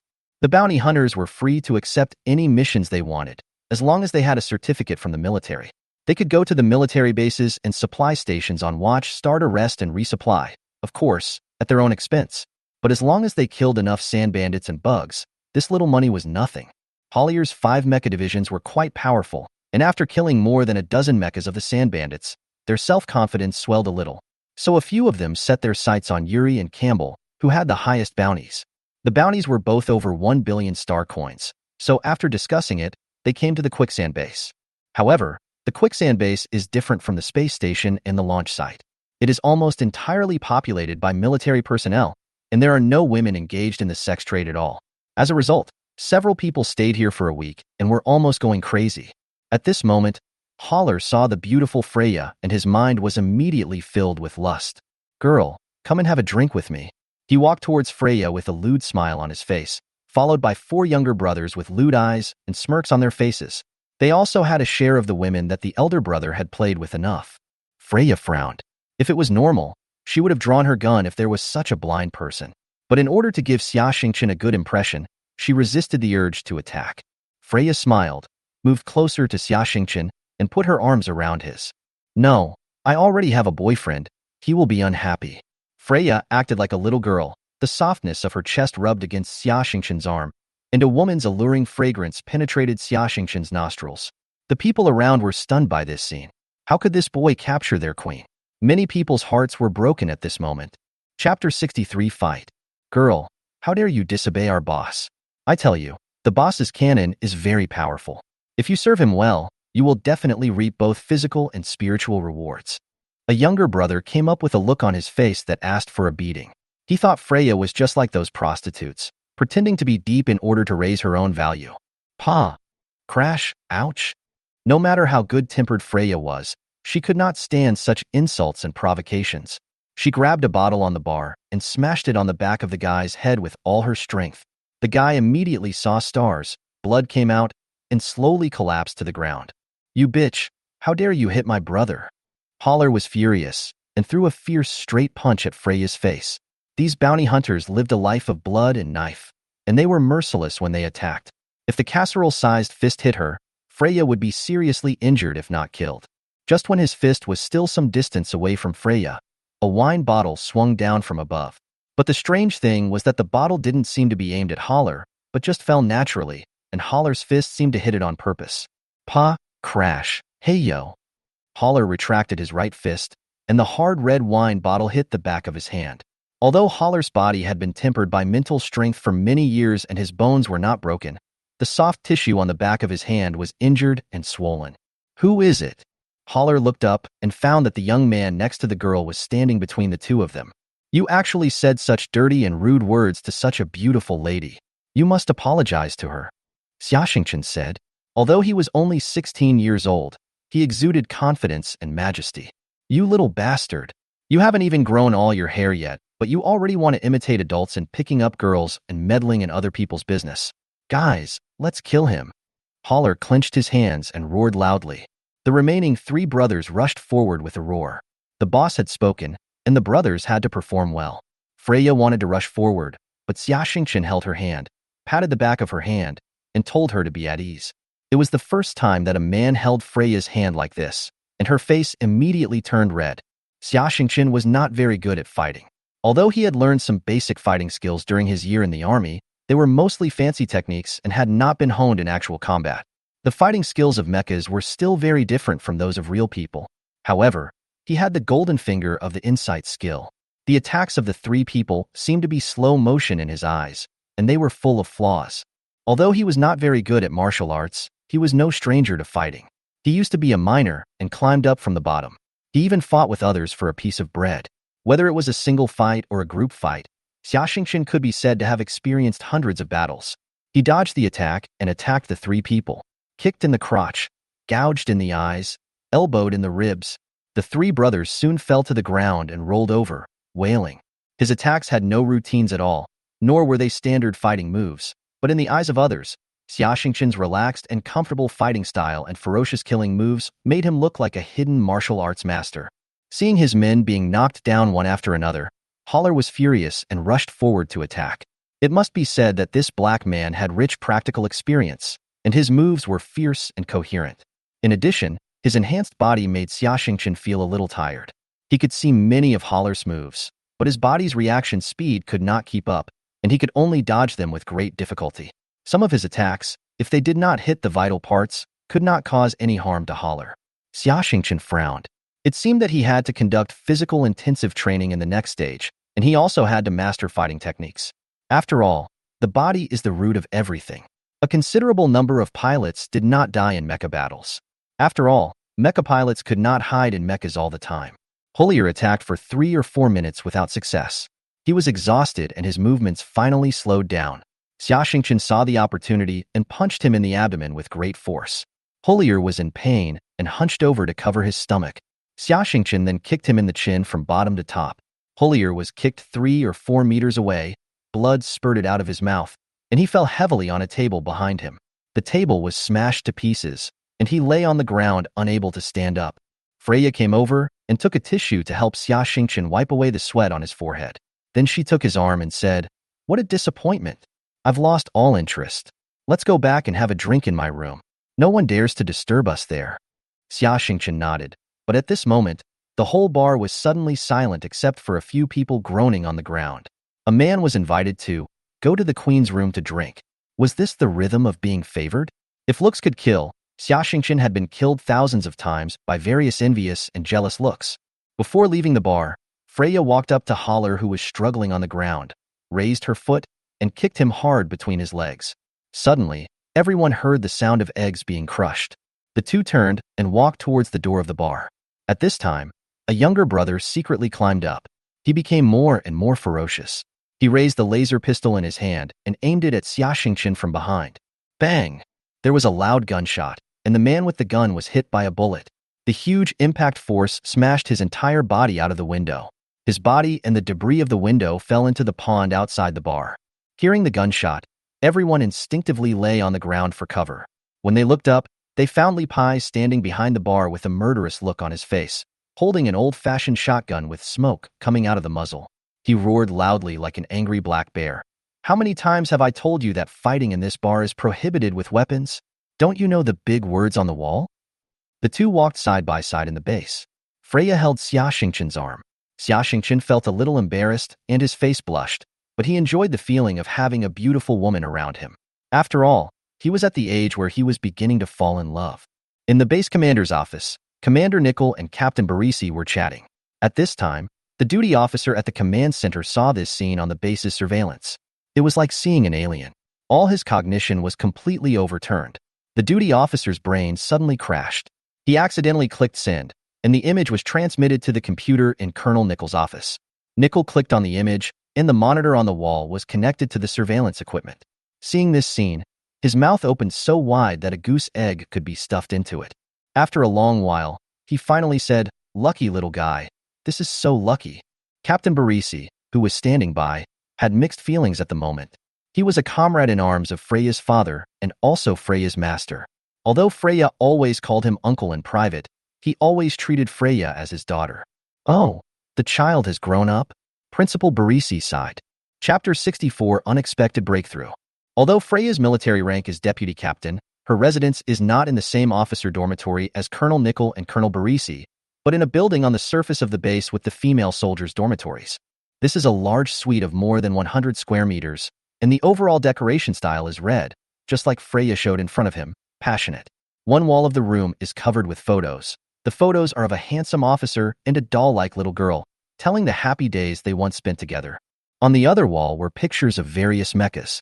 In the middle of the room was a large pink bed. The two sat down on the sofa beside the bed, and Freya took out a few bottles of red wine and 2 highball glasses from the refrigerator. The two sat together, their bodies close together, drinking and talking about their pasts, feeling each other's joys and sorrows. In a blink of an eye, more than 2 hours passed, and each of them drank nearly 2 bottles of red wine. Freya's face was flushed, her almond eyes were full of spring, and she said slowly, "I was in the Mecha at that time, and I felt that I was going to die. It was not until then that I realized that although they all called me the queen, it was just a mask for my self-protection. I was actually just a little woman who longed for a man's protection and love. I said to myself at that time, if anyone could come to save me at this time, I would let him be my knight and give him everything I had." When she said this, her voice became smaller and smaller, until it sounded like the buzz of a mosquito. Suddenly, she stood up and threw herself into Xia Xingqian's arms, looking into his eyes lovingly. "Xingqian, are you willing to be my knight?" Xia Xingqian could no longer hold back, and he immediately met those hot lips. Freya responded enthusiastically, and their tongues intertwined. Xia Xingqian kissed her while picking her up and putting her on the big bed.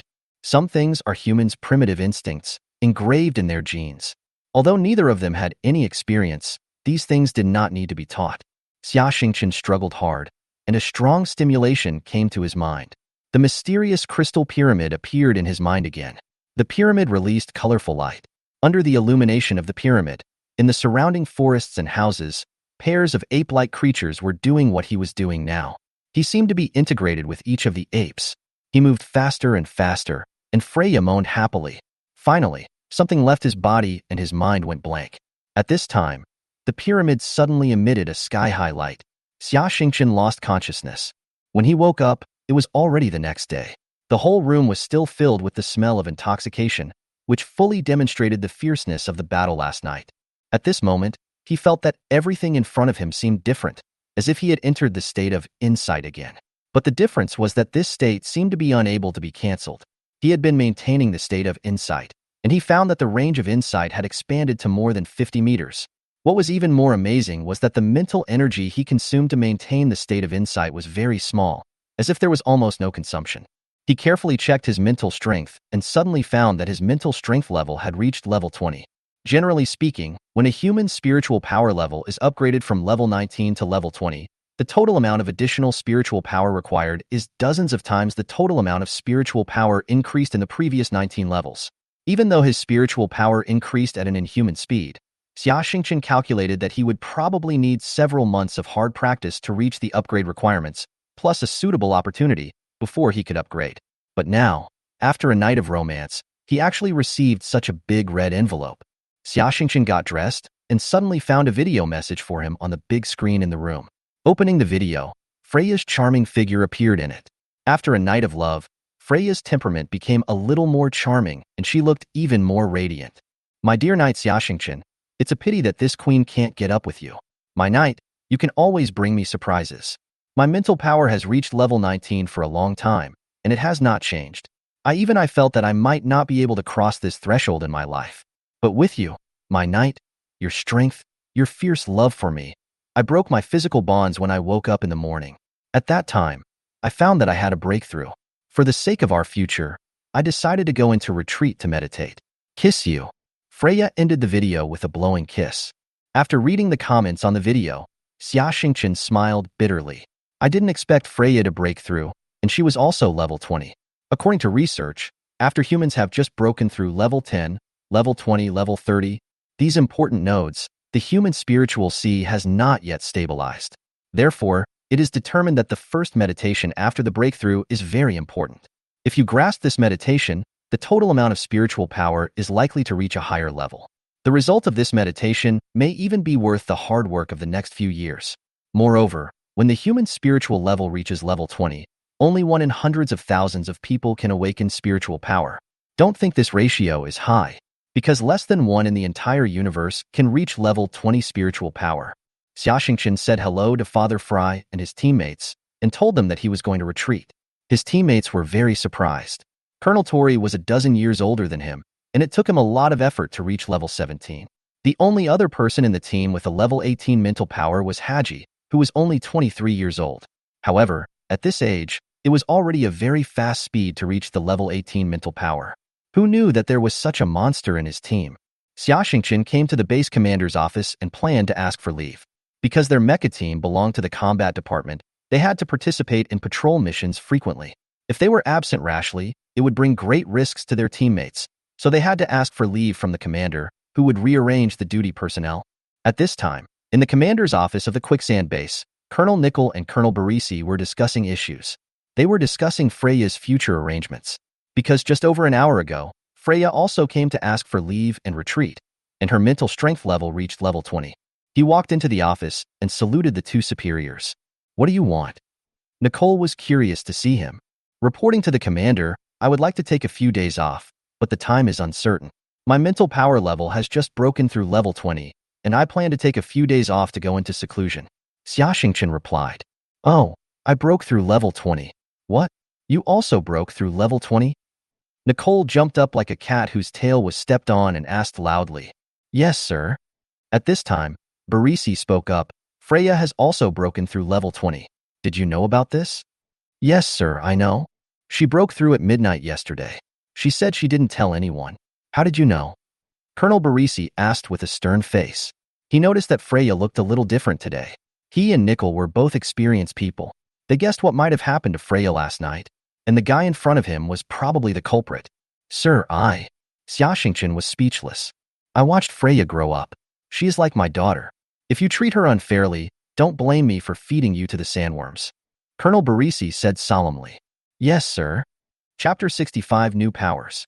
With the approval of the two highest commanders of the base, Xia Xingqian began to prepare for the most important meditation in his life so far. He had a nice meal and slept for a while. He didn't sleep well last night and consumed too much energy. After he woke up, he took a shower, changed his clothes, and finally felt refreshed. He felt in good condition. He hung a "Do Not Disturb" sign at the door of the room. Then he closed the door and began to retreat. What he didn't know was that after he closed the door, Captain Tori came and moved a chair to sit outside the door. This kind of seclusion was very afraid of being disturbed, so the members of the 06 Teach team divided the work and worked in 3 shifts every day to come here for him. And Father Fry simply moved a camp bed and slept outside the door. Xia Xingqian entered a meditative state, and he entered the world of the Crystal Pyramid again. The apes were brutally slaughtered by the lizard men, and they resisted fiercely. The apes created mechas. The mechas sprayed flames and rushed towards the lizardmen's mechas. The lizardmen's mechas were blown up, and 8 apes' mechas landed on the ground. The cockpit of a mecha opened, and a tall ape pilot appeared. He came to the ground, waved his hand, and the 8 mechas disappeared instantly. Xia Xingqian seemed to have had a bizarre dream. He didn't know how long it had been. He finally woke up. He glanced at the personal terminal on the table and saw that it was already 3 days later. He felt a strong sense of hunger in his stomach, but he didn't care. What he wanted to know most now was what he gained from this meditation. Through careful observation and experience, he discovered the following changes in his body. The first change came from his insight skill. He had noticed it since he had just broken through 3 days ago. He always maintained a state similar to the insight skill. He could perceive the appearance of everything around him, and everything was so clear. Except that the moving objects were not slowed down. Everything else was the same as the insight state, and the range of this state was more than 50 meters, and it consumed almost no mental energy. The second point is that through this meditation, his total mental power has increased exponentially. Judging from his current state, Xiaoxingchen's mental power level has exceeded level 24. The third thing he learned was that his mental power could be split into several parts. For ordinary people, after reaching level 20, one of the main signs was that the mental power could be projected outside the body. This kind of projection was usually only a few meters away. These outward spiritual powers can help mech operators sense danger. Not only that, some smart mech designers have designed some spiritual power sensing devices on mechs. With these devices, mech operators can activate these devices by releasing spiritual power in battle. And the strength of spiritual power also has a great effect on the power of these devices. These spiritual power amplification mechs are far beyond the reach of ordinary mechs. Xiaoxingchen's mental power is not just a simple extension of mental power. His mental power can be divided into 4 other mental power individuals. These mental power individuals can leave the main body and go hundreds of meters away to conduct exploration, control objects, etc. These mental individuals are independent of each other, just like 4 people with independent personalities, but at the same time, they are one. What they see and think will appear in their minds at the first time. Xiaoxingchen initially named this new skill schizophrenia, but later thought it was not nice, so he changed the name to mental clone. Xiaoxingchen let out a long sigh. He was very satisfied with the results of his meditation. The rapid growth of his mental power, the almost normalized state of insight, and the mental clone, whose function needed to be further clarified. When he opened the door, he found that there were many people waiting outside, including Father Fry, Freya, Captain Tori, Perlo, Hagi, and Balak. You've been driving us crazy. It's been 3 days. If Sergeant Fry hadn't stopped us and said you were a freak, different from the others, we would have rushed in long ago. Captain Tori said helplessly. It turned out that the longest record of this kind of meditation was only 2 days. When Xiaoxingchen didn't come out for 3 days, everyone thought he had an accident. After I finished meditating, I spent some time in there to feel the changes in my body. I'm sorry to have caused you all to worry. Thank you all. I'll treat you tonight at the desert bar, Xiaoxingchen explained quickly. There's a Susan in the cafeteria. I heard she needs a taxi. Why don't you consider it? Haji said jokingly. Perlo's mind suddenly appeared a figure with a waist thicker than a bucket and a fleshy mountain riding on him. He immediately broke out in a cold sweat. The beautiful vision in his mind was shattered, and he lost all desire. There are opposite sexes, but no humanity, Barak muttered. Father Fry glared at them and said, How come you guys have no eyesight at all? Get out of here right now and stop getting in the way. After saying that, he left with a smile. Freya meditated for a little over a day before she ended her retreat. Her mental power had grown close to level 21. However, she did not find that she had awakened her mental power. However, there was no need to be discouraged, because the awakening of mental power would not appear immediately, and it would take a certain amount of time and opportunity. In the evening, Xiaoxingchen accepted the celebration from his teammates in the bar and expressed his gratitude. After the celebration, he went to Freya's room and the two of them discussed life quite happily. Sitting in the cockpit of the Desert Knight, the engine was running smoothly. Xiaoxingchen closed his eyes and felt it silently. When he was not riding the mecha, the range of his insight skill was 50 meters. Through the mecha's amplification, his mental detection range was increased to 200 meters. This distance basically covered the main range of the mecha's close combat, improving his future battlefield survivability. That night, he was studying the design drawings of a mecha in his workshop. Suddenly, he remembered that there seemed to be 2 such mecha wreckages in the mecha ruins in the mecha warehouse. So he went to look for them and wanted to see the real thing. Power amplifier. Here, gyroscope. He held the electronic blueprint and used his insight skill to search for the parts. Finally, he saw the parts he wanted. These parts were not big, so Xiaoxingchen divided his mental power into 4 parts, wrapped them around the 4 parts, and planned to use his mental power to pull them out of the pile of parts. However, the next moment, the 4 accessories disappeared. Oh my god, what the hell? Xiaoxingchen scanned the pile of parts very carefully, but still couldn't find the 4 parts. It was as if they disappeared out of thin air. But Xiaoxingchen could clearly confirm that the 4 parts did exist. They were there just now.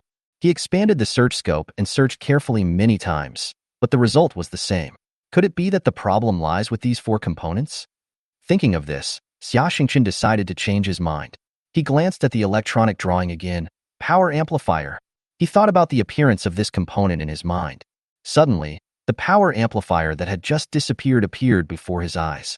Xia Xingchen rubbed his eyes. It seemed that he really saw a ghost.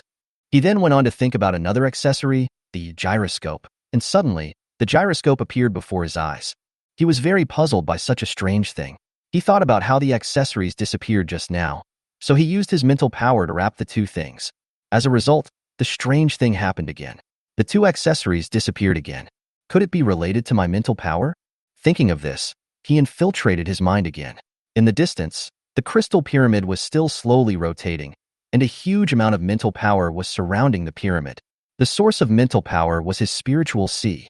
The spiritual sea of human beings is where the spiritual power is stored in the human body. The capacity of the spiritual sea is actually the total amount of human spiritual power. Suddenly, he found that his spiritual sea seemed to be very different from before. In addition to being many times larger than before, in a corner of the spiritual sea, there was a spherical space with a diameter of 10 meters. This spherical space was a vacuum, and in this vacuum space the four pieces of equipment were floating quietly. Could it be possible that my spiritual power can wrap up external objects and store them in my spiritual sea? Thinking of this, he felt a little excited. He tried hard to think about these four pieces of equipment, and in the blink of an eye, these four accessories appeared outside the spiritual sea. Xia Xingchen looked around, trying to find something bigger to try. Next to him was a mecha arm part, weighing several tons and more than 2 meters long. He used his mental power to wrap around the part, and the big guy was instantly collected into the spherical space in his mental sea. But this time, he felt that the loss of mental power was very obvious. It seems that the size and weight of an object are proportional to the consumption of mental energy. Xia Xingchen pondered this space. The sphere with a diameter of 10 meters could just fit a mecha and its weapons and equipment. Could it be that this sphere was derived from the technology of the crystal pyramid and was used by the 8-man mecha masters to store their mechas? He recalled the scene during his meditation retreat, when the 8-man mecha master waved his hand and several mechas disappeared. It seemed that their mechas were stored in this space. Then he thought of the 8-man mecha master's operations. The 8 mechas cooperated with each other seamlessly, as if they were operated by one person. Yes, one person, 8 mechas. He suddenly thought of the mental clone. When those mechas landed later, only he, a mecha master, came out, and then all the mechas were put into space. This means that those mechas are likely controlled by one person. And the way one person controls these mechas is probably mental clone. However, his current mental power is not enough to control multiple mechas. Thinking of this, Xia Xingchen cleared the spherical space and came to the end of the maintenance warehouse where the Desert Knight's mecha was parked. After confirming that there was no one around, he began to wrap the Desert Knight with his mental power. With the help of mental power, the Desert Knight disappeared on the mecha maintenance operating table in the blink of an eye. Xia Xingchen felt his head sink, and he felt a little dizzy. He was shocked to see that half of his mental power was used up. However, looking at the Desert Knight in the spherical space, Xia Xingchen jumped up happily. You know, being able to carry your beloved mecha with you and summon it whenever you want to use it is an irresistible temptation for a mecha master. He named this spherical space Portable Mecha Space. Chapter 66 Father Frey's Advice. At night, Xia Xingchen came to find Father Fry. It had been more than half a month since he had made the breakthrough, and he had not come to see Fry at night in the past half a month. Boy, are you finally willing to leave your queen? Look how long it has been since you came to me to ask questions. Father Fry teased. Dad, Xia Xingchen blushed. After all, he was a young man who had just tasted the forbidden fruit. After all, he could not help but lose control. But later, both of them calmed down and thought it would be better to keep a certain distance. After all, destroying the reptile gang and avenging Freya was the primary task. Forget it. I'm an experienced person too. You young people must be moderate in sex and not indulge in women. What do you want from me? I have made a breakthrough, but my mental power seems to have changed again. You are knowledgeable and experienced, so please help me analyze these changes and tell me how I can make better use of them. Xia Xingchen asked sincerely. Tell me more about it. Xia Xingchen then recounted the changes and evolution of his mental power from the breakthrough to the present. Of course, the crystal pyramid was his biggest secret, so he skipped over this aspect. Before knowing what that thing was used for, not letting Father Fry know was also a way to protect him. Father Fry thought seriously. He was considering carefully that he had to be responsible for Xia Xingchen's future. After thinking for a long time, he slowly said, Let me give you some suggestions. First of all, your mental strength is growing fast enough. So in the next stage, you should just let it go. Don't force it. and try not to force yourself to pursue a breakthrough or use drugs, meditation devices, or the like. Why is this? Xia Xingchen asked curiously. The human body and mental strength complement each other. When the human mental strength reaches level 7, mental crystals will be produced, stimulating the pituitary gland to release various hormones to strengthen the body. However, this kind of strengthening requires time and process. If the mental strength grows too fast and the physical strength does not keep up, there will be big problems. For example, the Mecha is the human body, and the Mecha's operating software system is the human mental strength. Can you imagine what the consequences would be if the operating system software of the Desert Knight was installed on an ordinary ranger? It must be that the Mecha couldn't withstand the violent movement and fell apart and crashed. Xia Xingchen thought thoughtfully, and at this moment he seemed to understand something. Yes, that's the truth. Father Fry smiled with relief. He was very satisfied with Xia Xingchen's understanding. So I suggest you slow down and strengthen your body. If possible, learn some martial arts and fighting techniques. After all, human warriors have made many achievements in the study of physical strength over thousands of years. Excuse me, Dad. Do we have such a warrior in our base? If you want to learn fighting techniques and martial arts, I suggest you go find Colonel Barisi. He is the strongest fighter in our quicksand base. However, he is very busy, and he may not be willing to teach ordinary people. But it's different for you. Let Freya talk to him for you. Xia Xingchen nodded. Let's talk about your spiritual clone. I suggest you keep it secret. Although a Mecha Master with awakened telekinesis can get more resources and attract the attention of various forces, you have too many secrets and are likely to be coveted by some forces. After all, the temptation to become powerful is hard to resist.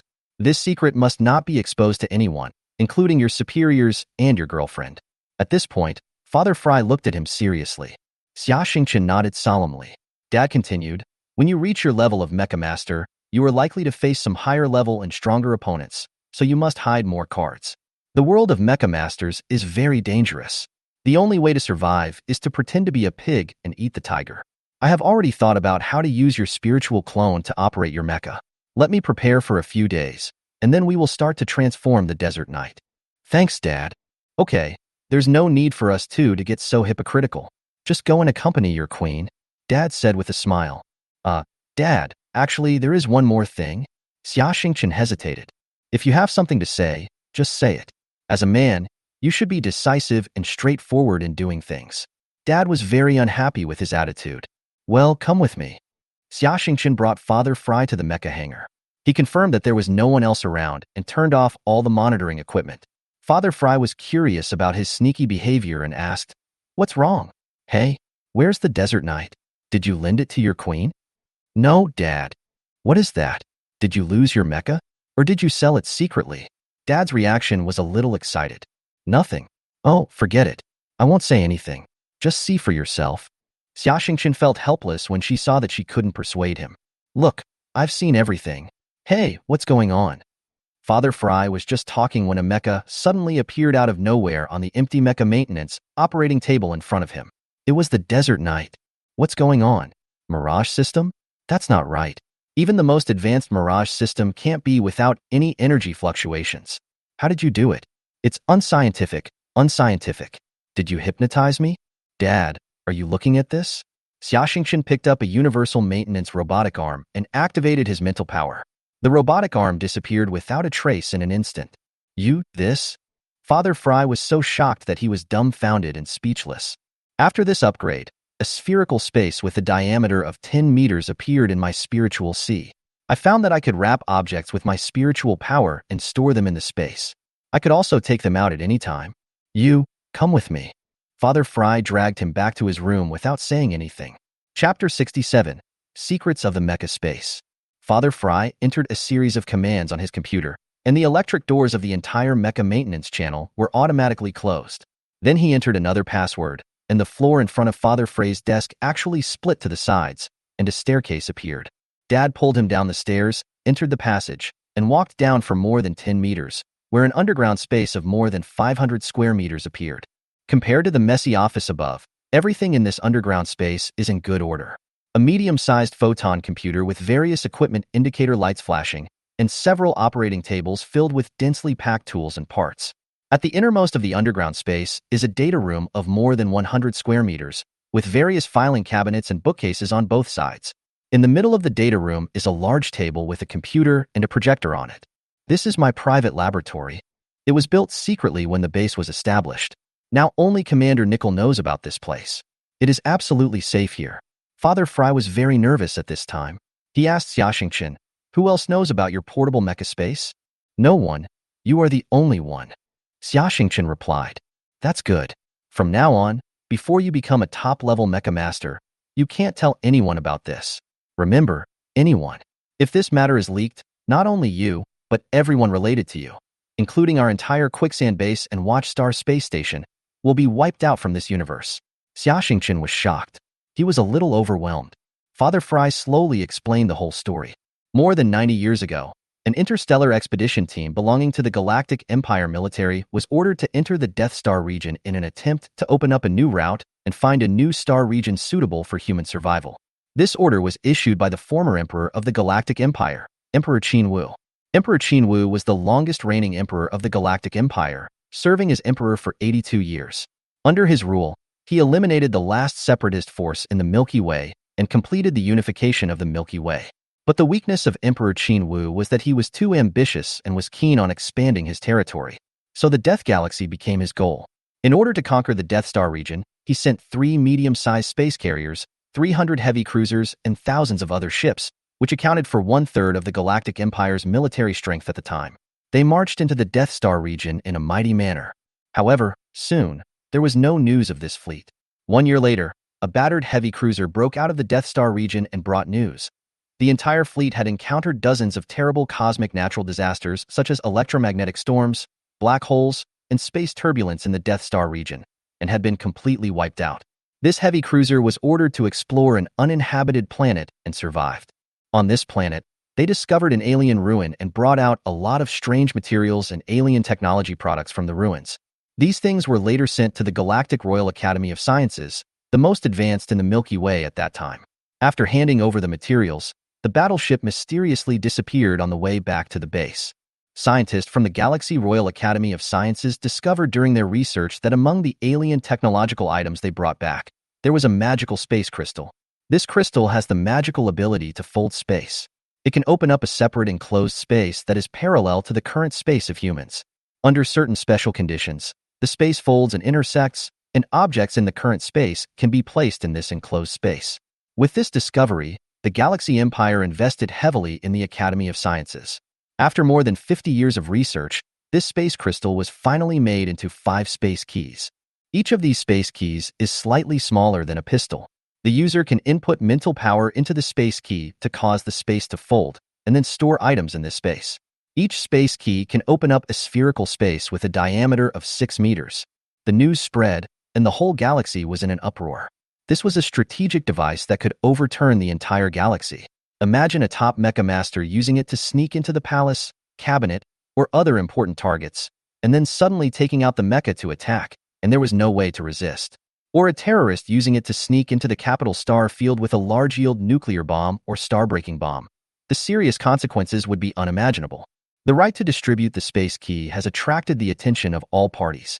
Finally, the Empire came up with a plan. Qin Wan, the then Emperor of the Galactic Empire, obtained 1 key. The second was given to Qin Haishan, the Grand Elder of the royal family and the captain of the Royal Mecha Guard, and the third was given to Michael, the highest combat power in the military, a level 1 Mecha Master, the Guardian of the Empire, and the Angel of Light. The last 2 keys will be used by the official recruitment of 2 level 1 Mecha Masters, who will join the Imperial Army and the Royal Guard respectively.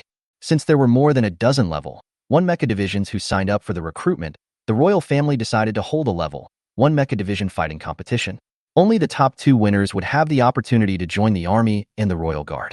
However, on the night before the competition, someone broke into the heavily guarded Royal Academy of Sciences and detonated a nuclear bomb, killing tens of thousands of scientists, burning all relevant information, and the whereabouts of the remaining 2 space keys were unknown.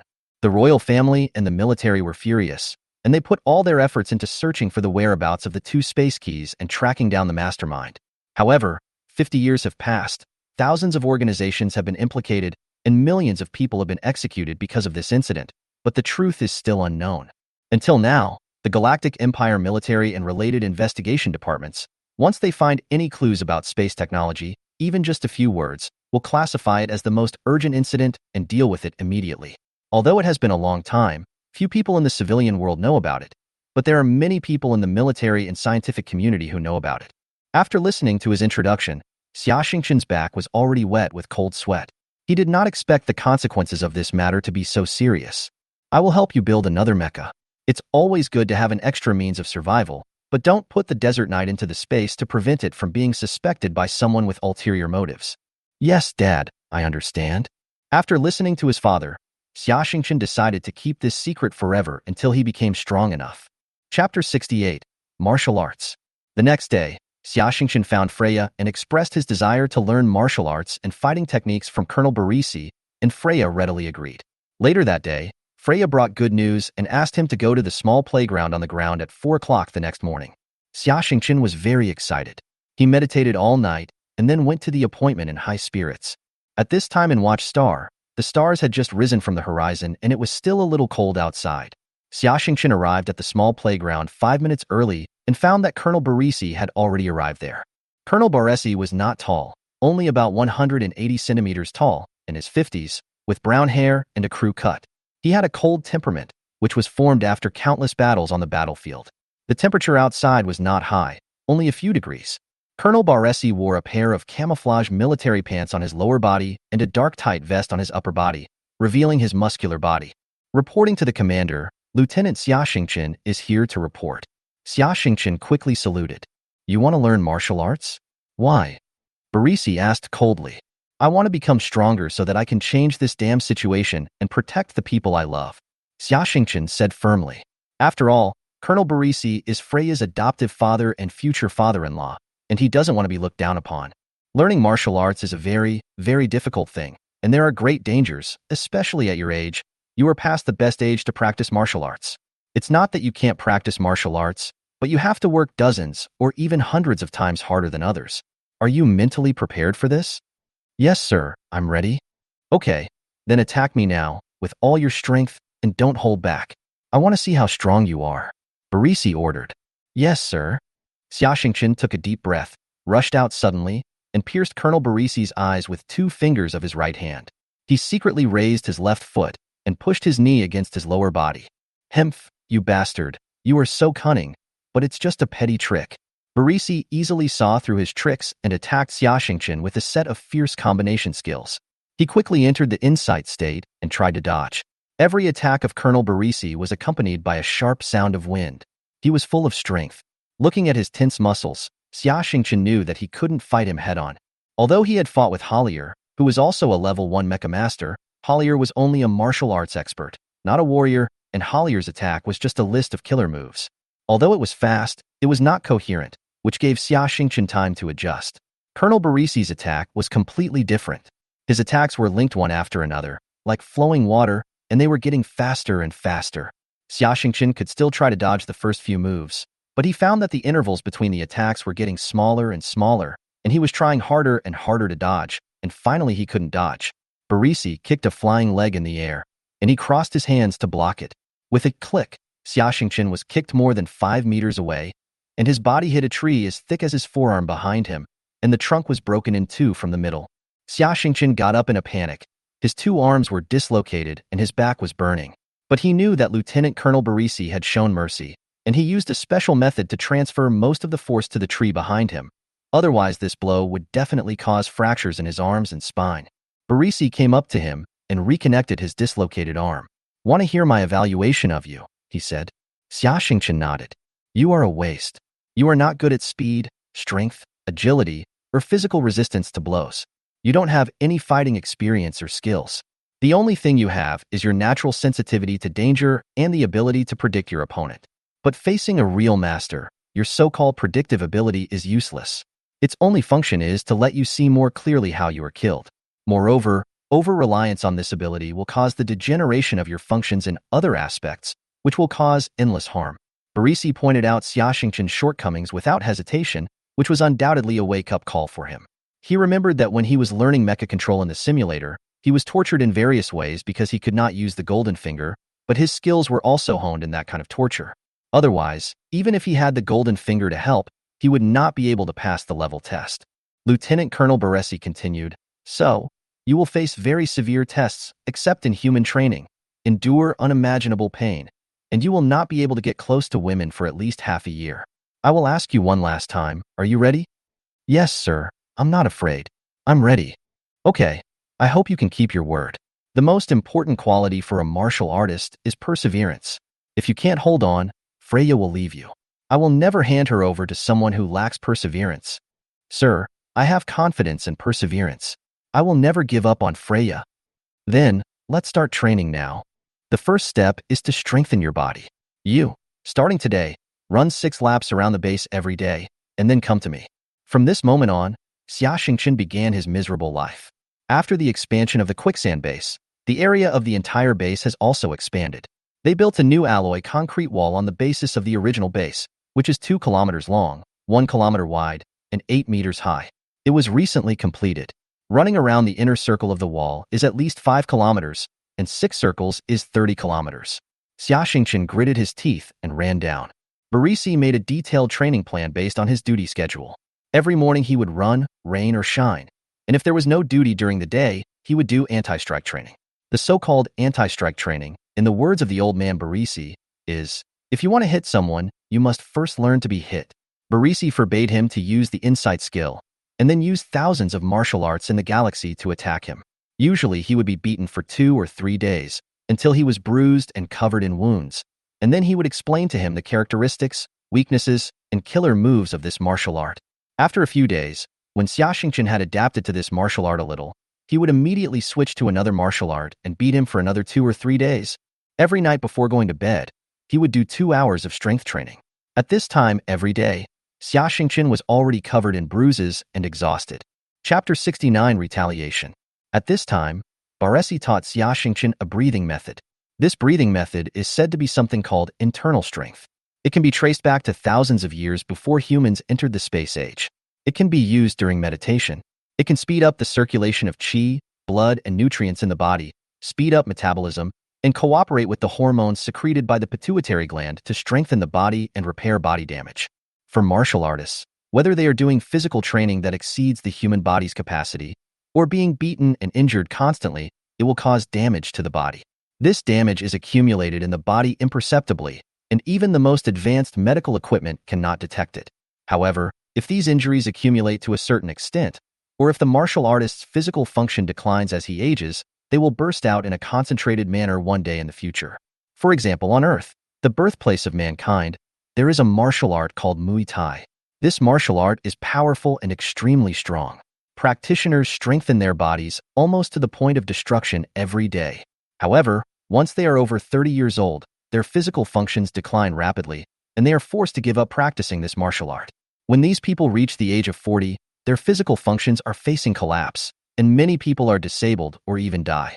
Barisi's method of practicing both internal and external martial arts can effectively offset the damage of practicing external martial arts, and can also take into account meditation. In just over a week, Xia Xingqian felt that his physical functions had improved a lot, and he had adapted to this cruel training. However, the good times did not last long. Barisi increased his training according to his progress.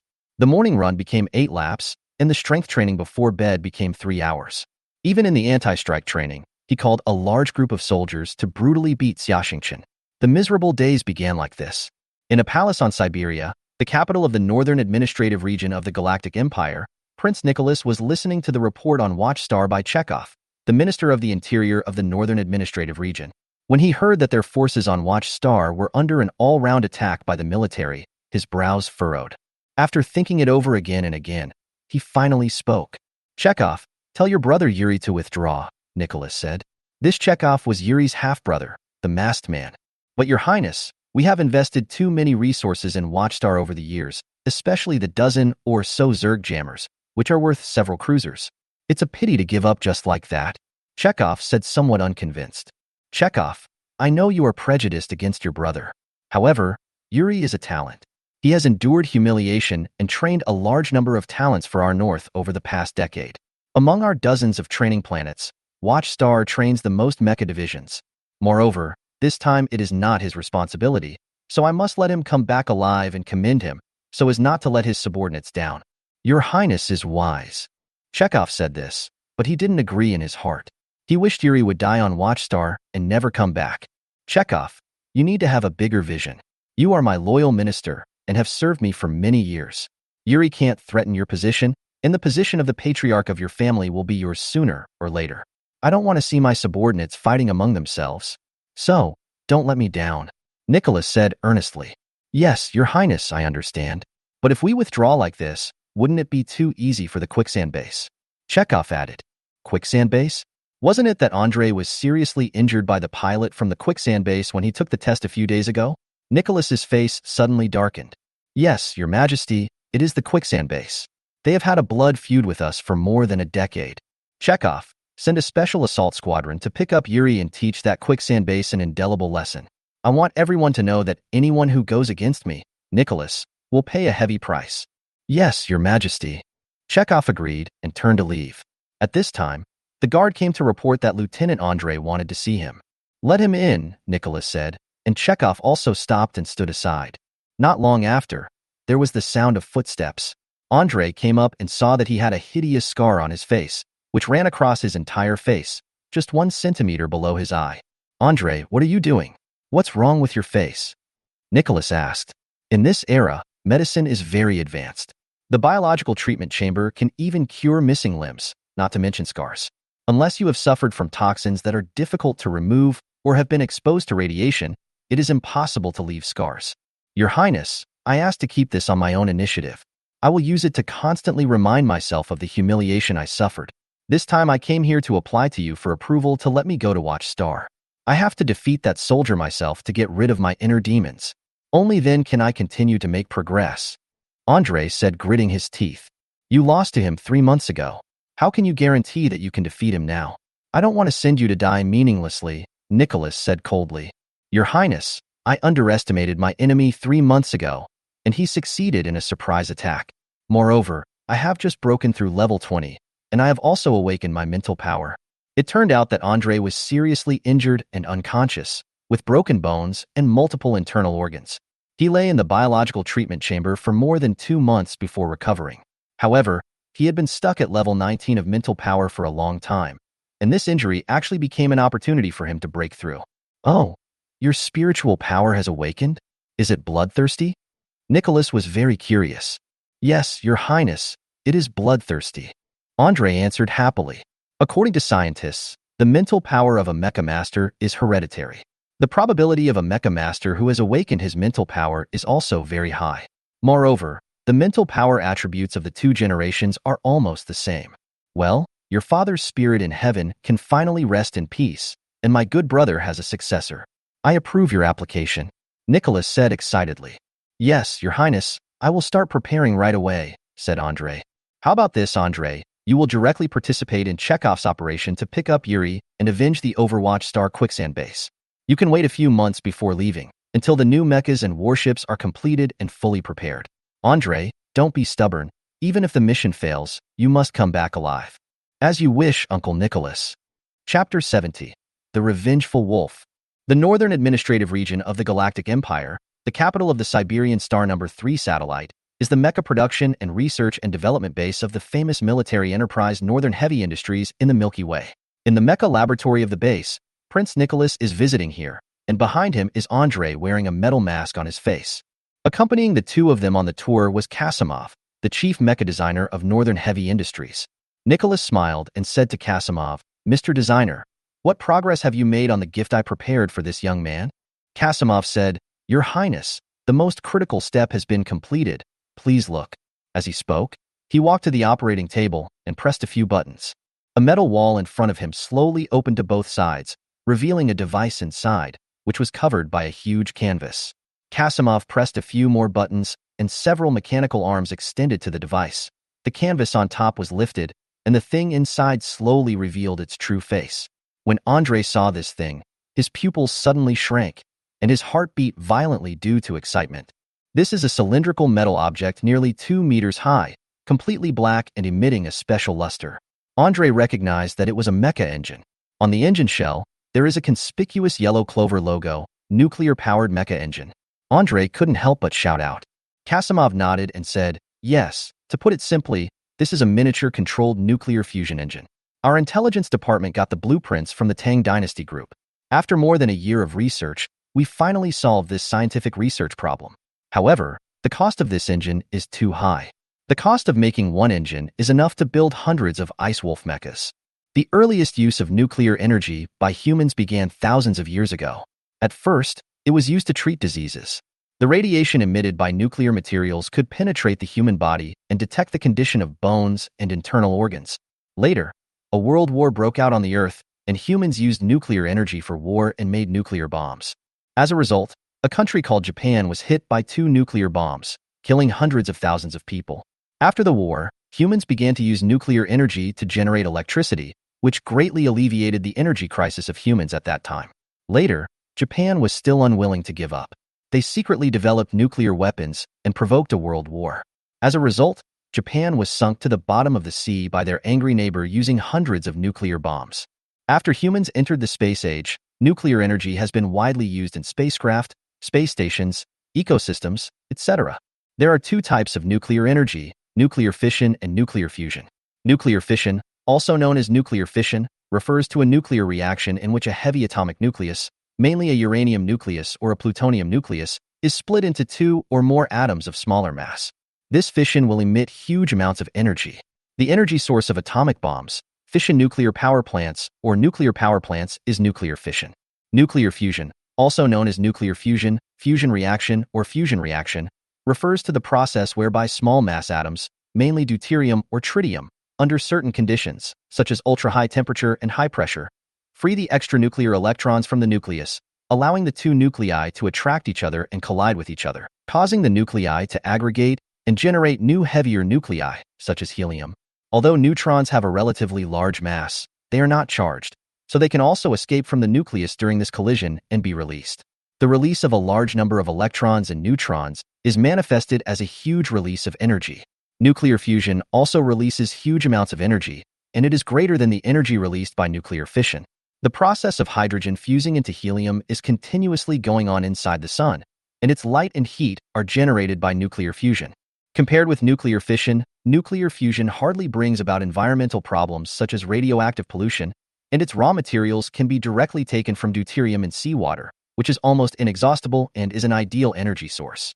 Humans were able to achieve uncontrolled nuclear fusion, such as the explosion of hydrogen bombs. It took humans many years to find a way to control the stable output of nuclear fusion, and nuclear energy has since become widely popular. However, nuclear energy was later replaced by safer and more economical solar energy and planetary geothermal energy. After the invention of Mecha, it is a kind of equipment that consumes a lot of energy, and the energy storage of the battery is closely related to its size. Many weapons and equipment on the Mecha cannot exert their power due to insufficient energy. Therefore, some people think of nuclear energy, which is not large in size but has a huge energy output. The first micro-controlled nuclear fusion engine used in Mecha was actually invented by Northern Heavy Industries 100 years ago, but it was a big guy that was 5 meters tall and weighed dozens of tons. In order to use this engine, Northern Heavy Industries built a giant humanoid mecha that was more than 20 meters tall. As a result, this big guy left the support and walked forward a few steps. The leg parts were crushed by the huge weight, and the whole mecha fell to the ground and turned into a pile of scrap metal, crushing dozens of people. This incident later became a laughingstock in the military industry and technology community of the entire galaxy. After several decades of technological development, scientists from Tang Dynasty Group finally compressed the micro-controlled nuclear fusion reactor into a size that can be installed on a mecha. They also successfully made a micro-controlled nuclear fusion engine that is only 1 meter high. It was named Lungsan. Since the micro-controlled nuclear fusion engine is very expensive, only a few hundred units have been produced so far, all of which are used in mechas driven by Level 1 mecha divisions and Level 2 mecha divisions. In order to realize his ambition, Nicholas must have a strong military force. Therefore, he fully supported Northern Heavy Industries and ordered agents from the Ministry of Internal Affairs and the Intelligence Department to sneak into the Tang Dynasty Group to steal confidential design drawings. Finally, after hard work, he finally produced the Bingxi No. 1 micro-controlled nuclear fusion mecha engine. After looking at the mecha engine, Kasimov brought the two to an operating table and operated the computer for a few times. Several optical image generators in front of the operating table emitted light, forming a 3D holographic mecha model in front of them. This is Lieutenant Andrei's new mecha. It will be equipped with the Ice Core #1 nuclear engine. Kasimov was very satisfied with his work. Please give it a domineering name, Lieutenant Andre. A burning flame of revenge suddenly ignited in Andre's eyes. He gritted his teeth and said, "Vengeful wolf." Wolves are vengeful animals. If you provoke a wild wolf in the wild, it will follow you and wait for an opportunity to take revenge. It will definitely be a fight to the death. Kasimov happily introduced the mecha to the two of them. Vengeance Wolf, 6 meters tall. A dual-mode transformable mecha with both humanoid and animal forms. Parameters: Strength 20, Agility 18, Armor 25, Speed 20. The weapon system mainly includes, in human form, 6 retractable light claws on the left and right forearms. The claws of the dire wolf are alloy, but now they are replaced with more powerful light claws. The mecha's foot parts are also equipped with 3 light claws each. There are 2 heavy laser cannons and 4 medium laser cannons on the back. There are also foldable alloy flying wings on the shoulders of the mecha. The edges of the wings can also be used as light swords. In addition, it is equipped with a heavy laser rifle and a light sword. When the mecha transforms into a wolf, its mouth opens, revealing a medium-sized rapid-fire laser cannon. This mecha is armed to the teeth. The Ice Wolf also has a powerful piece of equipment, which is its light energy armor. When the mecha is activated, the energy generator on the mecha will form a light energy field on the surface of the mecha. When the mecha is hit, this force field will offset a lot of damage. With this device, ordinary medium-sized laser cannons and mecha shotguns will hardly hurt the mecha. Chapter 71 Application for Outing. Watch Star, Quicksand Base Commander's Office. What, old man? You want to take 2 months off and take Xiaxingchen away? What's wrong with you? Lieutenant Colonel Nickel was furious. I haven't had a home leave in 10 years, 6 days a year, which is exactly 60 days in 10 years. Father Fry rolled his eyes at him. Then why did you bring Xiaxingchen with you? Why did you also take the mecha with you? I, an old man, am going out to visit some old friends and buy some high-end mecha accessories and materials. Xingchen has now broken through level 20, and the mecha needs to be upgraded. Freya also needs to make a new mecha. I upgraded the mechas for those monkey guys in Team 06 some time ago, and I spent all my money on it. If I don't take Xingchen with me, what if I get kidnapped by space pirates? Father Fry said righteously. Okay, you were right, go ahead. Nickel waved his hands helplessly. I'll leave right away, but you have to give me a spaceship. Also, you have to allocate funds. I bought all these things for the base. Father Fry refused to give in. I don't have any money, and who knows what you did with it? Nicole turned his nose towards him. You don't want to give me money, right? Then I'll apply for retirement. Anyway, I've served for 10 years, and I don't want to serve you anymore. Fry stood up. You unreasonable old thing. Okay, I'm afraid of you, go ahead. Buy the things and come back to get reimbursed. Nickel wanted to eat him, but he didn't dare to offend Father Fry. Without him, the attendance rate of the mechas at the quicksand base would drop to an unknown level, and those experienced old mecha masters would never come to this damn place. Although the two quarreled every day, they had a very good personal relationship. At this time, Xiaxingchen had gone through more than 3 months of rigorous training. His height and weight had increased. His previously thin body had become much stronger, and his skin had been tanned into a healthy bronze color. After reluctantly bidding farewell to everyone, the two took their mechas and boarded a landing ship to the Overwatch Star space station. Here, a Far Traveler V, small space roaming spacecraft was ready. The two placed the mecha and purchased a large amount of supplies. The spacecraft engine slowly started and left the spaceport. Their first destination was Furue Star, located on the edge of Chang'an Star region. The Farwalker 5 small space rover is specially designed for space travel enthusiasts and explorers. It is 50 meters long, 18 meters wide and 16 meters high. The front of the ship is a streamlined cone design. There are multiple retractable wings inside the ship to facilitate flying in the atmosphere. The ship is equipped with 2 quantum propulsion engines and 4 rocket jet engines. It is fast, fuel-efficient, and can perform short-distance jumps. It can also travel in the atmosphere of planets with not too strong gravity. Due to its excellent performance and adaptability, this ship is widely used in scientific research, interstellar tourism, interstellar logistics, interstellar smuggling, and stowaway. When this spaceship is fully loaded, it can carry 4 mechas and 12 members. Now, there are only Father Fry and Xiaxingchen on the spaceship.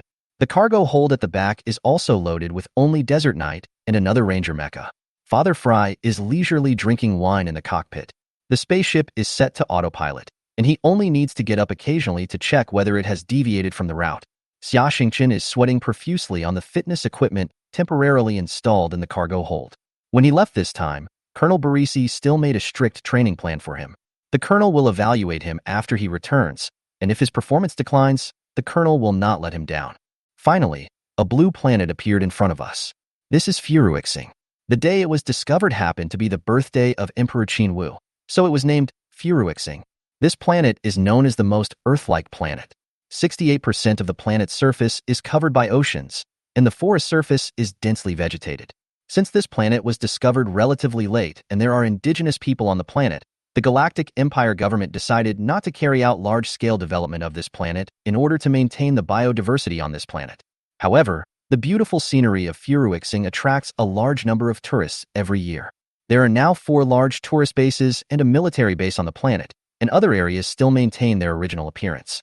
Before the Far Traveler 5 entered the atmosphere, Father Fry greeted the garrison of Forest and obtained landing approval. The identification code of this spacecraft is the Third Fleet. Only military spacecraft can be allowed to enter the atmosphere of Forest after obtaining approval. Civilian spacecraft do not have this treatment. After a few minutes of vibration, the spacecraft gradually stabilized. 3 pairs of wings of different sizes slowly extended from the rear, middle, and front of the spacecraft, and the body slowly fell down. It landed on the surface of a calm lake. 3 anchors were shot from the bottom of the lake, which was dozens of meters deep, to fix the body of the spacecraft. Boy, let's go treasure hunting. Father Fry dragged Xia Xingqian to the cargo hold and boarded the mechas. Father Frey's Ranger had a flight module installed behind it, which was a fixed flying wing and 2 medium-sized thrusters. It could help the Ranger mecha fly better in the atmosphere. Why are we here? Xia Xingqian asked. Treasure hunting. I, an old man, have hidden treasure on this planet. Fry laughed. The hatch opened, the Ranger took off into the air, and the desert knight spread his wings and followed closely behind. Chapter 72. The Tarimi. The Tarimi are natives of Furue. They look very similar to humans, with an average height of about 2 meters and blue skin. They have only 2 toes on their feet and are good at running and climbing. They have hard bone organs on their elbows, knees, and finger joints that can be used as weapons. They are also slightly older than humans and can live to more than 200 years old. The Tarimi people are warlike and worship the strong. Tarimi means warrior in the local dialect. However, they are very good at judging the situation and will not mindlessly fight against opponents who are much stronger than themselves. The Darim people are still in the primitive stage, and the tribe is the most basic unit of their survival.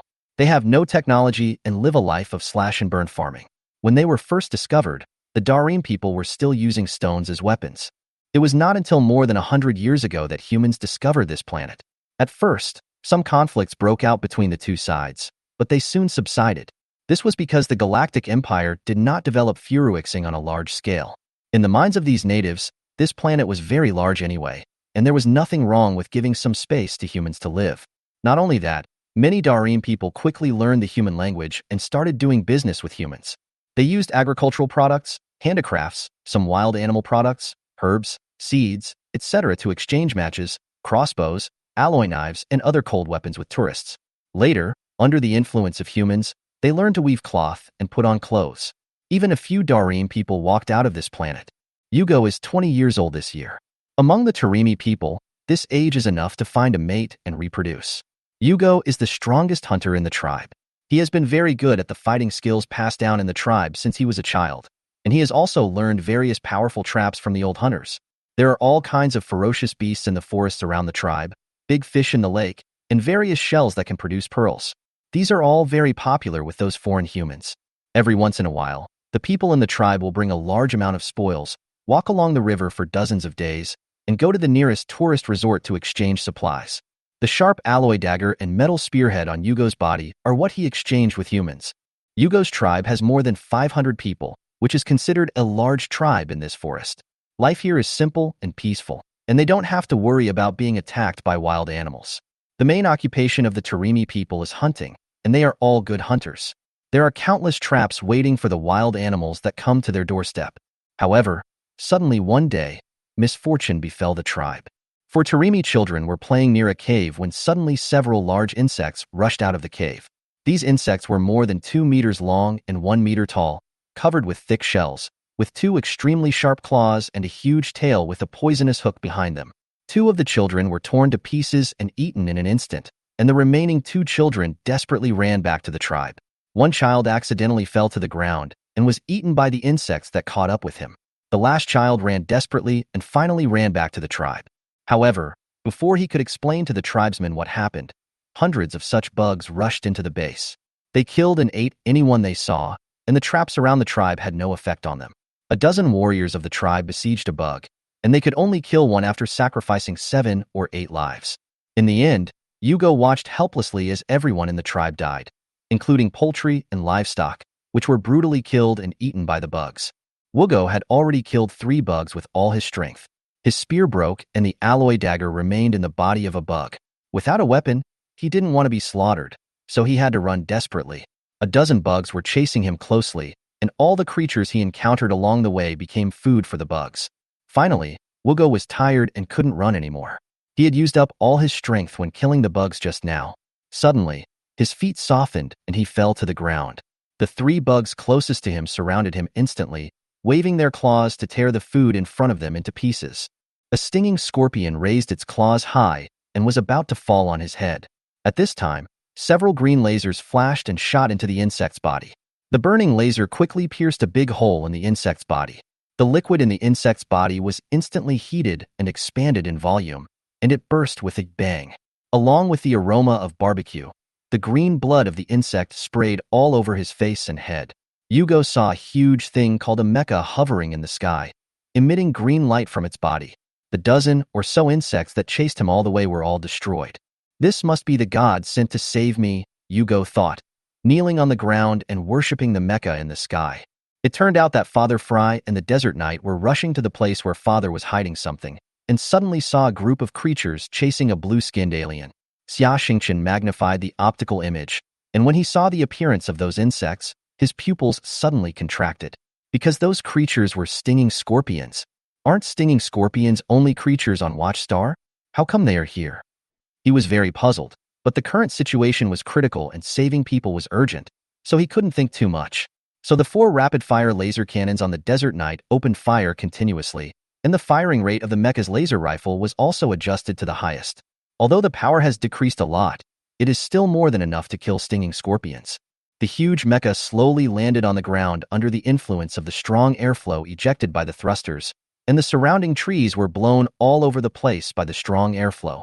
Xia Xingqian walked out of the cabin door and followed the electric steel cable to the ground. Yugo ran up and knelt at Xia Xingqian's feet, shouting, "God, help, surrender, servant." Xia Xingqian was confused. At this time, Father Fry, who came down later, translated for him. This Tarimi man meant that Xia Xingqian was sent by the gods to save him. He expressed his willingness to submit to Xia Xingqian and become Xia Xingqian's servant. Xia Xingqian asked, "What's going on with these bugs? Where are the people in your tribe?" Wu Gu said with a sad face, "The tribe kills, eats bugs." Xia Xingqian was confused again after hearing this. He said that the people of the tribe were killed and eaten by insects. Fry translated, and then asked, "Do you know this person named Yuaryu?" After hearing this, Wu Gu burst into tears and said, "Wulu, Grandpa, Chief, was eaten by bugs?" Then he started to cry. What he meant was that my grandfather was Wulu, the chief, who was eaten by bugs. Chapter 73 Servant. Xia Xingqian interrupted his sad voice. "You lead the way to the tribe, and I will avenge you." Wugo nodded, and the two boarded the mecha. The ranger mecha squatted down and stretched out an arm. Wugo lay on the arm of the mecha, holding a wooden stick in his hand, pointing the direction of the tribe. The mecha flew towards the tribe. From a distance, I saw an open space in the mountain stream. The fence around the open space had been destroyed, and none of the houses on the open space was intact. The open space was full of stinging scorpions, probably hundreds of them. The Desert Knight rushed forward quickly, firing laser cannons repeatedly, killing more than 60 bugs, but the mecha's energy was running low at this time, and the screen showed that there was still 40 energy reserves. The Desert Knight simply put away his rifle, took out 2 light swords, and the light blades on his feet also lit up red, and the mecha rushed towards the surviving bugs. It must be said that the 3 months of learning martial arts and fighting had a great impact on his mecha driving skills, for red lights were seen flying up and down, and all the bugs that were touched were chopped into pieces. In just 2 minutes, all the remaining bugs were killed by the Desert Knight mecha. Then, Xia Xingqian released his mental power to the maximum, and his insight ability was greatly opened. After repeatedly confirming that there were no other bugs within a dozen kilometers around, he landed on the ground. At this time, the Desert Knight only had 20 energy left, and the two decided to go back to the spaceship to recharge. At this time, Yugo held Xiaoxingshan's calf tightly, not letting him leave, and kept shouting, "Yugo, bring the servants." Father Fry thought for a moment and said, "He wants to be your servant and go with you. I think we should take him with us. The Tarimi are loyal, obedient, and good at fighting. They are good companions." Xiaoxingshan had no choice but to take Yugo back to the spaceship. After settling Yugo down and letting him rest in the room, the mecha had been fully charged and the two set off again. They flew over the ruins of Wugo's tribe and flew forward for a while. A small hill appeared in front of them. The hill was covered with dense forests, but there was no grass at the top of the hill. It was a large pile of rocks. The ranger landed in front of a huge rock the size of a mecha. Dad signaled, and the two mechas worked together to move the rock. Then the ranger pointed its back at the open space under the rock, and the engine was fully turned down. The huge airflow blew away the sand and gravel on the ground. A piece of metal ground was exposed from the ground. Dad got off the mecha, flipped the metal plate on the metal floor, and took out a password box from it. Dad entered a long string of passwords on the password box, and the entire metal floor suddenly split to both sides, revealing 10 2-meter metal containers. The two mechas flew back and forth more than 10 times, and recharged their energy in the middle before transporting the 10 containers to the spacecraft. Finally, the two of them worked together to restore the boulder to its original position. Due to the limited space in the cargo hold of the spacecraft, Daddy Fry picked out 5 of the containers and opened them to take out the equipment, parts, and materials inside. The parts of these 5 containers were relatively expensive, and many of them were contraband. He asked Xiaoxingshan to store all of these in the portable mecha space. As a result, after a whole day of tossing, Xiaoxingshan meditated twice before putting all 5 boxes of things into the portable mecha space. Xiaoxingshan probed his mental power into his spiritual sea and found that the mecha space was full. Things here came to an end, and the spaceship slowly took off. A few hours later, they arrived at the only military base on the planet Furue and came to meet the commander of the base. They came here for 2 main purposes. The first was to get an identity certificate for Yugo. The Tarimi people were not human beings. They had no identity certificates or files on Furue Star. If they wanted to leave the planet, they had to apply for identity certificates and file them at the military base. This would give them an identity that was higher than that of a minor. They could travel and migrate freely in the Milky Way and be protected by the law, but they did not have some rights of Milky Way citizens. Of course, if they joined the Galactic Empire army and had certain military merits, they could obtain citizenship. And such a filing could also prevent interstellar slave trading. The second thing was to report the discovery of stinging scorpions on Furue. The two explained the living habits and hazards of stinging scorpions in detail and played the video of fighting stinging scorpions on Furue. Father Fry also played many videos of fighting stinging scorpions on Watch, as well as some documentaries about stinging scorpions. The commander was furious when he saw it. After listening to the two's introduction, he felt the seriousness of the matter. Sting scorpions are asexual creatures. It only takes 1 year for them to hatch and lay eggs again. Each sting scorpion can lay more than 100 eggs at a time. Since sting scorpions have no natural enemies, these eggs will basically hatch successfully. On Watch Star, it is very barren and there is not enough food. Starving sting scorpions often kill each other and devour each other, so the population growth rate is limited. On Furue Star, all kinds of food are very sufficient, and sting scorpions grow very fast. Furuashing is a vast planet with few people. If the two had not accidentally discovered the stinging scorpions this time, once their population had grown to a certain size, Furuashing would have become a hell on earth. The commander thanked the 2 men, quickly reported the news to the military, and dispatched a large number of mechas and reconnaissance aircraft to conduct a comprehensive inspection of the entire planet. He also launched hundreds of low-Earth orbit reconnaissance satellites at one time.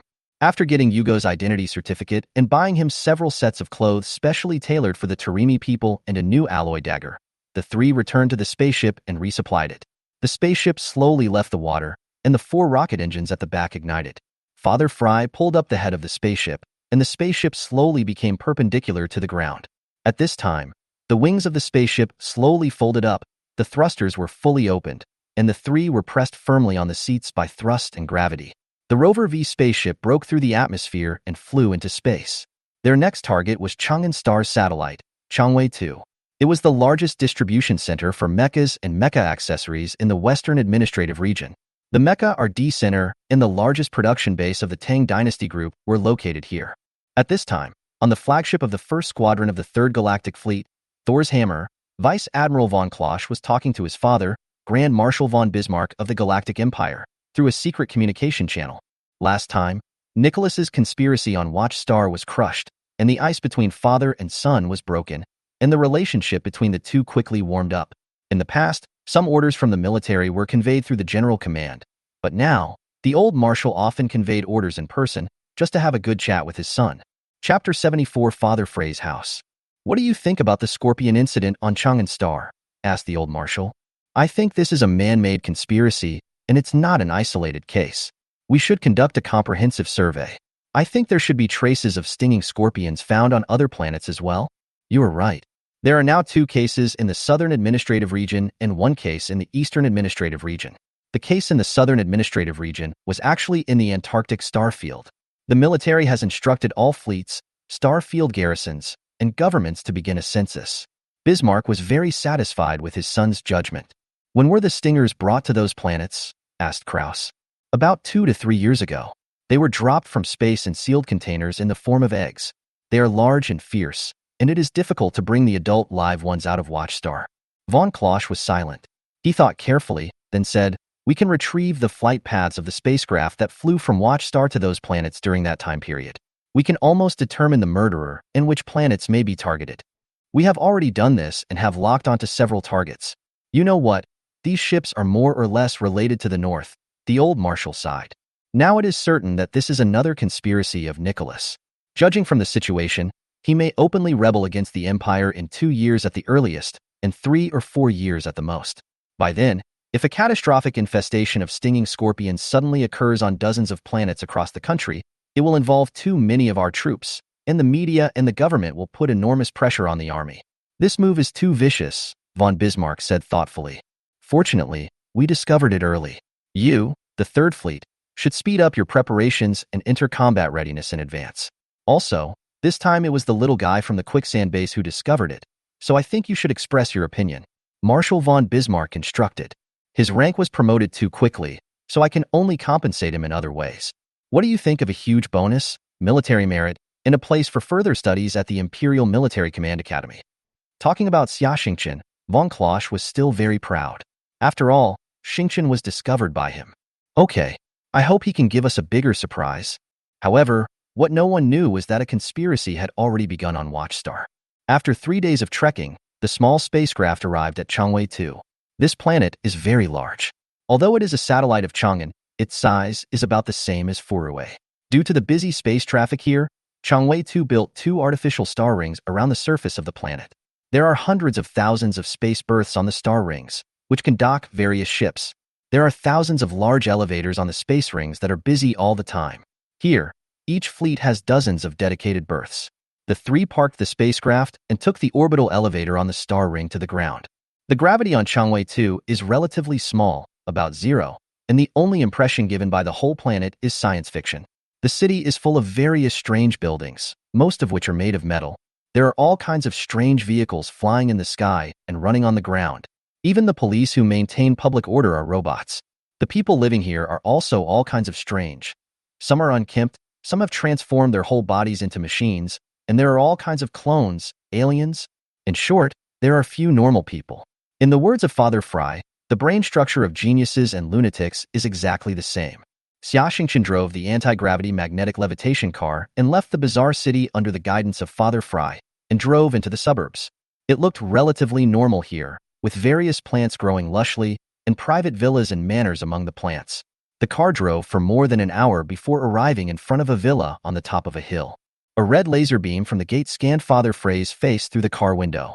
At this time, the car's communicator was connected to the house intelligent management system, and a password box appeared on the car's center console. Father Frey put his palm on the screen, and the fingerprint was automatically scanned. He entered another row of passwords. The gate of the courtyard opened automatically, and the robots in the courtyard stopped their work to welcome us. When we walked into the spotless living room, a robot with the appearance of a waitress automatically brought us red wine. "Sit down, have some wine and take a rest," said Father Frey. At this moment, Hugo and Xia Xingqian were both dumbfounded, their mouths wide open, wanting to ask something but unable to say anything. Haha, this is a smart house management system. It's nothing special. Dad explained. When humans entered the space age, they often traveled to other planets. But if a house was left unattended, it would be uninhabitable in half a year. If an uninvited guest took over the house, the consequences would be even more disastrous. So humans developed a smart house management system. This system is connected to the city's main control computer. Robot cleaners are responsible for cleaning, robot repairmen are responsible for repairing the house, and robot guards are responsible for safety. In addition, the house security system is connected to the police system. As long as there is money in the homeowner's account, the system will continue to operate. If there is something that the robot cannot solve, the system will automatically report to the management company, and the management company will send humans to solve the problem. Not long after, another vehicle arrived outside. Dad took a look and laughed. You are in for a treat today. My housekeeping robot has been programmed with tens of thousands of delicacies in the Milky Way. Just now, the system detected that the owner of the house had returned, so the logistics center came to deliver food. After all, food has a shelf life. After a few people had a feast, Father Fry took them to the basement. After entering the password on the electronic screen on the wall, and after fingerprint and iris scanning, the door on the wall slowly opened. Father pushed the switch, the lights came on, and the indicator lights of various devices began to flash. This is a space the size of a basketball court, with 2 mecha maintenance workstations, various testing equipment, a material factory device, and a variety of strange tools. Father Fry was surprised to see Xiaxingchen and Yugo. He smiled and explained, Changwei 2 is the research and development headquarters of the Tang Dynasty Group. There are hundreds of thousands of mecha designers and mecha maintenance technicians working and living here on the entire planet. All the villas in the suburbs that you just saw have such a mecha maintenance workshop. Because mecha designers often rely on inspiration, such a house design can allow them to devote themselves to work at any time. Come on, unload all the stuff here. Dad pointed to an empty space and said. Xiaxingchen smiled bitterly. It took a huge amount of mental energy to take so many things out of the portable mecha space. The feeling of having his body hollowed out was really bad. In the meantime, he had to meditate twice to replenish his mental energy. They did not shy away from Yugo about the portable mecha space, because in the eyes of this Tarimi, he now sees more new things every hour than he has seen in his entire life. And through the contact over the past few days, the two people like this simple and loyal alien very much. Chapter 75 Lungsen Engine. All the mecha accessories carefully selected by Father Fry were taken out from Xiaxingchen's portable mecha space. Come, let me show you my treasure, Father Fry said, and he personally operated the mechanical arm to place a cubic meter alloy box on the ground in front of him. The box also had a combination lock. Father Fry entered the combination, and there was a sound of mechanical operation. The 4 walls of the box automatically opened in 4 directions, revealing the contents. This is a yellow-black device, about 1 meter high, an irregular cylinder with various pipes, cable interfaces, and fixtures on the surface. He didn't know what the shell of the device was made of, but Xiaxingchen knew that the hardness of that material was no worse than the best mecha armor material available today. The whole device felt familiar. He walked around the device, and when he saw the black clover logo in a circle on the back of the device, his eyes widened. Nuclear bomb. Father Fry jumped up in anger and slapped him on the head. You bastard! I read all the information I gave you in vain. Think about it carefully. Ouch! Don't hit my head. It hurts and it will make me stupid. Xiaxingchen complained helplessly. Let me ask you, what is the first microcontrolled nuclear fusion engine in the Milky Way that can be used on mechas, and which company invented it? Dad stared at him and asked. That Cyclops from Northern Heavy Industries. Dozens of people died in that one. Xiaxingchen muttered. Pa. Dad jumped up and slapped him on the head again. I'm talking about a normal, mass-produced engine that's put into official use. That piece of junk is a laughingstock. What are you talking about him for? Are you kidding me? Dad roared. It's just Lungsen. Why can't you just talk to me and hit me? Xiaxingchen complained. Suddenly he realized, oh, this is the Tang Dynasty Group's micro-controlled nuclear fusion mecha. It looks the same as the photo of Lungsen. You are close to the answer, but not completely correct. To be precise, this is the prototype of the Lungsen micro-controlled nuclear fusion mecha engine, the Lungsen one. Prototype. This thing should be the treasure of various arms groups. How did it end up in your hands? Xiaxingchen couldn't figure it out. An excellent product with epic-making significance, whether it is a manufacturer or a research institute, basically has to be placed in a museum or the company's honor room for future generations to admire or destroy during testing. In the case of such a prototype leaking out, It is either because the company went bankrupt or it was stolen. Did you steal this? Thinking of this, Xiaxingchen blurted out this sentence without thinking. Ping. Bang. Ouch, stop it. Father Fry was completely furious and beat Xiaxingchen violently. Fortunately, Xiaxingchen had undergone brutal anti-strike training, so he was not afraid of being beaten. He did not dare to fight back, and could only dodge as much as possible while being beaten. A few minutes passed, and Father Fry got tired of fighting and his anger finally subsided. He sat on a chair in the middle of the venue, deep in thought. His thoughts suddenly went back to the past. He spoke slowly and eloquently. This Lungsen engine prototype was given to me by my teacher. My teacher is the chief mecha designer of Tang Dynasty Group, Mr. Zhua Liheng. If I remember correctly, he is 82 years old this year. This Lungsen was his work when he was young. Later, Tang Dynasty Group planned to reward the teacher with a large sum of money, and he proposed to collect this Lungsen prototype. The teacher invented countless mechas and various weapons and equipment in his life, and collecting these prototypes was also one of his hobbies, so Tang Dynasty Group agreed. Later, I studied design under the teacher. Once, our research group encountered a technical problem. In order to motivate us to solve the problem, the teacher said that whoever solved the problem could choose anything from his collection. You know, the teacher built a museum for his collection at that time, which was full of things that all mecha maintenance technicians were very jealous of. At that time, I was full of vigor and vitality. I spent more than a month working without sleep and forgetting to eat and sleep, and finally solved this problem. The teacher asked me what I wanted, and I jokingly said that I wanted the Lungsen. The teacher gave it to me without saying anything. In his opinion, although these collections are precious, there are many more precious things in the world, such as the enterprising spirit of young people and the commitment of a person. After hearing this, Xiaxingchen fell silent. My idea is that Lungsen is a mecha engine and we cannot let it continue to gather dust. Its greatest significance is to become the heart of a mecha, said Father Fry. But decades have passed. Is it still usable? And isn't its technology a bit outdated? Xiaxingchen asked. Fry explained, you don't know this, but when the teacher made the Lungsen, he used the best materials, and the service life of these materials is at least hundreds of years. Moreover, the Lungsen prototype uses many very advanced technologies, which are decades or even hundreds of years ahead of the times even today. All the Lungsen microcontrolled nuclear fusion engines on the market are simplified versions. Because many of the materials used are too precious and the cost is extremely high, we can only sacrifice performance and replace them with some substitutes. Of course, we must test them before use. Let's do this test now. At this point, Father Fry used a mechanical arm to take out an alloy box from the pile of accessories. After opening it, there was a 60 centimeters long and 40 centimeters diameter cylinder inside. He pressed a few buttons on the Lungsen, and a cover popped open on the top of the Lungsen. He carefully operated the mechanical arm to install the cylindrical device from the top into the Lungsen, and then the cover was replaced and locked automatically. This is a concentrated nuclear fusion fuel rod. Theoretically, if you fly the mecha at full speed for 10 hours every day, this fuel rod can be used for more than 10 years. Dad explained to him while operating it. After the fuel rods were installed, the mechanical arm stretched out and lifted the Lungsen and moved it to a device the size of a van. Several people followed the mechanical arm to the device and saw the door on the side of the device open. The mechanical arm installed the engine into the device, and then a small locking device inside the device fixed the engine. More than a dozen cables and various interfaces were connected to the engine, and the side door of the device was closed. Father Fry focused on setting various commands on the keyboard of the device.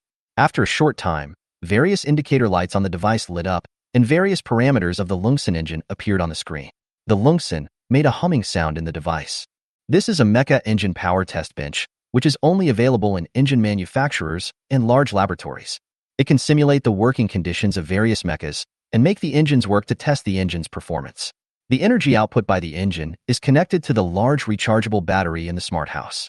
If the battery is fully charged, the excess energy will be converted into electricity and sent to the city's power grid, and any engine power will be absorbed. Chapter 76, Psychomecha.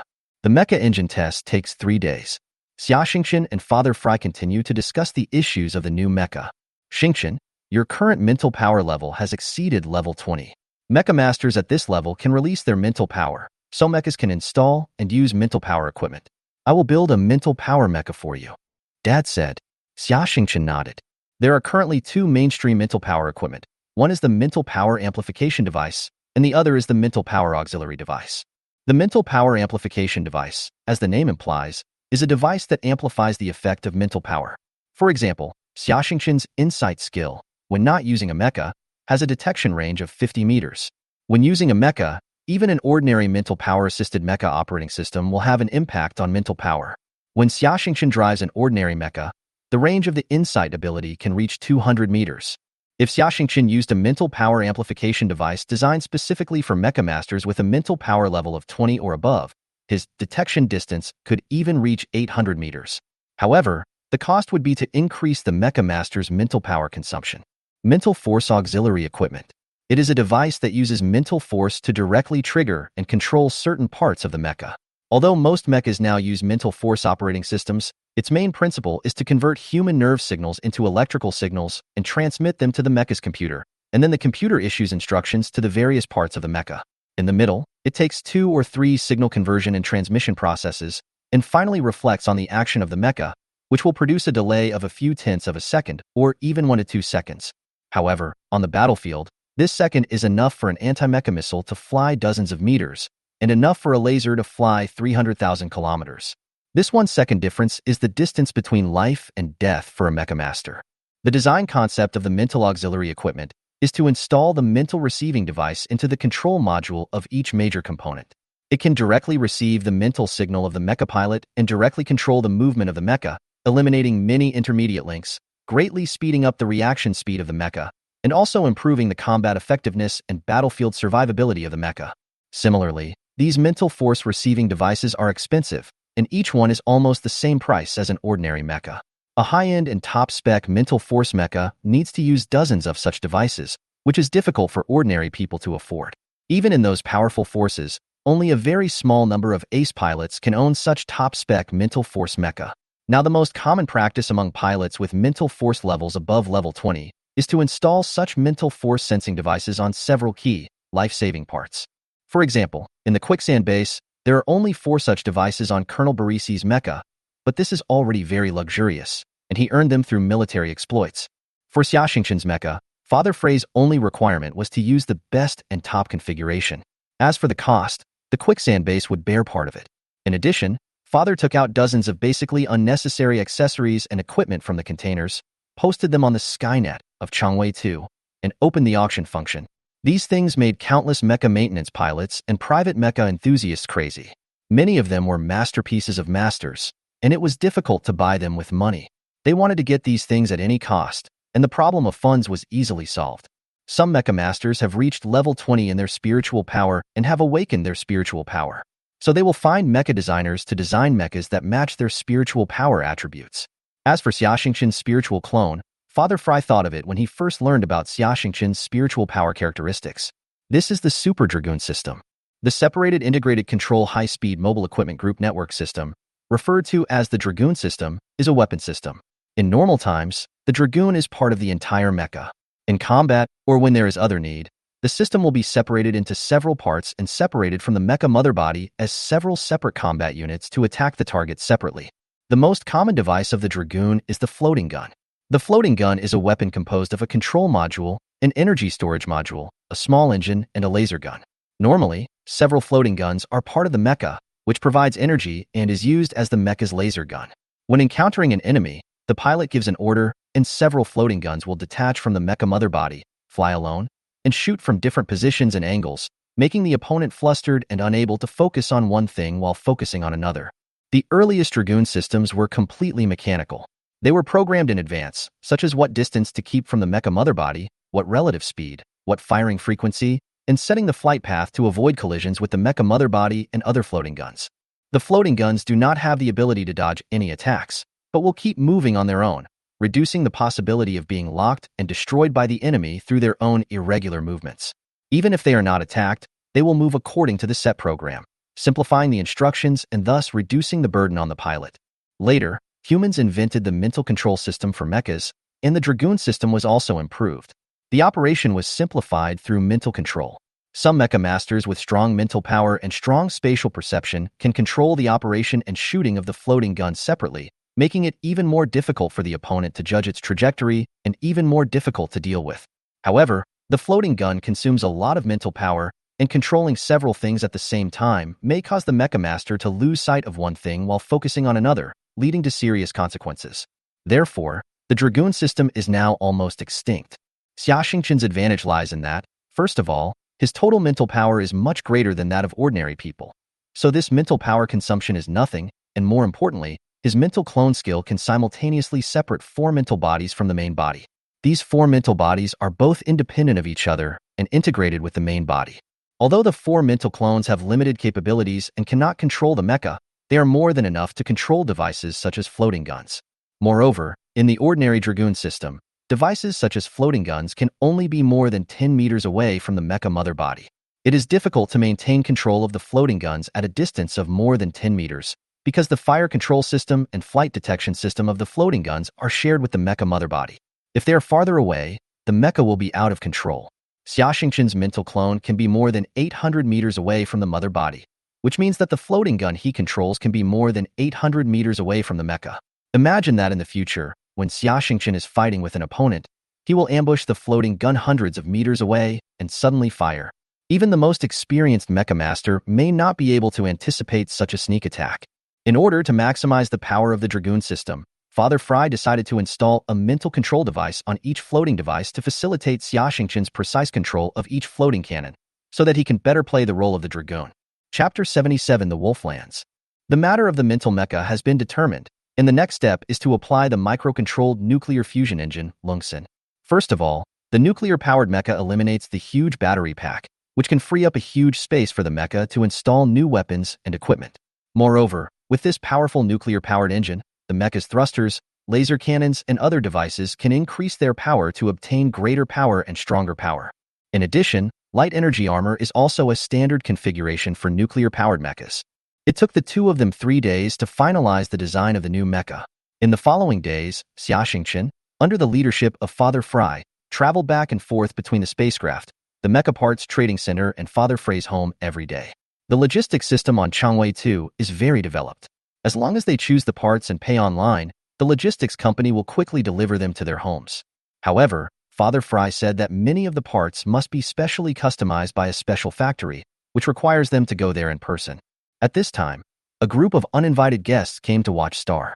In the outer space of Watch Star, on the other side of the planet, a heavy cruiser slowly approached the atmosphere.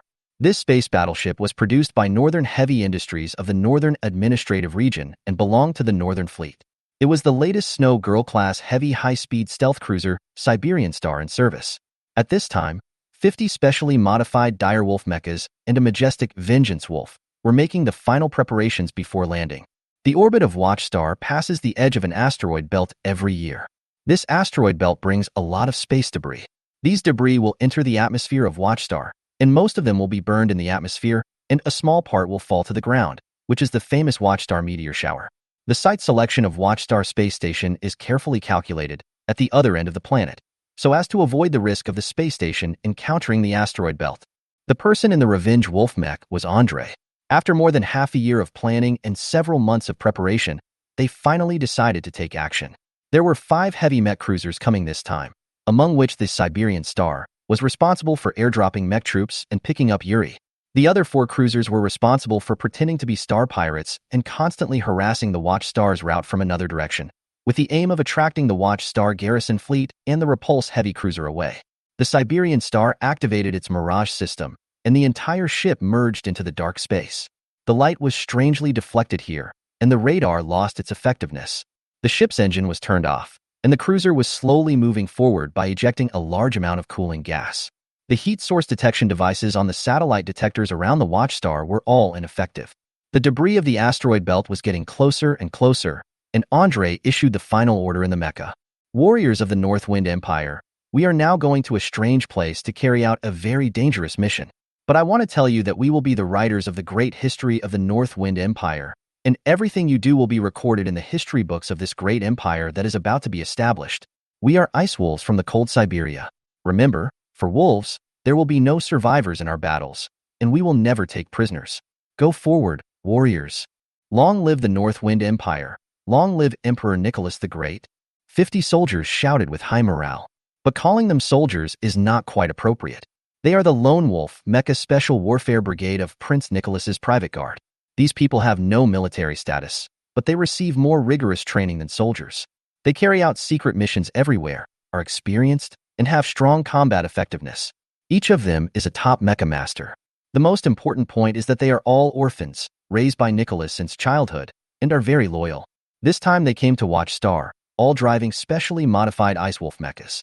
They replaced the lighter armor plates, installed large auxiliary wheels on the legs of the Ice Wolf, and added long-range attack modules and landing assistance modules on the back. Of course, this is a secret operation, and all the marks related to the Northern Administrative Region have been erased. They are not wearing military uniforms, but ordinary mecha operating clothes. Even their mechas are assembled by disassembling dozens of mechas and messing up the parts. In this way, even if the mechas are destroyed and the wreckage falls into the hands of the other party, they can also argue that it was assembled by the Star Pirates. After all, the entire military mecha must be registered before leaving the factory. The asteroid belt finally approached, and countless large and small pieces of debris hit the cruiser's hull, making a clanking sound. The hatch on the cruiser's belly opened, and 51 landing capsules were ejected one by one. At this point, the soldiers could only pray in the cockpit, praying that their landing capsule would not be hit by other space meteorites, praying that their landing equipment would not be damaged in the collision, and praying that it would not be destroyed by the military's anti-aircraft firepower. However, contrary to expectations, 11 mechas were hit by meteorites before they passed through the atmosphere. The landing capsules were damaged, and the mechas burned directly in the atmosphere. 3 of them had landing systems fail during the descent. Either the deceleration parachutes did not open, or the deceleration rockets did not work properly. Under the action of gravity acceleration, these 3 mechas smashed directly into the ground like meteorites and turned into 3 pieces of scrap metal. In the end, only 37 of the 51 mechas landed safely. After landing, they quickly gathered towards the lair of the reptile gang. During the gathering process, 3 more mechas lost contact. 2 of them were besieged and destroyed by the defenders of the Watchstar, and the landing point of the other one was too far away from the reptile gang headquarters. The mecha ran out of energy, and the mecha master directly blew up the mecha in the desert. "Welcome to Watchstar, Lieutenant Andre." Yuri gave Andre a warm hug. He knew Andre's special status in the Northern Administrative Region. He was the most trusted person of Prince Nicholas. Moreover, Prince Nicholas was almost 50 years old and had no children. Andre might even become Nicholas' successor in the future. "Hello Yuri, we meet again." More than a decade ago, Andre, who was still a child, met Yuri at Nicholas' place. At that time, he still had hair and was full of vigor and vitality. Now he is a middle-aged man with a bald head. It seems that he has really been worried about him for the past 10 years. Andre has some respect for him, but he still whispered in Yuri's ear, "Keep it secret, call me Ivan. I am not a lieutenant." "Okay, welcome to Watchstar, Mr. Ivan." Chapter 78 The Ghost. Andre explained the entire action plan to Yuri in detail. The two repeatedly discussed the details of the action. The action in space had already begun. The Northern Fleet, pretending to be pirates, had already fooled the defenders. It would be time to evacuate in a week, and they didn't have much time left. Andre and his team made a plan. Yuri still had more than 500 mechas, 300 of which were ambushed near the quicksand base, and then the military was informed of the location of the Reptile Gang headquarters and the false news that Yuri was going to escape in the space shuttle of the Reptile Gang headquarters through undercover agents, so that the military would send a large number of mechas from the quicksand base and the launch base to encircle and suppress them, and then the ambushed mechas would quickly raid and destroy the quicksand base. The Lone Wolf and Yuri's elite mecha troops would ambush in advance, sneak attack the Watchstar landing base and temporarily control the base, and the senior insiders lurking in the base would prepare a large landing spacecraft to fly into space. After the landing spacecraft broke through the atmosphere, it quickly docked with the Siberian Star, and finally escaped at high speed and flew to the Northern Administrative District. Major General Hennis is the highest military commander of the Overwatch Space Station garrison.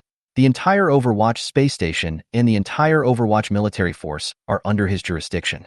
10 years ago, he was only a lieutenant colonel and the commander of the Olympia base on the Watchstar.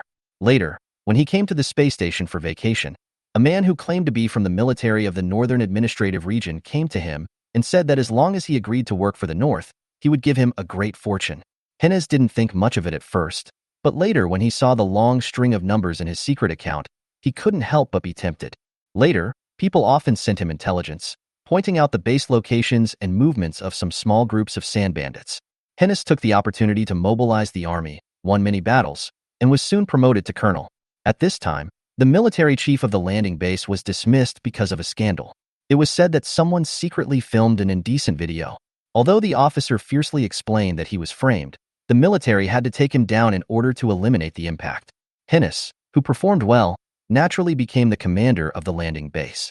Not only was he promoted, but he also had a lot more money in his account. After taking office, Hinnis followed suit, and a large amount of accurate intelligence on the sand bandits brought him great military exploits. However, he did not know at the time that the intelligence was actually provided by the reptile gang, most of whom were competitors of the reptile gang. Yuri killed someone with a borrowed knife, which not only did a favor but also eliminated the competitors. In the 7 years that Hinnis served as the military chief of the landing base, the reptile gang grew into the largest sand bandit force on Watchstar. Just when Hinnis was considering whether to take action against the reptile gang, the mysterious man who had contacted him appeared. Not only did he not allow him to touch the reptile gang, but he also asked him to provide intelligence to the reptile gang. Hinnis vaguely felt that the reptile gang might have a relationship with the North. He agreed. However, this was not in vain. In return, Hinnis was promoted again. A large sum of money suddenly appeared in the personal account of the former military chief of the Watchstar space station. The source of this money was a secret account of a notorious star pirate near Watchstar. Moreover, this matter was exposed by the media, and Hinnis' predecessor was dismissed. Due to his outstanding achievements, Hinnis was promoted to Major General and became the military chief of the Watchstar space station. At this time, he received instructions to keep a low profile and lurk. As for the small things such as providing intelligence to the reptile gang, let others do it. Recently, the military has been issuing strict orders to crack down on the reptile gang like crazy, but he has no choice because many decisions are made by the general staff, and he alone cannot do anything about it openly. After work that day, Hinnis, who was feeling extremely bored, dressed casually and went to a bar to have a drink. He was invited to a private room. Inside was the man he had been in contact with for 10 years. The man handed him a document and said, "This is the latest order. Take a look." He opened it, and his face changed immediately. If I do this, I will be court-martialed and I will be shot." He was a key figure in the plan, but what he was asked to do was too drastic. "Let me introduce myself. We have known each other for 10 years. You don't know my name yet. I am Alyosha, a senior liaison officer in the military intelligence department under Prince Nicholas," said the man. "Mr. Alyosha, you want me to do this, which is simply to put me to death. I did as you said, and the military court will not let me go." Hinnis looked displeased. "General Hinnis, after this operation, we will arrange for you to withdraw with our warships. Prince Nicholas has seen your contributions over the years, and he has already instructed that you go to the Alpstar region, a tourist resort in our northern administrative region, to live a wealthy life for a few years. If you still want to be an official, wait for you to enjoy it for 2 or 3 years. By then, His Royal Highness, oh no, His Majesty, will form a new fleet, and you will not be able to escape the rank of a powerful lieutenant general." This? Hinnis hesitated. "Although the risk is great, the reward is very generous. General, you are worried about your family. Please rest assured, we are very thoughtful. Your wife and 2 daughters are now on their way to the Alps. Of course, your 2 secret lovers and illegitimate children are also going with them," Alyosha said with a smile. "You are threatening me." Hinnis was a little angry. His family had now become hostages. "Mr. Hinnis, we have been very kind to you over the years. You know that we have paid much more than what you have done for us. Now, it's time for you to repay us. Some things, you have no choice." Alyosha's expression suddenly became serious and his tone was very cold. At this time, veins on Hinnis' forehead were bulging, and his hand slowly moved towards his lower back. "Haha, you don't want to silence me. To tell you the truth, we have a whole team here. If anything happens to me, your glorious achievements will appear in major media and on the desk of the chief military judge. Besides, the situation is not peaceful now. There are many pirates on the route to the Alpine Star region."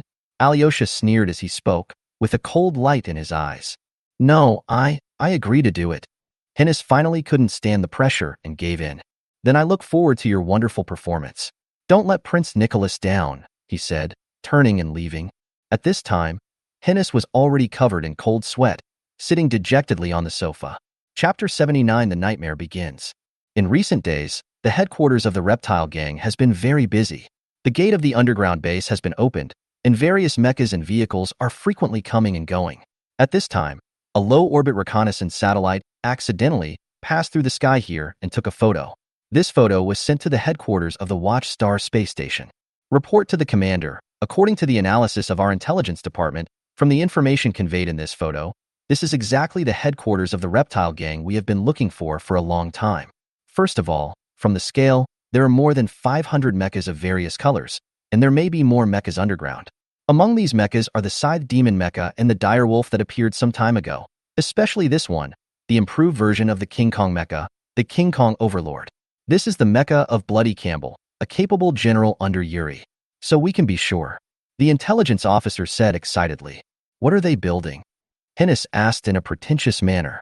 According to the analysis of our intelligence and technical departments, they are most likely building a launch runway for the space shuttle. There is a high possibility of huge underground facilities.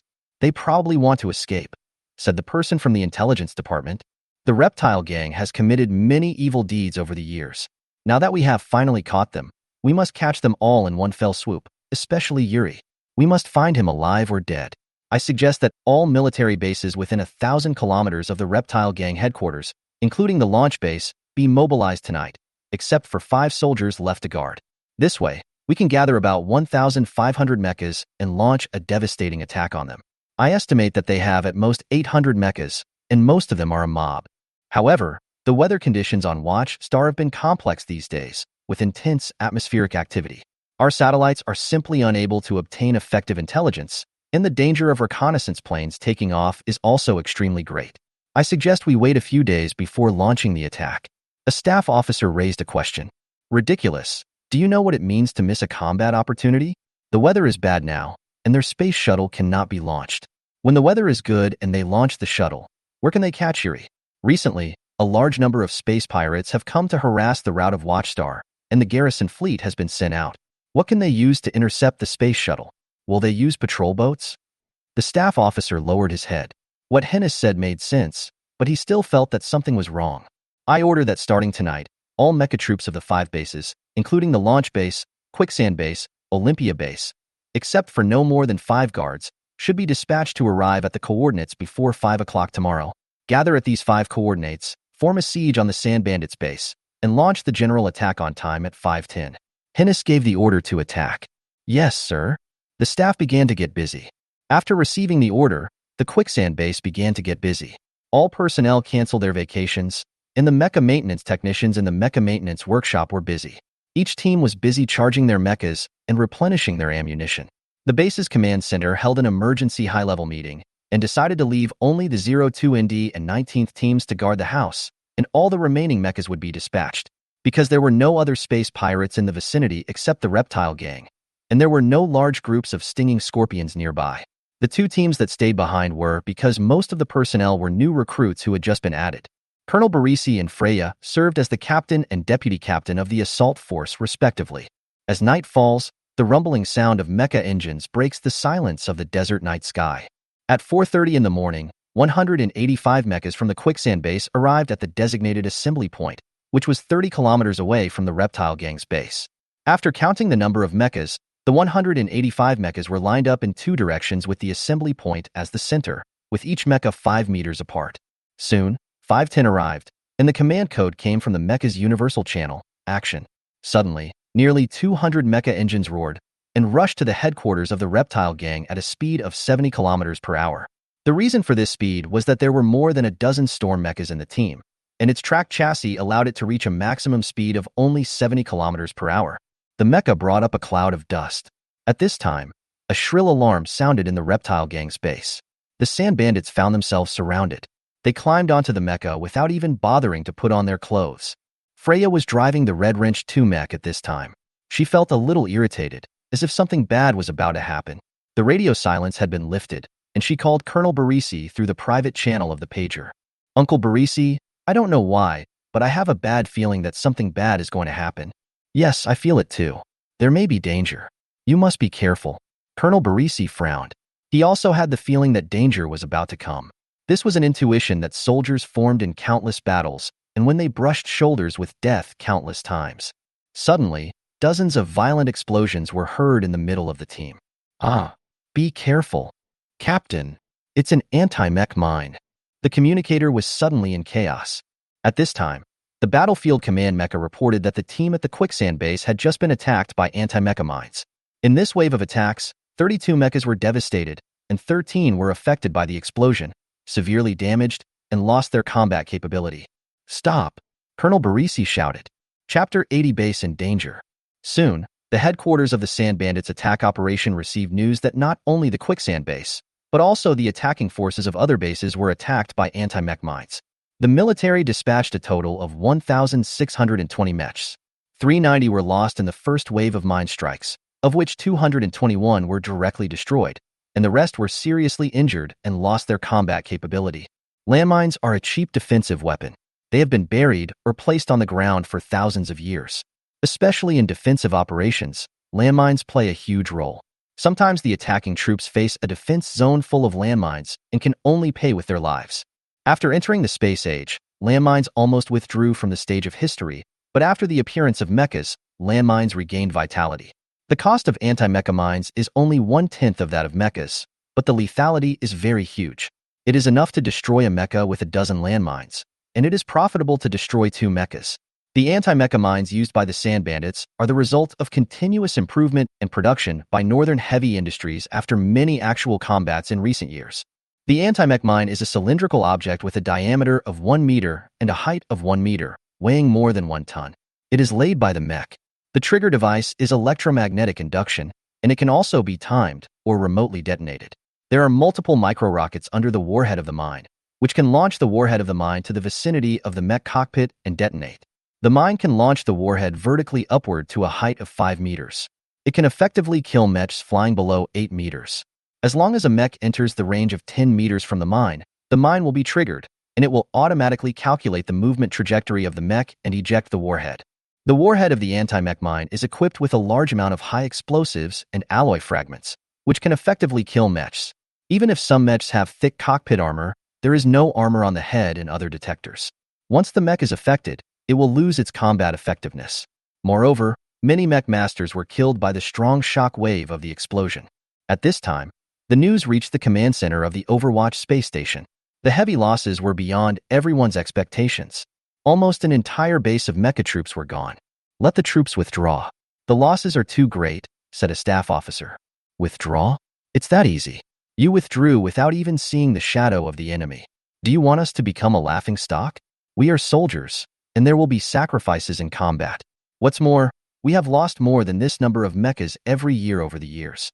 Even if the loss is greater this time, we will be done with it once and for all by taking down the reptile gang," Lieutenant General Hennis said firmly. "But the enemy's situation is unclear. That's because they are too slow. We have the upper hand in terms of military strength, but they are still dawdling. I order all troops to advance at full speed, regardless of the cost, and take down the reptile gang in one go." Hennis roared hysterically. Colonel Barisi frowned when he received the order from his superior. Although he didn't understand it at all, he couldn't disobey the order and had to carry it out. All storm long-range attack mechas, if they reach the range, immediately launch an attack on the enemy, and the rest of the troops rush forward, keeping the distance between the mechas at 10 to 15 meters. Barisi gave the order to attack. At this time, a Ranger aircraft with a huge flying wing and 4 rotor propellers installed on its back was flying hundreds of meters high. The head and shoulders of this Ranger were equipped with a large number of complex detection equipment. This mecha was an observation mecha for long-range attack mechas. It quickly sent the situation and coordinates of the reptile gang headquarters based 10 kilometers away to each mecha through the data link. At this time, more than a dozen storm long-range attack mechas stopped, lowered the support devices on the mecha chassis, and pointed the barrels of the twin 155mm guns at the sky. Several storm mechas equipped with multiple rocket launchers also began to aim at the target. At this time, several large ammunition supply vehicles followed closely from behind. The rumble of artillery and the shriek of rockets tore apart the tranquility of dawn. Dozens of mechas on the ground of the reptile gang base were turned into scrap metal under the saturation attack of heavy artillery and a large number of rockets, and the remaining mechas of the Sand Bandits retreated underground. At this time, the military mecha troops quickly approached the reptile gang base under the cover of their own artillery fire. Along the way, except for the occasional anti-mech mines that caused the loss of dozens of mechs, the military did not encounter any resistance. Nearly 1,000 mechs rushed into the reptile gang's base. The mechs of both sides engaged in a fierce exchange of fire at the entrance to the base's underground facilities. At this time, a shrill alarm sounded in the quicksand base. This was a level 1 red combat alarm. The radar showed that more than 300 mechas of various types were approaching at high speed. The base instantly became busy. The infantry ran to their gun positions, and the only 10 remaining mechas were dispatched urgently. The base command center on the ground urgently sank to the underground floor. The base quickly sent a distress signal to the space station, the landing base, and the mecha troops, but the sky was filled with strong electromagnetic interference at this time. Colonel Nickel gave a bitter smile and said, "We've fallen into a trap." He then issued an order, "Fight with all your strength to have a chance of survival. The sand bandits will not take any prisoners." The soldiers left behind at the quicksand base fought very bravely. They used the base's artillery to launch a fierce attack on the sand bandits. However, the quicksand base, after expanding in size, had too long a front line and the turrets had limited coverage. Often, they would be attacked by more than a dozen rockets just after destroying a mecha. The outermost defense of the base was breached in an instant, and the crazy sand bandits poured into the quicksand base. They wantonly destroyed the buildings on the ground and slaughtered the people on the ground. Several mechas used shotguns to shoot at the desert goddess bar, and several other mechas used alloy swords to destroy the walls of the bar. Suddenly, a secret door suddenly opened under the pond outside the bar, and the water in the pond surged instantly, and a black tornado mecha rushed out. This mecha was different from ordinary ones. The armor of the fuselage was made of reinforced alloy. On the shield of the mecha, there were 2 black bears painted. It turned out that just a few minutes ago, Li Pai rushed into the command center. "Captain Nickel, we can't defend the base. Come with me. I can fight my way out." Li Pai begged. He had been a soldier under Nickel since he first joined the army. Nickel took great care of him, and they were like brothers. Later, Li Pai was seriously injured and lost both legs and one hand. Although current medical technology can also treat it, it requires too high a cost. Lieutenant Colonel Nickel later became the commander of the quicksand base. Li Pai, who had already retired, followed him here and opened this desert goddess bar. "Old bear, run away. Whoever can escape should escape first. Inform the launch base of the news." "I can't escape because I am the highest commander here," Colonel Nickel said calmly. "You will die, Brother Nickel. They are sand bandits," Li Pai said anxiously. "This is the fate of our soldiers. We can die on the battlefield. I have not brought shame to this military uniform." He looked at Li Xiong and said calmly, "Old Xiong, my son is 10 years old. He is in my hometown and is taken care of by my ex-wife. If possible, please help me take care of him. Go, this is an order." "Yes, sir." Li Pai saluted, tears streaming down his face. "Go to elevator number 13. There is a mecha in the hangar there, specially prepared for you. It's right under your bar. This is the secret key to start it. Hurry up." As he said that, Nickel handed him something. Li Pai took the secret key, and the two hugged each other tightly. Then they turned and left. "Good luck, my brother, and have a safe journey," Nickel said silently in his heart. Chapter 81. Gushing Quicksand. Li Pai came to the hangar and inserted the secret key into the door. The hangar door slowly opened, and he found a black modified tornado heavy mecha inside. He was a tornado mecha master when he served in the army. This mecha uses a new armor, which is lighter and has a smaller and thinner shield, but its protection is much stronger than before. It has a reinforced high-power mecha engine, strengthened joint parts, and 2 more batteries. Li Pai sat in the cockpit and put on the psycho-sensing headband. The long-lost fighting feeling instantly returned to his body, and his blood began to boil. The mecha engine was running slowly, and at this time the secret door on the top of the elevator suddenly opened, and a large amount of water poured into the elevator. The catapult started, ejecting the black tornado mecha out of the ground. The mechas that were destroying the bar did not expect such an ambush. The engine of the hurricane mecha roared, and the 2 alloy swords flew up and down. In a few seconds, the 6 mechas of the sand bandits were chopped into scrap metal. Li Pai put away an alloy sword, held the shield in front of him, held the alloy sword in his right hand, turned the engine power to the maximum, and rushed to a gap in the wall. At this time, a large number of sand bandits' mechas were scattered inside the base and could not form a siege against the hurricane mecha. The hurricane mecha rushed over under the shooting of the shotgun and waved the alloy sword when it encountered a mecha blocking the way. No mecha was a match for him. Finally, after destroying another 8 mechas, the hurricane mecha rushed out of the base wall and went away in the direction of the launch base. As the ground facilities were destroyed, a large number of sand bandit mechas rushed to the entrances of several elevators. They didn't know that Yuri was going to escape, But they knew that Yuri had made a big plan to deal a devastating blow to several military bases. Yuri also offered a high bonus for this. The more people killed and the more facilities destroyed, the higher the reward. This group of sand bandits rushed into the underground base through the elevator entrance like crazy.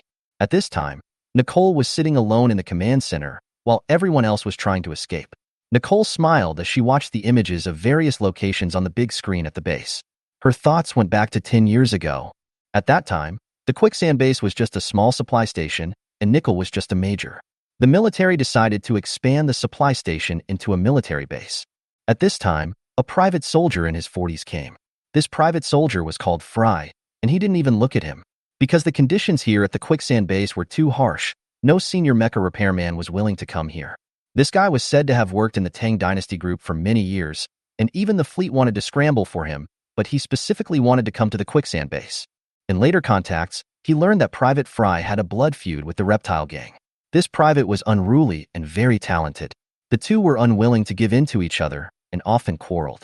The base was under construction. One day, Private Fry suddenly found him and asked Nicole to build a secret workshop for him and help him transport a batch of equipment from another planet. Fry also promised to give him a big gift. In order to improve the strength of the base, Nicole agreed. Private Fry personally changed the blueprint of the base and designed a special room on the base's underground floor. He said it was for the big gift.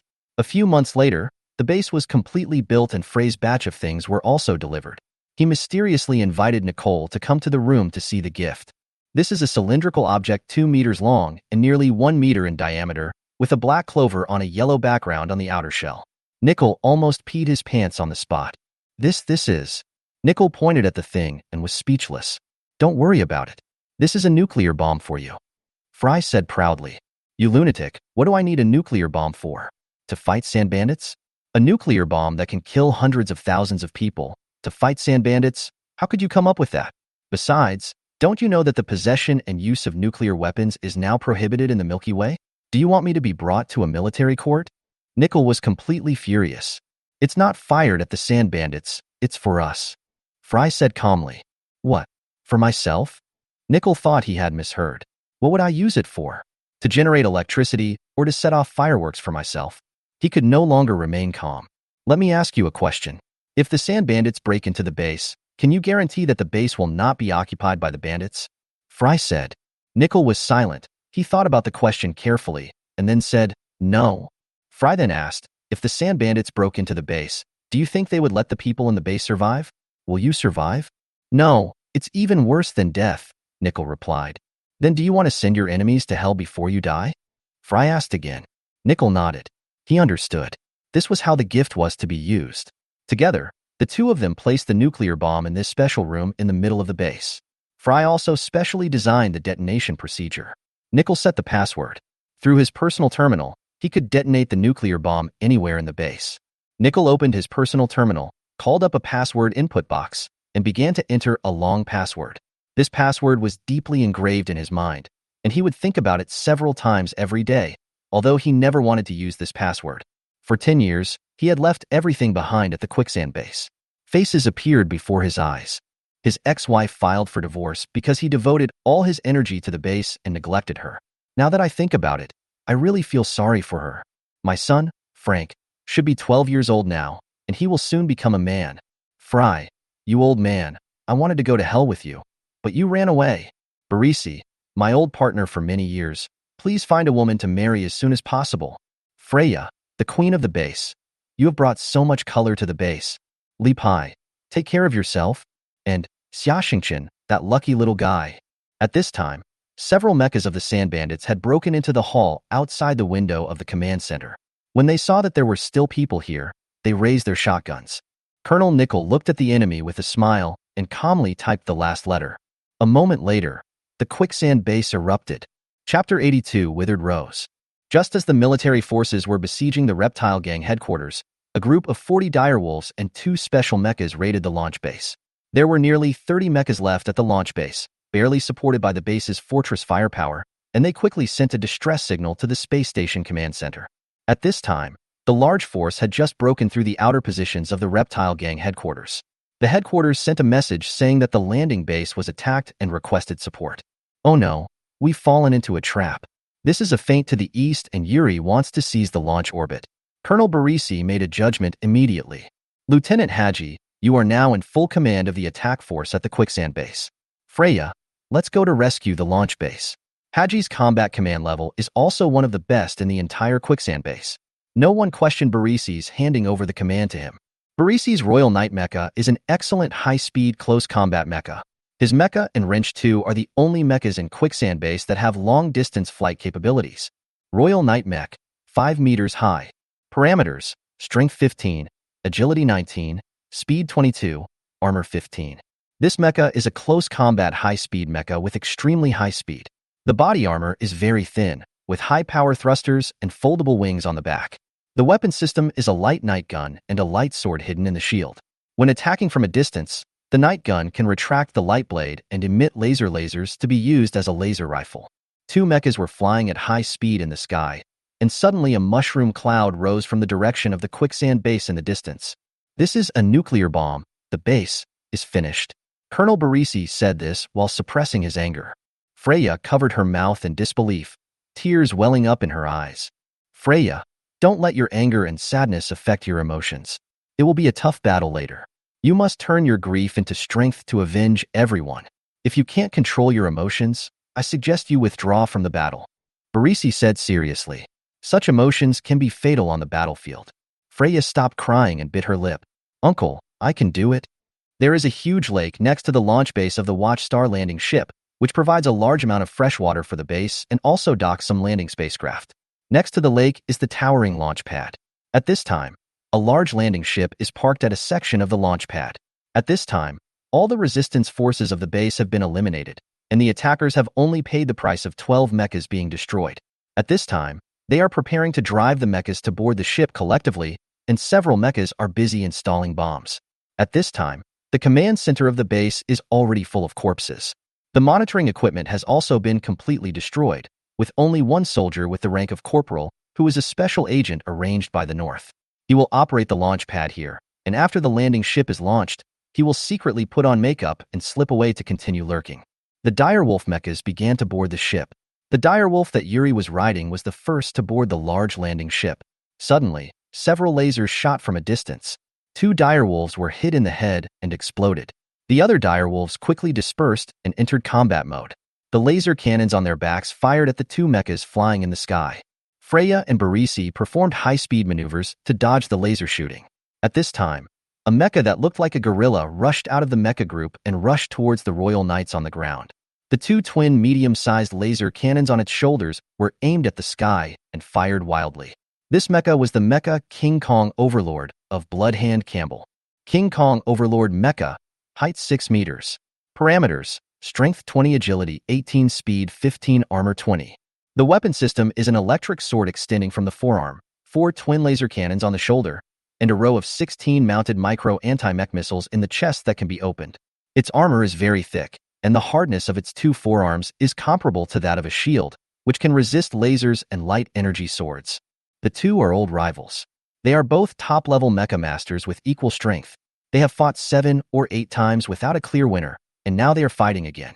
Freya hovered in the sky, constantly fighting back with laser rifles in the dense laser fire of the enemy. More than 10 minutes later, 4 more direwolves were destroyed. However, Freya, who was concentrating on avoiding the fire of the defense, did not notice that a mecha quietly climbed to the top of the transport ship. This was a beast-shaped mecha, and it was like a wolf, motionless, quietly observing its prey. A few minutes later, Andre showed an ugly smile in his mask. He finally discovered the driving pattern of the pilot of the Red Ranger. Many pilots have a subconscious habit when doing high-speed maneuvers to avoid fire control. For example, if a laser is coming from an angle, which direction will be faster and easier to dodge? This will become an instinct through countless training. However, in long-term battles, this instinct can easily become a rule and be seen by those top mecha pilots. The wolf found a weakness and bared its fangs. Freya had just dodged 4 lasers when she found 4 more lasers locked onto her. These 4 lasers were very dense, so she habitually turned around and rolled and dived, and the mech turned its body around to dodge the 4 lasers. However, 2 heavy lasers were ready and aimed at the position where she was going to dive. 2 thick purple laser lights flashed by. Wrench number 2 was hit by 2 heavy lasers on the back at the same time, and the mech exploded and disintegrated in midair, and hundreds of pieces of debris fell into the lake. Freya. Colonel Barisi was heartbroken when he saw Freya's machine explode. But in a duel between masters, every second of distraction is fatal. As he was distracted, the King Kong Overlord rushed over at high speed. The Royal Knight and the King Kong Overlord were not at the same level of strength. It was too late to dodge at this time. He could only cross the Knight's gun and put it on the chest of the mecha. There was a loud bang, and the Royal Knight was knocked dozens of meters away like a person encountering a high-speed running rhino, and fell heavily into the lake. The forearm joints of the two mechas were broken, and Colonel Barisi's head received a severe concussion and fell into a deep coma. At this time, Campbell still wanted to chase him and kill him, but the tail engine of the large landing ship started to ignite. "Campbell, if you don't get on the plane, we'll leave first," Yuri reminded in the communicator. "It's a bargain for him. Let's save his life first." As he said that, the King Kong Overlord mecha and other mechas boarded the large landing ship and closed the hatch. Chapter 83: Escape from Watchtower. The coils on the orbital launcher began to energize, and the landing ship began to accelerate forward, faster and faster, and finally rushed vertically upward into space. The 8 rocket engines spewed flames violently. A minute later, violent explosions occurred in various parts of the launch pad. The towering launch pad lost its support, slowly fell down, and finally became a ruin. At this time, the underground exit of the Reptile Gang base was finally lost, and hundreds of mechas rushed in. However, 2 minutes later, a violent explosion occurred in the underground base of the Reptile Gang headquarters. The entire underground base collapsed instantly in the explosion. A total of more than 700 military mechas were buried underground, and none of these mecha divisions survived. At this time, a series of bad news reached the command center of the space station. The Quicksand base was attacked by a nuclear bomb. The army attacking the Reptile Gang headquarters lost thousands of mechas. Nearly 1,000 mecha divisions were sacrificed. The landing ship launch base was captured again. The personnel were slaughtered. The launch pad was blown up, and Yuri also fled into space. "Ah!" Hinnis screamed, foaming at the mouth and falling to the ground. The command center suddenly became even more chaotic. People hurriedly sent Hinnis to the medical room. After entering the medical room, the doctor turned around to prepare the medicine. Hinnis suddenly opened his eyes and heard 3 gunshots in the room. A doctor and 2 nurses fell in a pool of blood. Hinnis curled his lips. He was very satisfied with his acting skills. Then he left quickly and came to the space dock of the space station. At this time, a high-speed space shuttle had already been prepared here.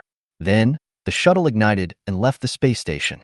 His destination was the Siberian Star heavy cruiser lurking not far from the space station. However, a few minutes later, the space shuttle that Honus was riding exploded like a huge firework in space. Several important docks of the space station also exploded, causing riots.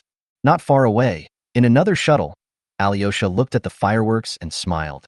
The dead are the best at keeping secrets, and Lord Nicholas's army doesn't want such unprincipled and unprincipled senior officers. As for their families, Alyosha had sent them to another world to reunite with Hinnis a week ago. Moreover, the money in Hinnis' secret account had also been transferred away. After all, the dead don't need money. More than 10 minutes later, the shuttle and the landing ship arrived at the designated location at the same time. The Siberian Star was already waiting there. After the mechas and personnel boarded the cruiser, Andre reset the shuttle and landing ship's autopilot program. The 2 spacecraft turned around and rushed to the space station, crashing into the dock of the spaceport, causing a larger explosion. The Siberian Star flew north along a secret route. Chang'an Star region, Changwei 2. Father Fry and Xiaxingchen have been a bit anxious these days. They have visited nearly 100 mecha parts manufacturers and found that due to the manufacturer's full schedule, it would take half a year to produce the parts at full speed. The 2 had no choice but to place an order first. After the parts are produced, they will be sent directly to Father Frey's home and received by the smart butler. They can only wait for half a year before asking for leave to come back. "Oh, then I'll have to have a big fight with that guy Nickel again." Dad scratched his head and said self-deprecatingly. At this time, both of them received a message on their personal terminals. This was a Level 1 emergency return notice. Generally, this kind of notice was issued when something very serious happened. Soldiers who received this notice must return to the team as soon as possible, whether they were on vacation or on a mission. The 2 looked at each other and said in unison, "Something happened." They quickly put down their work, took Yugo with them, and drove the spaceship at the highest speed.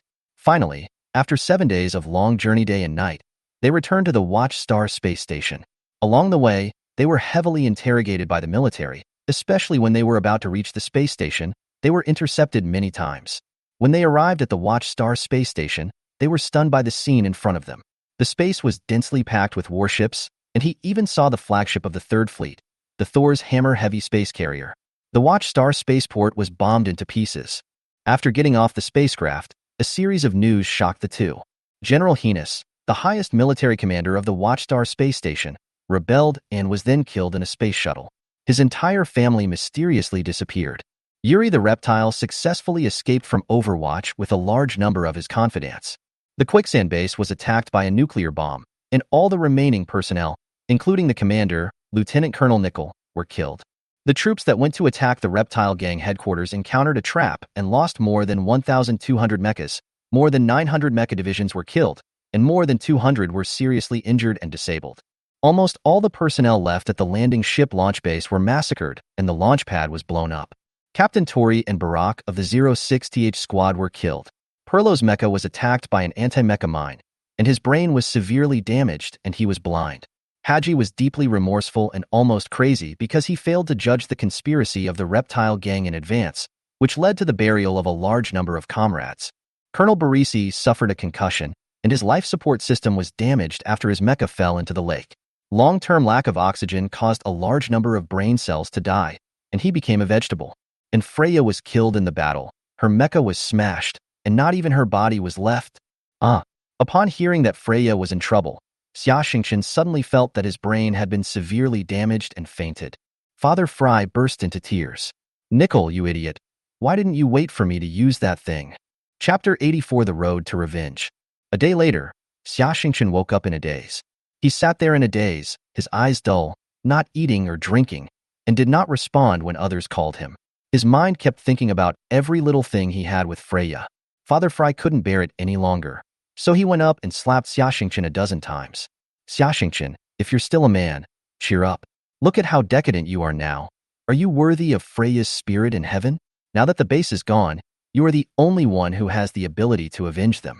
Look at yourself. What are you doing?" Father Fry said, picking up a data storage device and throwing it at his face, leaving a bloody mark. "This is Freya's murderer. You can deal with it." Dad turned around and left angrily. Xia Xingqian was awakened by the beating. He picked up the data storage device tremblingly and inserted it into the monitor in the room.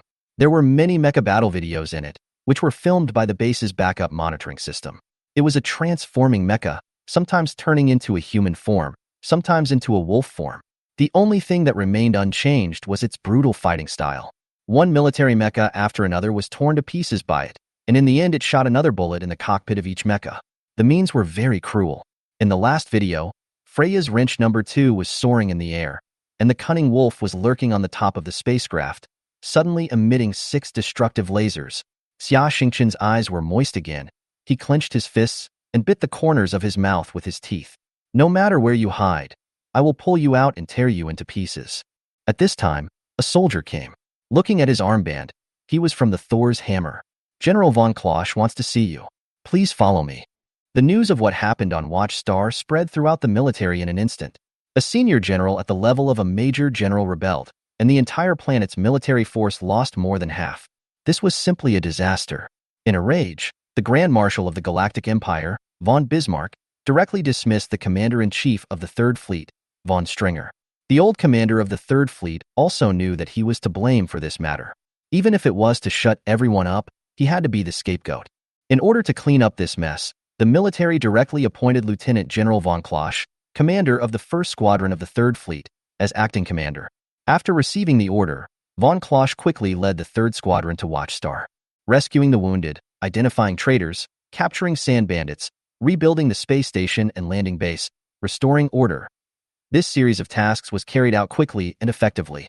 Suddenly, he remembered that there was an outstanding young man in Watchstar, so he asked about Xia Xingqian's whereabouts. He learned that Xia Xingqian had escaped the disaster by chance, but his comrades and girlfriend died in the catastrophe, and now he was in deep grief, so he wanted to have a good talk with Xia Xingqian. "What do you want to do most now?" General von Klosch asked out of the blue. "I want revenge." Xia Xingqian replied. "Do you know who the murderer is?" "I don't know, but I will find him even if I go to the edge of the universe." Xia Xingqian said, gritting his teeth. "I know who the murderer is." General, please tell me. Xia Xingqian's eyes lit up. That Mecha Master was at best just a thug. He caused the entire Watchstar to be in chaos for more than a decade. The mastermind behind this conspiracy was the local tyrant of the Northern Administrative Region, Prince Nicholas. General von Klosch told Xia Xingqian the whole story, including Nicholas' ambition, the conspiracy of Watchstar, and the means of deploying stinging scorpions on other planets. One can imagine how an ordinary soldier would react when hearing about the conspiracy and ambition of the higher-ups. Xia Xingqian was stunned and stood there with his mouth open, unable to speak. So, even if you kill that mech pilot, the mastermind behind the murder of Freya and your comrades is still at large, von Klosch added. After a long while, Xia Xingqian said bitterly, I must kill that Mecha Master. Prince Nicholas, I will not let him go either. Haha, that's easy to say. You won't let him go? What can you do? Kill him? Nicholas is a top-level mecha division. His northern fleet is as powerful as the first fleet of the Galactic Empire. And as you can see from the incident on Watchstar, he has countless loyal soldiers like Yuri. What can you use to fight him? Von Klosch mocked. You have nothing but a heart of revenge. Xia Xingqian was stunned. He suddenly realized that he was too weak. General, I want to become stronger. I need strength. Please show me a way. We will have a war with the North sooner or later. Nicholas lives for his ambition, and crushing his ambition is the greatest punishment for him. Xingqian, you are a talented person, but it is still not enough. I have a place for you in the Imperial Military Command Academy. I hope you can study there and improve yourself. After you come back, you can play a greater role in the army, and you can crush Nicholas' conspiracy yourself. Then you will naturally have the opportunity to fight against that mecha division. Von Klosch gave his suggestion. General, I do. Xia Xingqian replied firmly. Also, you must remember that you are not alone. Don't fight alone. You can find those whose families have been broken up by Nicholas and unite them. There are some things that people should know, von Klosch said meaningfully. After returning from General von Krausch, Father Fry listened to Xia Xingqian's story and smiled bitterly. He knew that the reptile gang was not simple, but he didn't know that there was such a huge monster behind it. But the next moment, his eyes showed a trace of determination. Since the family has been destroyed and there is nothing left, what else is there to care about? Whether it is the reptile gang or Nicholas, even if it costs his life, he will fight to the death. Boy, General von Klosch is right. You should go and study. Then we will find some like-minded people, accumulate strength when the opportunity arises, and stab Nicholas in the back when he is in the most difficult time. There was a gleam in Father Frey's eyes. Chapter 85, Revenge. The living area of the Watchstar space station is a bar street. A ragged, dirty, unshaven man walked on the street late at night, holding a bottle of wine, taking a sip from time to time, and kept muttering, dead. All dead. It's all my fault. I shouldn't have let them in. Why didn't you wait until I got in before you collapsed? Why are you torturing me like this? Suddenly, a figure appeared behind him and chopped him on the back of the neck with a hand knife, and he fainted immediately. The next morning, he finally woke up. His head was swollen and his body was sore. He struggled to get up and found himself in a small hotel. There was a note left on the bedside. He picked it up, opened it, and a line of words appeared in his eyes. Haji, if you want to avenge your dead comrades, come to this address to find me. I will tell you the truth, and we will take revenge together. If you still want to continue to blame yourself and escape, just get out. Haji lost consciousness and the note slipped from his hand to the ground. Li Pai walked aimlessly in the Watchstar space station. He stared at the Watchstar through the transparent glass dome of the space station, and his mood was still difficult to calm down. The space station had been blocked by the military, and he was trapped here. The first flight to Chang'an Star region was in 5 days. Old Bear, someone suddenly called him. Xingqian, seeing Xia Xingqian, Li Pai thought of the guys at the quicksand base. Except for Nicole, he had a deep relationship with every guest at the Desert Goddess Bar. They always chatted and boasted together, and he was familiar with every one of them. Although there were often guys who never came back after participating in missions, he was used to it. But now that they were all gone, he couldn't accept it. Thinking of this, a rough man in his early 40s just hugged Xia Xingqian and burst into tears. After a long time, he stopped crying. Old Bear, where are you planning to go next? Xia Xingqian asked. I don't know either. I want to go see Commander Nichols' son Frank first. This is his last wish. Then I can make other plans. Li Pai replied. Do you want revenge? Xia Xingqian asked. I want to. I dream about it. But where can I find Yuri and the others? The universe is so big, and they are very powerful. It may not be easy to take revenge. Li Pai sighed. Xia Xingqian handed him a note and turned away. It said if he wanted revenge, he should come to this address at night. In the military hospital of the Overwatch space station, Perlo was lying on the bed in despair. His mech triggered an anti-mech mine, and the shrapnel shattered the cockpit armor and passed through his eyes, not only shattering both eyeballs, but also severing the optic nerve. Such injuries are difficult to heal even with cloning technology in the biological chamber. In his next life, he can only receive the meager pension and spend his life in darkness. He hated himself very much, hated that he could not avenge his dead comrades. The door of the ward opened, and Xia Xingqian walked in. Perlo, I'm here to see you. Xingqian, is that you? Perlo sobbed. His tear glands were damaged, and he could no longer shed tears. Perlo, I have decided to avenge Captain Tori, Barak, and all the comrades who died in the base. Do you want to join us? Xia Xingqian asked. I want revenge all the time, but now I'm a disabled person. I deserve to die. I can't help you. Perlo burst into tears. Xia Xingqian waited for him to calm down, and then said, there is a chance now. Through an operation and a device, you can regain your sight and have the opportunity to avenge your comrades. However, this operation is very painful, and there is a high chance that you will die on the operating table. You should think about it seriously. Perlo's body straightened instantly, and he tightly grasped Xia Xingqian's hand. Xingqian, let me have the operation. I can't stand lying in bed like this for the rest of my life. I want to avenge them. Xingqian, if you hadn't come to me, I would probably have committed suicide in a few days. I'm not afraid of death. At worst, I'll just go and accompany the captain and the others. Okay, I'll pick you up in the evening and we'll go somewhere. Late at night, in the half-repaired spaceport of the Watchstar space station, a Far Traveler V space rover was parked. However, this spaceship was far from being as simple as it looked. Under the silver-gray paint on the hull was the armor material of a space battleship, and the engine was also the engine of a military battleship. There were also 4 hidden laser cannons on the spaceship. At this time, in the living cabin of the spaceship, several people were sitting around a table. Among them were General von Klosch, Xia Xingqian, Father Fry, Li Xiong, Haji, Perlo in a wheelchair, and the alien Yugo. Just now, General von Klosch once again introduced the ins and outs of the Watchstar incident to them. The room fell into a deep silence. Grief, shock, and anger lingered in everyone's heart. Seeing this, General von Kraus spoke up. Nicholas is a very powerful opponent. If we rely solely on our current strength to fight him, it will be like hitting a rock with an egg. Therefore, we must unite, gather people who have similar experiences together, and develop our strength in secret. Sooner or later, Nicholas and the Empire will have a war. That time will be the opportunity.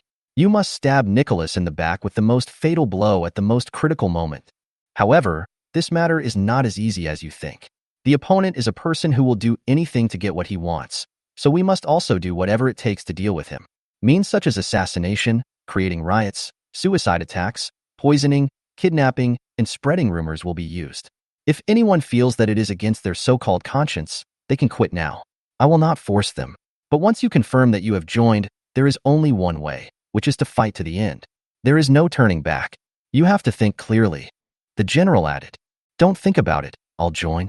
Even if my hands are covered in blood, I will drag Nicholas to hell with me. Xia Xingqian said firmly, I'm an old man, and my whole family died at their hands, including me, said Father Fry. I, Old Bear, love killing people the most. If you give me a few nuclear bombs, I will drop them on Siberia, said Li Bear. I'm best suited for conspiracy, and I'll do everything I can to make Nicholas have a good taste of it. Haji sneered. You have to take me with you. I am very good at shooting from behind, and I will make them live in deep fear, Perlo said. I, Xingqian, your servant, will follow, to take revenge. Yugo has struggled these days to figure out what happened to Xia Xingqian. He is very angry and wants to avenge his master Xia Xingqian. Okay, since everyone agrees to join, our organization is established from today. You are all friends of Xia Xingqian. I suggest that he be the leader of the organization. What do you think? Von Klosch said. Everyone nodded in agreement. Then Xingqian, give the organization a name. Von Klosch looked at Xia Xingqian. I'm not well educated, so let everyone help me think about it. Xia Xingqian declined. At this time, Haji spoke up, I think we should call it Yazi. Yazi is the second son of the dragon in the ancient mythology of the earth. It has a leopard body and a dragon head. It has a strong personality, is brave and good at fighting, and is bloodthirsty and aggressive. It always holds a sword in its mouth and glares. It is often carved on the hilt and scabbard to increase its own power. In ancient times, the earth always used the phrase Yazi must take revenge to describe the desire for revenge against someone. For what Nicholas did to us, we must take revenge. What a good name. Our organization will be called Yazi. Nicholas, we will become your nightmare. Chapter 86. In this way, the Yazi organization was established with the purpose of revenge on Nicholas. General von Klosch said that this organization would have no relationship with the military, but he would personally help them in a private capacity. This help included some startup funds, some veterans, some equipment discarded by the army, a secret place that once belonged to their family, and various intelligence support. For example, the modified high-speed space rover and desert night mecha they were in, as well as Li Xiong's tornado modified mecha, all of these equipment were disposed of by von Klosch in the name of scrapped equipment. Except for Xia Xingqian, the others have all retired from active service. This is also to prevent them from being found out by those with ulterior motives. At the same time, it also frees them from many constraints. After all, many things cannot be done in the name of the army. The spaceship took off, and several people would first take the mecha to Changwei 2, where they would purchase a batch of equipment and perform surgery on Perlo, and then go their separate ways. Xia Xingqian would go to the Imperial Military Command Academy to study, while the others would go to the secret base. After a week's journey, the spaceship finally arrived at Changwei 2. Everyone got off the spaceship and stayed at Father Frey's house temporarily. The next day, Father Frey, Xia Xingqian, Li Xiong, and Perlo took a hovercraft to Dr. Lula's clinic in the city center. On the way, several people talked to Father Frey about the strange doctor Mr. Lula. Dr. Lula is in his 60s. As human science and technology advance rapidly, the average age of humans can reach 150 years old, and people under 80 years old are considered to be in their prime. Some martial artists and genetically modified people can even drive mechas after they are over 100 years old. It is said that Dr. Lula's ancestors were doctors for dozens of generations. He was born in Changwei 2. There are almost no boys born in such a social environment who are not interested in machinery. Lula has been obsessed with mechanical design and manufacturing since he was a child. However, his family forced him to study medicine because it was a family tradition. Lula was very reluctant, but he couldn't get rid of his parents. Later, while studying medicine, Lula suddenly had an idea. Why not combine it with mechanical manufacturing? This would satisfy his hobby and give an explanation to his parents. There are many disabled people in the world, but not everyone can afford the biotherapy chamber cloning technology to regenerate broken limbs. Therefore, inexpensive mechanical prostheses and mechanical organs have become the first choice for these people. Dr. Lula focused his research on this, which made his father very angry. But Dr. Lula is indeed gifted in this area. The prosthetic limbs he designed and manufactured are first class in terms of both function and quality. Even many warriors who lost their limbs have doubled their combat effectiveness after being equipped with the prosthetic limbs he invented. Some martial arts fanatics even sawed off their limbs to find him to install armed prosthetic limbs. Of course, this Dr. Lula is also an avid mecha enthusiast. Although the Galactic Empire does not allow private ownership and use of military mechas, many privately customized civilian mechas are much more powerful than military mechas.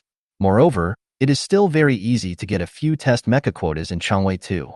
When Father Frey was the senior after-sales service manager of Tang Dynasty Group, he helped him modify mini mechas and also helped Lula get a lot of mecha test machine quotas through various channels. The two have a very good personal relationship. Otherwise, with the level of Perlo and Li Xiong, they are not qualified to let Dr. Lula personally diagnose and treat them. Li Xiong's prosthesis was just an ordinary one, which had no effect on his daily life, but it was too much of a stretch to use it for fighting. For a warrior with strong martial arts skills, this was a constraint. Therefore, Father Frey and Xia Xingqian discussed it and decided to bring him along to exchange for a set of armed prostheses. We arrived at Dr. Lula's clinic. Although it's called a clinic, its scale is no less than that of a large comprehensive hospital. In front of us is a modern building with more than 50 floors. There is also a large factory behind the building. Father Frey introduced, this whole building is a hospital and wards, which can accommodate tens of thousands of patients. The factory behind the hospital building is the production workshop of mechanical prostheses, which are not only supplied to Lula Hospital, but also exported to all parts of the Milky Way. Walking into the hospital lobby and passing through the elevator room, there are more than 20 high-speed elevators shuttling up and down. The four of them walked straight through here, and a small room appeared in front of them, with 4 guards in front of the room. Please step back, sir. This is a private elevator. Seeing someone coming, the 4 guards stood up as if they were facing a formidable enemy. The mechanical arms on their bodies changed, and laser barrels and light blades extended from their arms. There have been many cases of interstellar pirates trying to kidnap Dr. Lula in the past, so he is now protected by a large number of bodyguards wherever he goes. And these bodyguards are equipped with armed prosthetic limbs. I'm here to see Dr. Lula. I've already made an appointment. Please let him know that Fry is here. The guard contacted Lula's personal assistant and only agreed to let the four of them take a special elevator after receiving a clear response. Arriving at the top floor, we entered a luxurious waiting room, where several hot female assistants enthusiastically brought us various drinks and food. Not long after, a middle-aged man who looked to be in his early 40s came out of a room. This man was none other than the strange Dr. Lula. When he saw Fry, the two of them hugged each other tightly. "Old man, I didn't expect you to be the original one. I thought you had to replace at least half of your parts over the years." Fry teased. "Me? I won't get mechanical organs until I'm 100 years old at the earliest. Look at all the beautiful female assistants I have. I still want to enjoy life." Lula laughed. "But you, old man, I haven't seen you for 10 years. You've aged so much." "Well, Watchstar is a place with wind and sun, and I work so hard for revenge all day long. It would be strange if I didn't get old." Father Fry sighed. "I'm still waiting for the day when you die. I will send someone to pick up your brain and make a mechanical body for you. It will have no hands or feet and cannot speak, and only eyes and ears will be functional. I will put you in the bedroom and let you watch me every day when I'm having sex with beautiful women, so that you'll be jealous to death." Lula joked. "Didn't you aspire to create the most powerful artificial penis? Have you already put it on?" Father Fry grinned. No. I've decided to surrender to God on this point. I've made thousands of artificial penises, but none of them can bring pleasure to both parties like the original ones. I've decided to give up this field, but if you need it, I'll consider giving you the best one, free of charge." Lula pretended to be helpless. Ha ha. The two of them burst into laughter. Chapter 87, Artificial Organs. After the reminiscence, they went into Dr. Lula's private clinic. Dr. Lula first gave Li Pai a physical examination because his condition was relatively simple. The thigh is cut off from the root. Well, this is good. You can install a more powerful arm prosthesis. But the left arm is only cut off from the palm. This is not good, very bad. The palm area is too small, affecting the realization of many functions. It would be better if the forearm was cut off at the root. Lula said calmly, as if he was talking about a building block instead of a human body. The people in the room heard it. Li Pai's face was normal. For a person who cut off his palm without blinking, this was nothing. While the others felt a chill on the back of their necks and numbness in their teeth. Lula asked his assistant to bring Li Xiong a tablet computer that listed various types of mechanical prostheses, including arm prostheses. Li Xiong's eyes lit up when he saw them, and he wished he could cut off his remaining arm. After looking for a long time and listening to Dr. Lula's introduction, Li Pai made a decisive decision to cut off the entire left forearm from the joint down and replace it with a more powerful armed forearm. "Good. That's great." Lula gave a thumbs up and said, "I admire your heroism. I have decided to give you my private collection for free." Then he told his assistant to prepare the prosthesis and came over to check Perlo. Looking at the results of the full body scan, Lula frowned. "How is it, doctor?" Xia Xingchen asked anxiously. "It's very bad," Dr. Lula replied. "His eyeball is completely destroyed, the optic nerve is severed by shrapnel, and there is blood clot in his brain. The army is really a quack. They are treating him like this, and there is no problem for the time being. He will die of brain hematoma within half a year. I don't know if they are really incompetent or if they did it on purpose to save medical expenses." "Damn it," Lula cursed in dissatisfaction. "Is there still hope? Is the plan you mentioned still feasible?" asked Father Fry. "An ordinary mechanical prosthetic eye only needs to be placed in the eye socket and connected to the optic nerve. However, his optic nerve has completely necrotized and atrophied. What's more fatal is that the part of his brain connected to the visual center has also been severely damaged. As you know, brain and cranial nerve damage cannot be solved by current cloning technology. As for my plan, based on his condition, the survival rate after surgery is only 20%. Lula said helplessly. Everyone fell silent.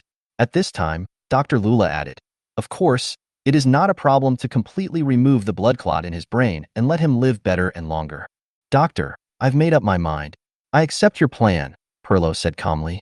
"I can't stand to suffer in darkness for the rest of my life. I want to avenge my comrades." Lula looked at Xia Xingchen and Father Fry with an inquiring look. Xia Xingchen and Father Fry looked at each other and nodded. "That's it then. Mr. Lee's surgery is easy to do. We can do it this afternoon, and he will be able to move normally in 2 or 3 days. Mr. Perlow's eyes will have to go through 3 stages of surgery, and each stage will be painful. The risk will increase as time goes on.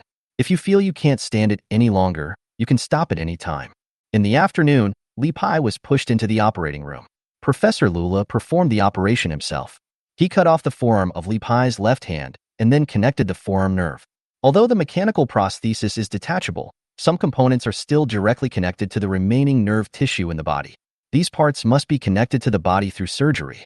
The same is true for the installation of leg prostheses. 2 hours later, the operation was over, and Li Pai was pushed into the biological treatment cabin.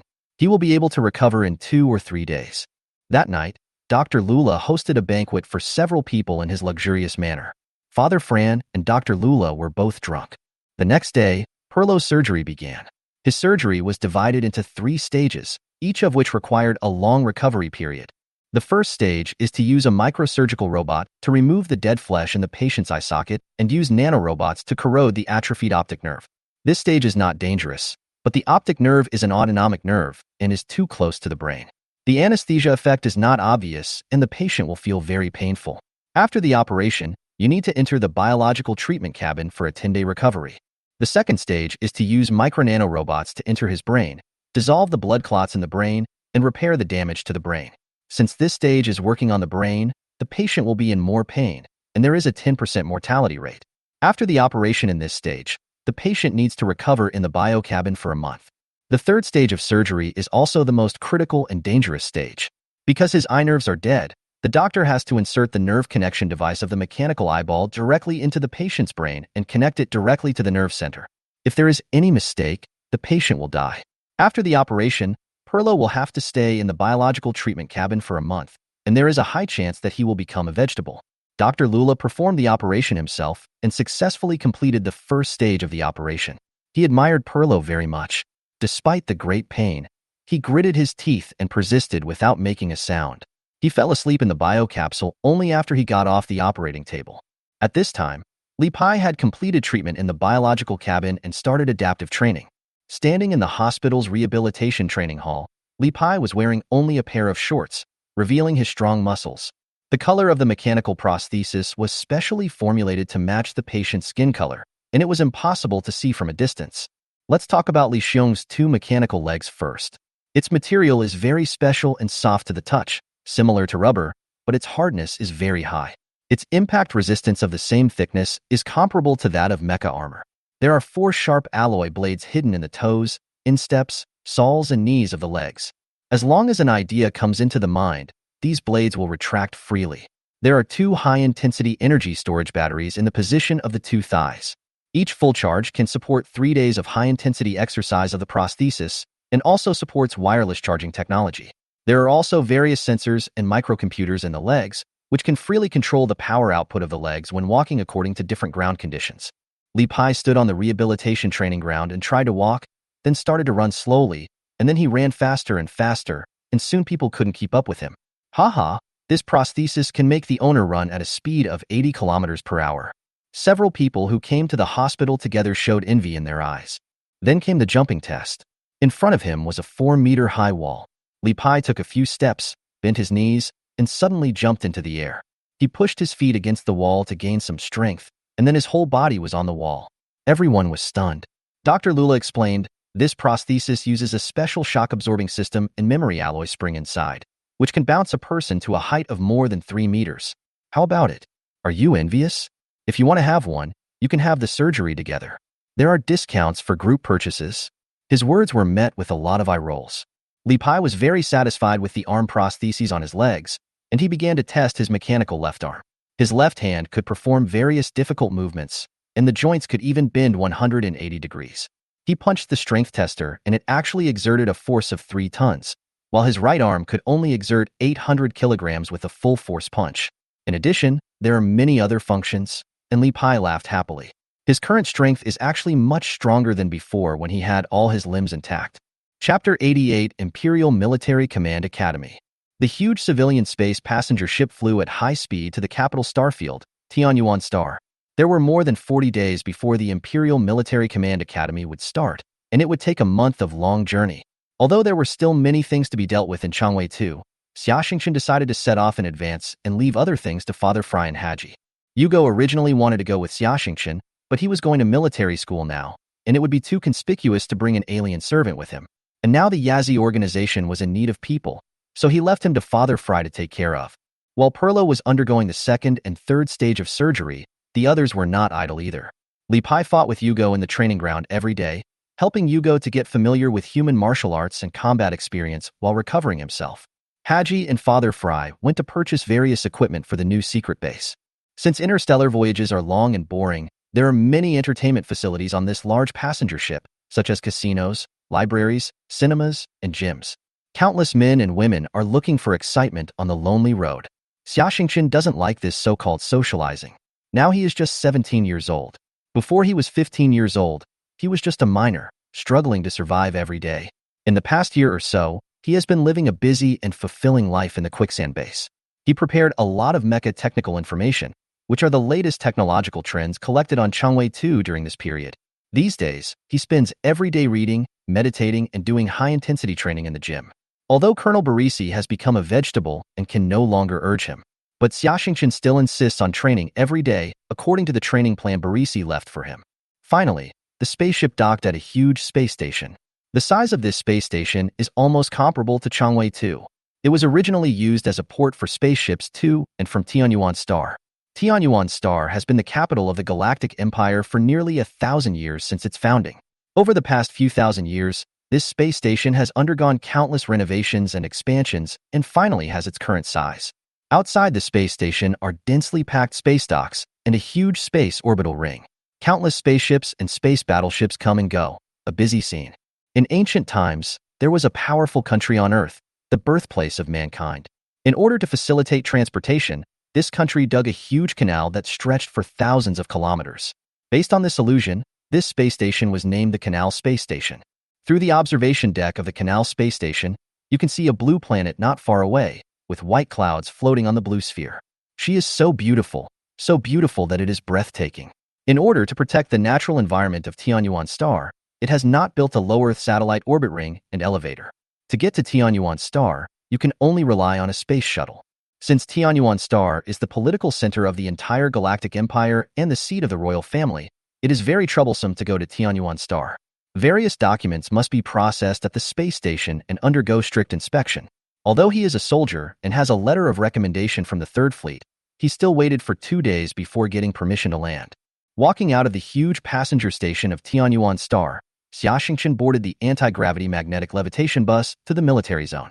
Tianyuan Star has a seawater coverage rate of 60%, and the entire huge planet is divided into several continents that are not far away. He is now on this largest continent. This continent is divided into 4 parts: the royal area, the military area, the commercial area, and the residential area. The Imperial Military Academy he is going to study is located in the military zone. The entire military area is also divided into 4 parts. They are the Imperial Military Headquarters, the Imperial Military Command Academy, the Galactic Empire Royal Military Academy, and the Martial Arts Field. The Imperial Military Headquarters is next to the Royal District, which is the center of the Imperial Military Command. The Galactic Empire Royal Military Academy is a military academy that was established when the Galactic Empire was founded. It has a history of more than 1,000 years and has more than 200,000 students. Over the years, it has trained tens of millions of military commanders for the Empire. A huge statue of the founding Emperor Qin Ing stands on the campus. This is the landmark building in the school. The Royal Military Academy mainly recruits children from the royal family, nobles, military, and government ministers who are determined to become soldiers. Later, many officers with military merits also got the opportunity to enter the Royal Military Academy for further study. Later, Emperor Qinwu, who had accomplished the great feat of unifying the Galactic Empire, once inspected the Royal Military Academy and found that many royal and noble children were arrogant and domineering in the academy, showing off their privileges, disrespecting their teachers, breaking military discipline, forming gangs, and making the entire Royal Military Academy a mess. Emperor Qinwu was furious, as he knew that such a military academy would not have any fighting power if it trained such students.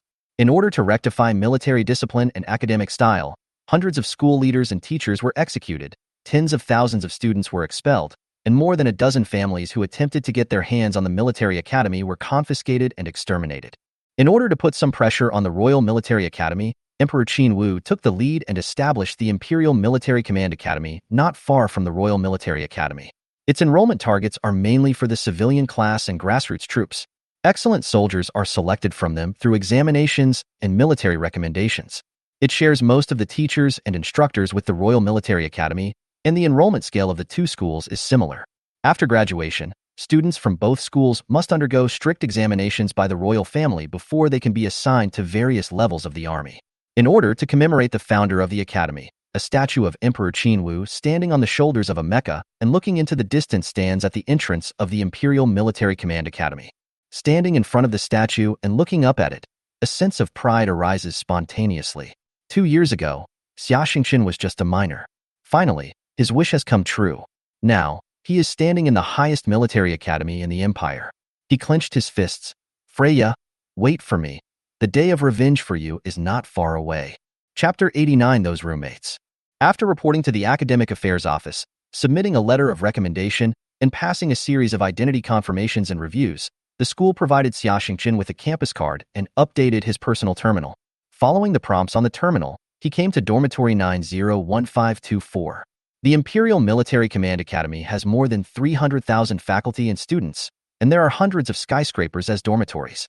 His dormitory number means dormitory building number 90, dormitory number 24 on the 15th floor. I swiped my campus card on the door and it opened. It was a duplex room. On the first floor, there was a living room, a dining room, a kitchen, a study, and an equipment room. The stairs on both sides of the living room led to the second floor, where there were 4 single dormitories with separate bathrooms. At this time, there were already 3 people in military uniforms sitting around on the sofa in the living room, chatting. They were Xia Xingqian's roommates. These 3 had reported in a few days ago and were now very familiar with each other. At this time, they were discussing what kind of person this last roommate would be. Seeing Xia Xingqian coming in, the 3 of them gathered around him enthusiastically, helped him with his luggage, led him to the room and familiarized him with the facilities in the room. After a flurry of activity, the 4 of them came to the sofa and began to introduce themselves to each other. Hello, my name is Li Xiumi. I'm from Chang'an, and I'm 18 years old this year. My family has been running a mecha repair factory for generations. There are many children in the family, and most of them have taken exams for mecha repair and mecha design majors. My grandfather said that the whole family can't be mecha repairmen, so he forced me to take the Battle Command Department exam. But I still like designing mechas. A boy with black hair, black eyes, thick lips, and a gentle manner said.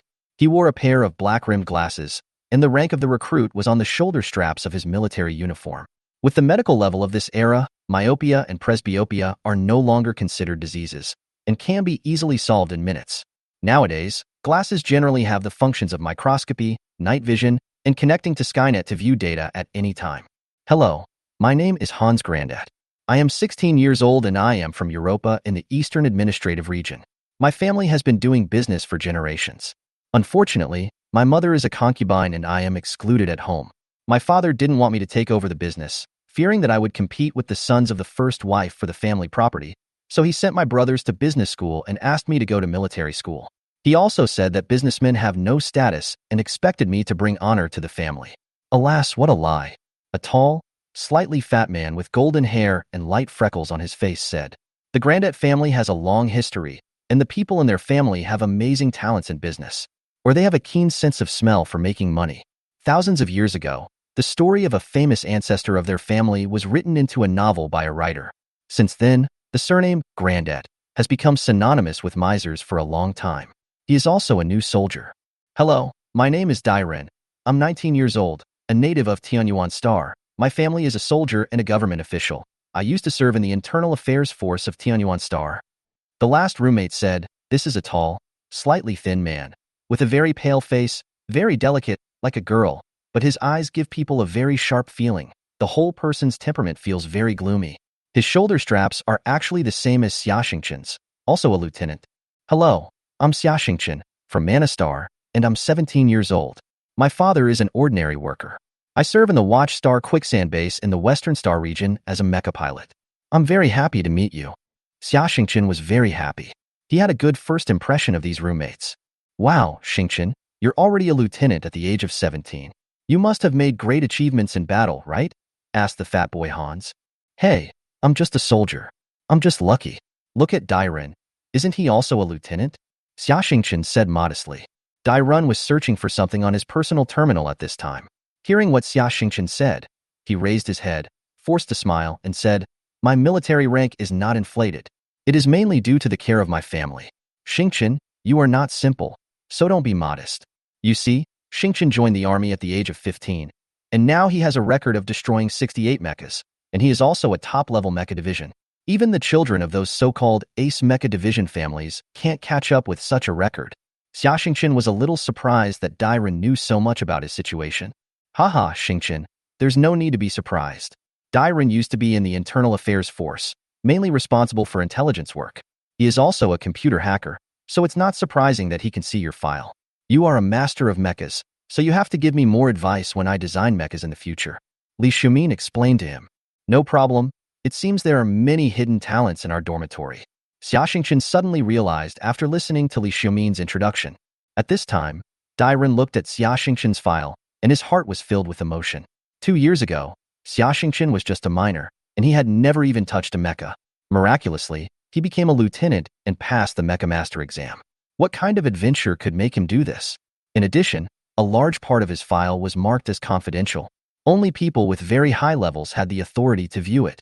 It seemed that this roommate was also a person with a story. Thinking of this, Dairen smiled. He just wanted to keep a low profile, so he didn't go to the Imperial Military Academy. But when he came to the Imperial Military Command Academy, he found that none of his roommates were easy to deal with. It seems that his future life will be very interesting. Chapter 90. Every family has its own problems. That night, Dai Run called his father Dai Chung through a secret communication channel. Their family all worked in intelligence. Dai Ren's grandfather Dai Yunfei was the Minister of the Interior of the Galaxy Empire. His father Dai Chung was the Minister of the Imperial Military Intelligence Department, and his uncle Dai Shi was the head of the secret police of the Imperial Ministry of the Interior. "What's wrong, Renner?" Dai Chung asked. "Dad, I have a new roommate today. I wanted to check his background, but I found that his file has a lot of hidden content and is highly confidential. I don't have enough authority, so I would like to ask you to help me take a look. Of course, if you think the confidential content is not suitable for me to know, then forget it. I understand the rules." Dairen said. "Oh, is there such a thing? Wait a moment." Not long after, an encrypted data packet came from the communicator. "Look for yourself. Your roommate is not a simple person. He has caused a lot of trouble to our old friend to the north, and there is a blood feud between them. The Fox von Crouch also thinks very highly of him. You should get along well with him. You have the same goal." Dai Chung said kindly. "Thank you, father. Also, you need to establish an intelligence network within the Imperial Military Academy as soon as possible. I suspect Nicholas has already begun to infiltrate the military academy system." "Yes, father," Dairen replied respectfully. "Runner, this is your last mission. I know it is very cruel for you. Although your grandmother is the aunt of the current Emperor Qinzheng, and His Majesty the Emperor has great trust in our family.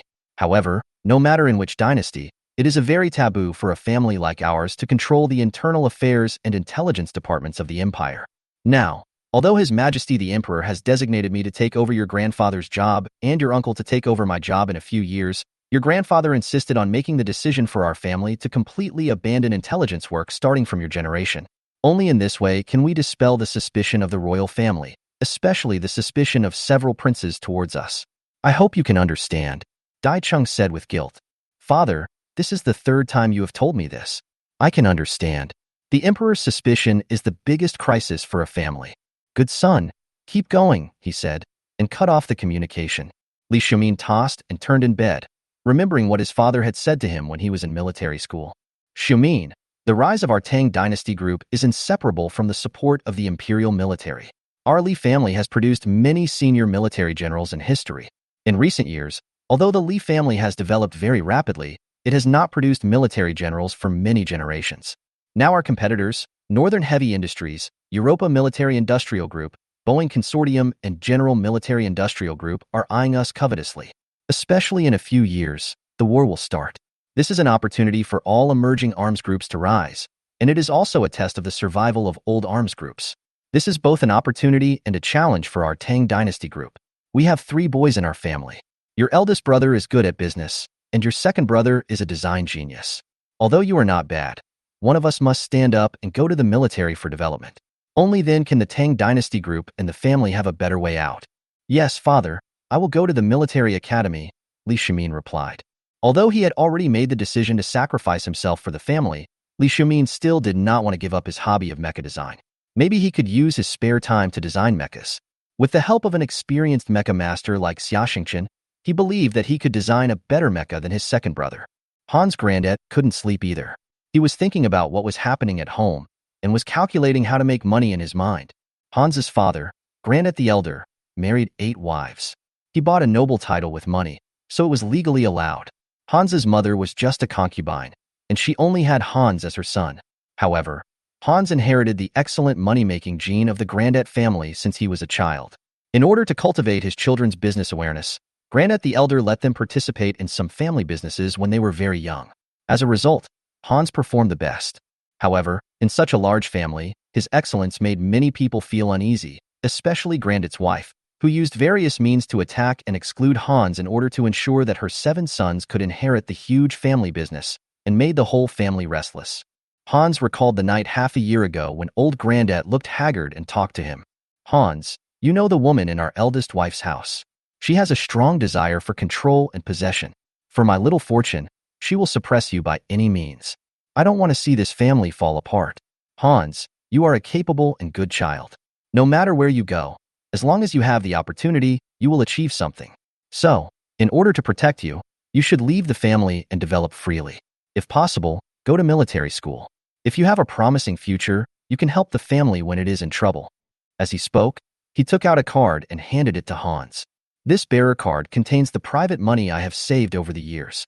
It has a total of 2 billion star coins. Take it as your startup capital. From now on, every penny you earn will be yours, and no one can touch it. Take care, father. He took the card calmly and bowed deeply. Hans knew that this day would come sooner or later. He took all his personal belongings, said goodbye to his mother, and left this home. For the first time in his life, Xia Xingchen did not meditate. He was also planning his future path. Now his military merits are enough. A few months ago, he used his military merits to apply for imperial citizenship for his father and Li Quan and his wife, and they were approved. They are now living well on Luban Star. His purpose of joining the army has been achieved. Originally, he could apply for retirement after serving for 10 years and start a new life. But now he must avenge Freya and his comrades in the quicksand base. Moreover, the crystal pyramid in his brain seemed to contain a huge secret, and only by becoming stronger could he unlock this secret. Imperial Military Command Academy, New Life, here I come,